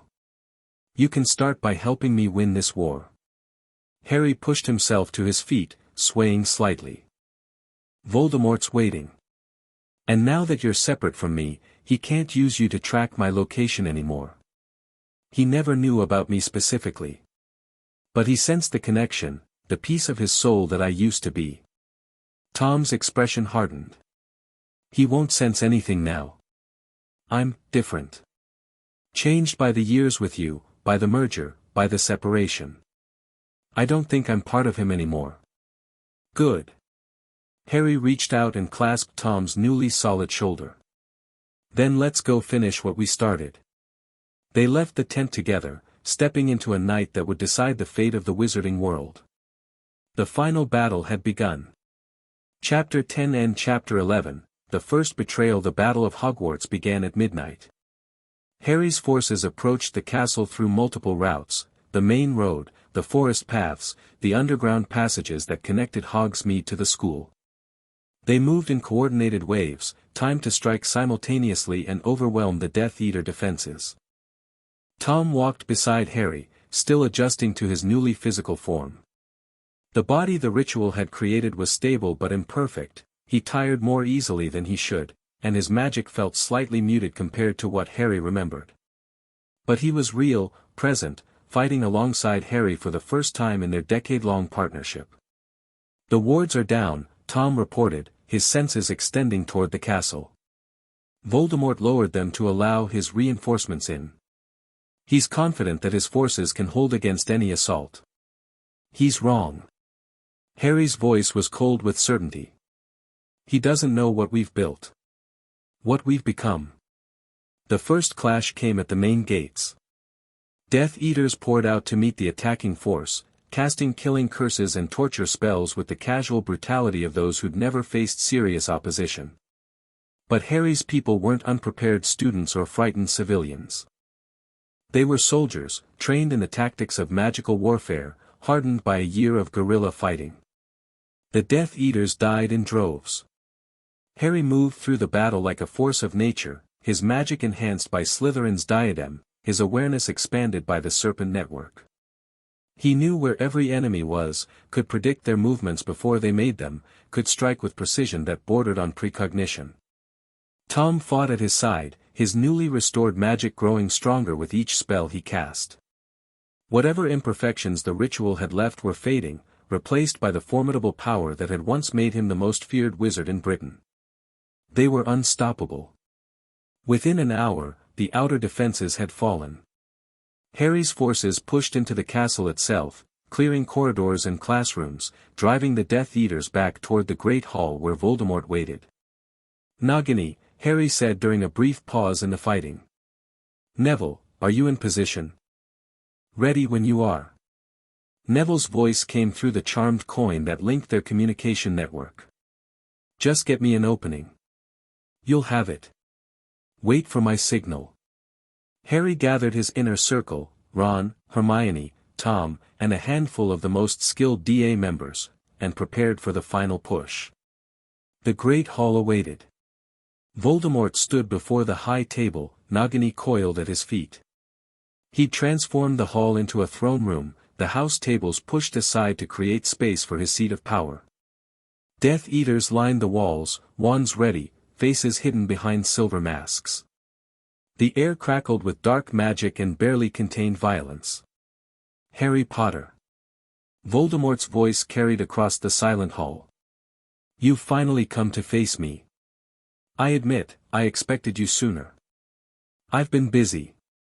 Harry walked forward, his allies spreading out behind him. Destroying your Horcruxes, dismantling your organization, preparing for this moment. Something flickered in Voldemort's red eyes, surprise, perhaps, or the beginning of fear. You know about the Horcruxes. I know everything. Harry let the diadem's power flow through him, enhancing his presence. The diary, the ring, the locket, the cup. All destroyed. The diadem too, I found it in the room of requirement years ago. Impossible. The protections I placed were impressive. But not impenetrable. Harry smiled coldly. You underestimated me, Tom. You always have. The use of Voldemort's birth name was deliberate provocation. The Dark Lord's face contorted with rage. Do not call me by that name. I am Lord Voldemort, you're a fragment. A broken piece of what you used to be, sustained by dark magic and desperate fear. Harry gestured to the man standing beside him. And speaking of fragments, I'd like you to meet someone. Tom stepped forward, and Voldemort's expression shifted to something Harry had never seen on that serpentine face. Horror. No. The word was barely a whisper. That's not possible. The diary was destroyed, the diary was transformed. The fragment you created, the piece of your soul that was supposed to serve as insurance against death, it found something better than survival. Tom's voice was calm, almost gentle. It found connection. Purpose. A reason to become something more than what you made it to be. You're an abomination. Voldemort's wand rose, trembling with fury. A corruption of my legacy, I'm your legacy. The part of you that evolved, that grew, that learned to care about something beyond power and immortality. Tom met Voldemort's eyes without flinching. And I'm here to help end what you've become. The battle began without warning. Voldemort's first curse was a killing curse, aimed directly at Tom's chest. Harry intercepted it with a shield that shouldn't have been possible, wandless magic enhanced by the diadem, a barrier of pure will that absorbed the spell and dissipated it harmlessly. You'll have to do better than that, Harry said, launching his own attack. The duel that followed was the most intense of Harry's life. Voldemort was everything his reputation suggested, powerful, creative, utterly ruthless. His spells came in combinations that would have killed a lesser wizard, exploiting weaknesses and creating openings with the instinct of a master duelist. But Harry had been trained by a piece of the same soul. He knew Voldemort's techniques because Tom had taught them to him. He could predict the Dark Lord's moves because he understood the mind behind them. And he wasn't fighting alone. Tom engaged Voldemort from the flank, forcing him to defend on multiple fronts. Ron and Hermione took down Death Eaters who tried to intervene. The DA members spread through the hall, neutralizing threats and protecting the duelists' backs. Now! Harry shouted, creating an opening in the chaos. Neville, now! Neville Longbottom burst from concealment, the sword of Gryffindor gleaming in his hands. He'd circled around during the confusion, positioning himself near Nagini's resting place. The snake saw him coming. It rose to strike, fangs dripping venom, but Neville was faster. The blade came down in a single, perfect arc. Nagini's head separated from her body, and something dark and screaming erupted from the wound, the fragment of Voldemort's soul, destroyed by basilisk venom. Voldemort screamed. The sound was terrible, not just pain, but the agony of something fundamental being torn away. He staggered, his concentration breaking, his magic faltering. Harry saw his opportunity and took it. "Tom," he said. Together. They raised their wands in unison, Harry and the fragment that had once been part of Voldemort, now separate, now complete, now fighting against the monster they'd both been connected to. Twin spells erupted from their wands, intertwining in mid-air, forming a pattern of magic that neither could have created alone. The spell struck Voldemort in the chest. For a moment, nothing happened. The Dark Lord stood frozen, his red eyes wide with disbelief. Then he began to fall apart. It wasn't violent, not an explosion or a disintegration, but a slow dissolution. The magic that had sustained him for decades, the dark arts that had made him more than human, were unraveling. His body crumbled to ash, his soul, what remained of it, dissipating into nothingness. The last thing to fade was his eyes. Those terrible red eyes, still blazing with fury and fear and the desperate denial of someone who had never truly accepted that he could die. And then Lord Voldemort was gone. The silence that followed was absolute. Death Eaters stared at the pile of ash that had been their master. Order members lowered wands they'd been ready to use. Harry stood in the center of the great hall, Tom beside him, both of them breathing hard from the exertion of the final spell. "Is it over?" Ron's voice was hoarse. "Is he really dead?" "He's dead." Harry felt the certainty of it, the absence where Voldemort's presence had always lingered. The Horcruxes are destroyed. His soul has nothing left to anchor it. He's gone. The cheering started slowly, but it built quickly, a roar of triumph that shook the ancient walls of Hogwarts. People were crying, laughing, embracing each other with the desperate joy of survivors who'd never expected to see this moment. Harry let himself feel it for a moment. The victory, the relief, the knowledge that the war was finally over. But his mind was already moving to what came next. "The Ministry will need to be rebuilt," he said quietly to Tom. "The Death Eaters need to be rounded up. The damage needs to be assessed and addressed." Always thinking strategically. Tom's smile was tired but genuine. Even in moments of triumph. Especially in moments of triumph. That's when people get careless. Harry looked around the hall, seeing not just celebration but the foundations of the future. "We've won the war. Now we have to win the peace. And you will." Tom placed a hand on Harry's shoulder. "You've been preparing for this your whole life. Everything I taught you, everything you learned on your own, it was all leading to this moment. To the chance to build something better." Harry met Tom's eyes, no longer the presence in his mind, but a separate person standing beside him. His mentor, his family, his friend. "We'll build it together," Harry said. "That's always been the plan." The celebration continued around them, but Harry and Tom stood slightly apart, already planning the world they would create from the ashes of the old one. The weeks after the battle were chaos transformed into order. Harry emerged from the war as the undisputed leader of the victorious resistance. The Ministry, decimated by Voldemort's purges, needed rebuilding from the ground up. The Wizengamot was dissolved and reconstituted. New laws were proposed, debated, enacted. And at the center of it all, Harry Potter worked tirelessly to shape the future. "You could take the minister's position," Kingsley Shacklebolt observed during one of their planning sessions. "The people would support you. After everything you've done, I don't want to be minister." Harry shook his head. "Political power isn't what I'm after. I want to rebuild the institutions, establish the frameworks, and then step back." "Step back to what?" "To something more lasting. Education, maybe. Or security." Harry smiled slightly. "I haven't decided yet. But the wizarding world needs to learn to govern itself, not to depend on heroes who solve all their problems." Kingsley nodded slowly, respect evident in his expression. You're wiser than most people twice your age. I had good teachers. Tom's role in the New Order was more complicated.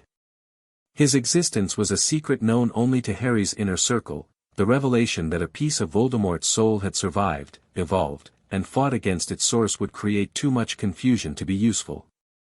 Instead, Tom worked behind the scenes, advising on policy, analyzing threats, helping Harry navigate the treacherous waters of post-war politics.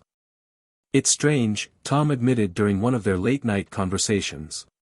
For decades, all I wanted was power. Recognition. The chance to shape the world according to my vision. Now I have influence beyond anything I imagined, and I find that I don't care about recognition at all.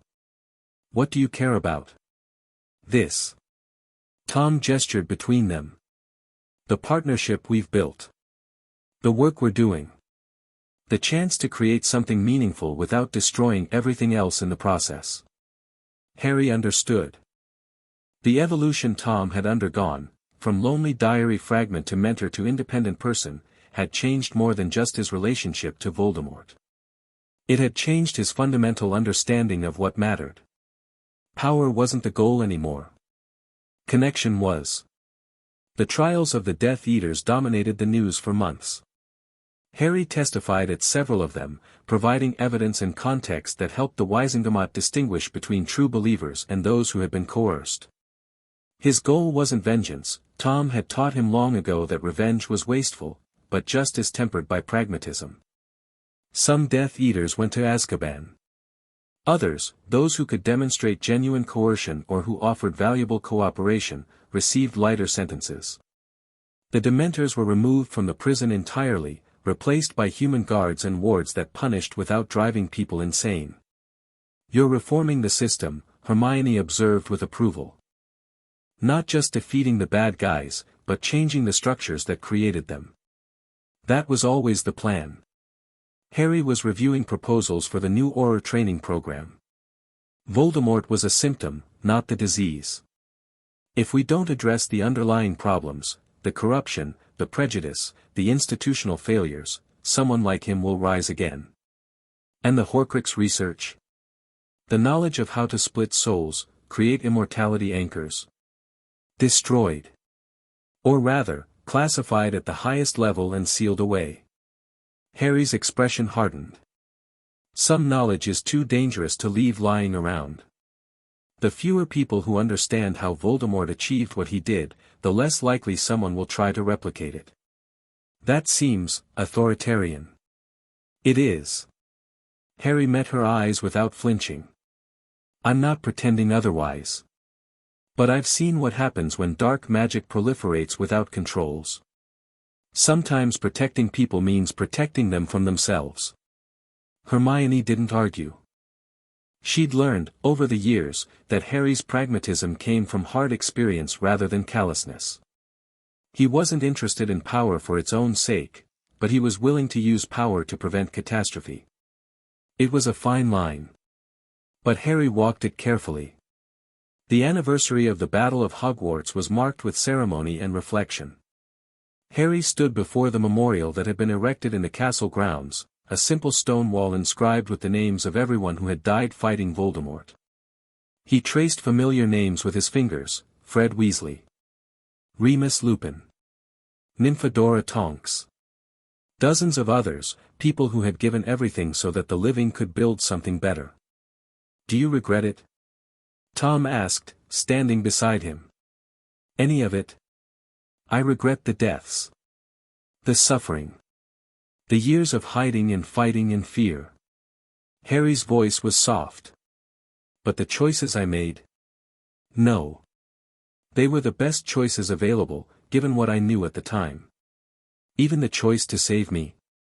To separate me rather than destroy me. Especially that choice. Harry turned to face his friend. You're proof that people can change. That even the darkest origins don't have to define someone's destiny. If I'd destroyed you, I would have destroyed that proof. And now? Now we keep working. Keep building. Keep proving that the future can be better than the past. Harry looked back at the memorial, at the names of the fallen. That's what they died for. That's what we owe them. They stood in silence for a long moment, honoring the dead. Then Harry straightened, his expression shifting from reflection to resolve. Come on, he said. We have meetings to attend. A world to reshape. Tom smiled, a genuine expression that still looked strange on features that had once belonged to Voldemort's younger self. Lead the way, he said. I'm with you. They walked back toward the castle together, two people who had found each other in the most unlikely circumstances and built something extraordinary from the ruins of their shared history. The war was over. The work continued. And Harry Potter, the boy who had once been nothing more than an orphan in a cupboard, had become exactly what he'd always wanted to be. Someone who mattered. The new era of Wizarding Britain unfolded gradually over the following years. Harry stepped back from direct political involvement after the first year, but his influence remained pervasive. The institutions he'd helped rebuild carried his fingerprints, fairer, more transparent, more resistant to the corruption that had allowed Voldemort to rise. Hogwarts reopened with new leadership and new priorities. The house system remained, but the toxic competition between Slytherin and Gryffindor was actively discouraged. Students were taught that courage and cunning, loyalty and wisdom, were complementary rather than opposed. Tom took a position at the school, teaching defense against the dark arts under an assumed identity. It was ironic, the subject that had once been cursed by Voldemort's own magic now taught by a piece of the same soul, transformed beyond recognition. Do you ever worry? Hermione asked Harry during one of their regular dinners. That someone will discover who Tom really is? Sometimes. But the truth would be complicated to explain, and I'm not sure it would serve anyone's interests to reveal it. Harry sipped his wine thoughtfully. Tom is happy. He's doing good work. What matters more, satisfying people's curiosity, or letting him live the life he's built? You've changed, Harry. From the boy I met on the Hogwarts Express. Everyone changes. I just had more help than most. He smiled. And better teachers. The conversation drifted to other topics, Ron's expanding joke shop empire, Hermione's work at the ministry, the children who were starting to arrive among their friend group. Normal concerns, normal joys. Harry had never expected to have a normal life. But he'd built something close to it, in the spaces between his larger responsibilities. It was enough. The final test of Harry's work came 5 years after the war. A group of young wizards, seduced by recovered fragments of Death Eater ideology, attempted to revive Voldemort's movement. They called themselves the Heirs of Darkness, and they believed that the pure-blood supremacy their parents had fought for could still be achieved. Harry dealt with them personally. Not through combat, though he was still capable of that, but through the systems he'd spent years building. The new Auror Force tracked them efficiently. The reformed courts tried them fairly. The rehabilitated prison held them humanely. And Harry himself testified at the final trial, explaining what Voldemort had really been, not a hero of pure-blood values, but a half-blood orphan whose hatred had consumed everything it touched. You think you understand what he was, Harry said, addressing the young defendants. You think he represented something worth fighting for. But I knew him. Better than anyone alive. And I can tell you, there was nothing worth preserving in what he built. Only fear and death and the endless, empty pursuit of power that never satisfies. The defendants were convicted. The movement was crushed. And Harry returned to his life, satisfied that the institutions could handle threats without requiring his personal intervention. The system worked. That was the greatest victory of all. Harry Potter lived for many more years. He married, someone the histories never quite agree on, because he valued his privacy above public curiosity. He had children, raised them with the values Tom had helped him develop, watched them grow into people who made their own choices and built their own legacies. Tom remained at his side throughout, a friend and advisor who aged more slowly than Harry did, a consequence of his unusual origin. When Harry finally died, peacefully, surrounded by family, having accomplished everything he set out to do, Tom was there. "Are you afraid?" Tom asked in those final hours. "No." Harry's voice was weak but certain. "I've seen what comes after. It's not something to fear." "What do I do without you?" "What you've always done. Keep teaching. Keep building. Keep proving that people can change." Harry smiled. "That's your legacy, Tom. Not the darkness you came from, but the light you helped create." Tom held his hand as Harry Potter passed from the world. And then, for the first time in decades, Tom Riddle was alone. But not for long. The students at Hogwarts needed teaching. The world Harry had built needed protecting. The future they had created together needed someone to carry it forward. Tom wiped his eyes, straightened his robes, and returned to work. It was, he reflected, exactly what Harry would have wanted. Chapter 11 and Chapter 12, The Shape of Absence. The years after Harry's passing stretched before Tom like an uncharted ocean. He had lived for over a century now, first as a fragment trapped in a diary, then as a presence sharing Harry's mind, finally as an independent being with a body and a life of his own. He had watched the wizarding world transform from a corrupt, divided society into something approaching the vision he and Harry had worked toward. But he had never learned how to be alone. The first months were the hardest. Tom would reach for the connection that had defined his existence for decades, expecting to find Harry's familiar presence, and encounter only emptiness. The absence was physical, a hollow space behind his breastbone that no amount of work or companionship could fill. "You're grieving," Hermione told him during one of her visits to Hogwarts. She was old now, her hair gray and her face lined, but her eyes still held the same sharp intelligence. "It's natural. You and Harry were connected in ways that no one else has ever been." "Grieving." Tom tasted the word. "I'm not sure I understand how to do that." The original Tom Riddle never grieved for anyone. He didn't know how to form the connections that make grief possible. But you're not the original Tom Riddle. You're the person Harry helped you become. Hermione's voice was gentle. And that person loved someone deeply and lost them. Grief is the price of that love. Tom considered this. He'd spent years studying emotions, trying to understand the experiences that had transformed him from a predatory fragment into something approaching human.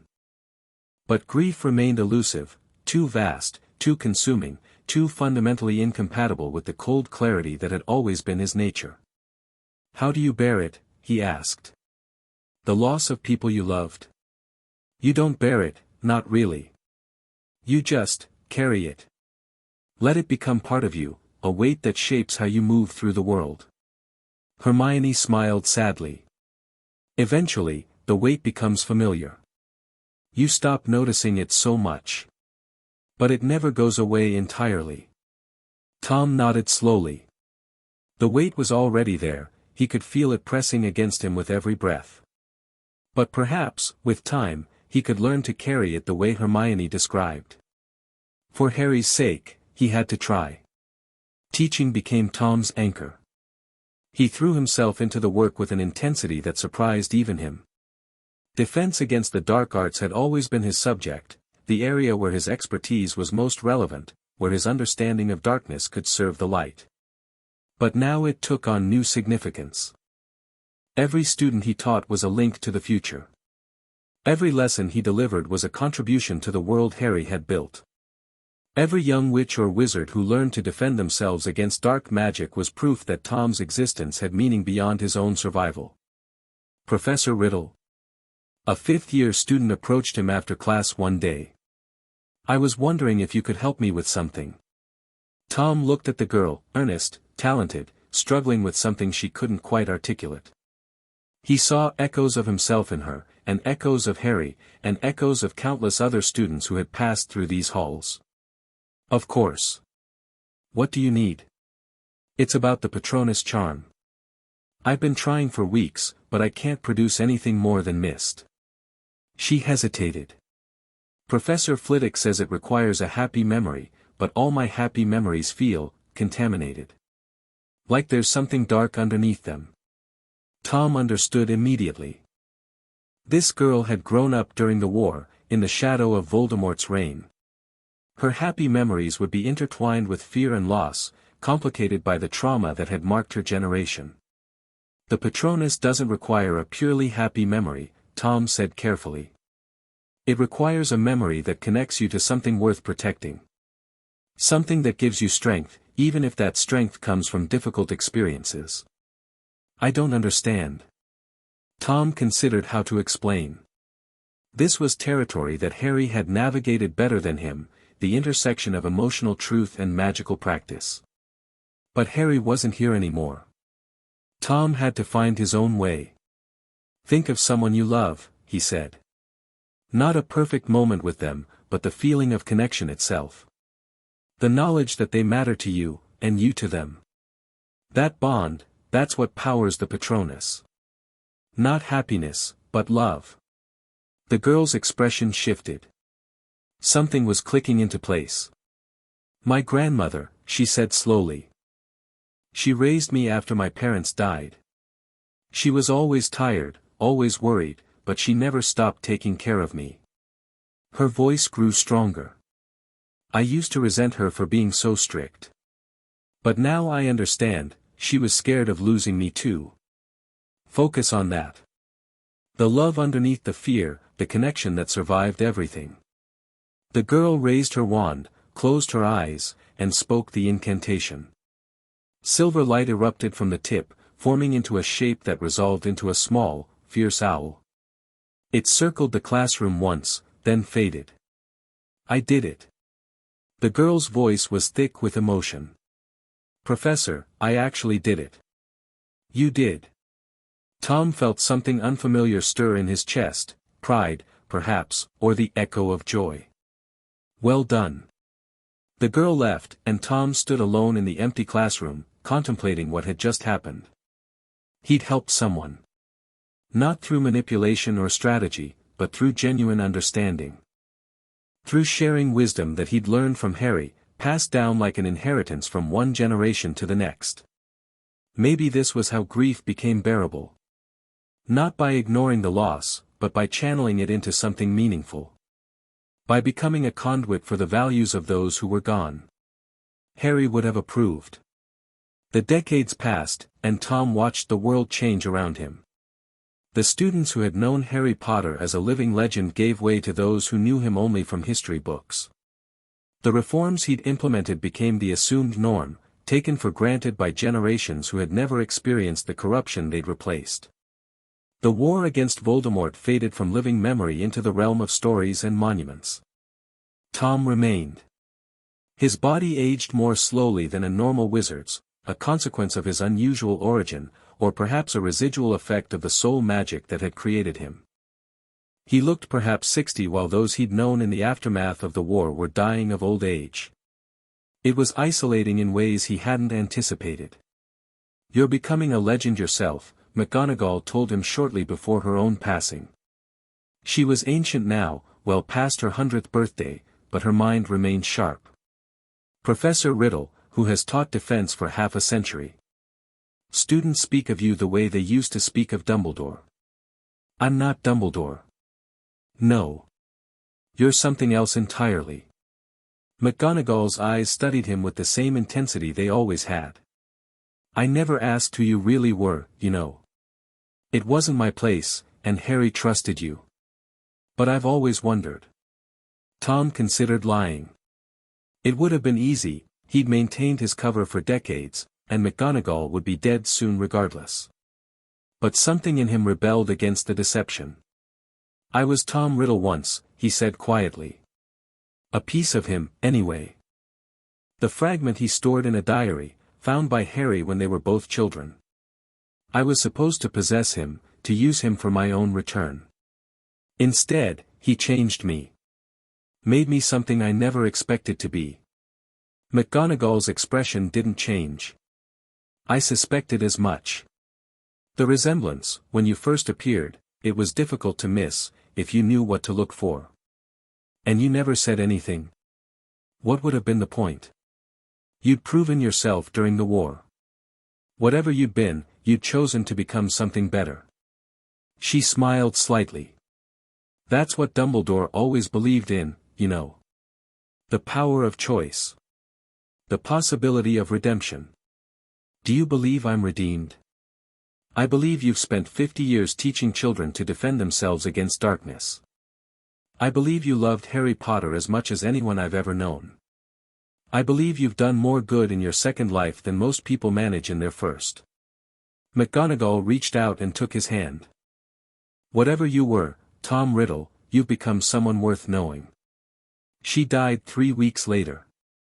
Tom attended the funeral, standing among the crowd of mourners, and felt the weight of loss settle a little deeper into his bones. He was running out of people who remembered. Running out of connections to the life he'd built with Harry. But the work continued. The students needed teaching. The world needed protecting. Tom carried on. The crisis came, as all crises do, when it was least expected. 90 years after Harry's death, a new threat emerged from the shadows of history. Not a Dark Lord, the systems Harry had built made such rises difficult, but something more insidious.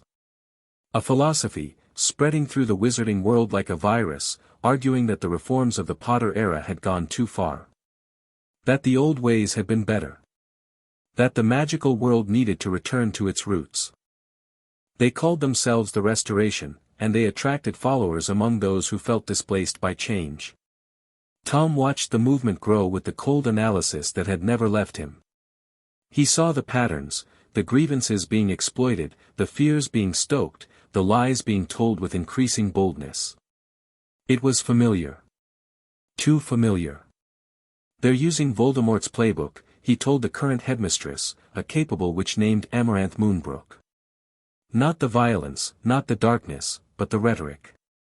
The appeal to tradition, the promise of lost glory, the scapegoating of anyone different. What do you suggest we do? We expose them. Not with force, that would make martyrs of them, but with truth. Show people what they're really advocating for. Connect their rhetoric to the historical record of where such ideas lead. And if that doesn't work? Tom's expression hardened. Then we prepare for what comes next. Train the students, strengthen the defenses, build the alliances we'll need if this turns into open conflict. You've done this before. I helped someone else do it. Someone who was better at the inspiring speeches and moral clarity. Tom's voice softened. But I learned from him. And I won't let his work be undone by people who don't understand what they're playing with. The campaign against the Restoration was long and exhausting. Tom testified before the Wisengamot, revealing historical parallels that most people had forgotten. He gave interviews to the press, explaining the tactics of manipulation that the movement was using. He trained special aura units in counterpropaganda techniques that he'd developed decades earlier. And gradually, the tide turned. The Restoration's leadership was exposed as frauds, wealthy purebloods who wanted to restore their lost privileges, manipulating genuine grievances for personal gain. Their followers, confronted with the truth of what they'd been supporting, began to drift away. Within 5 years, the movement had collapsed into irrelevance. You saved us, Headmistress Moonbrook said when it was over. Again. I protected what Harry built. That's different. Is it? She studied him with curious eyes. You've been at this for a century now, Professor Riddle. Fighting the same battles, defending the same values, carrying on the same work. At what point does it become yours as much as his? Tom didn't have an answer. But the question stayed with him, nagging at the edges of his consciousness. Was he simply preserving Harry's legacy? Or had he, somewhere along the way, made it his own? The answer came in a dream. Tom rarely dreamed, another consequence of his unusual nature, but when he did, the dreams were vivid and significant. This one began in darkness, the formless void that he'd inhabited during his decades trapped in the diary. Then light appeared. Harry stood before him, young and vital, exactly as he'd looked on the day of the Battle of Hogwarts. But there was something different about him, a peace that Tom had never seen when Harry was alive, a completion that went beyond mere contentment. "You're not really here," Tom said. "This is a dream."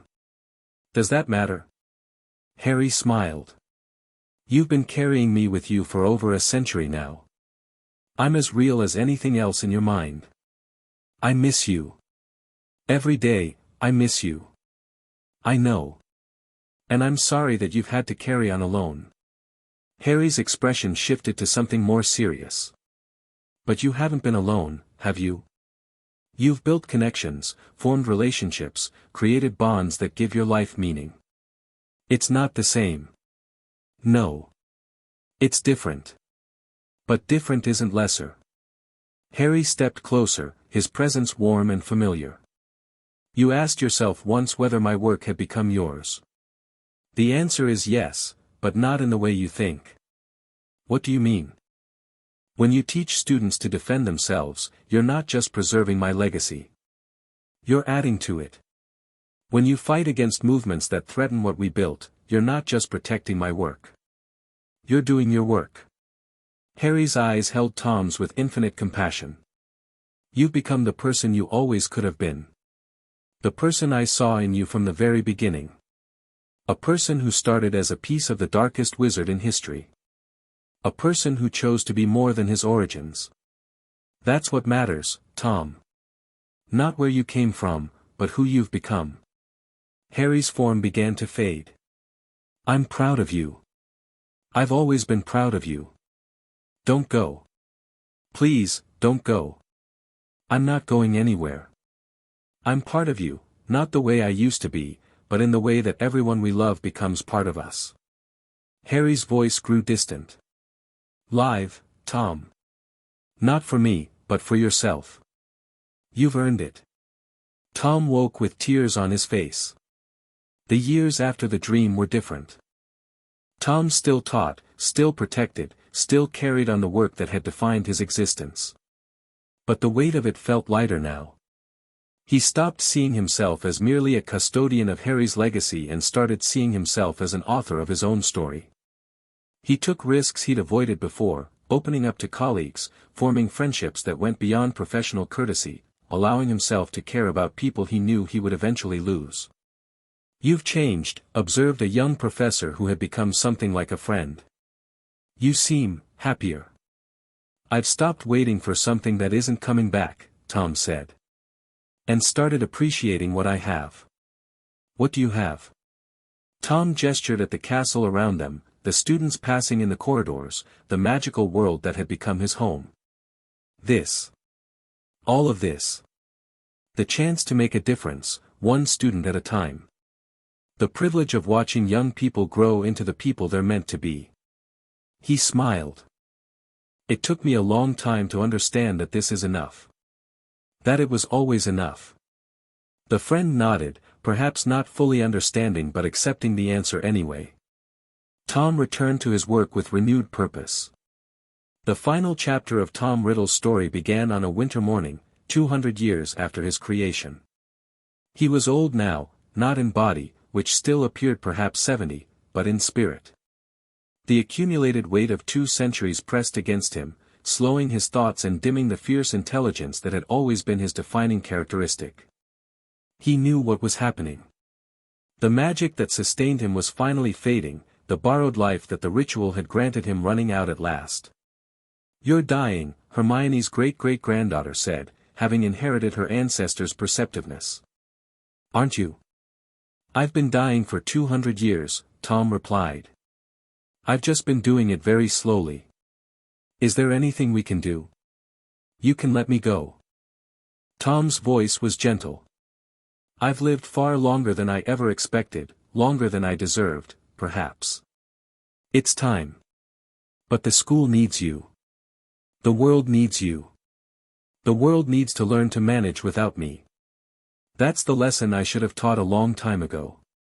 Tom looked out the window at the castle grounds, covered in fresh snow. "I've spent 2 centuries carrying Harry's work forward. Now it's time for someone else to take up that burden." He died 3 days later, peacefully, surrounded by the students and colleagues who had become his family. The funeral was held in the Great Hall, attended by wizards from around the world who had been shaped by his teaching. Eulogies were delivered, praising his dedication, his wisdom, his remarkable journey from darkness to light. And when it was over, a portrait appeared on the wall of the headmaster's office, not because Tom had ever been headmaster, but because the castle itself recognized what he had meant to its existence. The portrait smiled with Harry Potter's portrait, the two of them finally reunited in the space between life and death. "Took you long enough," Harry's image said. "I had work to do," Tom replied. "You know how it is." "I do. I always did." Harry's painted eyes twinkled with familiar warmth. "Welcome home, Tom. It's good to be here." The portraits fell silent, watching over the school they had both loved. And Hogwarts endured, as it always had, as it always would. Chapter 12 and Chapter 13, The Tournament of Shadows 100 years before Tom's passing. The Triwizard Tournament had returned to Hogwarts. Harry stood at the edge of the Great Hall, watching the goblet of fire pulse with blue flames. It had been 15 years since Voldemort's defeat, 15 years since the last time this artifact had shaped his destiny. Now it had returned, not as a trap, but as a symbol of the international cooperation that the new Wizarding Order had worked so hard to build. "You're brooding," Hermione said, appearing at his side. "You always brood when you're here. The last time I saw that goblet, it transported me to a graveyard where I watched Cedric Diggory die." Harry's voice was flat. "Forgive me if I'm not feeling celebratory. That was a long time ago. Things are different now." "Are they?" Harry turned to face her. "The Death Eaters are gone, yes. Voldemort is dead. But the tournament still exists. Still puts children in danger for the entertainment of crowds. The safety protocols have been completely redesigned. You helped write them yourself. Protocols fail. People make mistakes." Harry looked back at the goblet. "And some things shouldn't exist at all, no matter how many safeguards we put in place." Hermione studied him with the penetrating gaze that had always seen through his defenses. "This isn't really about the tournament, is it?" "No." Harry was quiet for a moment. "I've been having dreams again. Visions of things that might happen, or things that are happening somewhere I can't see. The connection to Voldemort is gone, but something else has taken its place." "What kind of visions?" "Darkness. Rising from somewhere unexpected.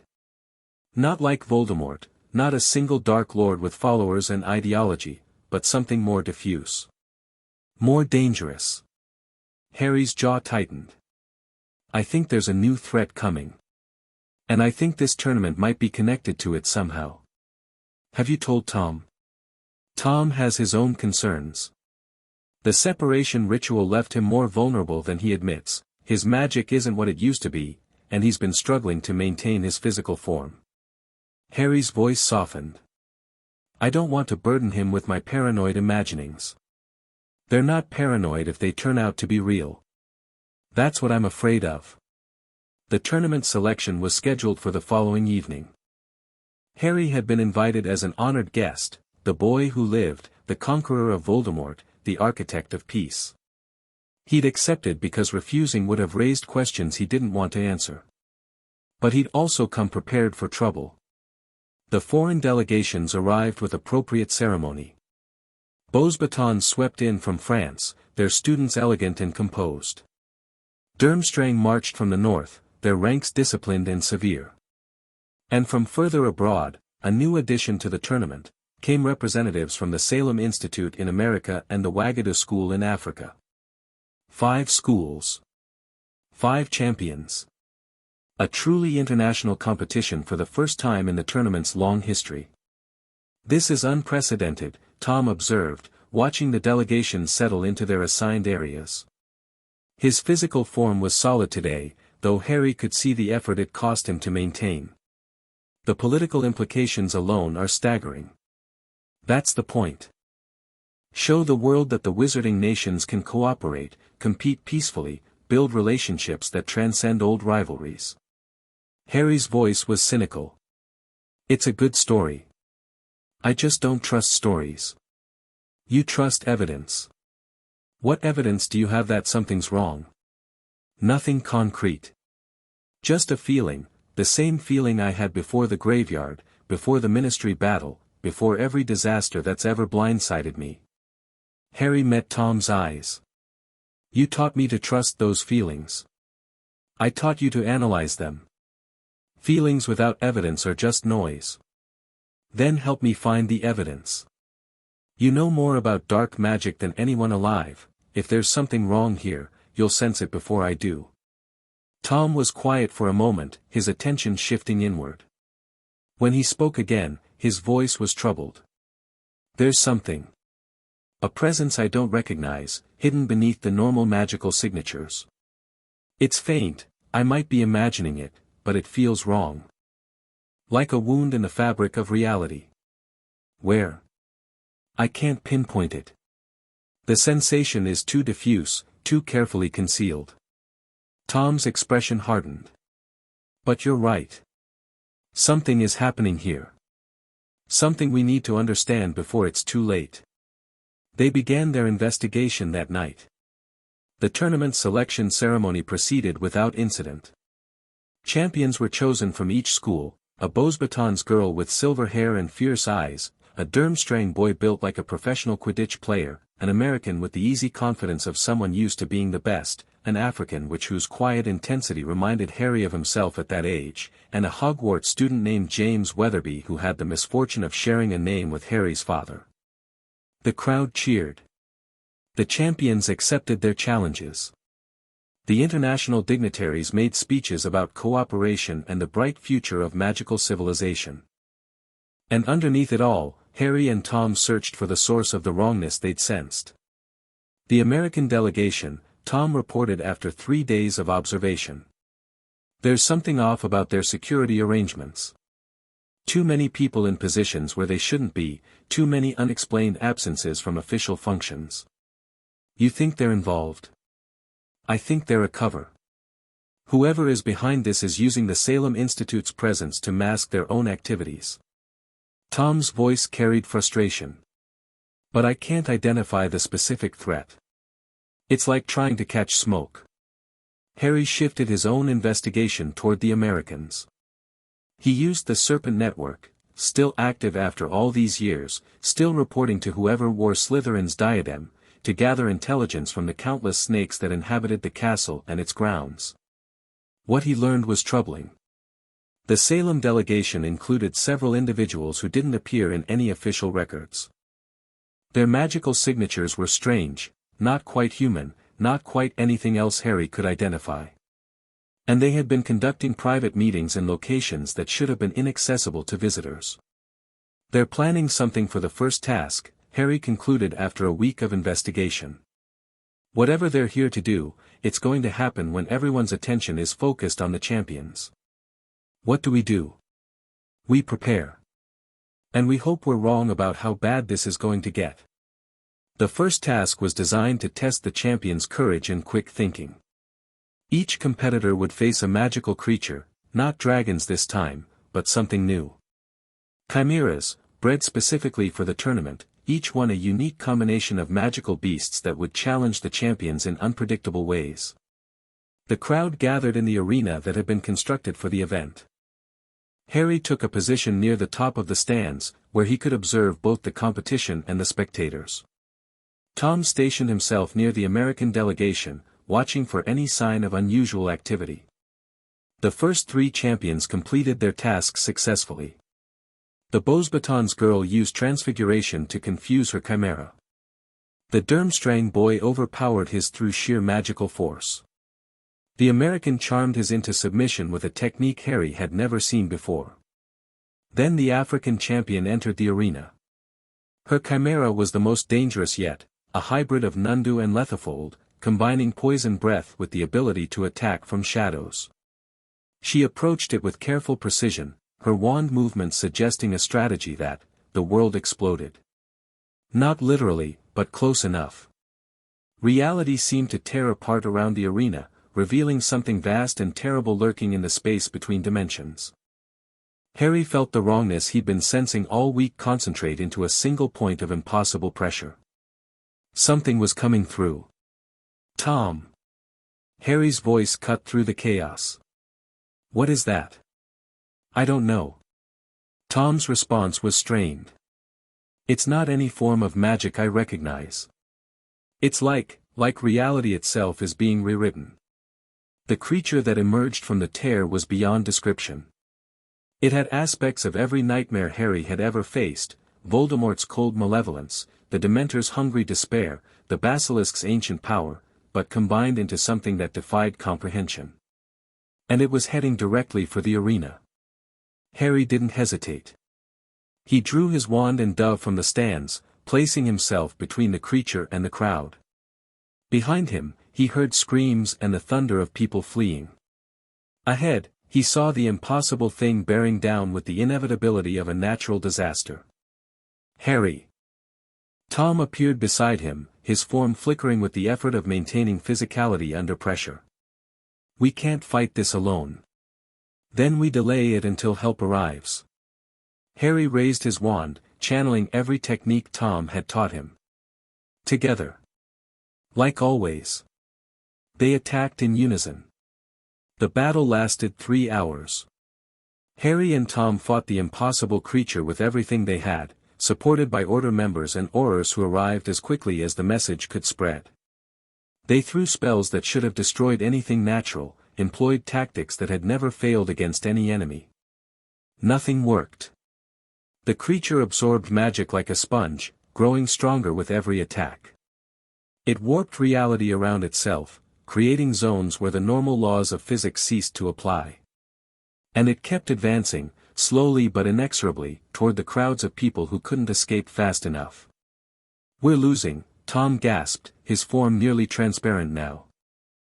Harry, there has to be another way. The tear. Harry's mind raced through possibilities. That's where it came from, that's what's sustaining it. If we can close the tear, the magic required would be catastrophic. You'd have to channel more power than any single wizard can survive. Then help me. Harry grabbed Tom's hand, feeling the strange sensation of touching something that wasn't quite physical. Channel through me. Everything you have, everything you are. We'll close it together. Harry, the strain could kill us both, I know.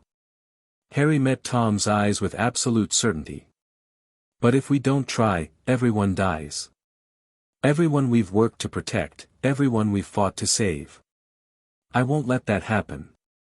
Tom stared at him for a long moment.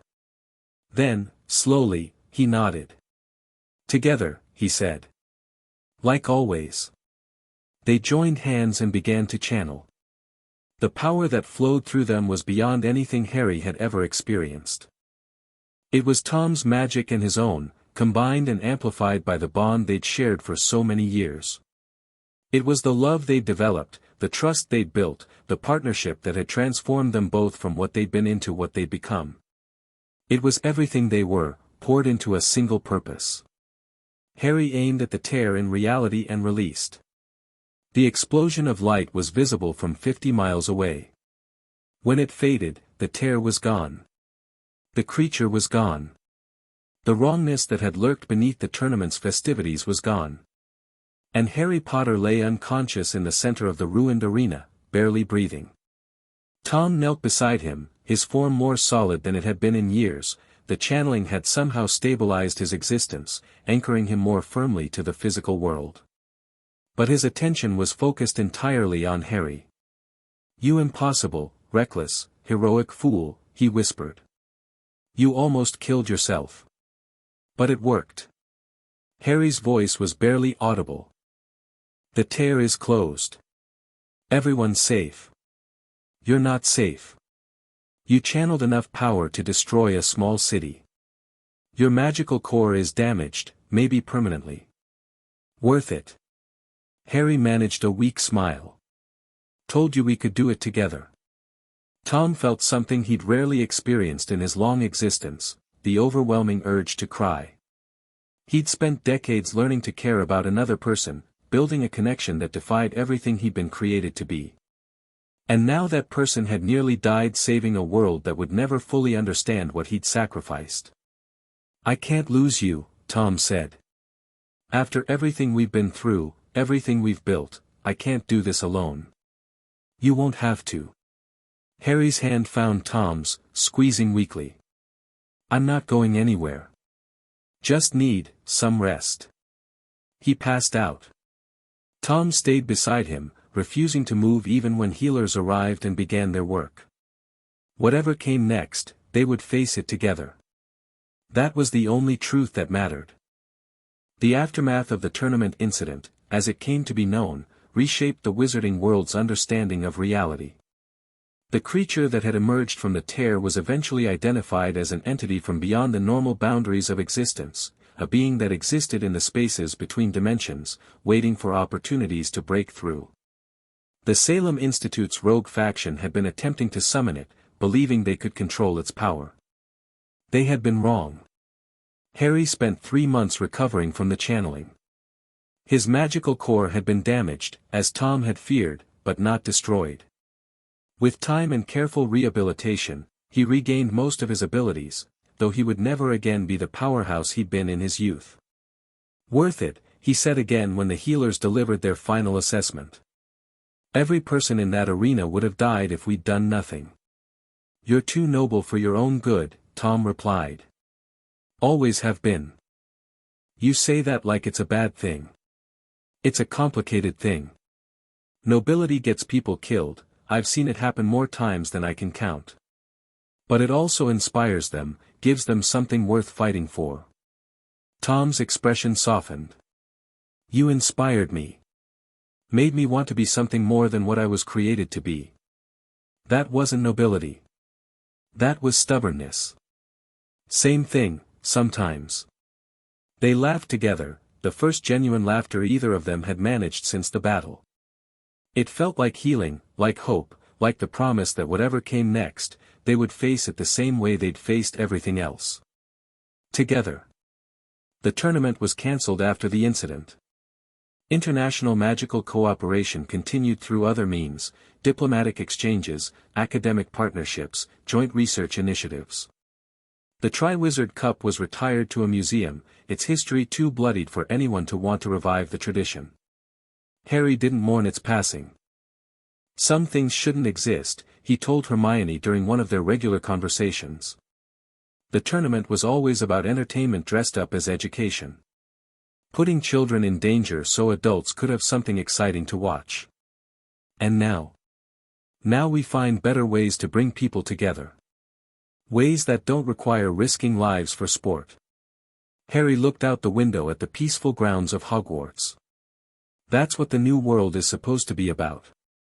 Learning from the mistakes of the past. You sound like a philosopher. I sound like someone who's survived too many disasters to believe in luck anymore. Harry turned back to face her. The tournament incident showed us that there are threats out there we haven't even imagined yet. Things from beyond our understanding of reality, waiting for their chance to break through. And you want to prepare for them? I want to make sure we're never caught off guard again. The dimensional defenses we've started building, the early warning systems, the research into the nature of reality itself, it's all connected. All part of making sure that what almost happened in that arena never happens again. That sounds like a lifetime's work. It probably is. Harry smiled slightly. Good thing I have people to help me. The work continued. The threats evolved. The world changed in ways that no one could have predicted. But Harry Potter and Tom Riddle faced it all together, as they always had, as they always would. Until the very end. Chapter 13 and Chapter 14, The Order and the Army 20 years after Voldemort's defeat. The new Department of Magical Defense occupied an entire floor of the rebuilt ministry. Harry walked through its corridors with the confidence of someone who had designed every inch of the space. The walls displayed tactical maps of Britain and beyond, updating in real time with information from the Serpent Network and dozens of other intelligence sources. Aurors moved with purpose, responding to threats before they could fully materialize. And at the center of it all, coordinating everything, was the organization Harry had spent 2 decades building. The Order of the Phoenix had evolved. No longer a secret resistance movement meeting in hidden locations, it had become something more permanent. An institution dedicated to protecting the wizarding world from threats both mundane and extraordinary, staffed by the best and brightest of several generations. Director Potter. A young Auror approached with a tablet displaying encrypted communications. We have a situation developing in Eastern Europe. The Durmstrang network is reporting unusual magical activity near the old Grindelwald fortress. What kind of activity? Ritualistic. Our analysts think someone's attempting to access the wards Grindelwald established before his defeat. If they succeed, they could gain access to artifacts and knowledge that's been sealed away for nearly a century. Harry studied the data, his mind automatically sorting through implications and responses. The Grindelwald legacy was one of several historical dangers he'd been monitoring since the tournament incident. Dark wizards left echoes, artifacts, followers, ideological descendants, and those echoes could become threats if left unattended. Mobilize Team 7. Have them coordinate with the local magical authorities and assess the situation. If intervention is required, I want to know before they act. Yes, sir. The Auror departed, and Harry returned to his central office. Tom was waiting there, reviewing intelligence reports with the same analytical intensity he'd always brought to strategic problems. The Grindelwald situation? Tom asked without looking up. Probably nothing. Someone's curiosity getting the better of their judgment. Harry dropped into his chair. But we can't afford to ignore it. If those wards fall, the consequences could be severe. Grindelwald's research into dimensional magic was decades ahead of his time. Some of what he discovered might be relevant to our own work on the tournament breach. Which is exactly why we need to control access to it. Harry pulled up his own set of reports. What's the status of the early warning network? 93% coverage across magical Europe. We're still working on full integration with the American and Asian systems, but the core infrastructure is functional. Tom set down his tablet. If another dimensional incursion occurs, we'll know about it within minutes. Minutes might not be fast enough. Nothing is ever fast enough for you. Tom's voice carried affectionate exasperation. You've built the most sophisticated magical defense system in history, and you're still worried it's not enough. Because it isn't. The tournament creature wasn't unique, our research suggests there are countless entities like it, waiting in the spaces between realities. All it takes is one mistake, one reckless summoning, one natural weakness in the dimensional barriers, and everything we've built could be swept away. Then we keep building. Keep improving. Keep preparing. Tom met Harry's eyes. That's what we've always done. And if it's still not enough? Then we face whatever comes together. Like always. Harry nodded slowly. The fear never fully went away, the knowledge that there were threats out there beyond his ability to predict or prevent. But Tom was right. All they could do was prepare, and trust that their preparations would be sufficient. It had worked so far. The training facility occupied the lower levels of the department. Harry visited it regularly, observing the new generation of defenders as they learned the skills they would need. The curriculum had evolved significantly from the Auror training of his youth. It now included dimensional theory, entity recognition, cooperative casting techniques, and a dozen other specializations that hadn't existed before the tournament incident. You're pushing them hard, Hermione observed during one of her visits. She'd aged gracefully, her hair now silver but her mind still sharp. Harder than we were pushed. They need to be ready for things we never imagined. Harry watched a team of trainees practice coordinated shield formations. The threats we faced, Voldemort, the Death Eaters, even the tournament creature, they were comprehensible. We could understand them, predict them, develop countermeasures. But what's out there, in the spaces between? He shook his head. We're preparing them for the unknown. Is that even possible? We can teach them to adapt. To think creatively under pressure. To work together when individual efforts aren't enough. Harry's expression softened. That's what saved us at the tournament. Not power or knowledge, but partnership. The willingness to combine our strengths when facing something greater than ourselves. Is that why you've reorganized everything around teams rather than individual operatives? Partly. But also because the old model was inefficient. A single powerful wizard can accomplish a lot, but a coordinated team can accomplish more, and with less risk of catastrophic failure if something goes wrong. Hermione studied the trainees with new appreciation. You've thought about this a lot. I've had 20 years to think about it. 20 years of building, testing, refining. Harry turned to face her. And I'm still not sure it's enough. The universe is vast, Hermione. There are things out there we can't even conceive of. All we can do is make ourselves as ready as possible and hope that readiness translates into survival. That's rather grim for a Tuesday afternoon. That's reality. Harry managed a slight smile. But we face it anyway. That's what humans do.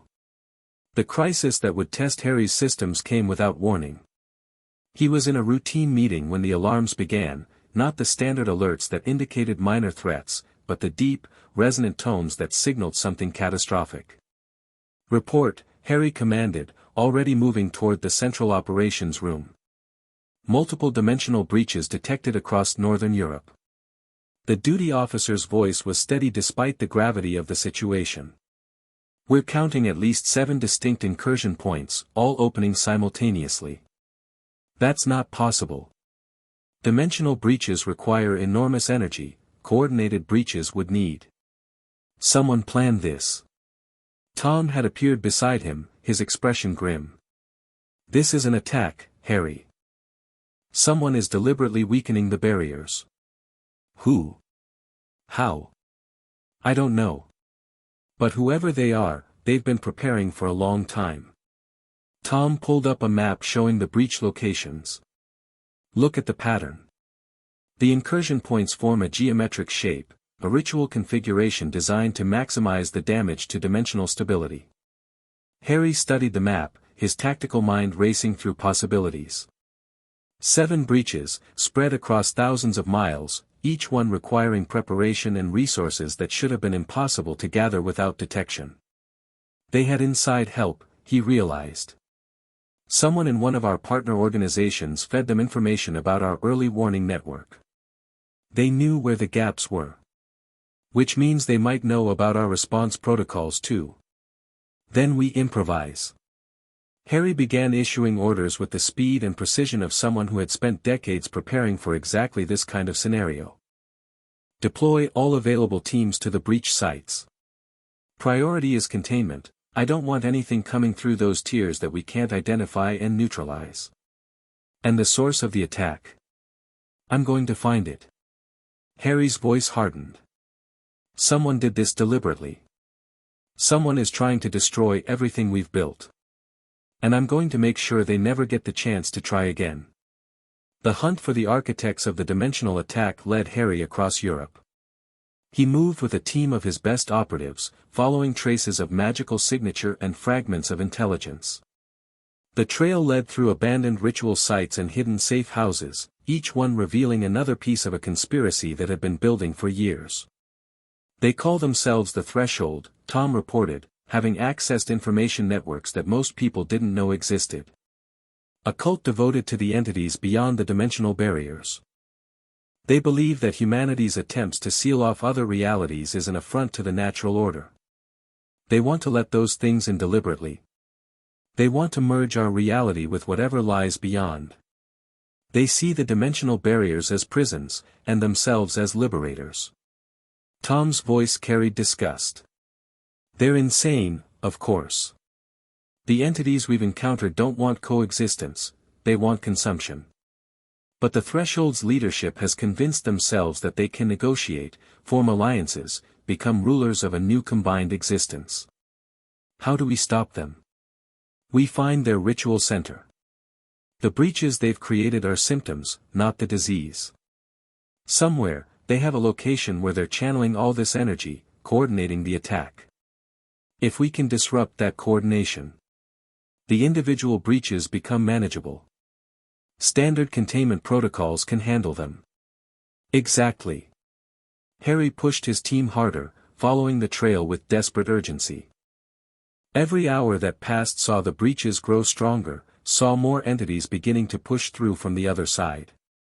The containment teams were holding, but barely. They didn't have much time.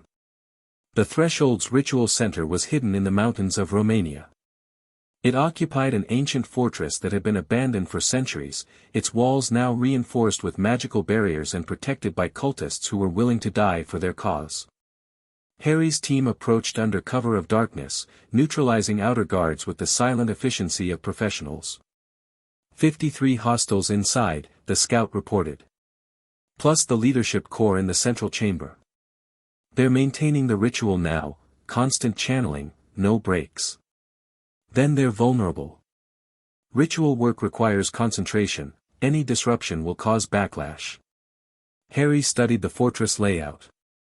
We hit the central chamber hard and fast. Break their focus, collapse the ritual, and then deal with the aftermath. The backlash could be severe. If all that energy releases at once, then we make sure we're not standing in the blast zone. Harry's voice was cold with determination. This ends tonight. Whatever it costs. The assault was everything Harry had trained his people to be.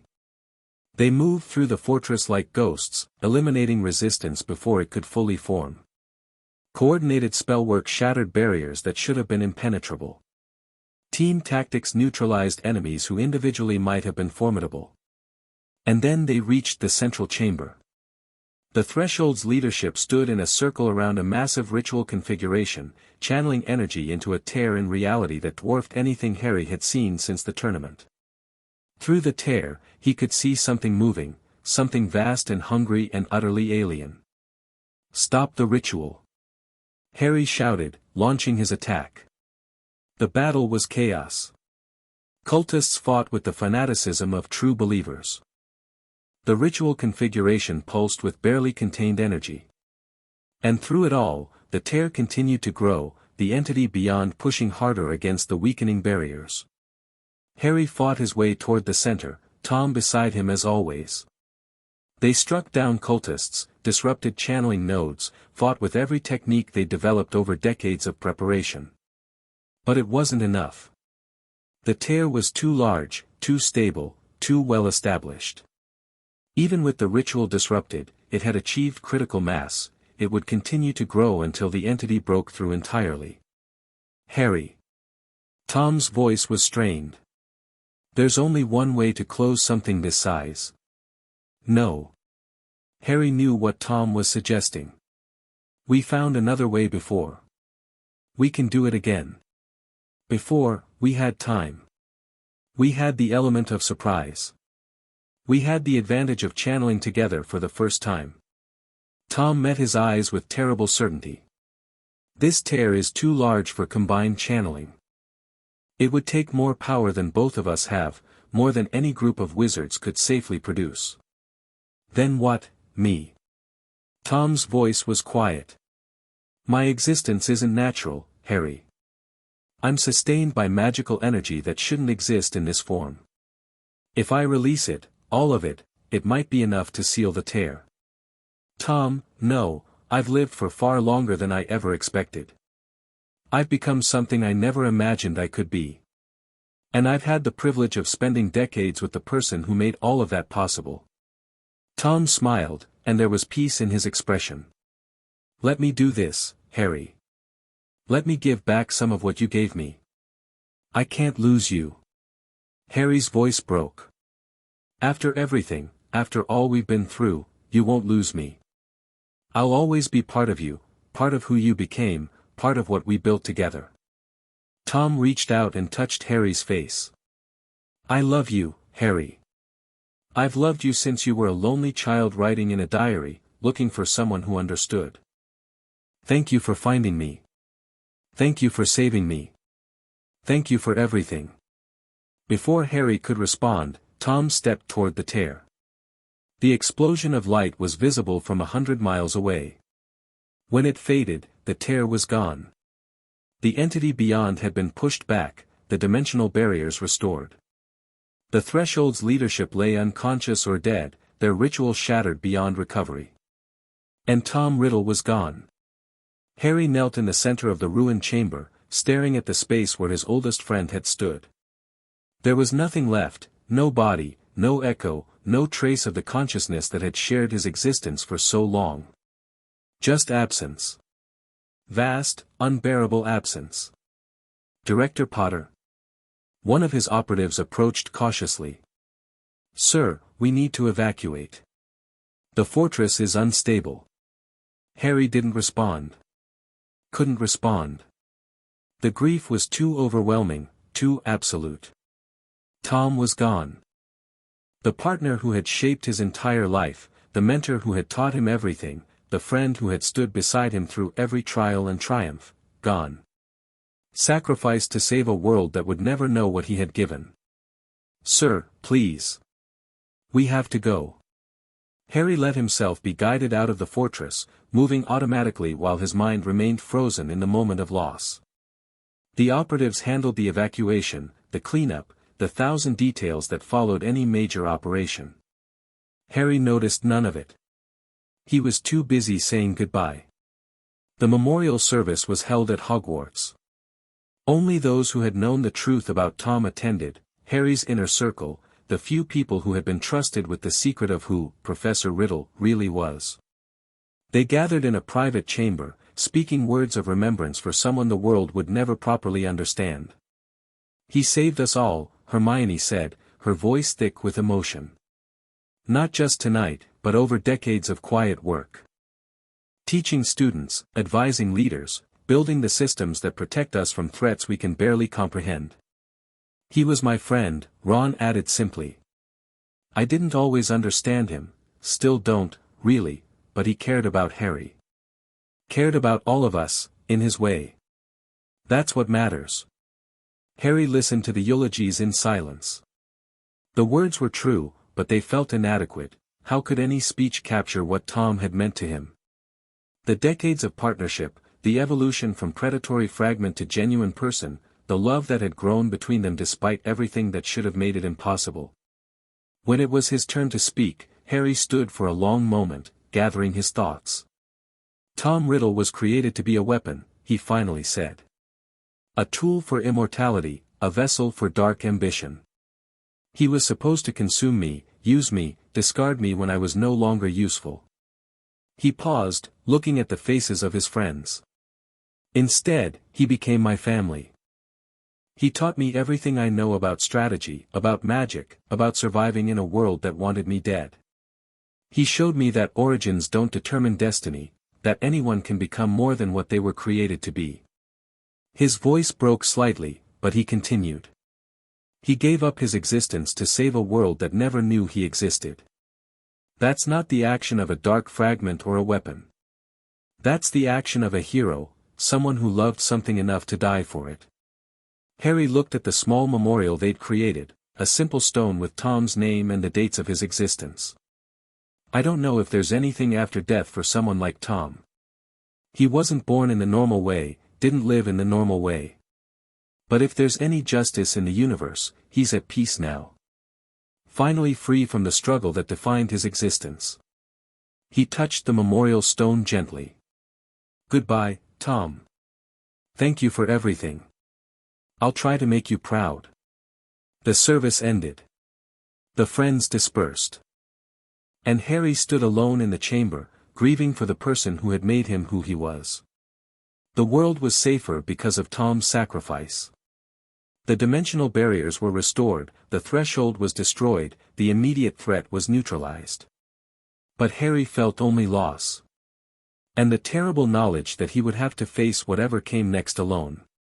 Chapter 14 and Chapter 15, The Heir's Choice 50 years after Tom's sacrifice. Harry Potter stood at the window of his study, watching the sun set over the grounds of Potter Manor. He was old now, truly old, not just aged but worn by the weight of decades spent protecting a world that had changed beyond recognition. His hair had gone white, his body had slowed, and the fierce energy that had driven him through wars and crises had faded into something quieter. Something like acceptance. But his mind remained sharp. And tonight, it was occupied by the question that had haunted him for half a century. What came next? You're brooding again. The voice came from behind him, familiar, beloved, impossible. Harry turned slowly, not trusting what he heard. Tom Riddle stood in the doorway. Not a ghost, not a portrait, not a memory given temporary form. Tom, real and solid and present, watching Harry with an expression that combined amusement, love, and something that might have been apology. That's not possible, Harry said, his voice barely a whisper. You sacrificed yourself. I felt you go, felt the absence where you used to be. You felt me release the energy that sustained my physical form. That's not quite the same thing. Tom walked forward, his movements carrying the grace that had always been characteristic of him. I told you once that I'm not like other people. My existence doesn't follow the normal rules. But you were gone. For 50 years, I was, elsewhere. Recovering. Rebuilding. Waiting for the right moment to return. Tom stopped a few feet from Harry, his expression softening. I'm sorry I couldn't tell you. I wasn't sure it would work, and I didn't want to give you false hope. Harry stared at him, feeling something crack open in his chest. 50 years of grief. 50 years of carrying on alone, building on the foundation they'd created together, never quite recovering from the loss. And now this. I should be furious, Harry said. I mourned you. I built memorials. I spent decades missing you every single day. And I missed you too.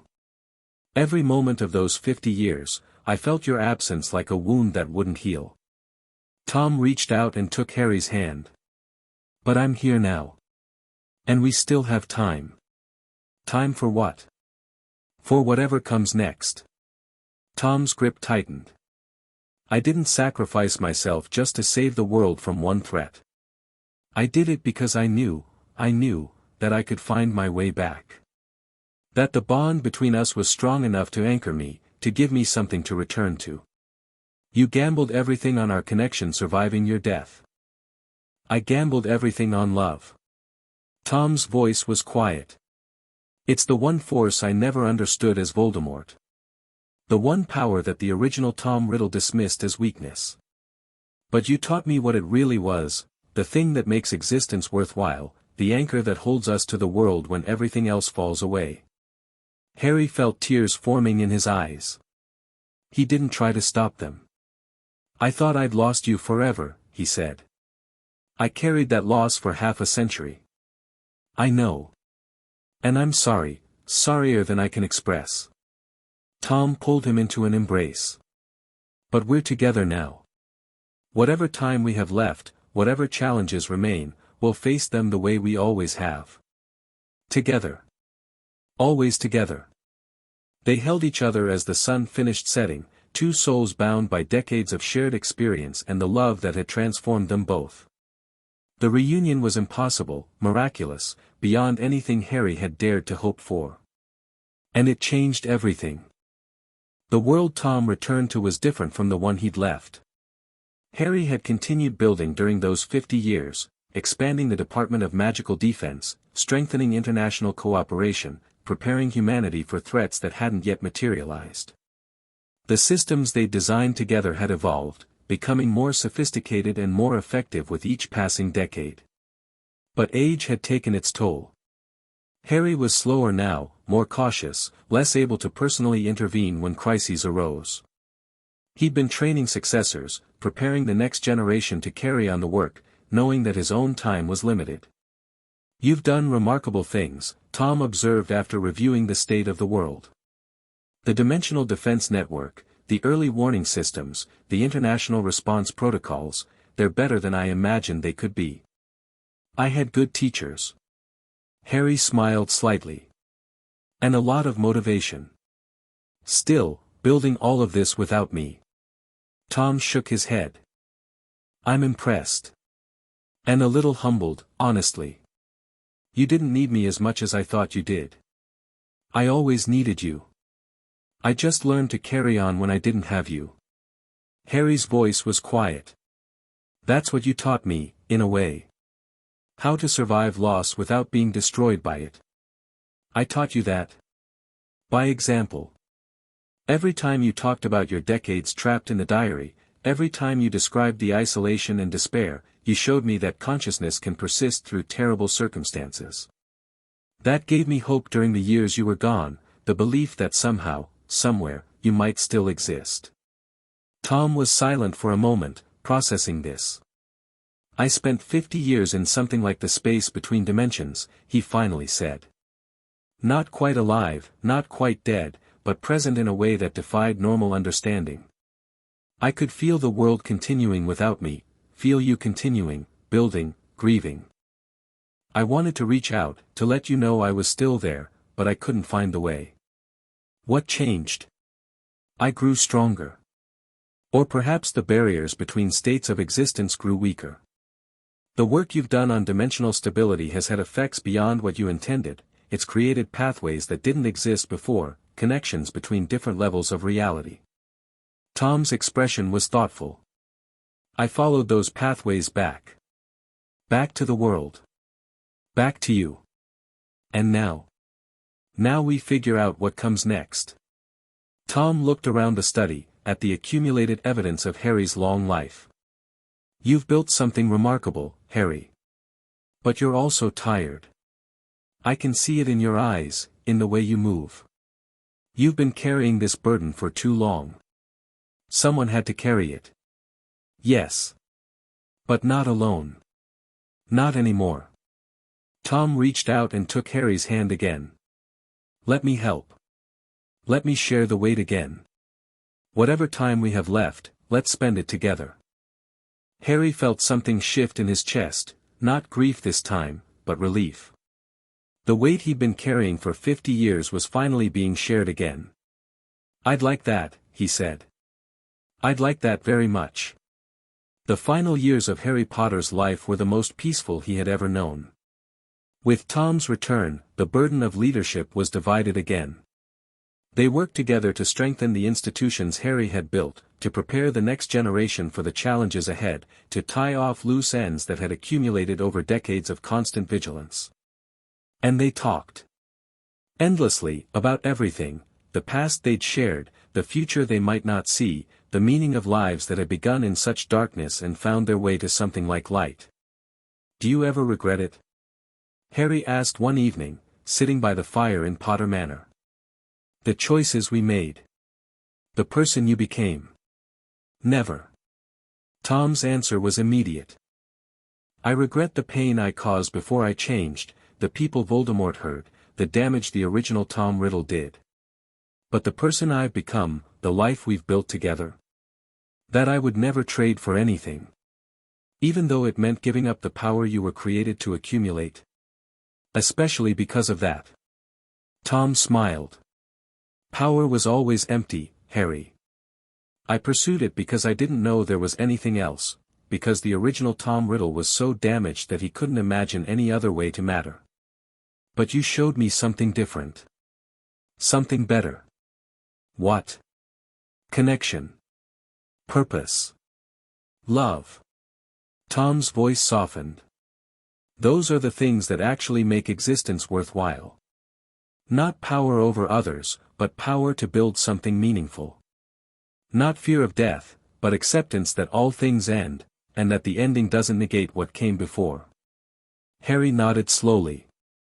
He'd learned the same lessons over his long life, learned that the things he'd fought for mattered more than any individual victory, that the connections he'd built were more valuable than any magical power. I'm glad you came back, he said quietly. I don't think I could have faced the end alone.